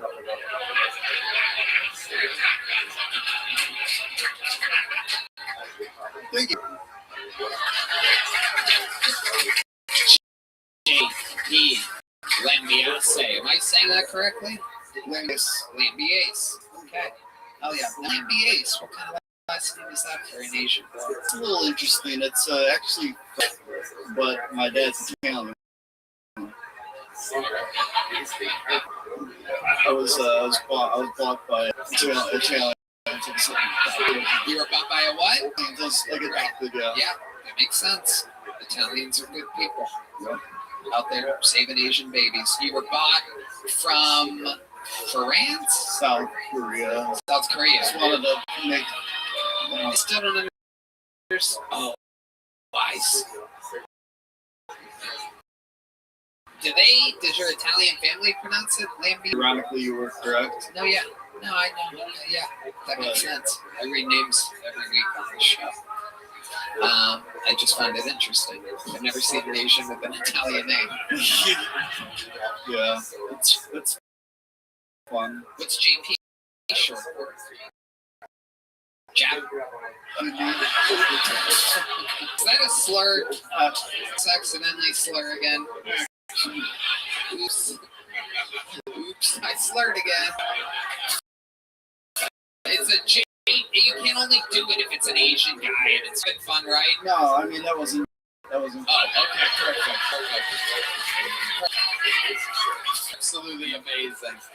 Hell yeah. Asians love playing the victim for some reason. Little fun fact. It's very weird. They don't have to do that, but they do.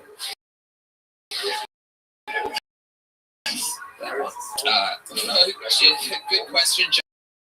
John Dees wants to know. He doesn't ask many questions, but I did.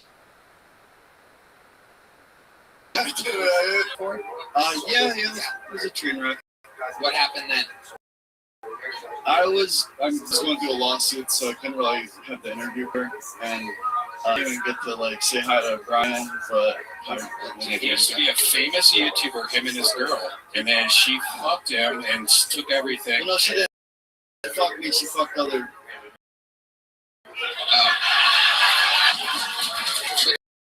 She screwed you over business-wise? She kind of locked me out of my YouTube channel. She's just slandering me online, and there's a lot of drama. Oh boy. But I think it's like a cautionary tale. Don't mess with your fiance. How long were you with this? 10 years. Oh Jesus. Good Lord. Yeah. What type? slandering is she doing? What is she saying bad about you? She said that I'm verbally abusive, which could be true. But she also said for an Asian, but for someone raised by Italians, makes perfect sense.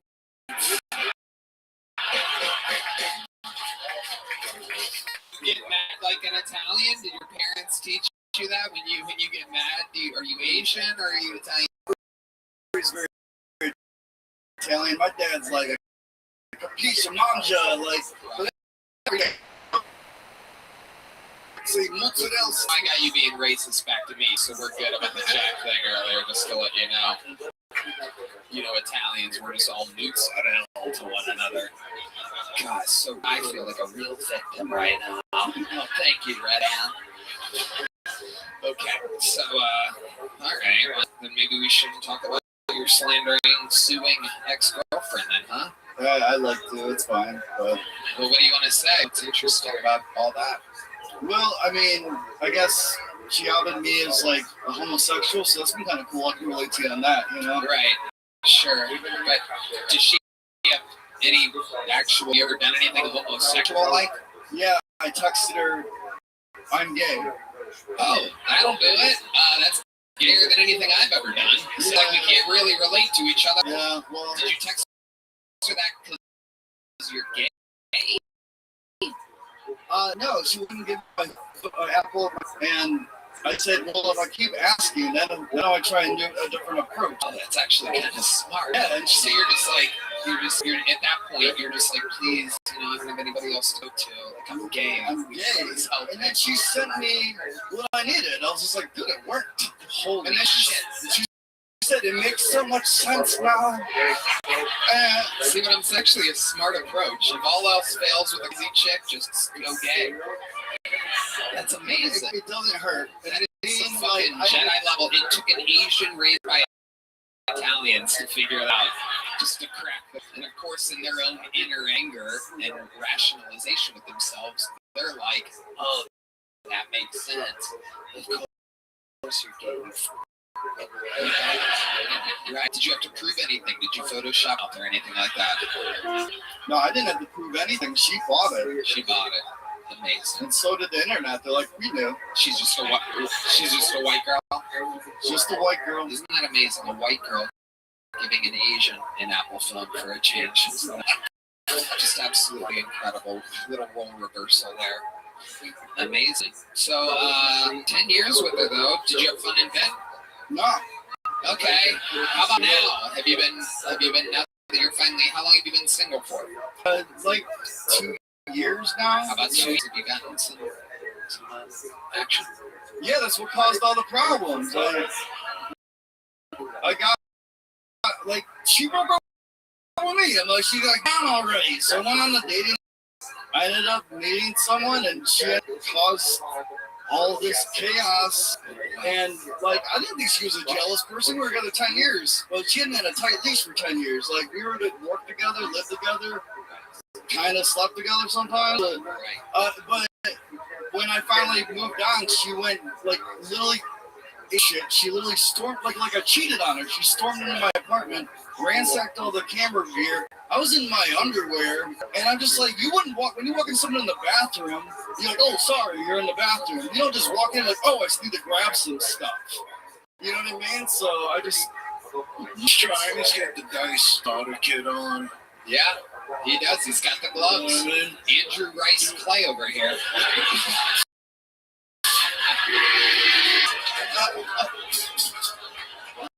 You like girls, see? You watch the Godfather Christmas time? Yeah, I mean, like, that's it. Yeah, so, I mean, that's one of the best things. I mean, doesn't excite you when he's got that chick with a big tit nailed against the wall. Take that.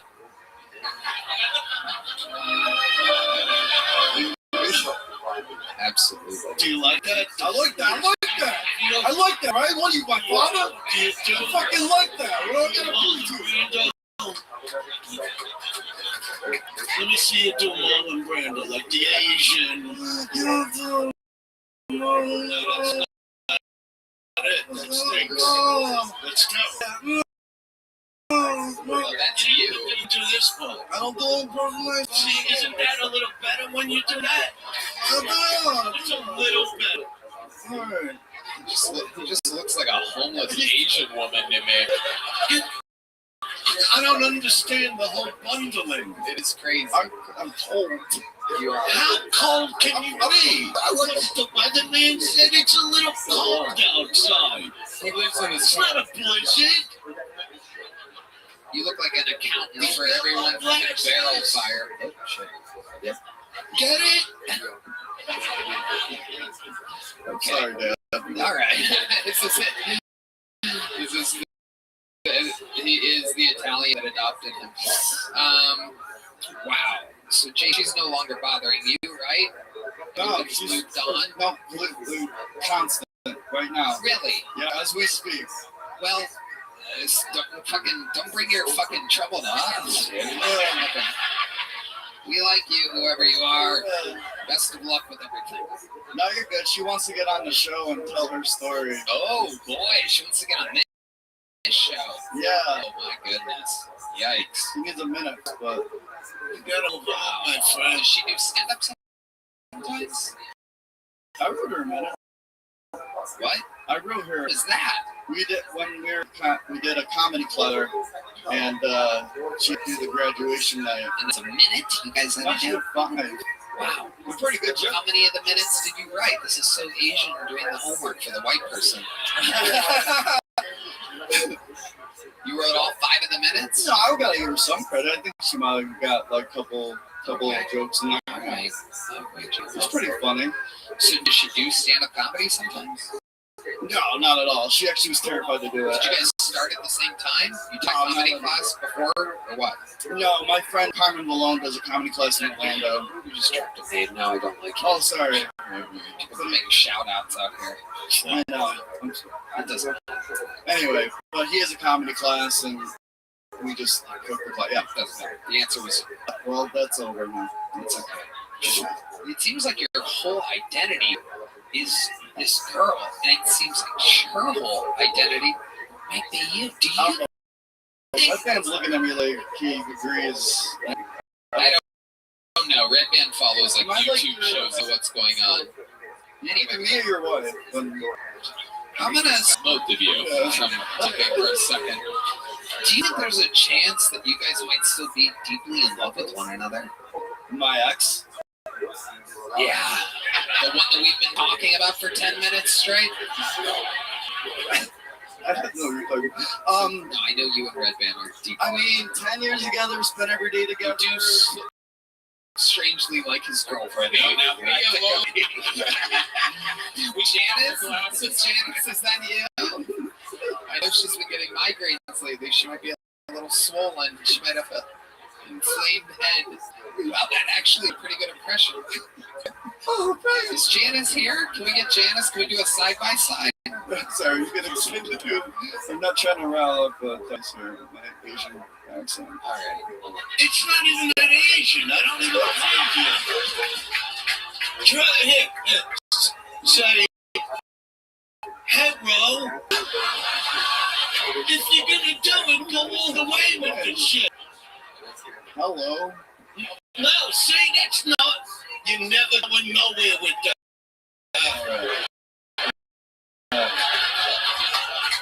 It's not what the people are looking for. Asian, you gotta go Asian. You do a more Asian accent than that. Let's hear. They can't say the letter L. Right. Yeah, that's a good way to know. He's trying to help you. You've taken a comedy class before. This is like a comedy class. It's exactly what I'm teaching him. He's teaching you how to do an Asian accent. So come on, fucking give it to us. Summon the people. Italian, you know, you come to a project. Hey, that shit name. That's not an Asian name. Tight like I know the JP. He's doing 20 to life. You understand? Ying. Ying, alright. Hello. Hello, I'm Yang. And then, Hello, I'm Yang, and you got fuckface. you know, But this shit I could take. Okay, good. Sit down, smart man. Yeah. That's right. No, you got the wrong. Look at glasses. No, not far, man. Man. It's a smart man. All right. You're stupid now. JP, well, you're making it very weird. I can see why your ex fucking sued you and took your shit. It's creepy after a while. I don't even do those kind of jokes. I know. I'm sorry, I even. No, it's great. No, I would have loved stuff. Well, yeah, I still thought I'm very immature. I would never. JP, how did it feel doing an Asian accent? Do you feel like your ancestors that gave you away? All right. Okay. JP, you already have a joke book? No. You don't? No. You didn't get one last time? I got like the little one. Tic-Tac thing. JP, I would love to have you on the secret show. Whoa! Look at this. What an amazing twist. There you go, JP. There's a big one. Congratulations. There goes JP Lambiase. All right. Your final comedian of the night out of the bucket goes by the name. She's been on the show numerous times, especially back when they got to Austin. Since then, she worked her way up as a door person here at the mothership and gets regularly booked on shows all the time. One of Adam, the tech coordinator's favorite top young rising comedians. One of our favorite top young rising comedians. Make some noise for her. This is a brand new Christina Mariani, everybody.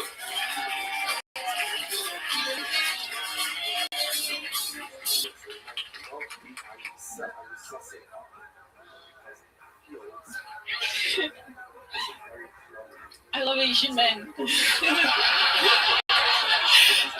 I do. All my ex-boyfriends have been Asian, so technically I'm still a virgin.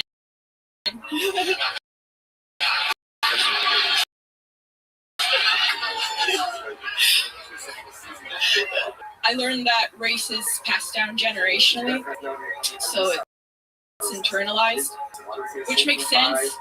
I was walking home, it was late at night, this black guy walks towards me, and instinctively, I grab my purse, even though Lottie, I know he's not for sale.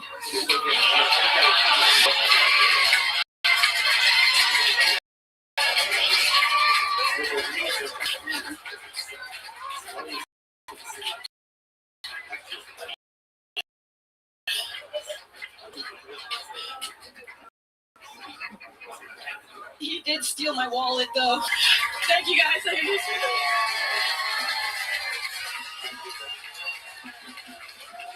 Exactly a minute. Unbelievable material from Christina Mariani. That is fantastic. Unbelievably great joke. How you doing? Yeah. Still as awkward as ever. Still just like the day has started over there. Never ends. How's it going, Christina? How are you? Good. I'm great. Thank you. Fantastic. Remind everybody, it's been a while since you've been on the show, right? Yeah. You used to be on when you were at Vulcan. Yeah, when I was at Vulcan. Yeah. I got on a few times. Uh-huh. Yeah. And things have been going good. How long have you been doing stand-up overall? 3 years. 3 years? Yeah. Okay, so you started back then. Yeah. You still don't know how a mic stand works? I like that. It's fantastic. Great. The board's wrapped around there. You're stuck there. You got it. You got it. Got it. Feel great. It really was amazing. Yeah, thank you. Thanks. Not everybody was like that tonight. Yeah, thank that you. Was great. That was great. Thank you. Let the record show tonight's episode, 3 out of the top 4 performers were women. It's unbelievable. Christina Mariani, Candace August, Whitney Cummings, and Cam Patterson representing the men. No, I'm saying that's the one out of the 4. That was. That would be a weird joke for me to make. Cam's a woman, everybody. No, I'm saying out of the top 4 sets, 3 of them women, which is a mathematical anomaly. It is unbelievable. But you, Whitney, Candace, very, very funny. How's life been going? What's it like out there for Christina Mariani? You're in Austin. You've been here for years. You're having great sets. You're on a lot of big shows. You're a shy, nervous, I'm not that. I mean, right now I am, but I feel like I've gotten cooler. Okay. Can you tell us about some of that? What are some of the things you used to do were uncool, and now you have control over them? Well, I don't. I mean, you tell me, right? I don't know. I don't know. I mean, yeah. You seem like you're blending in well. You're not you. sweating like a Sri Lankan right now. I can tell you that. We had that happen. Yeah, I am, but something else. No, I'm starting to headline, so I'm working on my headlining sets. I had a New Year's show. I'm headlining Black Rabbit on the 19th. Nice. So yeah, and then Vegas on the 21st. So I'm excited. Yeah. I love it. Where can people get tickets for your show? Just on my Instagram. Can I? Yes. Okay. CRIIMARII. Wow. Is that your password or your screen? That's incredible. It's Creamery, but it sounds weird if you say it. I didn't mean to for it to sound like that. But. So you kind of combined your first name and your last. Yeah, and I didn't realize it sounded so gross. Yeah. It's wild. What else do you do, Christina? What would we be surprised to know about you, about your life here in this interview portion of Kill Tony? I said half marathon in January, so I'm gonna. You too. Cool. You signed up for a half marathon as well? Why just a half? Like her, I understand, but you're a black man. You're just gonna go beat everybody's ass in a half marathon real quick? Wait, he runs ultra marathons? Michael Gonzalez is outing you. Big Mike, as we call him, fitness junkie. So you run ultra marathon sometimes? Sorry, Christina, he's a more interesting interview. No. So have you ever run a marathon before? No, What made you sign up for a half marathon?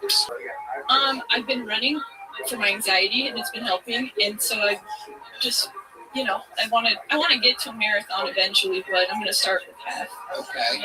How long do you run during the day? Like 3 to 6 miles every day. Wow, that's more than Red Van has ever walked in his life. It's grand total. Amazing. What else do you do to help your obvious anxiety? Running helps a lot, and doing like stand up helps too, because I'm doing something scary. But I'm in therapy too. So. Oh, okay. Yeah. This is great. Are you the Asian guy's ex-girlfriend? This is incredible. Okay. How long have you been in therapy for? Just a few months. How's that? A bunch of pills? No. No. Did they try a little bit? No. Not a little bit? No. I mean, I'm not saying that you should, but what I would do if it was somebody that wanted pills is this. Because that's how they make vast sums of money. No, I have a different doctor. Oh, okay. You're like a homeopathic type of... No, I was kidding. I don't know. What?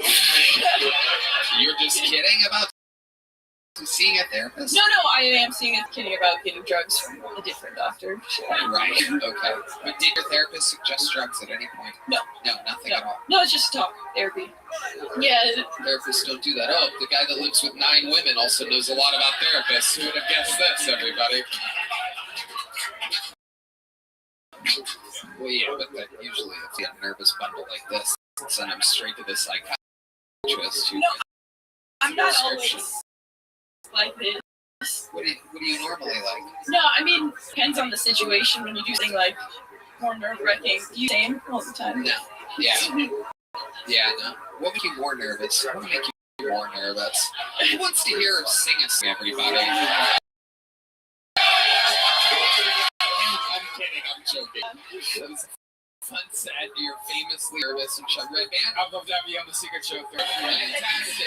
You're gonna one of these no more? You want one? There you go. Christina Mariani, everybody, in tonight's episode. How loud can this place get for the one and only Andrew Dice Clay, everybody? A historical episode for us to have the presence of the Dice Man. The artisan, Brian J. It is unbelievable. dice that draws every episode. Up the dice. No. Ryan J. Evil. No. Yeah.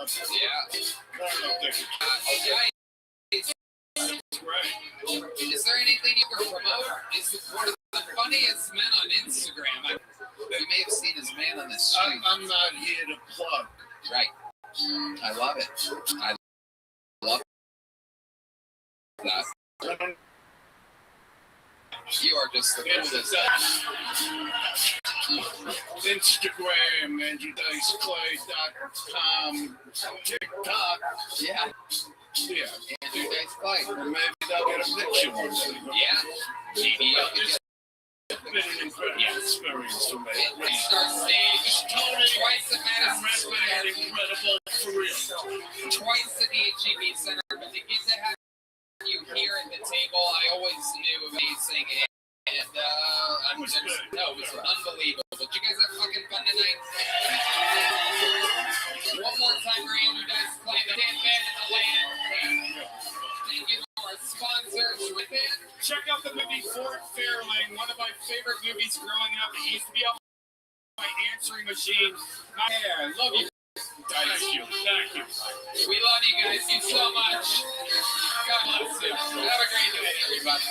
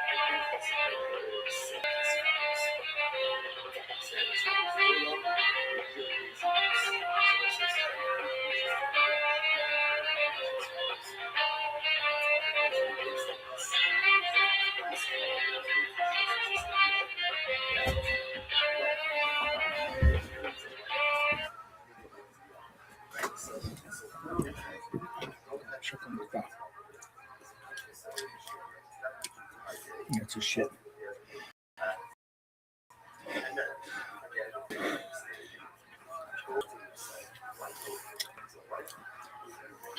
Nashville, Tennessee, one of the finest cities in the beautiful United States of America. We are coming directly to you. The Kill Tony Show, live from the Bridgestone Arena, April 4th and 5th. Tickets are on sale now. It's one of the largest arenas we've ever done. This is your chance to get tickets. Go to pastor.com, type in the word Kill Tony, and get tickets now. We will see you in April.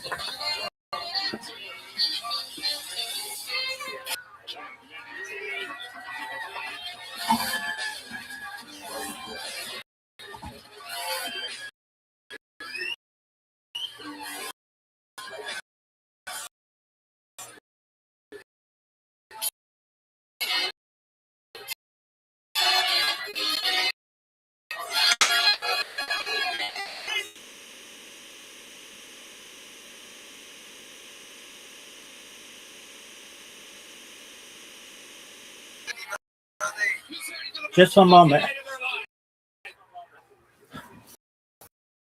How are things with you? Are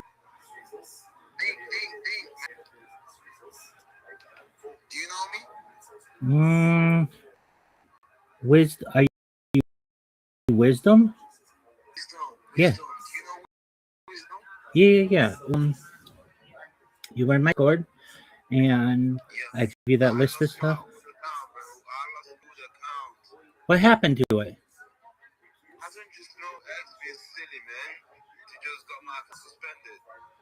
Oh, did you do anything wrong?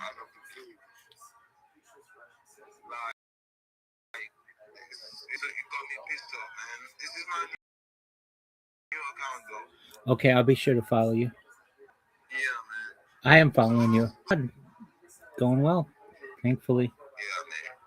How about you, big man? Excuse me, actually very busy, man. I'm just tired. I had this account about 4,300 followers. Now I've got about 1,100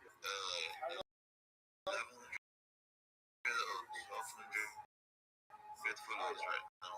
Well, you're growing, man. It's just a matter of time. Absolutely. So, what's up? Have you heard from Gibbs for a while? I have not heard from him. I'm wondering, you've got the funds. Why don't you just buy like a bunch of followers? Oh man, I don't know. I'm just not into that. Yeah, yes, you are. You bought people's spaces to the point where they have like 100,000 people in there. Yeah, I know. And I think that was something that prompted the action of them suspending my account, I think. Okay, then I mean, for like $100, what you spend in like an hour base, you could have 10,000 followers. Yeah, I know. That's what you should do. I know, but I just want to get my followers that way because... No. I understand, but let's talk about this, Wisdom. Once you have 10,000 followers, you become a medium-sized X account, and people will just automatically start following you. Absolutely, that's true. So that's what you should do. I sent you that link, and I can send it to you again. Yeah, I have it. So what I want to do right now is just grow my account to like 2K, then I can do that. There you go. Okay. I want to grow the foundation. It not be suspicious, Okay, I mean, you're good now, so long as you have more than... I mean, people do it with no followers. X doesn't really care about that. I can... Man, it's crazy. I'm kind of worried about what's going on with Gibbs right now because he's gone on X, he's gone on Telegram, he's gone on WhatsApp, man. I can contact that today. What do you think happened to him? I don't know, but maybe I'm just asking in case if you had him on your Discord. No, I haven't seen him recently. Are you sure maybe he didn't touch his phone? I would tell you. Absolutely. Oh, yeah, I haven't heard from him since I last spoke with you.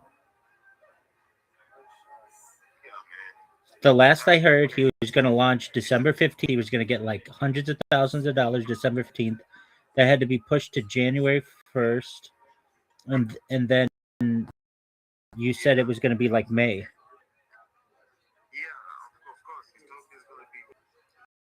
And right now, he's off everywhere. The other day, I'm shocked that I texted him on X. And then it was on February 6th. And I'm coming right now, saying that he viewed it, but he didn't say anything. He didn't, reply to like. I'm like, someone is reading his phone or something. Dude, nobody's in Alaska. Nobody took his phone. What? Nobody took his phone. It'd be one thing if you were like, oh, he was in New York City, or he was in London, or he was Paris, or Dubai, or Mumbai, or some place where there are people might steal your phone. Nobody's stealing it in Alaska. It's like nobody. Oh, I see. Alaska is it's a state. It's the 49th state. It was made a state in 1959. He wouldn't have just looked at your message then. He probably just, I don't know, maybe he was a griffer or something.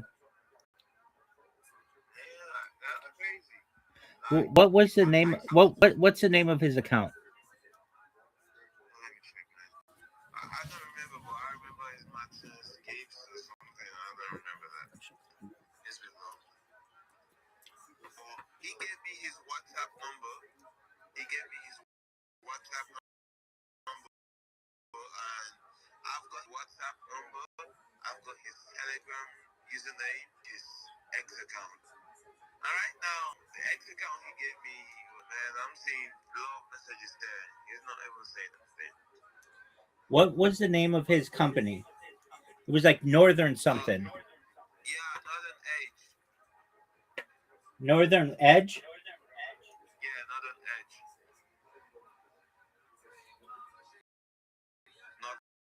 Northern Edge. Northern Edge what? That's just it. Just regular Northern Yeah, man. Yeah. company. Northern Edge is out of UK. He was out of Alaska.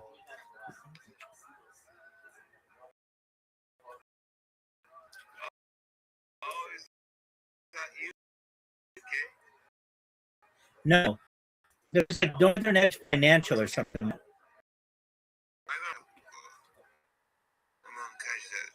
He looked at that he didn't respond.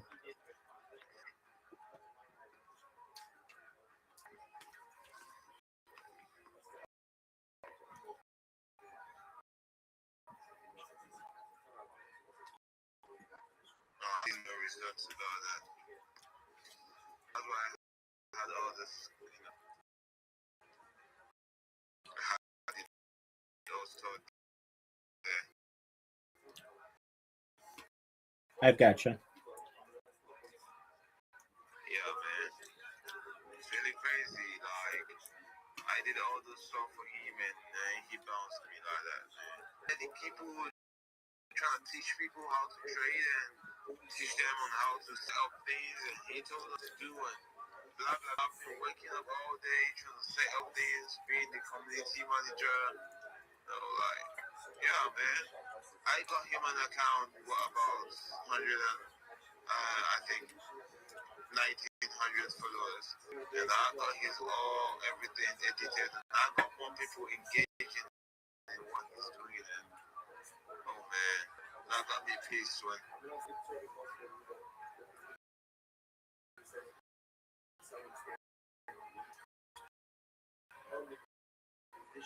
I'm looking, either he unfriended me. Are you sure his accountant gets? Well,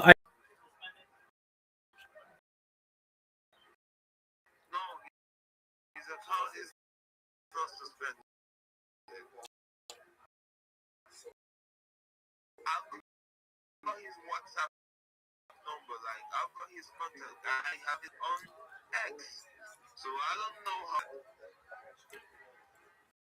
I don't know, big dog. I haven't talked to him since I've talked with you. On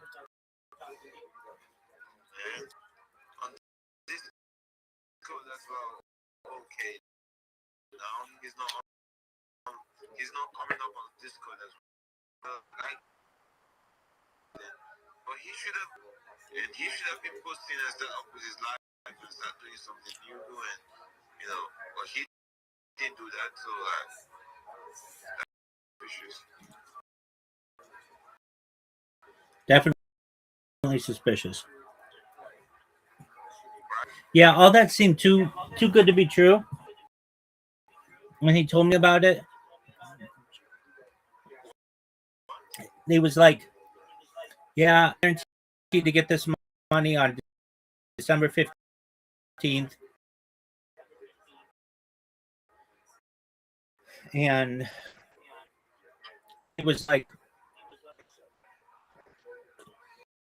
a bad person personally, but his business strategy was just like, it was like be making a month, and he's like $25,000 everybody, and I'm gonna have 4 other traders, and I'm like, oh, okay, so you're each gonna take like $5,000 or something. He's like, yeah, and I'm like, even though you're the one organizing all this, you're gonna take more. And he's all the work, it's going to take a bigger piece of the puzzle. Absolutely. Yeah. Right.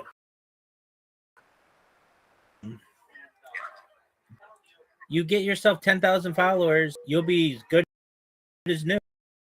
You'll go into spaces, they'll let you talk right away. You'll get you legitimately want yours.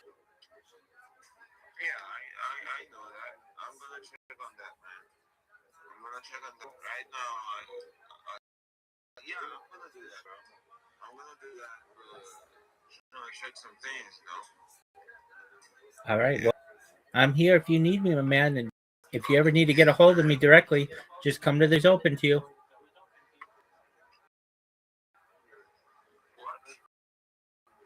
If you ever need anything, open to you. Oh, I see. It's fine. It's fine. I don't see you on space anymore. Do you join people's spaces? Yeah, I've just been busy with other stuff, but yeah, I do join. I was in one last week. What happened? I know. What happened to Yucky Duck? I don't really know. People have been complaining that he bought his space, and now I think he doesn't pay off for his thing. So Yeah. Okay. So this is an excellent point. Like, so Yucky Duck did buy his space. That's pretty obvious. Everybody who has more than 100 people in their space is buying it.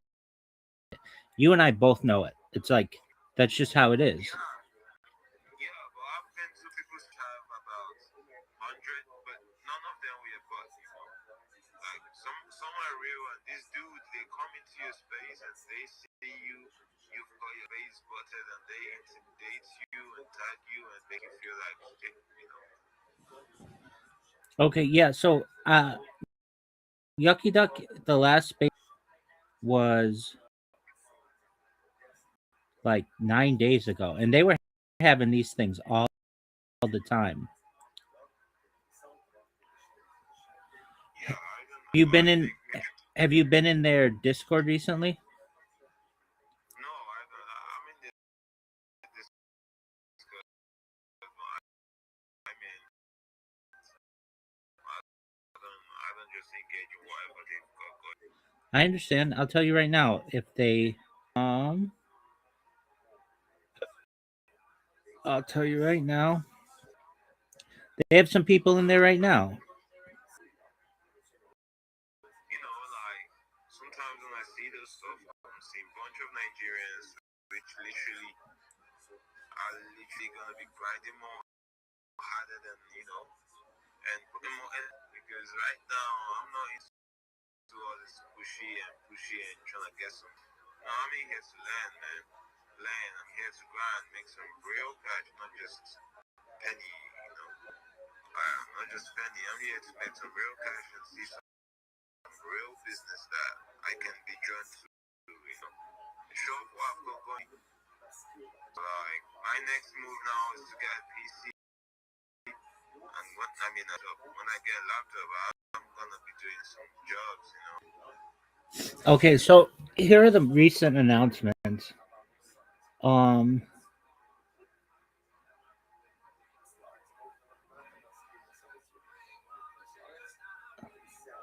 So it looks like they had a space yesterday, but he didn't repost it for some reason. Let me see.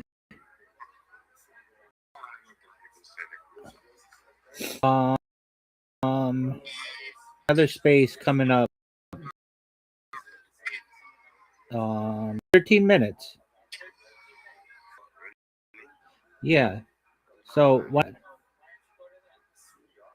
I'm gonna go there. I'm gonna show myself and see what's up. Yeah, it looks like they got so they didn't get hacked, but something happened with their prize fund. But yeah, like they have the yuck bot or whatever.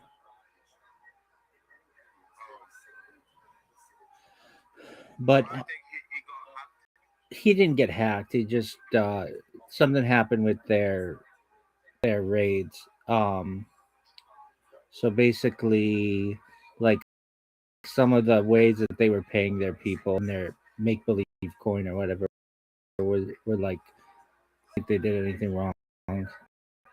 But why don't you just go in there in 13 minutes? Go to Yucky Duck, and they're doing a collaboration space with another group.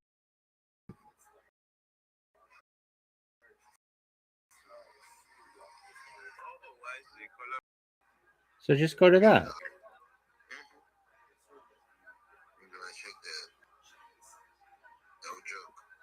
There you go.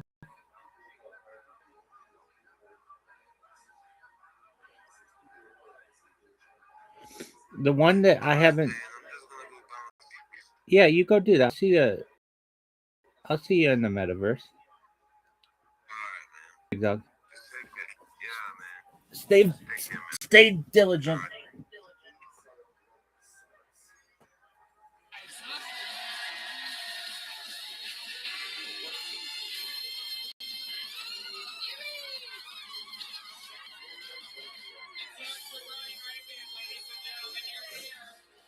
Excited to be here?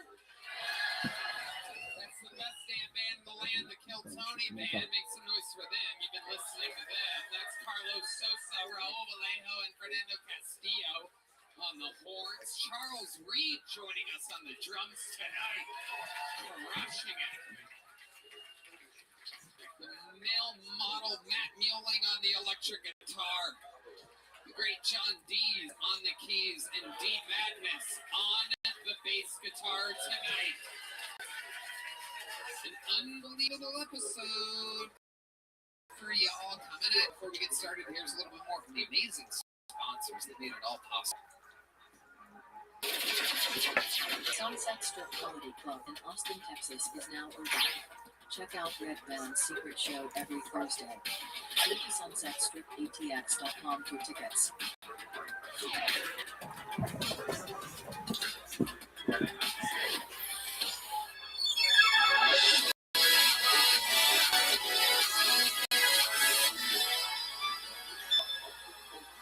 Are you guys ready to start tonight's show? Wow. You know, every single week I am lucky to be able to book some of the funniest people in the world on this show. Sometimes it's the or that I like to show off first as somebody that's joining us. Tonight, it is 3 of our favorite guests in the history of the fucking show.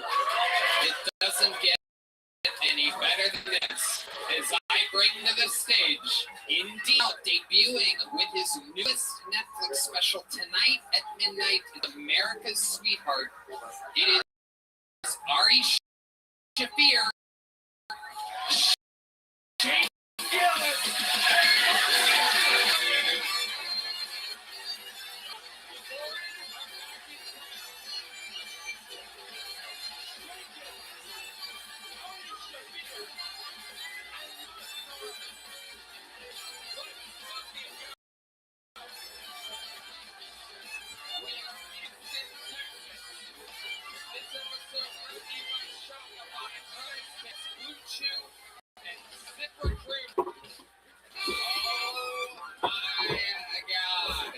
You are here in the vortex of comedy.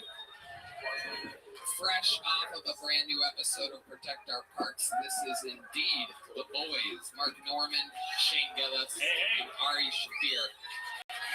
American Sweetheart comes out tonight at midnight. Americans or American? America's Sweetheart. Belonging to America? Absolutely. That's me. That is you. The old red, white, and Jew. Mark Norris, sunglasses up, long day, Protect Our Parks, 5-hour episode from what I'm understanding. All fronts go to the Maui fires.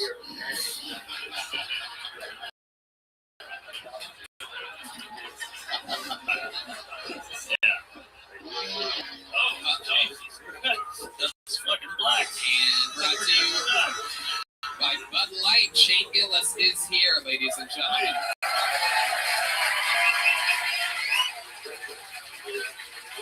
Three veterans of the show. You guys all know how it works. So drums. That is Charles Reed. Michael Gonzalez is playing with Keith Urban tonight in a football stadium somewhere. This band plays. Applause for Keith Urban.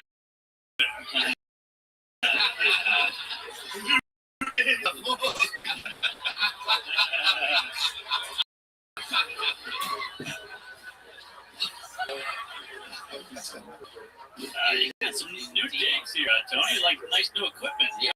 We're leveling up. We're upgrading. We got we got it all. We got little fucking monitors here so we can hear better for the first time ever. Just gotta get rid of Red Band. Yeah. He's hanging on by it. Oh, that would be all he does is press fucking bird bugs.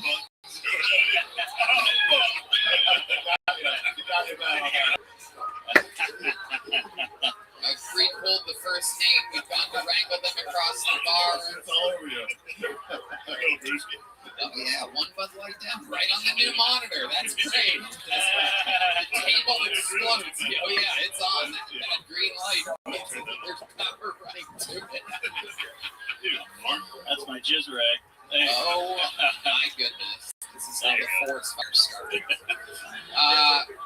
You guys know how it works. I pull a comedian out of the bucket, they get 60 seconds uninterrupted. Either the timer's up and hear the sound of a kitten. That means they have to wrap it up. Then also bring out the angry West Hollywood Bear, which rudely interrupts them and begins the interview portion of the show where I find out more about them, what they do, who they are, and what they could be talking about in this world. They go from a comedian to a podcast guest in a minute. You guys ready to start tonight's fucking show? All right, we're gonna start it with a golden ticket winner who is from Los Angeles, California, currently escaping the fires. He's here with the new minute. It's been a while. This is your first comedian, 60 seconds uninterrupted, going to Jack Shaw. Everybody, the return of Jack Shaw.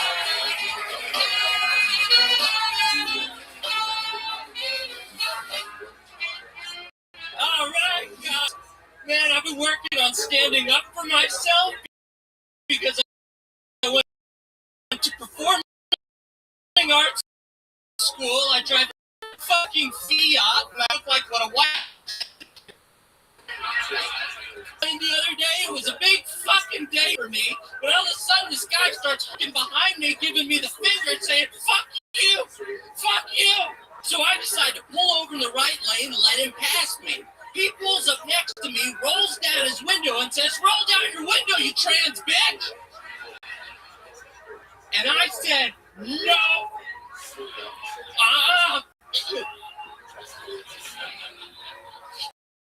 This made this man so mad when this happened. He took out pantomime finger guns and shot me. And I pantomime caught the bullet in my teeth. Ow! Not with me, bitch. I went to performing arts school. Thank you guys so much. Exactly from Jack Shaw. Not a second longer, not a second. The man thrifty with his time. Ari Shafir, what's it like seeing your little brother? Baruch Hashem, my brother. It's so good to see you. You're gonna have a heart attack. You gotta chill. I know, dude. The blood is rushing to my cock and my heart at the same time. It's crazy. Are you always this shaky, or is it just... Yes. Well, then you're calm. Yeah, he's a wild boy, Jack Shaw. How's escaping LA right now going? Oh my god, dude, I'm so happy to be here. The whole fucking city's burned to the ground. I should have thrown that droid out the window when I left, dude. I feel really bad about that, dude. That was really embarrassing, dude. Oh, probably your fucking menorah. Yeah.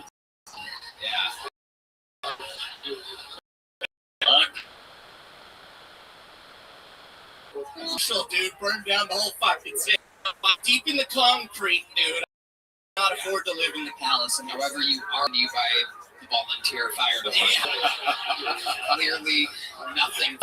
You look like a little boy from the movie Big when he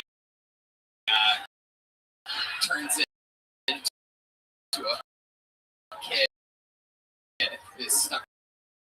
his grown-up clothes on.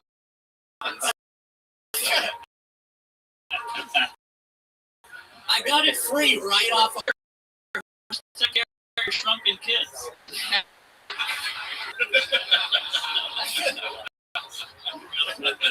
So, what's going on? Tell us about your life, Jack, since we've seen you last. Anything crazy happening? Man, Belial's been taking me on the road with him, dude. He's been fucking awesome to me. He's been really cool. It's your opening prayer. Yeah, opening for I can't talk. my fucking career. You should walk in the room first. No. It's me, Aaron. I'm totally. Oh, I love it. I love his audiences, man. I did a show with him in Sacramento, and this lady came up to me after the show, and she said, Jack, I love your comedy. You're such an inspiration to my son. He's also retarded. Hopefully Aaron's audiences make more noise than he does. Hey, what's that car ride like between the two of you? Oh, they're strapped in the back of a van. Dude, he was driving, dude, and he's trying to talk to me while he's driving. He's got one hand, he's texting and driving and talking to me at the same time. Oh my god, who is this guy? Bilal, this is the one that we were talking about. He's secretly gay. We're supposed to talk about it. He loves cocks. Aaron Bilal loves cocks. Loves something. Black, white, brown, whatever. Aaron Bilal, the cocksucker. Alright. I thought that was Aaron. He's views. Jack, what else? Hi, Jesus Tony. Christ. How was Christmas, Tony? God, if you were any chewier, you would just burn.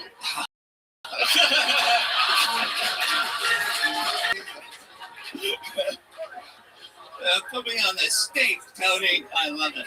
Bro, your voice makes me hate Jews. Welcome. If this was the Holocaust, Ari would be like, he's underneath the floor. Please, for the love away from me. Ari, you look like an anti-Semitic drug. Son of a bitch. You son of a bitch. We're supposed to be right. Get your fucking face. God damn it. Look at the Jews turning on each other. Palestine. Don't free Palestine. Free Palestine. Don't free. We don't know what to do. That is what an iron dome you got there. Free world. No, you got shit free Palestine. Yeah, I know. No, it's definitely true. Let's do it on the count of three, Ari. 1, 2, 3. Free Palestine. More Okay. free. Free with you guys. Yeah.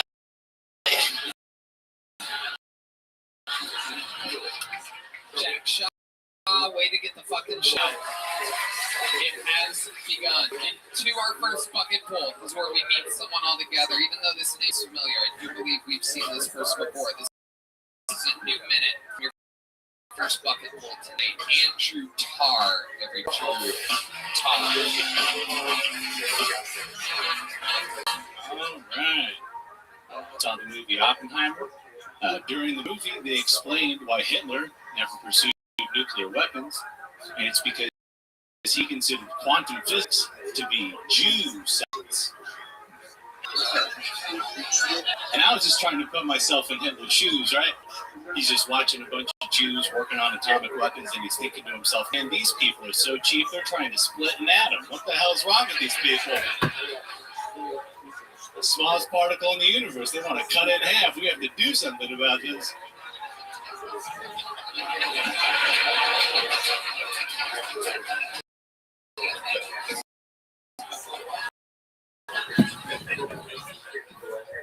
Growing up in the early 2000s, like when SpongeBob came, and everybody's parents were like, it's kids gay. And now, everyone's gay. They were right. They knew exactly what they were talking about. Okay. Great set. Best set you've ever had on the show. Yeah. Congratulations. Getting better out there. Absolutely. Trying. Welcome back, Andrew Tarr. So, Tony, what the fuck do you invite me down for? All these are Jewish heavy episodes so far. It's like the roast of Ari or something. Unfortunate timing on that end.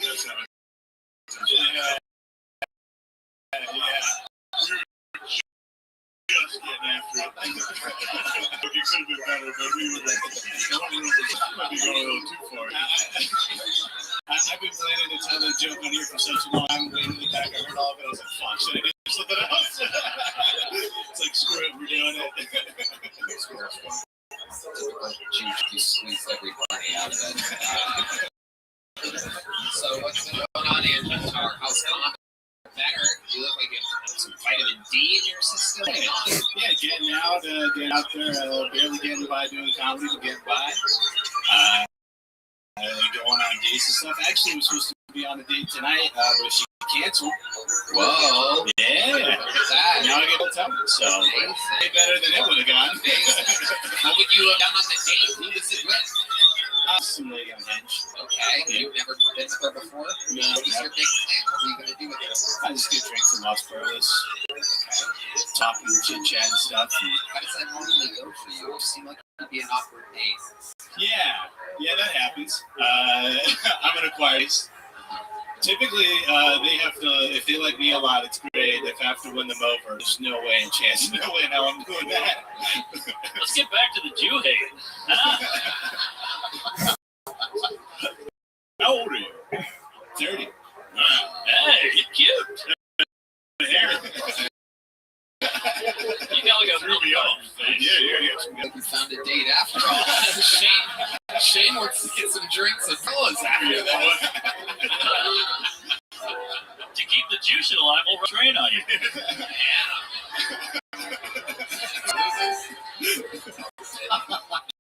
I'm not going to say who, but two of the panelists have gassed tonight.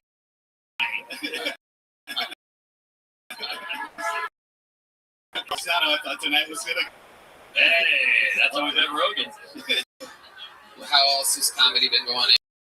What else is happening out there? Just opening up, local people opening up for a couple of. Going on the road? Yeah. Where have you been? What do you like? Oklahoma City also. I mean, I like anywhere that'll have me. Can't exactly be picky. Great. So just one state up, just a few hours away. Yeah, then like San Diego where I'm from, so I'll do spots between there and there. Okay. Do you change around those letters in your name and spells one retard? That is incredible. He is correct. I can confirm that. I'm looking at the name. Retard is in. Juan Retard. W-A-N Retard. That is incredible. How did you know that? It's like insult Rain Man over here. Did you know that according to your zip code, if you translate it to Morse code, it spells out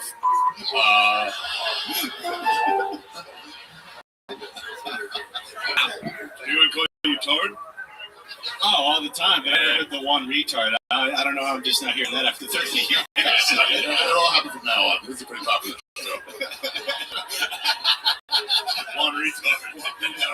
Uncle, I got a new credit. You might know this guy's the one retard. Guilt on it. Yeah. Well, from one retard to another, you did very good tonight. You have a big joke book? No.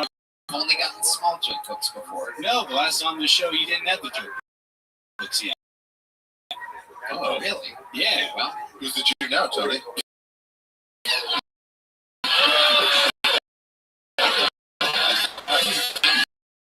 Because I don't even pay for these. These are made by the great Boneseye. They're available at Kilmer. On the road. One retard. Into the car. Whoa, there she is. The lovely Heidi. Adding a little mustard to this sausage fest. Can I get a cigar? You guys have cigars back there? Yeah, thanks. All right. Hell yeah. What are you doing? Yeah, you gonna pull a Milton over there? What's going on? Good idea.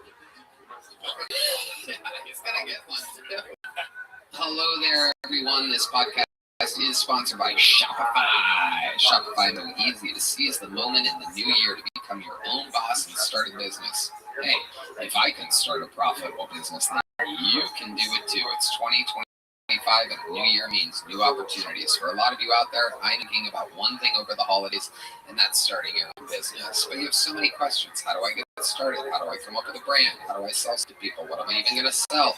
Take a deep breath. Shopify's got you. How do I know? Because I had the same questions when I started. Red Dan. Tony, the best time to start your new business is right now. Shopify makes it simple to create open for business and get your first sale. Ads running easily with thousands of customizable templates. All you need to do is drag up their powerful social media to your channels and create shoppable posts and help you see where that people scroll. Shopify makes it easy to manage your growing business. They have things like shipping, taxes, and payments for one single dashboard. Like growing your business. What happens if don't kick yourself when you hear this again in a year because you didn't do anything now. With Shopify, your first sale is closer than you think. Established in 2025 has a nice ring to it, doesn't it? Sign up for your $1 per month at shopify.com/KillTony, all lowercase. Go to shopify.com/KillTony to start selling with Shopify today. That's shopify.com/KillTony. Ladies and gentlemen, this looks like a new name, and it looks like the type of name that I like out of a bucket pool. Ladies and gentlemen, I do believe this is the Kill Tony debut of Big Vinny. Big Vinny. Let's see what happens here. Oh, yeah. Big Vinny. Hello, great people of Austin and Mexicans. Did you know the most selfish people on the planet are Make-A-Wish kids? Instead of meeting LeBron James, Taylor Swift, and John Cena, they everybody. Like, make suicide hotline and go straight to Mr. Beast. Seriously, that would help some people. Nobody appreciates a wasted wish. Imagine you're the Make-A-Wish kid's dad, $50,000 a year, swimming in medical bills, and your kid just wishes to go to the movie theater one last time. You're in the room crying. That's so cute. That six-actor shit! Gonna clear my fucking debt! I wanna brought him to the fucking theater one more time! I'm very Italian.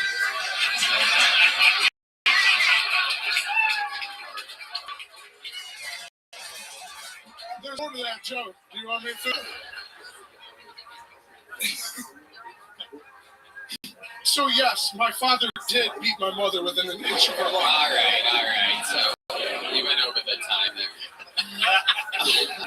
Big Vinny. Fuck yeah. You're really Italian? Yup. I love you guys, all of you. Fuck yeah. Cut my parts is my fucking shit.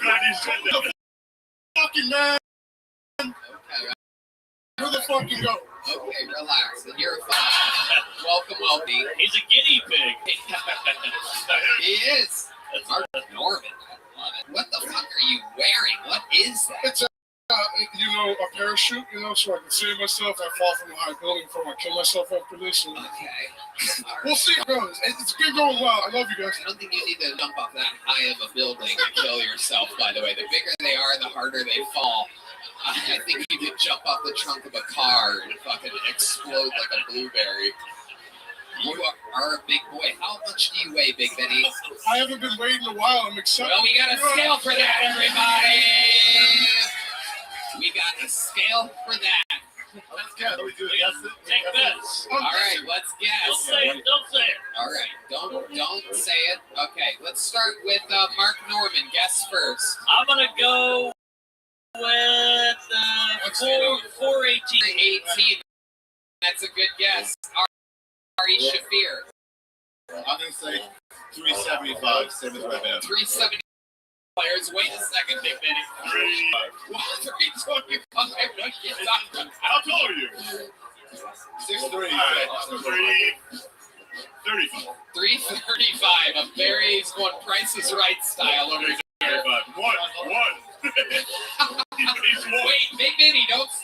yet. I could never seen an obese guy this excited to step on a scale. When he stood on for a second, the scale said, help me. I'm guessing 420. Ooh, 420 is a good guess. Okay. I'm gonna take the over it. You fat fuck up right there. It's back. Yeah. I think you have a good chance. 342. 342. You're 335. Ladies and gentlemen, this is that moment. Big Vinny steps on the scale. Let's see what happens. Mark, what do we got over there? Wait a minute. It's malfunctioning. Hold on. Just the time. It's on Central. I think that's what you... Hold on. Where's the producers?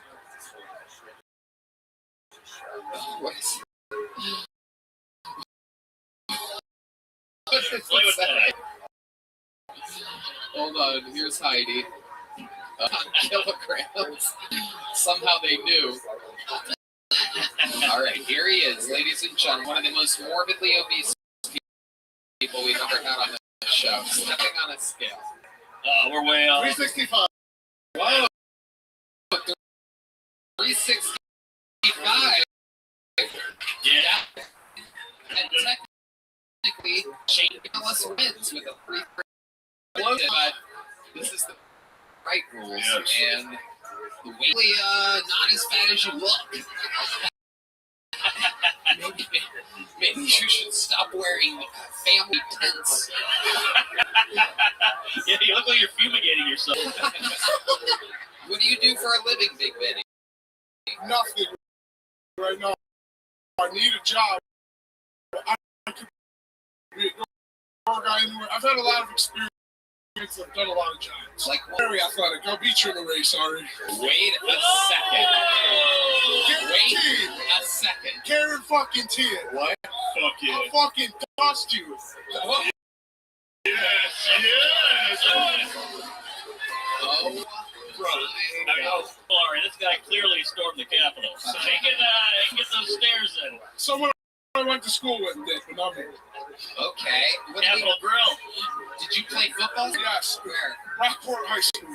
Okay, Rockport High School.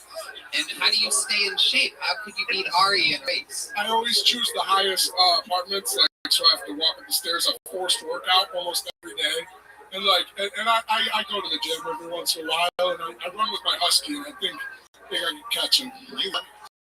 Yeah, at the park with my dog. That's the only force me to run. You have a husky? Yep. So does he. Oh shit.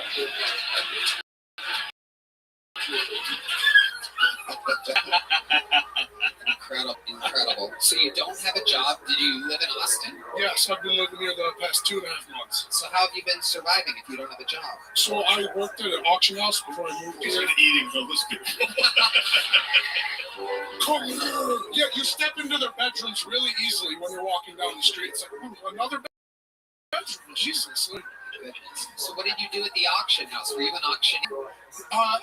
So at first I started in the department, but I had experience, but those bastards put me at the lowest rung. And then I became a litter and fucking, you list all the sports cards and autographed items, Takashi 69 baseballs, shit like that. All right. What's your love life like? Are you out? I can work a bitch's clit really good, like a smudge on a... Really? Yeah, you are Italian. I have not gotten anything out here yet. I've been talking to ladies. I could have secured some shit, but nothing yet. Have you kissed a girl in Austin? No. Really? Yeah. 2.5 months, no kiss? Nope. What were you doing? I was close with a black chick. But... Whoa. And then what? You called her the N-word and ran away? Is there a girl out there that wants to give this guy his first Austin kiss? You know, we have some of the best fans out there.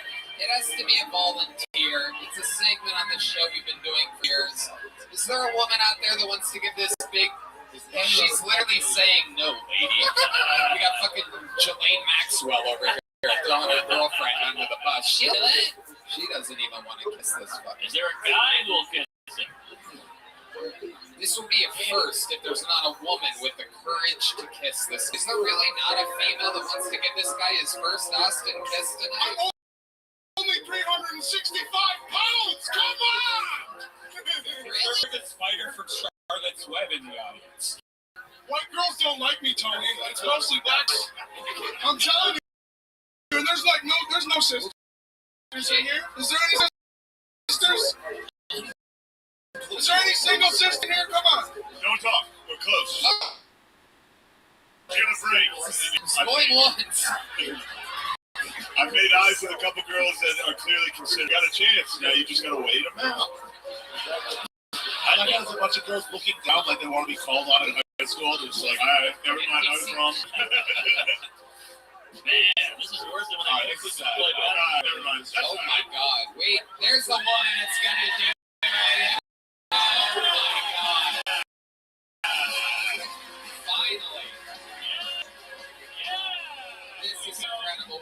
While we wait for her to come around, she's a sprinter too. Oh yeah! Look at this! Oh yeah! See some charm. Oh my goodness! It's worth a wait. And by the wait, I mean she's the same weight as he is. It's like another one on the scale. For his first Austin kiss, everyone. This is a...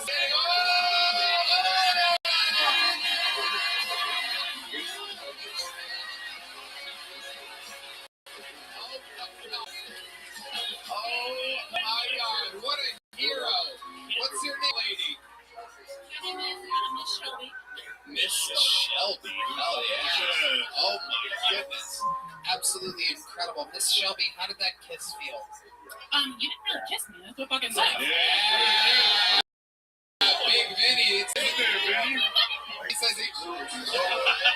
Vinny, what's wrong with you? He keeps going to my side cheek. Vinny, kiss her. What are you doing? Why are you being a coward?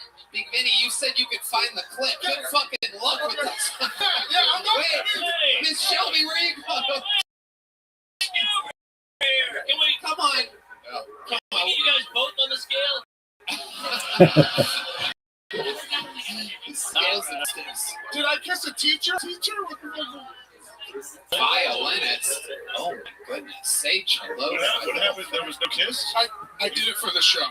Oh! I'm not into you. Oh, Big Vinny. Oh, come on. Nasty fuck. If you think one of these girls is going to be into you, they're going to do it. She's a beautiful chick. They're going to do it for fun. She's beautiful too. Come on. Because you're asking why I didn't stick my tongue down your throat. What the fuck? I'm not gonna. Come on, give him a hand job real quick. Let's make him come. Let's make this pussy come. All right. I have stand. How about a hand for Miss Shelby, everybody? Miss Shelby, you're a superhero. Hell yeah. You wanted me to be mean. Big No one Vinny. wanted you to be mean, dude. Big Vinny. How dare you? I kissed her and then you're asking why I didn't go hard. Oh, my God. I can get late, bro. I've been late. Vinny, it's been months. Yeah. What are you talking about? I turn it down. Like I'm not even fucking running. Oh, But Vincer, just like that. Don't lie to me, Vincer. I'm not gonna take the lowest rungest shit. Why are we talking about this woman like that? Yeah. She was nice enough to come up here. She was not. She saved you from everyone. It was sad when no one would kiss Yeah, you. literally, nobody wanted to kiss This woman came out of nowhere to save you.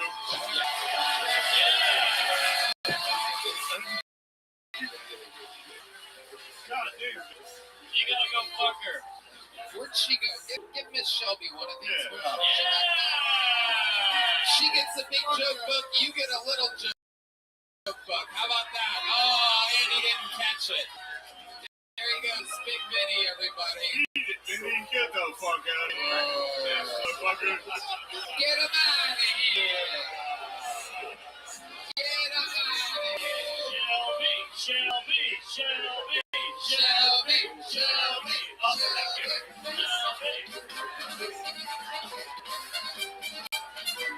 Alright, we're having fun in here tonight. Your next bucket full, straight out of obscurity, goes by the name of Matt Bellick, everybody. Next one's from Matt Bellick.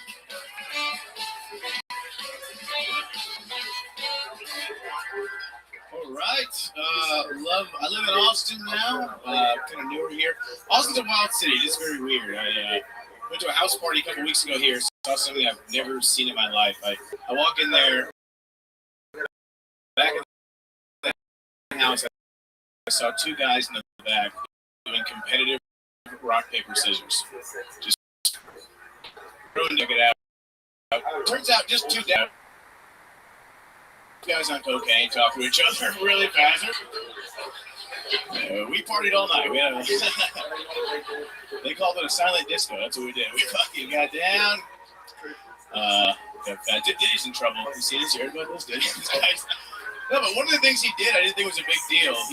He would hire these escorts to come to the house, and their job was to entice his guests to have sex with them, and then he would film them having sex without their knowledge.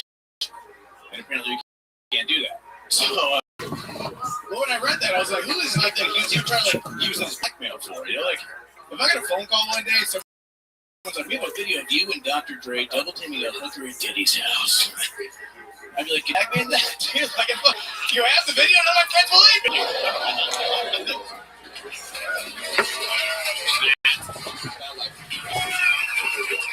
To be honest with you, I didn't hear a word of your set. Yeah. Mark Norman broke a glass cigar case, and a lot of it was the shrapnel went into people's drinks, and I'm making sure that the drinks didn't get drunk. It's literally on the can. Yeah. Drink it, soon. Drink it. Eat the glass. I'll buy you one. I'll buy you another drink, whatever that was. Sorry. I got it. Yeah, I'm protecting us. On a very Jew-heavy episode, I'm protecting us from losing all here. I'm literally have to tell our fan base, I'll buy you another round. I'm going to take this fucking thing for lunch. We're going to eat the fucking guy. How much is that Holocaust? Just stop. Please stop picking it up. Don't even touch the glass. I'm also cut. Oh no, wait. Fuck. Unbelievable. So Matt, how's it going, buddy? Going good. Yeah, going good. I love it. How long have you been on stand-up? 11 years. Okay. Whoa! That's not a good reaction. What do you do for work? Side gig, I sell t-shirts at concerts. Okay. Yeah. Sell t-shirts at concerts. Merch, yes. This guy knows the technical terms. Yeah. How's that been going for you? How old are you, Matt? 35. Okay. Yeah. Okay. You look horrible. Thank you. All right, yeah. You're all right. It's just your teeth. It's the teeth? I got bad teeth? Wrinkles. I have the wrinkles. And it looks like you've changed oil with your hair. Incredible. Yeah. You have pro wrestling, like white, greasy hair. Where are you from? Chicago originally. Lived here for a couple of years. Yeah, shot down the house. I thought it was going to be so very greasy. What?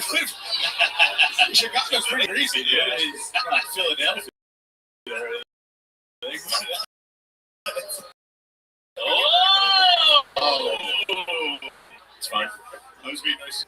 Yeah, who said I'm nasty like that?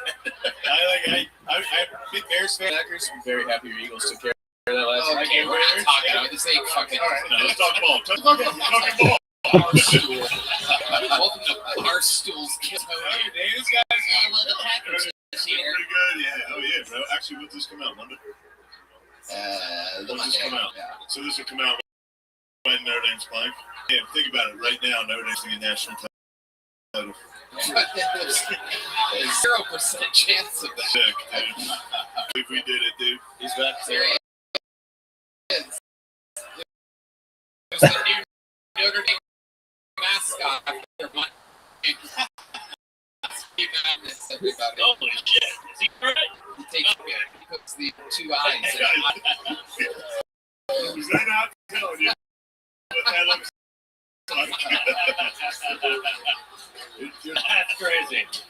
Who's dressing him up like this? He's dressed like a color. He is. You know that Kamala Harris trying to prove she's I thought you were Nancy Pelosi kneeling.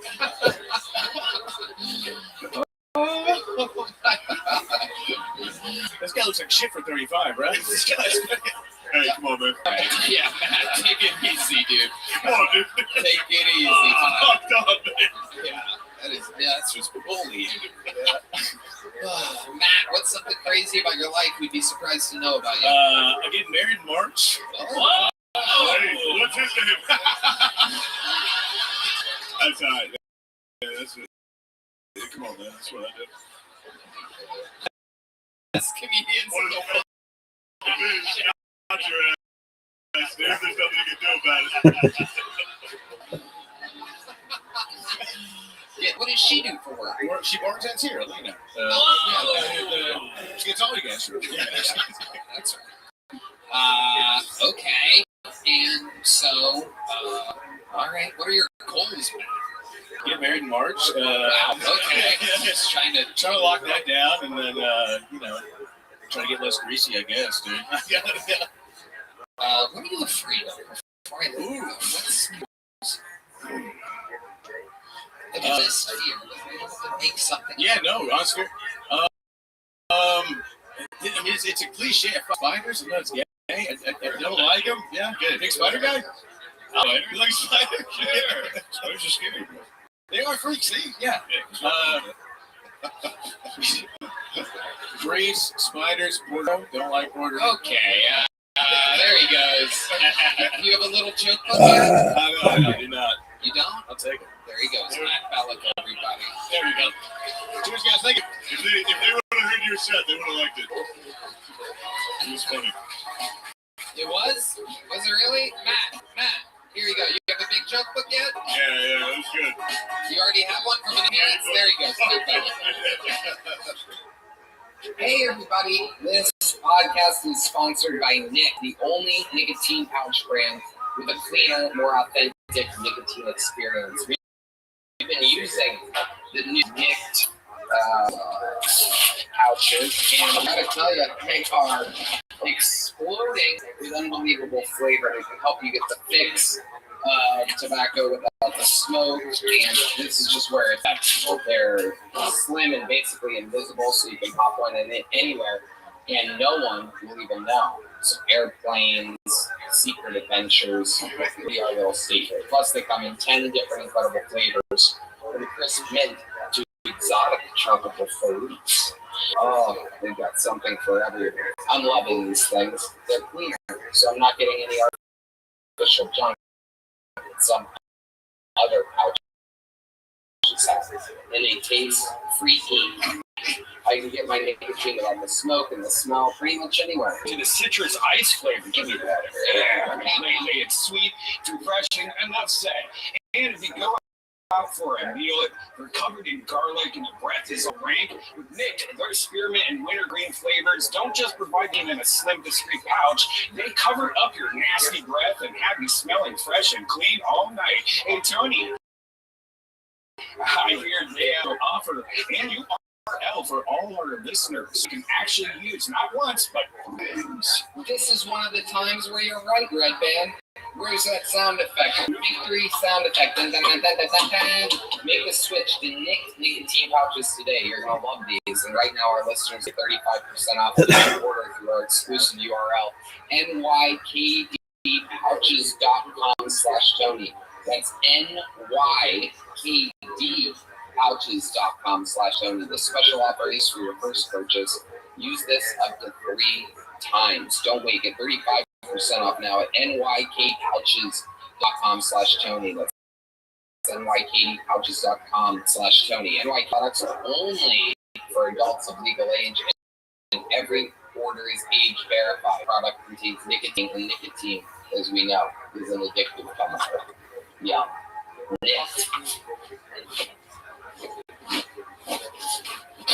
right, is Juan ready?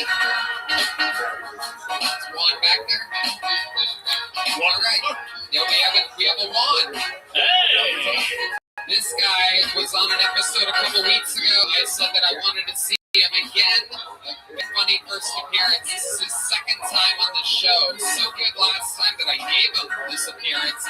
Let's see what happens in the second ever minute from Juan Denmark. Everybody, the return of Juan Denmark.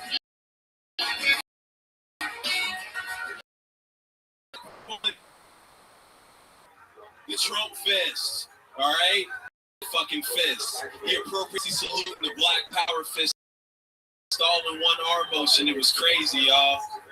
Trump's fists are the list of all the people Kamala Harris locked up. I'm gonna be honest, y'all. I think Kamala Harris is just Hillary. I also think it should have been the first slaves.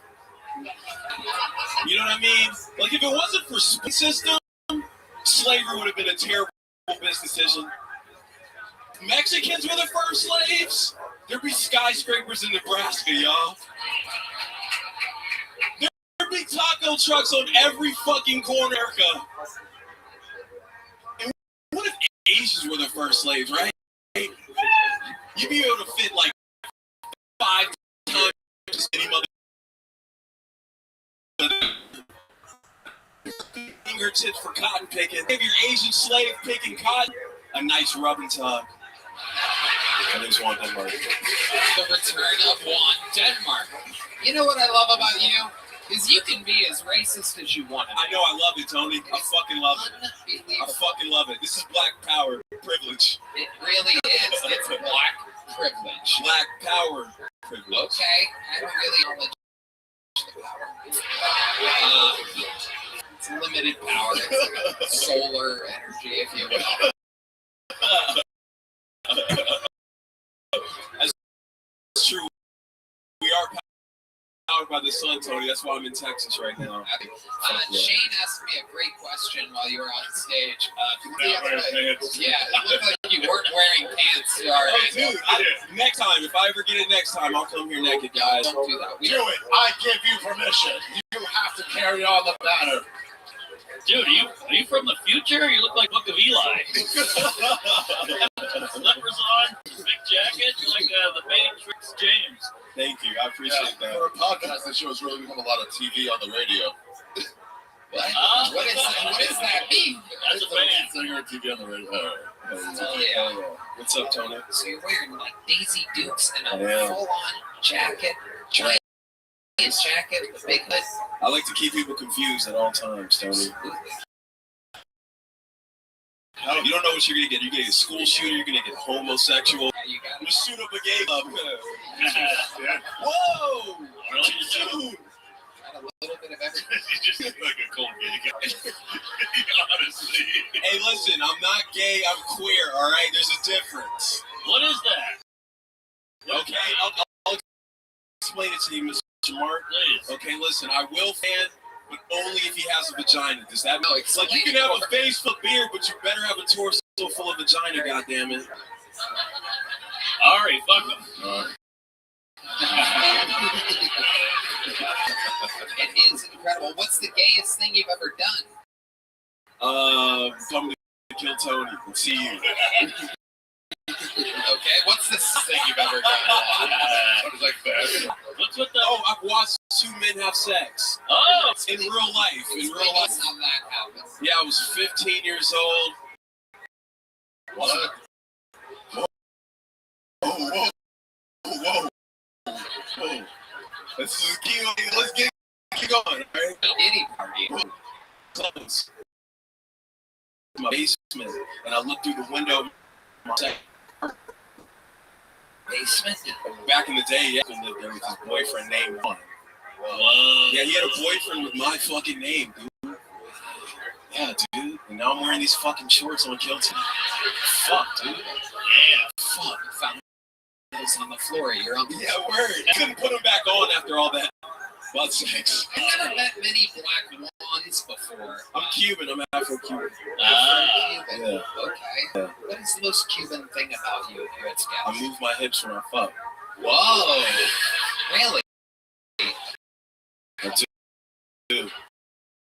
It's crazy. Can we see that? You gotta pay for that part. Giant check.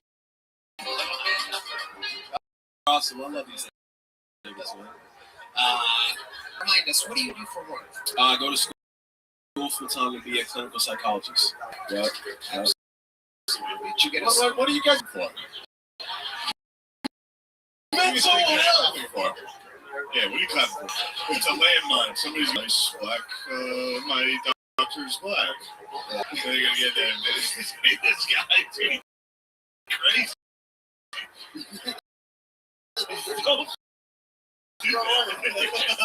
How old are you there?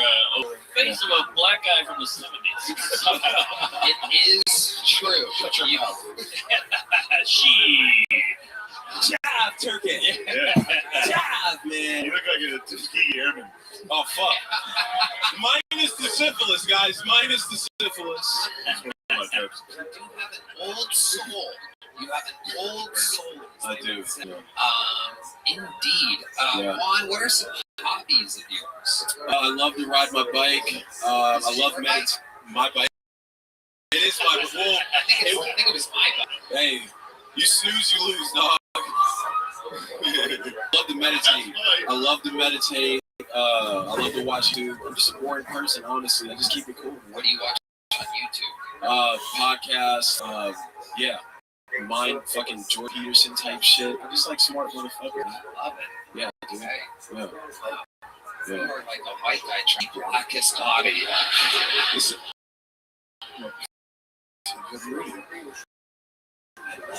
So, what are you most looking forward to helping people with psychology? Like, what's... I didn't really pick this profession. This shit kind of picked me, so I was like, fuck, let's get paid for it. Yeah, so. We never picked you. Nah, you look cool. You look like a leader of a 45. I'm trying. This is the start. This is the start right here. This is where I gain my following, and then we go off into the woods in Utah somewhere. Yeah. I'm with you. That is cool. Yeah. Fuck yeah. What's that button on your dick? That's a great question. That's a real friend. This is my friend's merch. He told me to wear it. I'll put it on my dick. You know what I mean? That's the best way of supporting your homies. If you really love them, put them on your dick. Okay. Not right in Denmark. Interesting. You're staying in Denmark. Yeah. Denmark is from Denmark Vessies. He's a slave revolter. Right before he executed. What does that mean? He was trying to.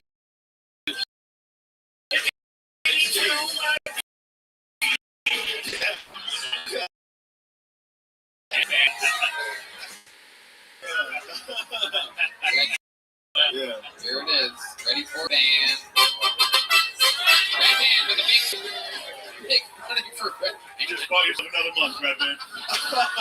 Stay alive, though. What's up? All right, you okay, there's 2 weeks. 2 weeks off. You couldn't handle the success. One good joke. What's up? Unbelievable reference. Got another Charlotte's Wet joke up here. I cannot wait to hennis with you on Denmark. Congratulations, you already have a big joke bug. We'll see you soon on this show. There you go. Swan Denmark, everybody. All right, back to the bucket we go. And your next comedian goes by the name of... It will be the comedy stylings of Jake Holt, everybody. Jake Holt. Jake Holt.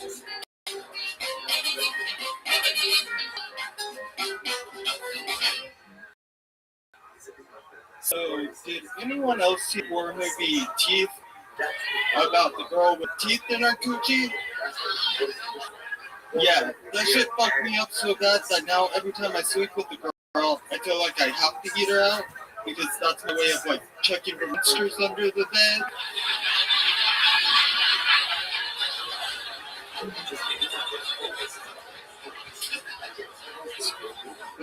That isn't as traumatizing as growing up and my dad told me that black cats bad luck, but only if they don't have a pink butthole.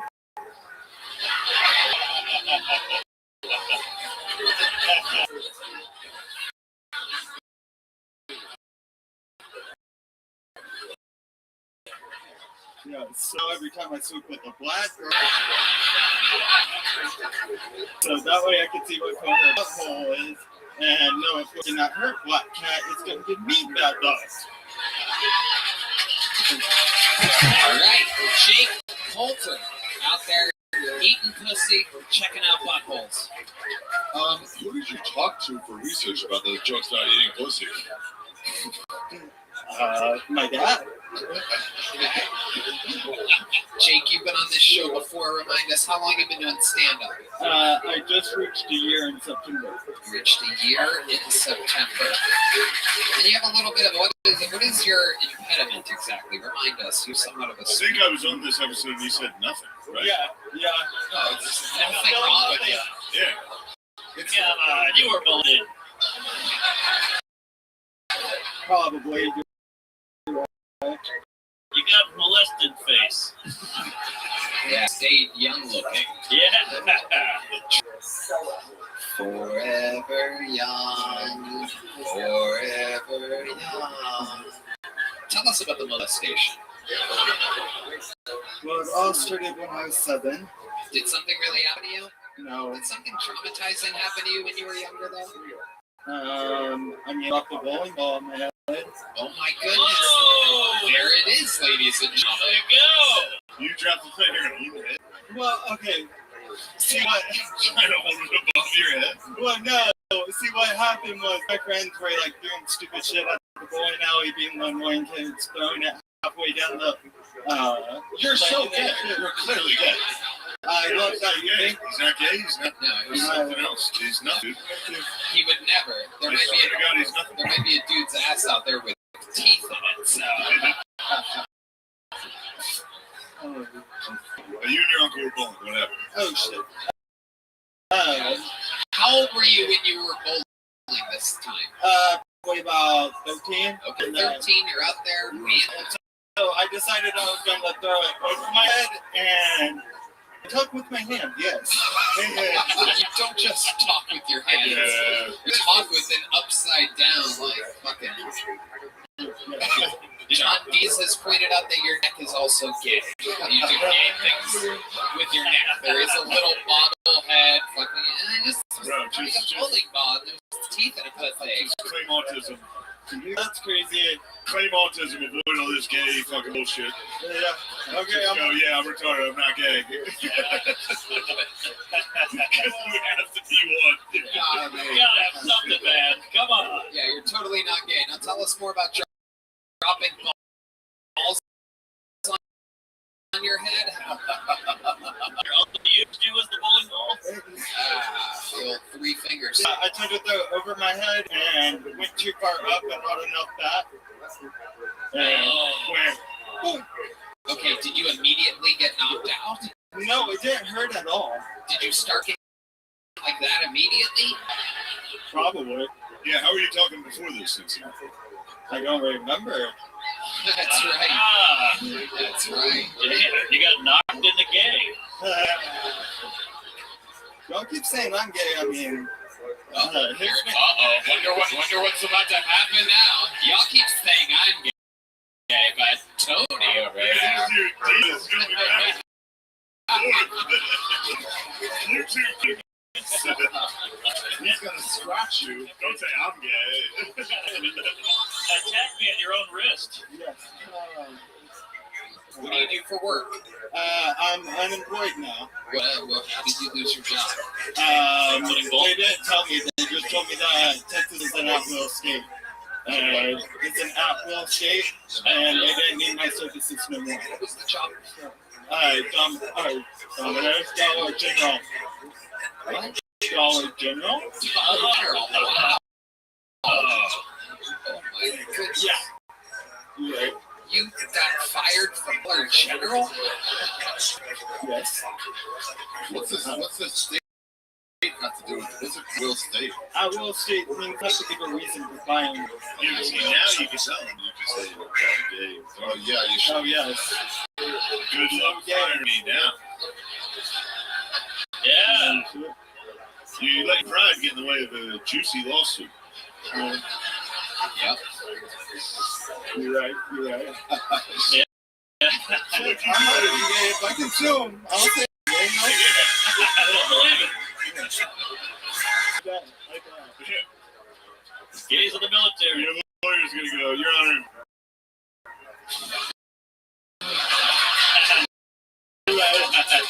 Come on. You're like, don't ask them to tell. Sorry. I mean, I've been called gay my whole life. That ain't nothing. Oh, okay, great. Yeah, no. I just think it's crazy how his name's Tony and his favorite place to be is on his toe knees. Oh boy! Wow! Got his ass. Wow! I got pretty guys. I don't think I'll ever survive.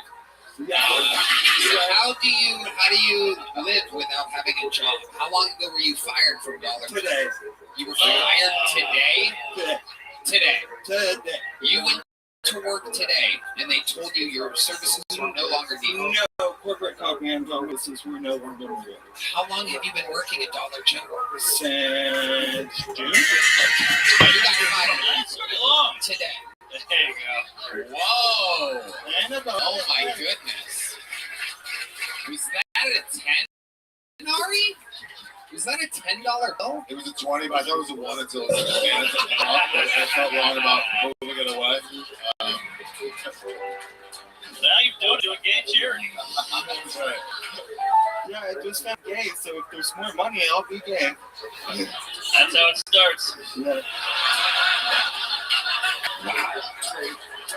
Wow. Jake, what size joke book did you get last time you were on? I got a big one. Okay. I bet you got a big one. Yeah. Terry goes. Jake, your jokes were really good, though. You did good. Funny guy. No, you did good. Good job. It's kind of a sad turn. All right. Let's do another special treat, ladies and gentlemen. One of the most prolific regulars in the show's history. I present to you a brand new minute from one of the hardest working men in all of the Austin, Texas comedy. This is the return of Cam Patterson,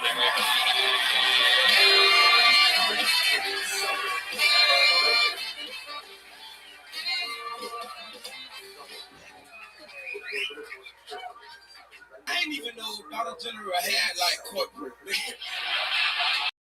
I just imagine a guy like me like, fuck nigga, you're fired. It's over, mom. Get out of here, dog. It's over. Damn. I was in LA fires. I was there. I blame the gays. That's who I blame for. It's funny because I was riding around and I see like all the houses on fire and shit. And you know what was crazy? You know what was still standing? All the ash and the rubble and all the fires, what was still standing was brick chimneys. Why not make the houses out of that next time?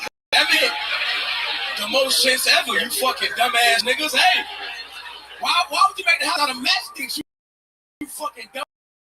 That's crazy, dog. Also, it was funny, I was riding around and I saw a lot of people evacuating the house and shit like, yeah, you dumb white bitch. You know who happy? Asian niggas. They are as fuck. I'm done. That's good. Get me out of here. Perfect. Why don't they make the plane out of the back? I don't know. You ever think about that? I don't know. I would never have done that. No, I know. I don't think it's still it's just funny. It's like, yeah, good question. That is a good question. I love it, Cam.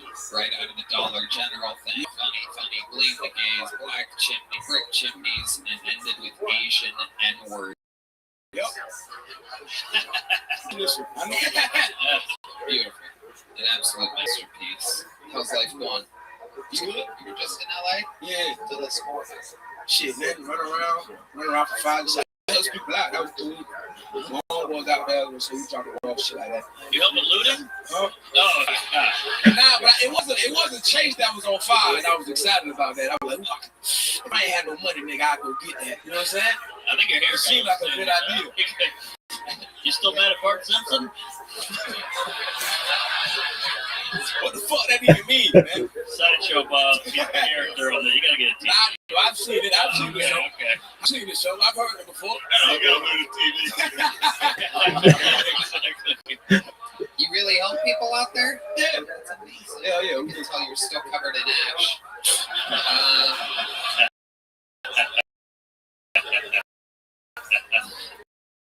Those are his dads.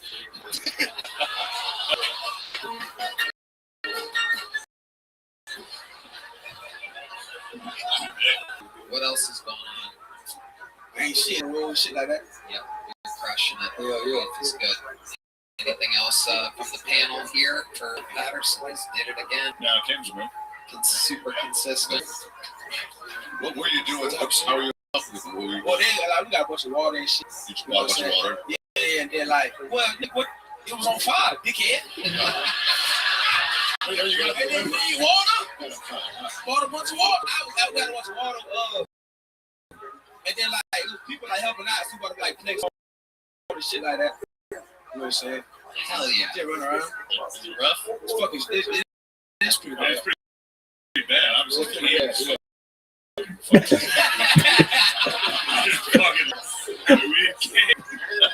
Somebody's got to put these fires out. I'm here to help. I'm here. I love it. Cam, you fucking did it again. You are the man. Absolutely unbelievable. A new minute from Cam Patterson. Watch it happen right in front of your eyes.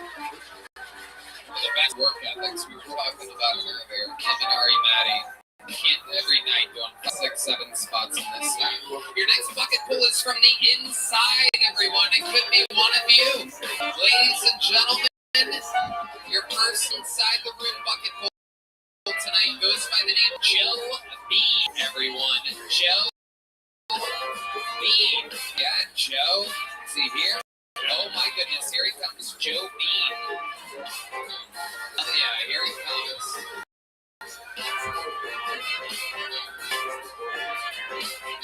You guys still having fun out there, huh?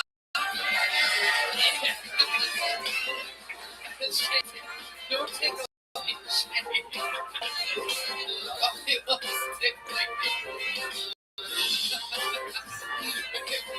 Come on, make some noise for the inside zone, Joe Bean.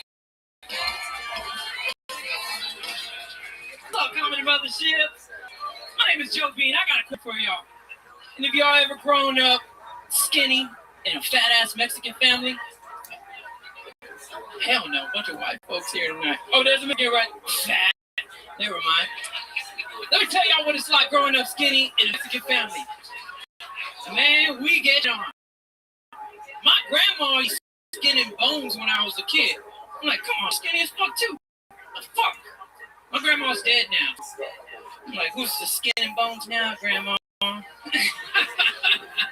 but I imagine growing up skin Mexican family is a lot like growing up light skin in a black family. They get shit on too. They definitely get shit on too, right?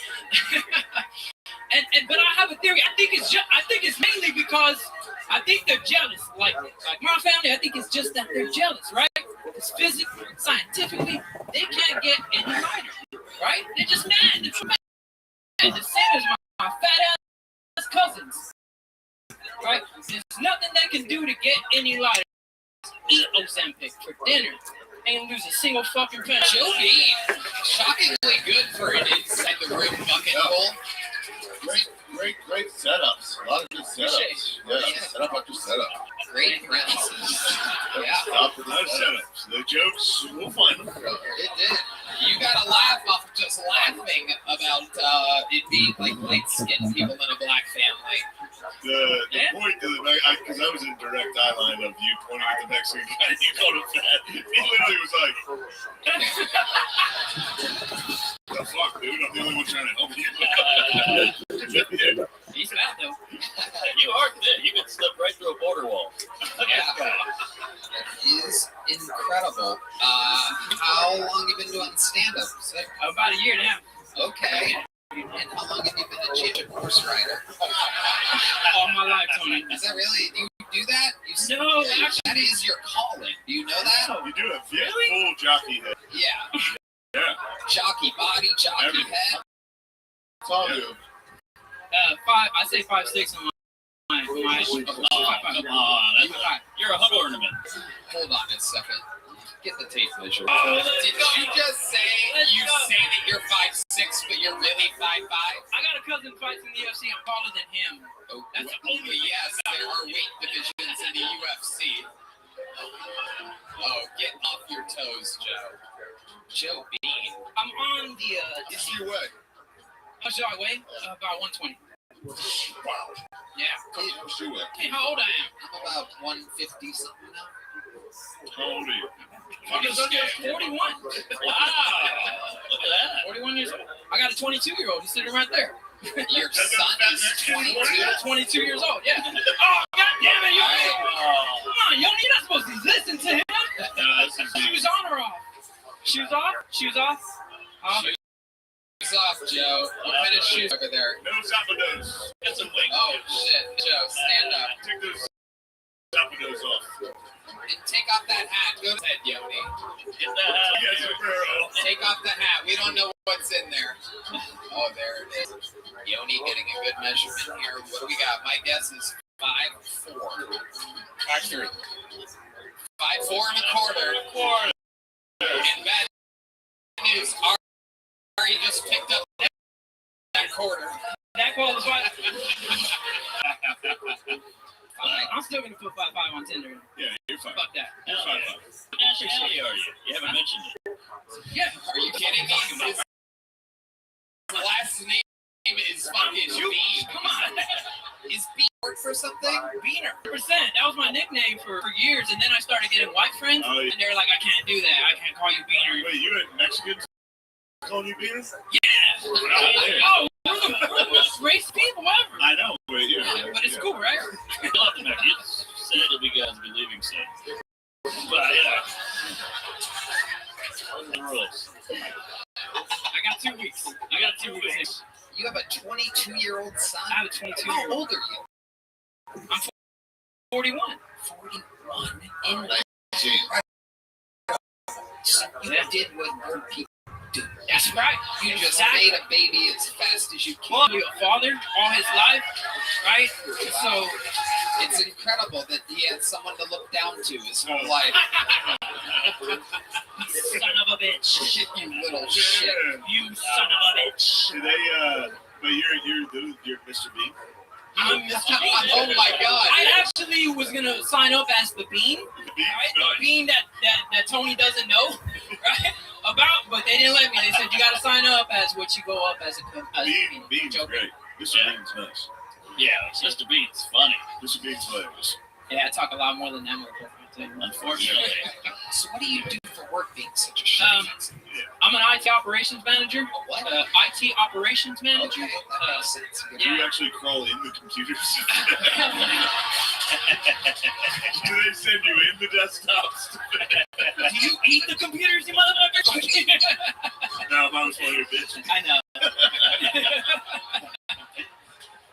Oh my goodness. I also, I produce casts as well. You know, I produce podcasts and on my side, on the side. You should have read that in your secret. And I have 2 young kids. Look at that. Yeah. 2 beans on a pod. So what does your son do for work? We know that a 22-year-old, that means that he's been working for at least 13 years. Oh, my son, he works on cabinets. Okay. Is he one? Sign up to He doesn't do stand-up, right? No, he doesn't stand up. How tall is he? He's my height. Probably exactly. I'll bet you he's a little bit taller. Does anyone want to bet? He's trying to yell out and say, Come on up here, little bean. It's a family affair. We've been to fucking both HEB shows with him, man. He's got the tickets to the both of those shows. Like this right here is so much different, so much fucking better. It's so much like intimate. That's right. Horn players know when it's getting a little too Mexican, they start playing. I just want to thank you, Tony. This is like a big deal. There you go.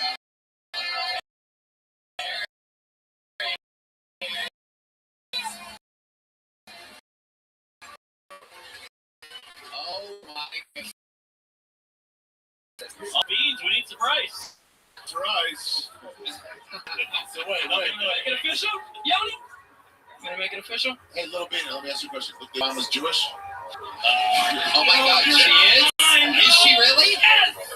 Oh my God, that is incredible. Ari Shafir, with just using his massive nose, is able to guess and smell who's Rudolph with your nose up right. With money, too. He's so fucking amazing with money. Let's measure noses. Yeah, measure noses. Oh, yeah, I like that. Are we going to do water placement? Can somebody put a dollar bill in the back and hide it and smell where it is? The bean doesn't fall far from the tree here. What's your name? Alex. Alex Bean. Alex Bean. Oh my God. What was it like having a father like Joe? Now's your chance to tell the world. I mean, pretty much like you said. I get to look down to him. You guys are excited to be like a fucking 12-round flyweight. It'd be like a classic if you guys fought. Yeah. When you were in school and like, you were young and you were bad and you had to like hit you, did you just laugh? No. So your mom's Mexican, or your mom's Jewish? No, my mom's fully white. Oh. She just got the nose. Just. Oh, I thought I was going to say concentration camp. You know. Half white. Is your Jewish? Is your Jewish mom still around? No, she's never been around. Really? She's not Jewish. This is so backwards. So the Jewish mom abandoned you. Yeah, 2 years old. No, you guys are lying. Was she actually a Jewish woman? No? All right, I missed that part. I'm sorry. But she was white, so I'm like, She was yeah. a honky. Yeah, honky. She left. Yeah, she left. What? That's your name. Yeah. About the hell? Yeah. That's Thank God. so unusual. Why do you think she left? Were you a big crier? No? What the fuck, dude? Talking to your son. No, I think it's Why does he think she left? You want? Okay, let's hear both of your theories. I think my dad is a little big. Well, it is so. Judging by me, I would say that's probably fair. It's probably fair. Okay. No, we're asking my mom. Right? Yeah, no, I think she was raised kind of by helicopter parents. When she became an adult, she got into the party life and then went wild. I was the opposite. I started partying when I was like 12 years old, and I was done by 18 years old. When I found out I was having a kid, I was like, all right, I'm gonna be a party. It stunted your growth. Fuck yeah, 100%, bro. Didn't help either. Right. And then she kept running. Yeah. Oh, she's still running. Yes. You're in communication. How do you know she's still staying? I don't know. I hear things. Okay. Yeah. Sounds like it's not really a fun party. It's one of those No. heroin. Scary parties. Sounds like it's a scary party. Yeah. Yeah. That's all right. All right. 100%. Yeah, sorry. Yeah. Well, Justin. I appreciate it. Love that. Hey, it's all love. You make good cabinets? Always. Is it your own company? No, sir. I serve as cabinetry. Okay. I'm as Mexican as it gets. They have me crawling in them, putting them up, everything. Absolutely. That's your only job? You work as an elf? Yes, sir. My only job. You're Mexican El South Pole. I'm a big fan of the beans. Absolutely, and I am as well. Beans. So much so that I am giving you both a big joke book from the Great Outside. There you go. One for you, one for you.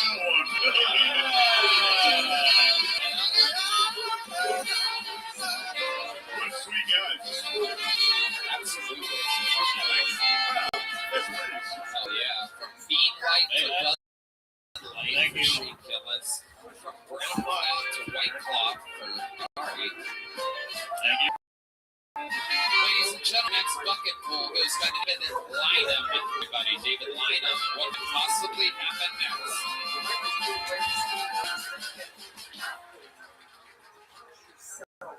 A school teacher in Florida got arrested for sleeping with a student last week. It's like a thing now, right? For the years, parents were outraged. They were like, "How does something like this happen in our community?"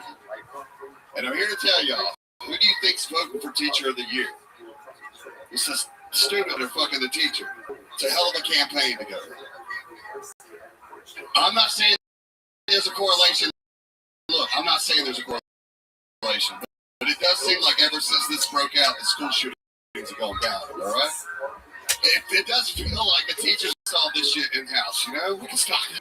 We're going to start a detention a little bit different, you know? My son sees this shit on the news. I asked him about that. I said, "You ever feel this about one of your teachers?" He's like, "Dad, you're disgusting." No, that's gross. And I don't know if he's so awkward because we homeschool him or what his problem is. Or... Roll Tide, right? I mean, if he make his mom calm, at least somebody in this fucking house can get it done, you know?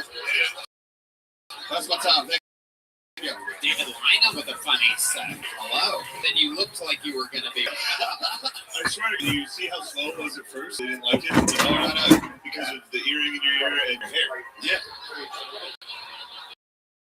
I look like the singer Creed. I get that all the time. Yeah. Oh, he's good. That was, that's all right. Yeah. Guys, I'm sorry. Our choices for like 2 hours, dude. This guy definitely rules. Yeah. There's Sham Wow guys over there, if y'all don't know. The pitch guy. Is he really? The punch the hooker. He's walking around. Yeah. Get him over here. Did his handler a Sham Wow hoodie? He signed up for the show. No, he's over there fucking talking to people, dude. It is bizarre, dude. I'm so glad to be here with y'all, dude. I can't believe they called. And on top of that, this panel's great, but goddamn, I've been waiting to get out of there, dude. Directed a movie that was it. Me and Adrian Brody were directed by the Shamwow. How insane is he? Should we get him over here? Yeah, over here. All right, somebody go get the Shamwow guy.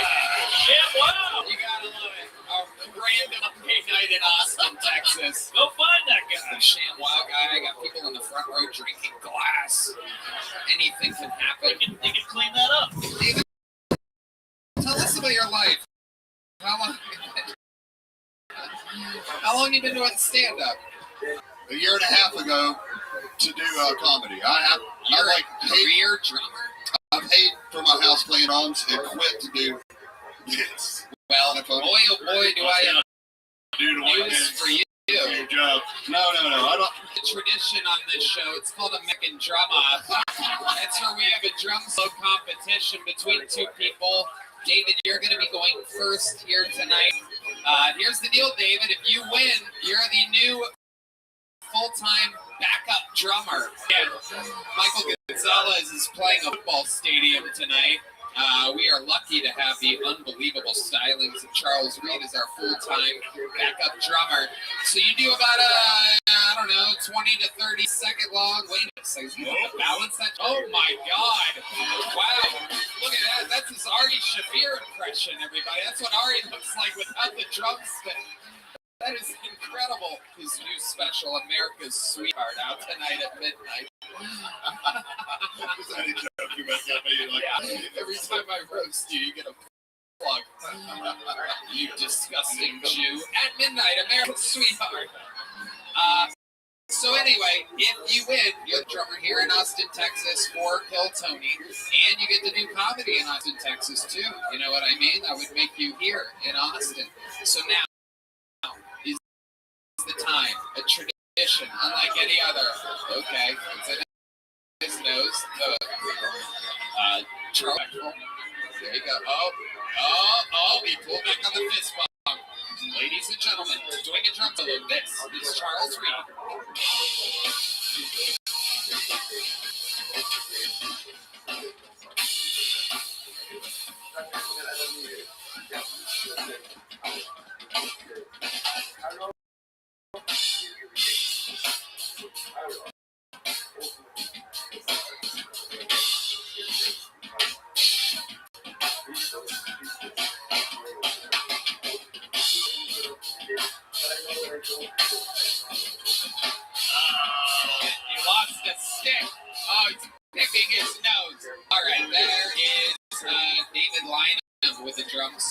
ladies and gentlemen. Charles Reed about to bury him. We have to do it? Yeah, it's going to be cool. All right. Crowd's gonna go.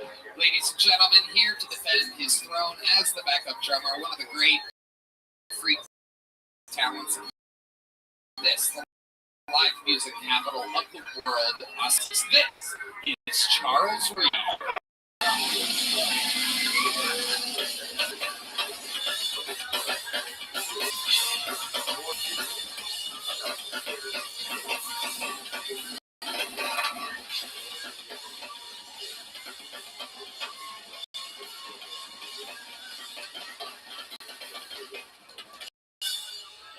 Jesus fucking Christ. One of the most believable ass beatings we've ever seen. Wow. Whoa! Hey, yeah, that was a close one. I think Charles is better at drumming and comedy. Unbelievable. This is the first time I've ever seen a knee on a white guy's neck before. Oh my God. Incredible. Oh boy. You see why I quit, right? Yeah. I paid for my house and got out of that industry.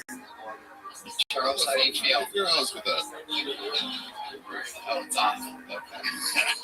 How many of you have David Lynham winning? Just a boo from the crowd. Just one boo. Motherfucker. How many of you have Charles Reed winning?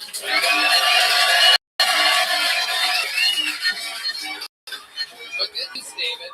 Your set was good. Anything else crazy we should know about your life before letting you go? I worked for the drummer for Guns N' Roses for a couple of years. What was that like? Babysitting. Did you make him feel better about his talent? Hey, I'm telling you, it was a full-time job. Like, a lot. What was the name of your band? Lynham. Yeah. Name the band the last name. But you did. Yeah, but no. But they did. No, I did not. The band called it that. We were last in line.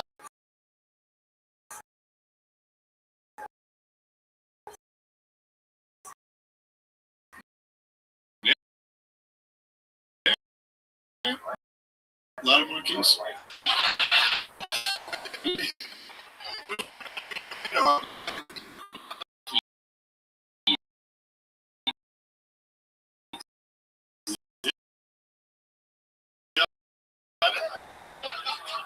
See, that's about as old of a reference as Charlotte's Web. It's by the name of DK, everyone. DK. Thank you. DK. One more time for DK, everybody. These people wait all evening for this opportunity. The reason why I say that is because I think digging is the way that you end up finding oil. That's not necessarily the case. Another way is looking for terror and weapons of mass destruction. Hey, for most of that's a day of celebration, right? But every so often I get somebody who'll come and let me know, like, hey, do you know you share a birthday with Hitler? And I go, wow, that's an interesting fact. No one's ever told me that before in 27 years. And they go, how does it feel to share a birthday with such a bad guy? And I go, who, Hitler? They go, yeah, Hitler is well known for killing a million Jews in Germany. And I go, okay, but like, for those of you who are smart in the crowd, have heard that joke and go, wow, 4.6 million, that guy must be off. But the thing is, I don't necessarily count the women.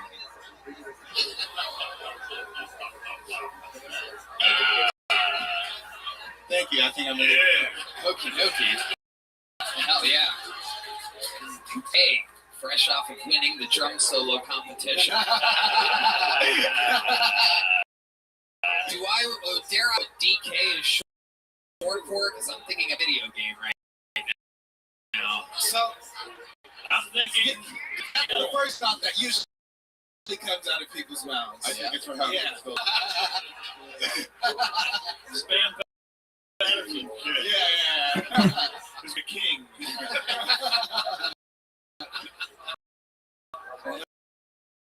One of the ones that are good at spelling. What is DK? Stands for Drama King. That is what it means. Oh, okay. Did Yeah. your parents give you that, or did you do that one? I did that one, clearly. Oh, no. Well, my friends did that one, but I rolled with it. Why they be calling you Drama King? Because I'm a bit dramatic, Tony. Can you give us an example of a time in which you were dramatic? Yeah, so I'm one of those guys. Oh, we're groaning now. 2 hours into the episode, we're gonna start groaning. I just called him Donkey Kong a second ago. Everyone was fine with it. I say he gets pulled over. The black guy just gave me a thumbs up. Thank you, sir. I can tell because the inside of his thumb is white. Okay. All right. Oh my God. I dug myself into a deeper hole, and now we're getting applause.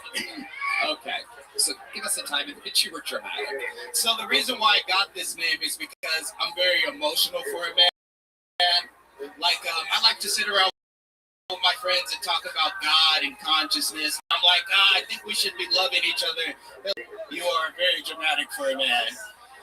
Okay, yeah. Yeah, so I mean that's who I am, and I roll with that, you know. I love it. Yeah. What do you do for work, DK? So I work as a valet driver at this hotel. Who the fuck would trust you with their kids? I definitely get a lot of side eyes, Ari. Drama King, please. My car. No. My real name is Timothy. That's not a hidden fact. Yeah. Drama King. No, but people just call me DK. I got the word that Drama King that you once tried to fight one of the nicest humans in all of show business, Yoni, the producer. Yoni. Would you like to tell us exactly why? It would take a man named Drama King to ever want to hurt sweet Yoni. As I said, I'm very emotional. What happened? Yoni told me this was a while ago, so my memory might be a little bit scratchy. None of it was on Yoni, all of it was on me. Absolutely, I already knew that. Yoni, if you're wondering who that is cackling, that's Yoni. Yeah. So, but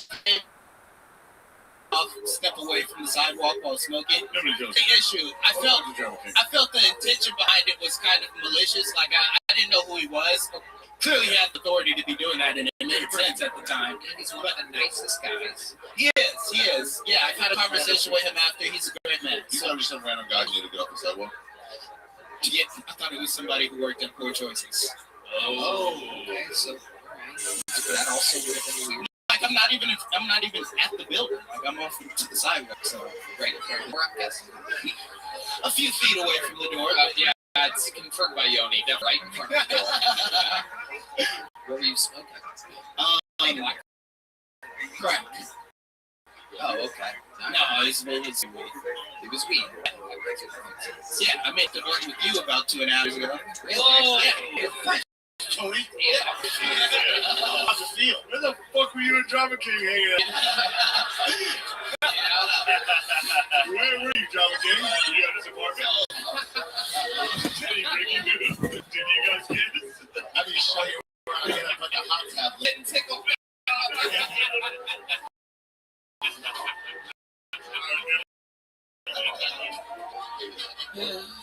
Where do we smoke this blunt? So it was at the back of the. Yeah. Drama King. Yeah. They were in a Legion of Skate show. You came out in a cowboy outfit. There was pretty much no. Sounds about right.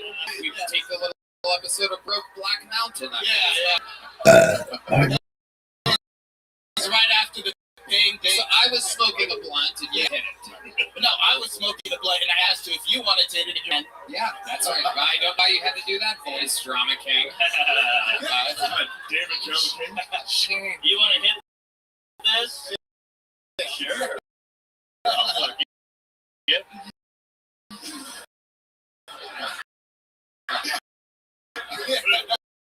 What else happened? though after that? You guys, what did you guys talk about? So it was right after Tony was going through a situation, and he went on people. All right, what's going on? Nasty motherfucker, John. That's one word. Yeah. Two more. More Tony. I mean, this is wonderful. All right, whatever, dude. Yeah, it was a terrible impression. Okay. Anything else crazy we should know about you before letting you go, DK? Drama King. No. I mean, if there's anything you should know about my character, it's that I've done a lot of psychedelics, and that's just about it. Hell yeah.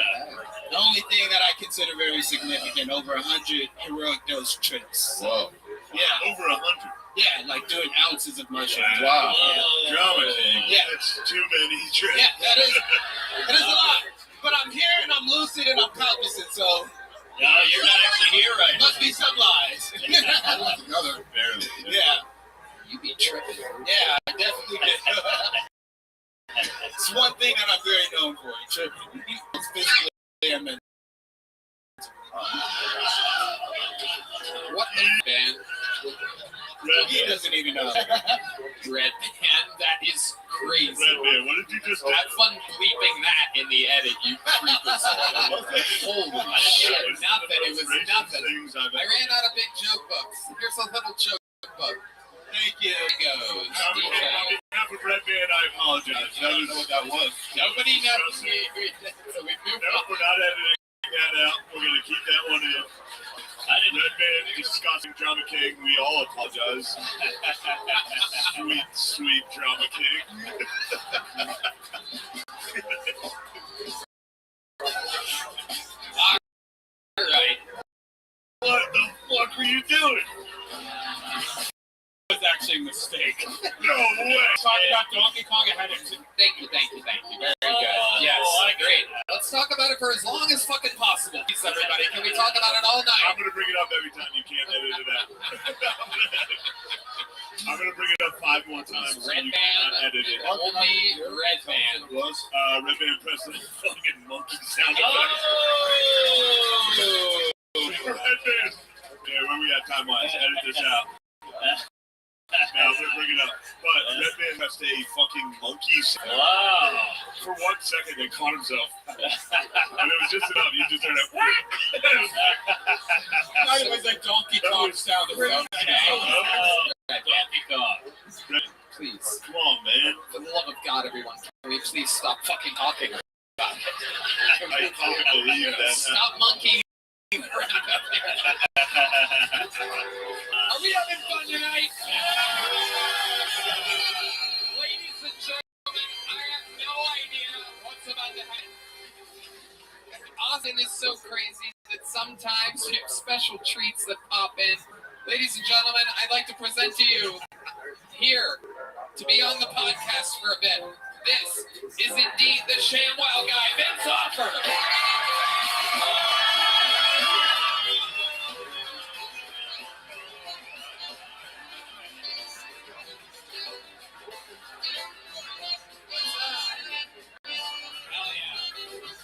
Vince, grab that microphone right there. It's right behind you. Wait, who's that? Keep going. Wait. The ShamWow guy. Who the fuck guy?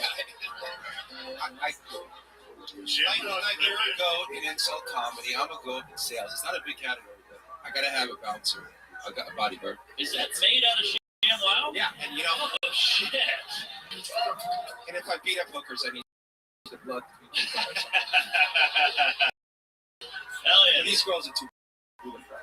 Absolutely. I don't pick good. Well, I'm trying to recruit Ari to do inappropriate comedy. I got $500,000. That's on. Fire it up. Oh, you're too big now? You're too good? Ari's funny. No. He's funny. He's funnier in my movie, Inappropriate Comedy. Oh. Where can people find this movie? Where's Inappropriate? 4chan? Hey, your producer didn't want me to come on your podcast. Really? Oh, all right. It's just I have proteges. I'll give him a raise.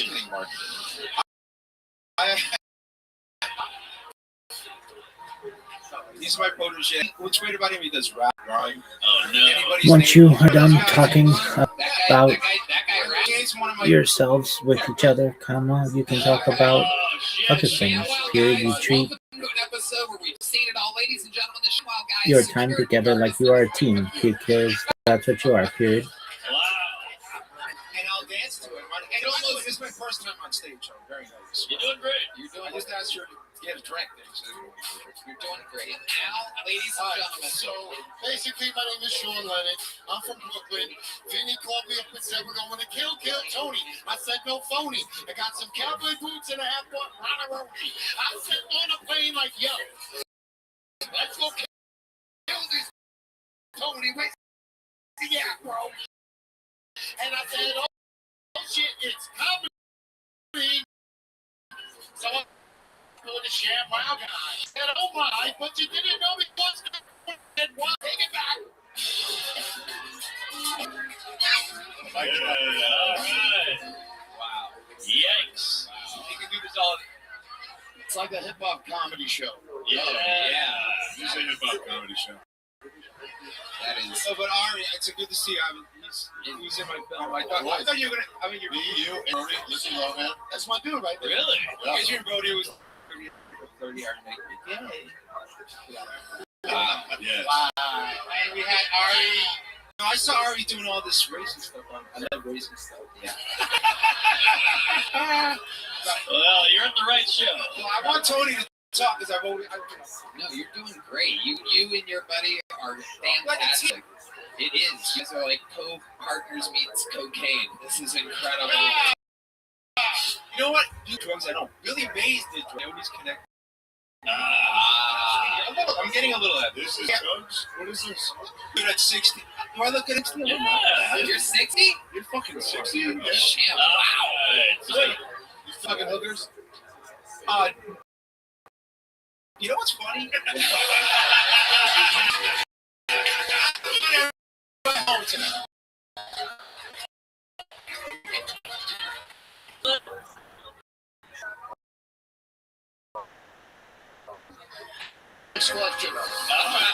That's fucking weird. Tell us, Vince, what are you up to? You're some amazing mythical creature. I am coming out with a new product. This is the first time I'm saying it. I love it. So, Let's hear it. and I want you all to buy it because I see everybody's right here. So listen, it's called the Black. Wow, it's black. The girls can take it to the kitchen, in the room, and it's big, black, strong. It's diversity. DI. So wait a second. It's basically a ShamWow, but it's black.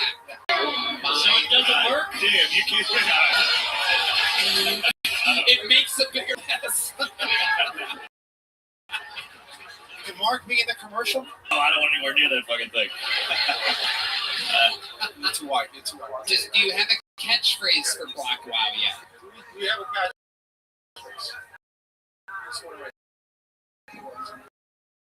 I lost him. Okay. Getting racist. That means everybody's got to buy it. Come on, send the money up right. Okay. Here we go. We're gonna raise. Vince, where did you meet this white rapper? I used to have a movie called Underground Comedy. This is back in the 90s. At the time they were attacking my family. I was in the dump. I think I talked about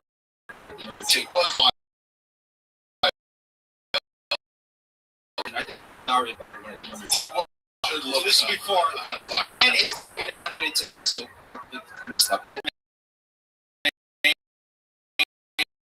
no one to lie. So I had to go into the underground comedy on the street, and then people can fill it up. So what am I doing tickets when I can be on the commercials? And that's how I got into the. I had like a little DVR showing it people on the street. Got them into the theater, and then that's how I crossed the first. I said, "Forget movies. Let's do something." Movies. Yeah, Same towns. exactly. I said, "Fuck it." And the towns fucking. And I'm beating up hookers right out. Yes. The blood. And then I crossed. That's how I crossed over into from that because the critics hated me, so I took that. went from rags to riches. I'm curious to know, like, and I tend to ask people obnoxiously direct forward questions on this show, and this might be a little too forward. Like, how much ball? Oh my God. Okay. I've been informed that it has a 22% on popcorn meter. My question is this: how about can you give us a ballpark of about how much money you made from the ShamWow universe? Okay, so we grossed 100 million. I made about 20. Wow. Right. So fucking awesome. Honestly, okay. It's my first time on stage. I'm actually kind of shocked. You're doing great. And that girl, the blonde girl, supposed to give me a drink. Because she's busy doing drink. Get a hit on by guy. Yeah. I want a Bud Light too. Whatever. Yeah. That's the blonde girl's supposed to get a drink too. Bro? Yeah.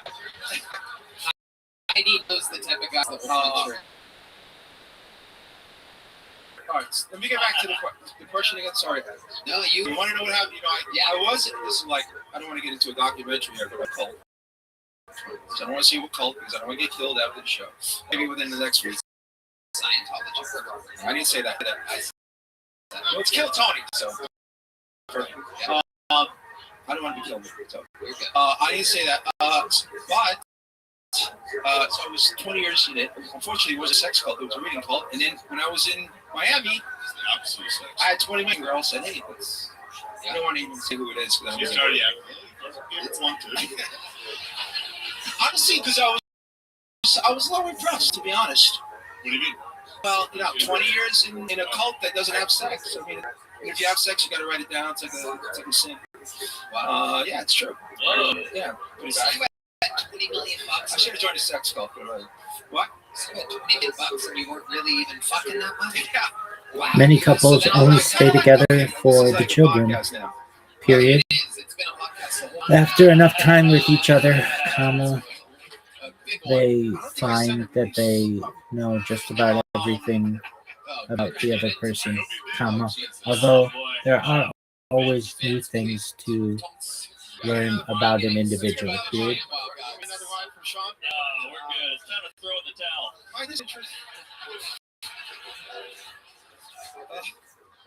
All right, but anyway, so how much did the hooker thing cost you?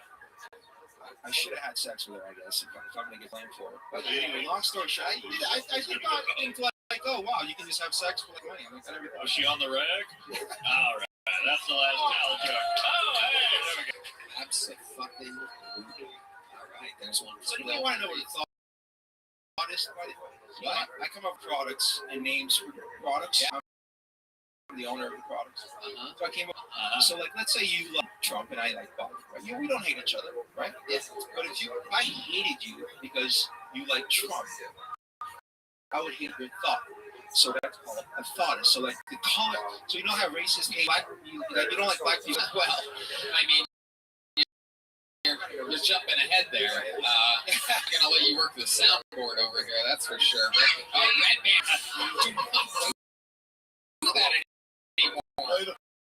Fuck you. No, you don't like it. You don't like color of his skin, right? He doesn't hate him. So this is someone who hates you because of the color of your thoughts. So you came up with the color goddess. So I'm trying to promote them. You can practice a word. Yeah, and it's free. You can have it. You can use it. It's like meets you for something. You can.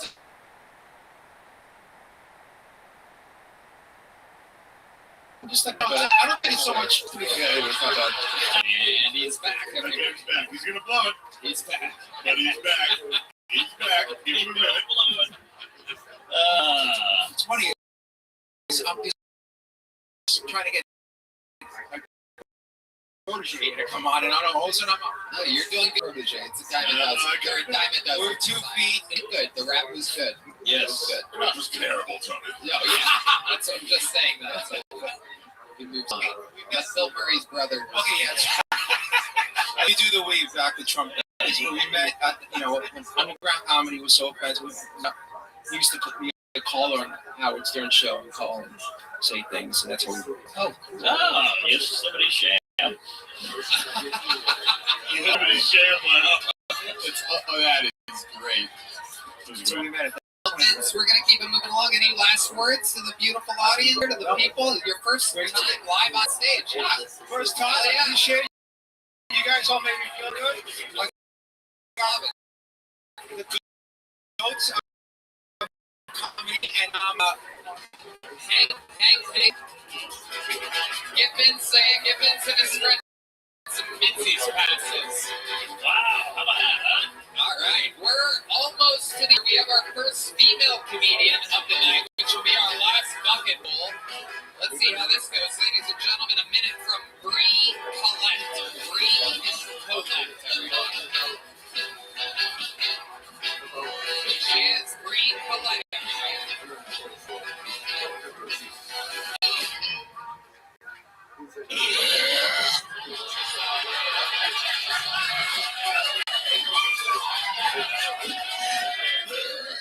They will keep coming. Keep coming, sister. Give me a queef. Okay. Give me a second.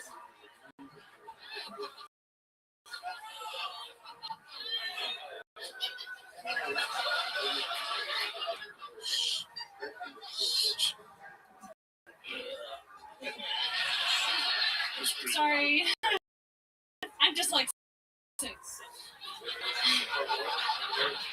Yeah, burp on command. It's pretty cool. We have an OnlyFans for it. Only.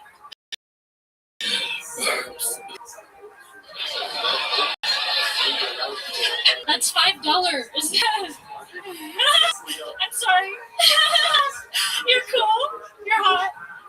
I was supposed to do a joke. Thank you. Yeah, my dad. Hey, this is what bonding looks like. So anyway, that's all. All right, that is all the time. Did you really get a chance? What are you talking about? What do you have, a burp fetish? Well, Mark burped in her face. And then I think you were definitely didn't plan on burping right, did you? No. Did you want to do, like, material? You just talked about burping the whole fucking time. No, it is a job, but, I mean... Do you have any non-burp material you'd like to do? Okay, thank you, Red Band. Very good. And it took him that long to blow at everyone. Boys during a burp part of the show. No, it's not. Absolutely retarded. Oh my god. Hold on. Sub-retarded business partner, Brian Redband. 13 and a half years. We're on a side-by-side. Well, I have a question. I'm sorry. Did you honestly plan on doing burp too? No. Oh, okay, yeah. No, but I heard some fucking weak-ass burps up here, and so I had to go pee. Hold on. I don't know who it was. Too hyphy. What are you talking about? No. Did someone Mark burp burped as soon as into the microphone? Yeah, a couple. Burp earlier in Am your I the one who's wrong? Did Mark burp as soon as she got on stage? That was you the whole time? Yeah. And then You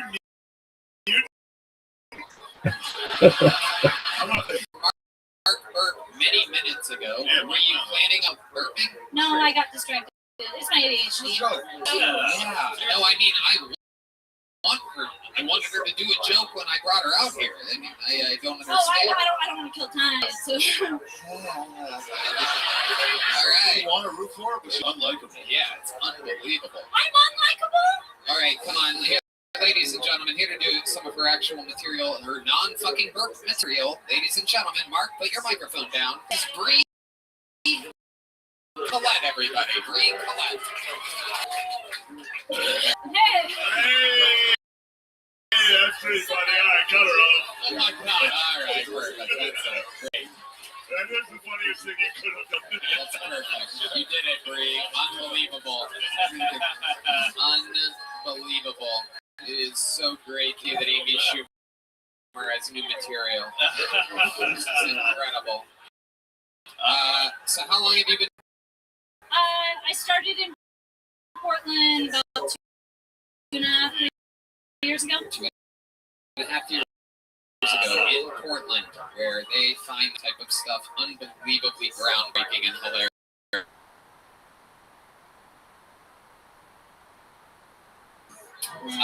Herb material. Solid. What types of things do you talk about when you're not burping in front of millions of fucking people, and the biggest opportunity that you'll ever have in your entire life, you will look back and regret on for As of now. But oh yeah, there's gonna be bigger opportunities. Oh yeah, trust me, dude. The bird queen. Yeah. She's gonna wake up with the drop. Yeah. And they're gonna quips, you know? No, but yeah, I don't know. What about dicks? I mean, I talk about dating. I talk about how I have bipolar too, so I'm not the crazy one, you know, and the ADHD, and I'm just fucked up. So. Can we hear a zinger about dicks? A zinger? Joke, you know, like a comedian. The joke, Mark's from the fucking 20s. Yeah. Can we hear a zinger? Come on, you crazy broad. I took a locomotive here. To hear some zingers. All I'm hearing is some up. Some yuck-em-ups, you burp pig. Okay, I like it. Talk about something you read in the news periodicals. Great.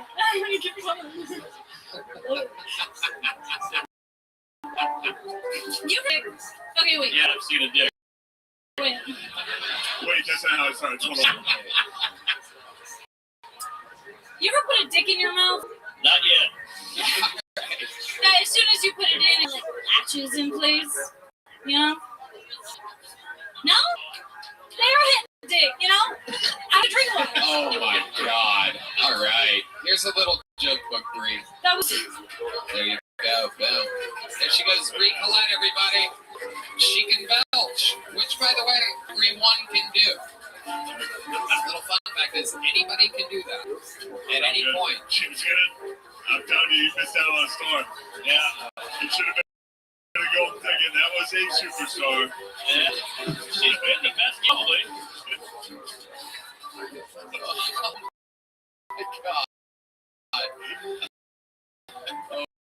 Oh my god. Wow. Ladies and gentlemen, we've come to that time. William Montgomery has the flu. Thank God. William Montgomery with what some people are saying is 103-degree fever. Whoa. So, he is out. However, gentlemen, here to close the show is literally one of the greatest regulars in the history of the show. Some people call him the American Dream. People call him the Green Card Goliath. Ladies and gentlemen, this is indeed the Estonian assassin, Ari Matti.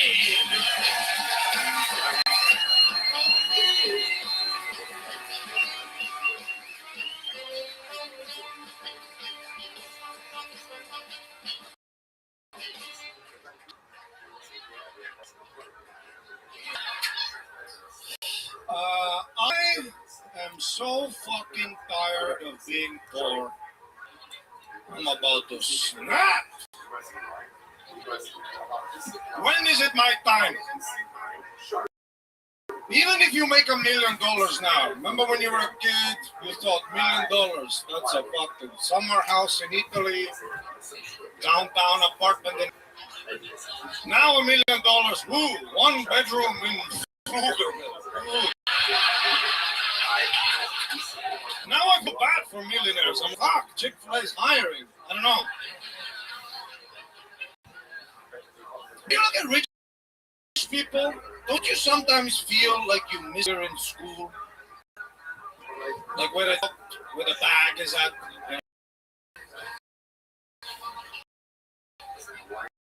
Because my school was like alphabet. Hey. Now go pay taxes. What the fuck was algebra? Teach me how to run a scale, you bitch. Like, remember when we spent 3 years on a triangle? I'm 32 years old. Never even seen one. Teach me about offshore accounts. And when you meet, I always ask, how? And they never say, always a real vague. You know, rich people love to say, like, oh, the right place at the right time. I'm everywhere, always. Let me in, rich people. Come on, let me in the circle. Let's go. I get it. Let's fucking privatize water in Sierra Leone. Let's go. I'm cool. Take me to Epstein Island. I'll fuck the kids. And keep my mouth shut.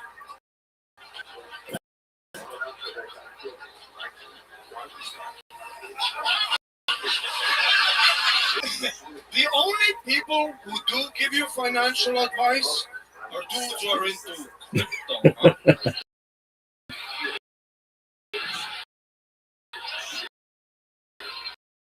How come every guy who tells you about is also on the bus? Is your friend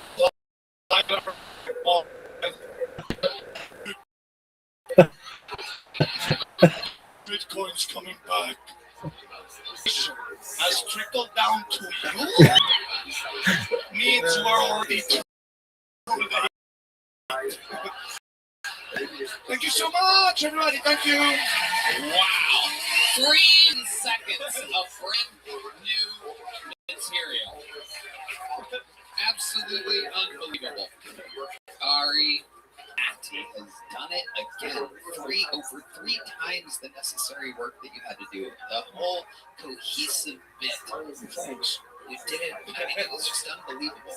And you're getting in, you're just sliding into home base at the last second with your I'm still poor material. Right before you announce a new fucking giant tour, I'm sure, because you sell tickets now. So this is it. This is your life. It's true. We are exactly 7 days away from an inauguration.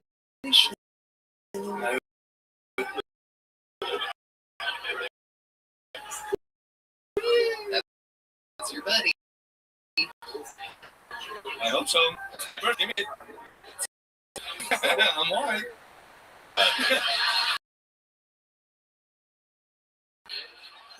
Superior genetics. I'm positive Trump will see this. I'm positive he will let you in. He's going to for you. I know. Oh, Ari, I know. I'm scared. I bet he comes up. You think? I think he's clear. Well, not. He's had a couple appearances on the show. I don't know if you guys have noticed it.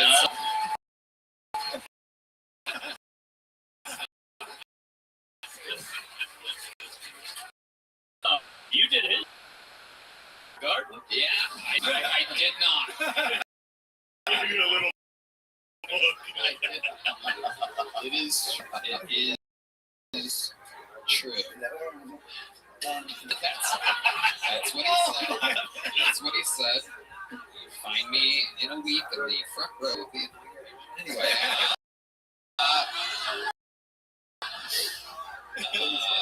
Yeah, he has a great sense of humor. Had his own roast 14 years ago, 15 years ago or so on Comedy Central. He was one of all time at the time. And, yeah, he's got a great sense of humor. He's one of these people in the world. I don't know the accent, though. That's Makes him worried, maybe. Probably horny. Yeah, that's a wise observation. Yeah, I like those accents. Yeah. Sometimes see like American guys here, they have one. They have the flag and they're like proud, you know, they like fuck them. My accent at a cafe or something, you can tell. They're like, what the fuck is moving up? Just another fucking accent. Do they do that in Estonia? Like wear the flag and they're like, yeah. No, not really. Yeah. We don't have that fucking genocide energy, you know. What do you mean? Yeah, what you guys killed everybody. You know those people here before you. You know that, right? Shane? Yeah, you guys participated in some wild moves. Yeah. I know history, you little nasty fuck. I have not heard of Both ways, Nazis and Soviets, you little snake fucks. We did. I know all about you nasty little people. Yeah, look at you. Yeah. Get in where you fit in. Nasty fuck. Hey, we gave ours casinos, motherfucker. Yeah, exactly. That's a little parting gift. Thing for the Jews. Yeah. America's Sweetheart comes out. What else is going on in the wild world of Ari Matty? I went to 2 days. I just got back yesterday. Diarrhea now. Yeah. During the trip, no diarrhea. Street food, everything, nothing. I went to the airport. That's where I got diarrhea. Perfect place to have it. Yeah. Yeah, that's actually That's what airports are for. Yeah.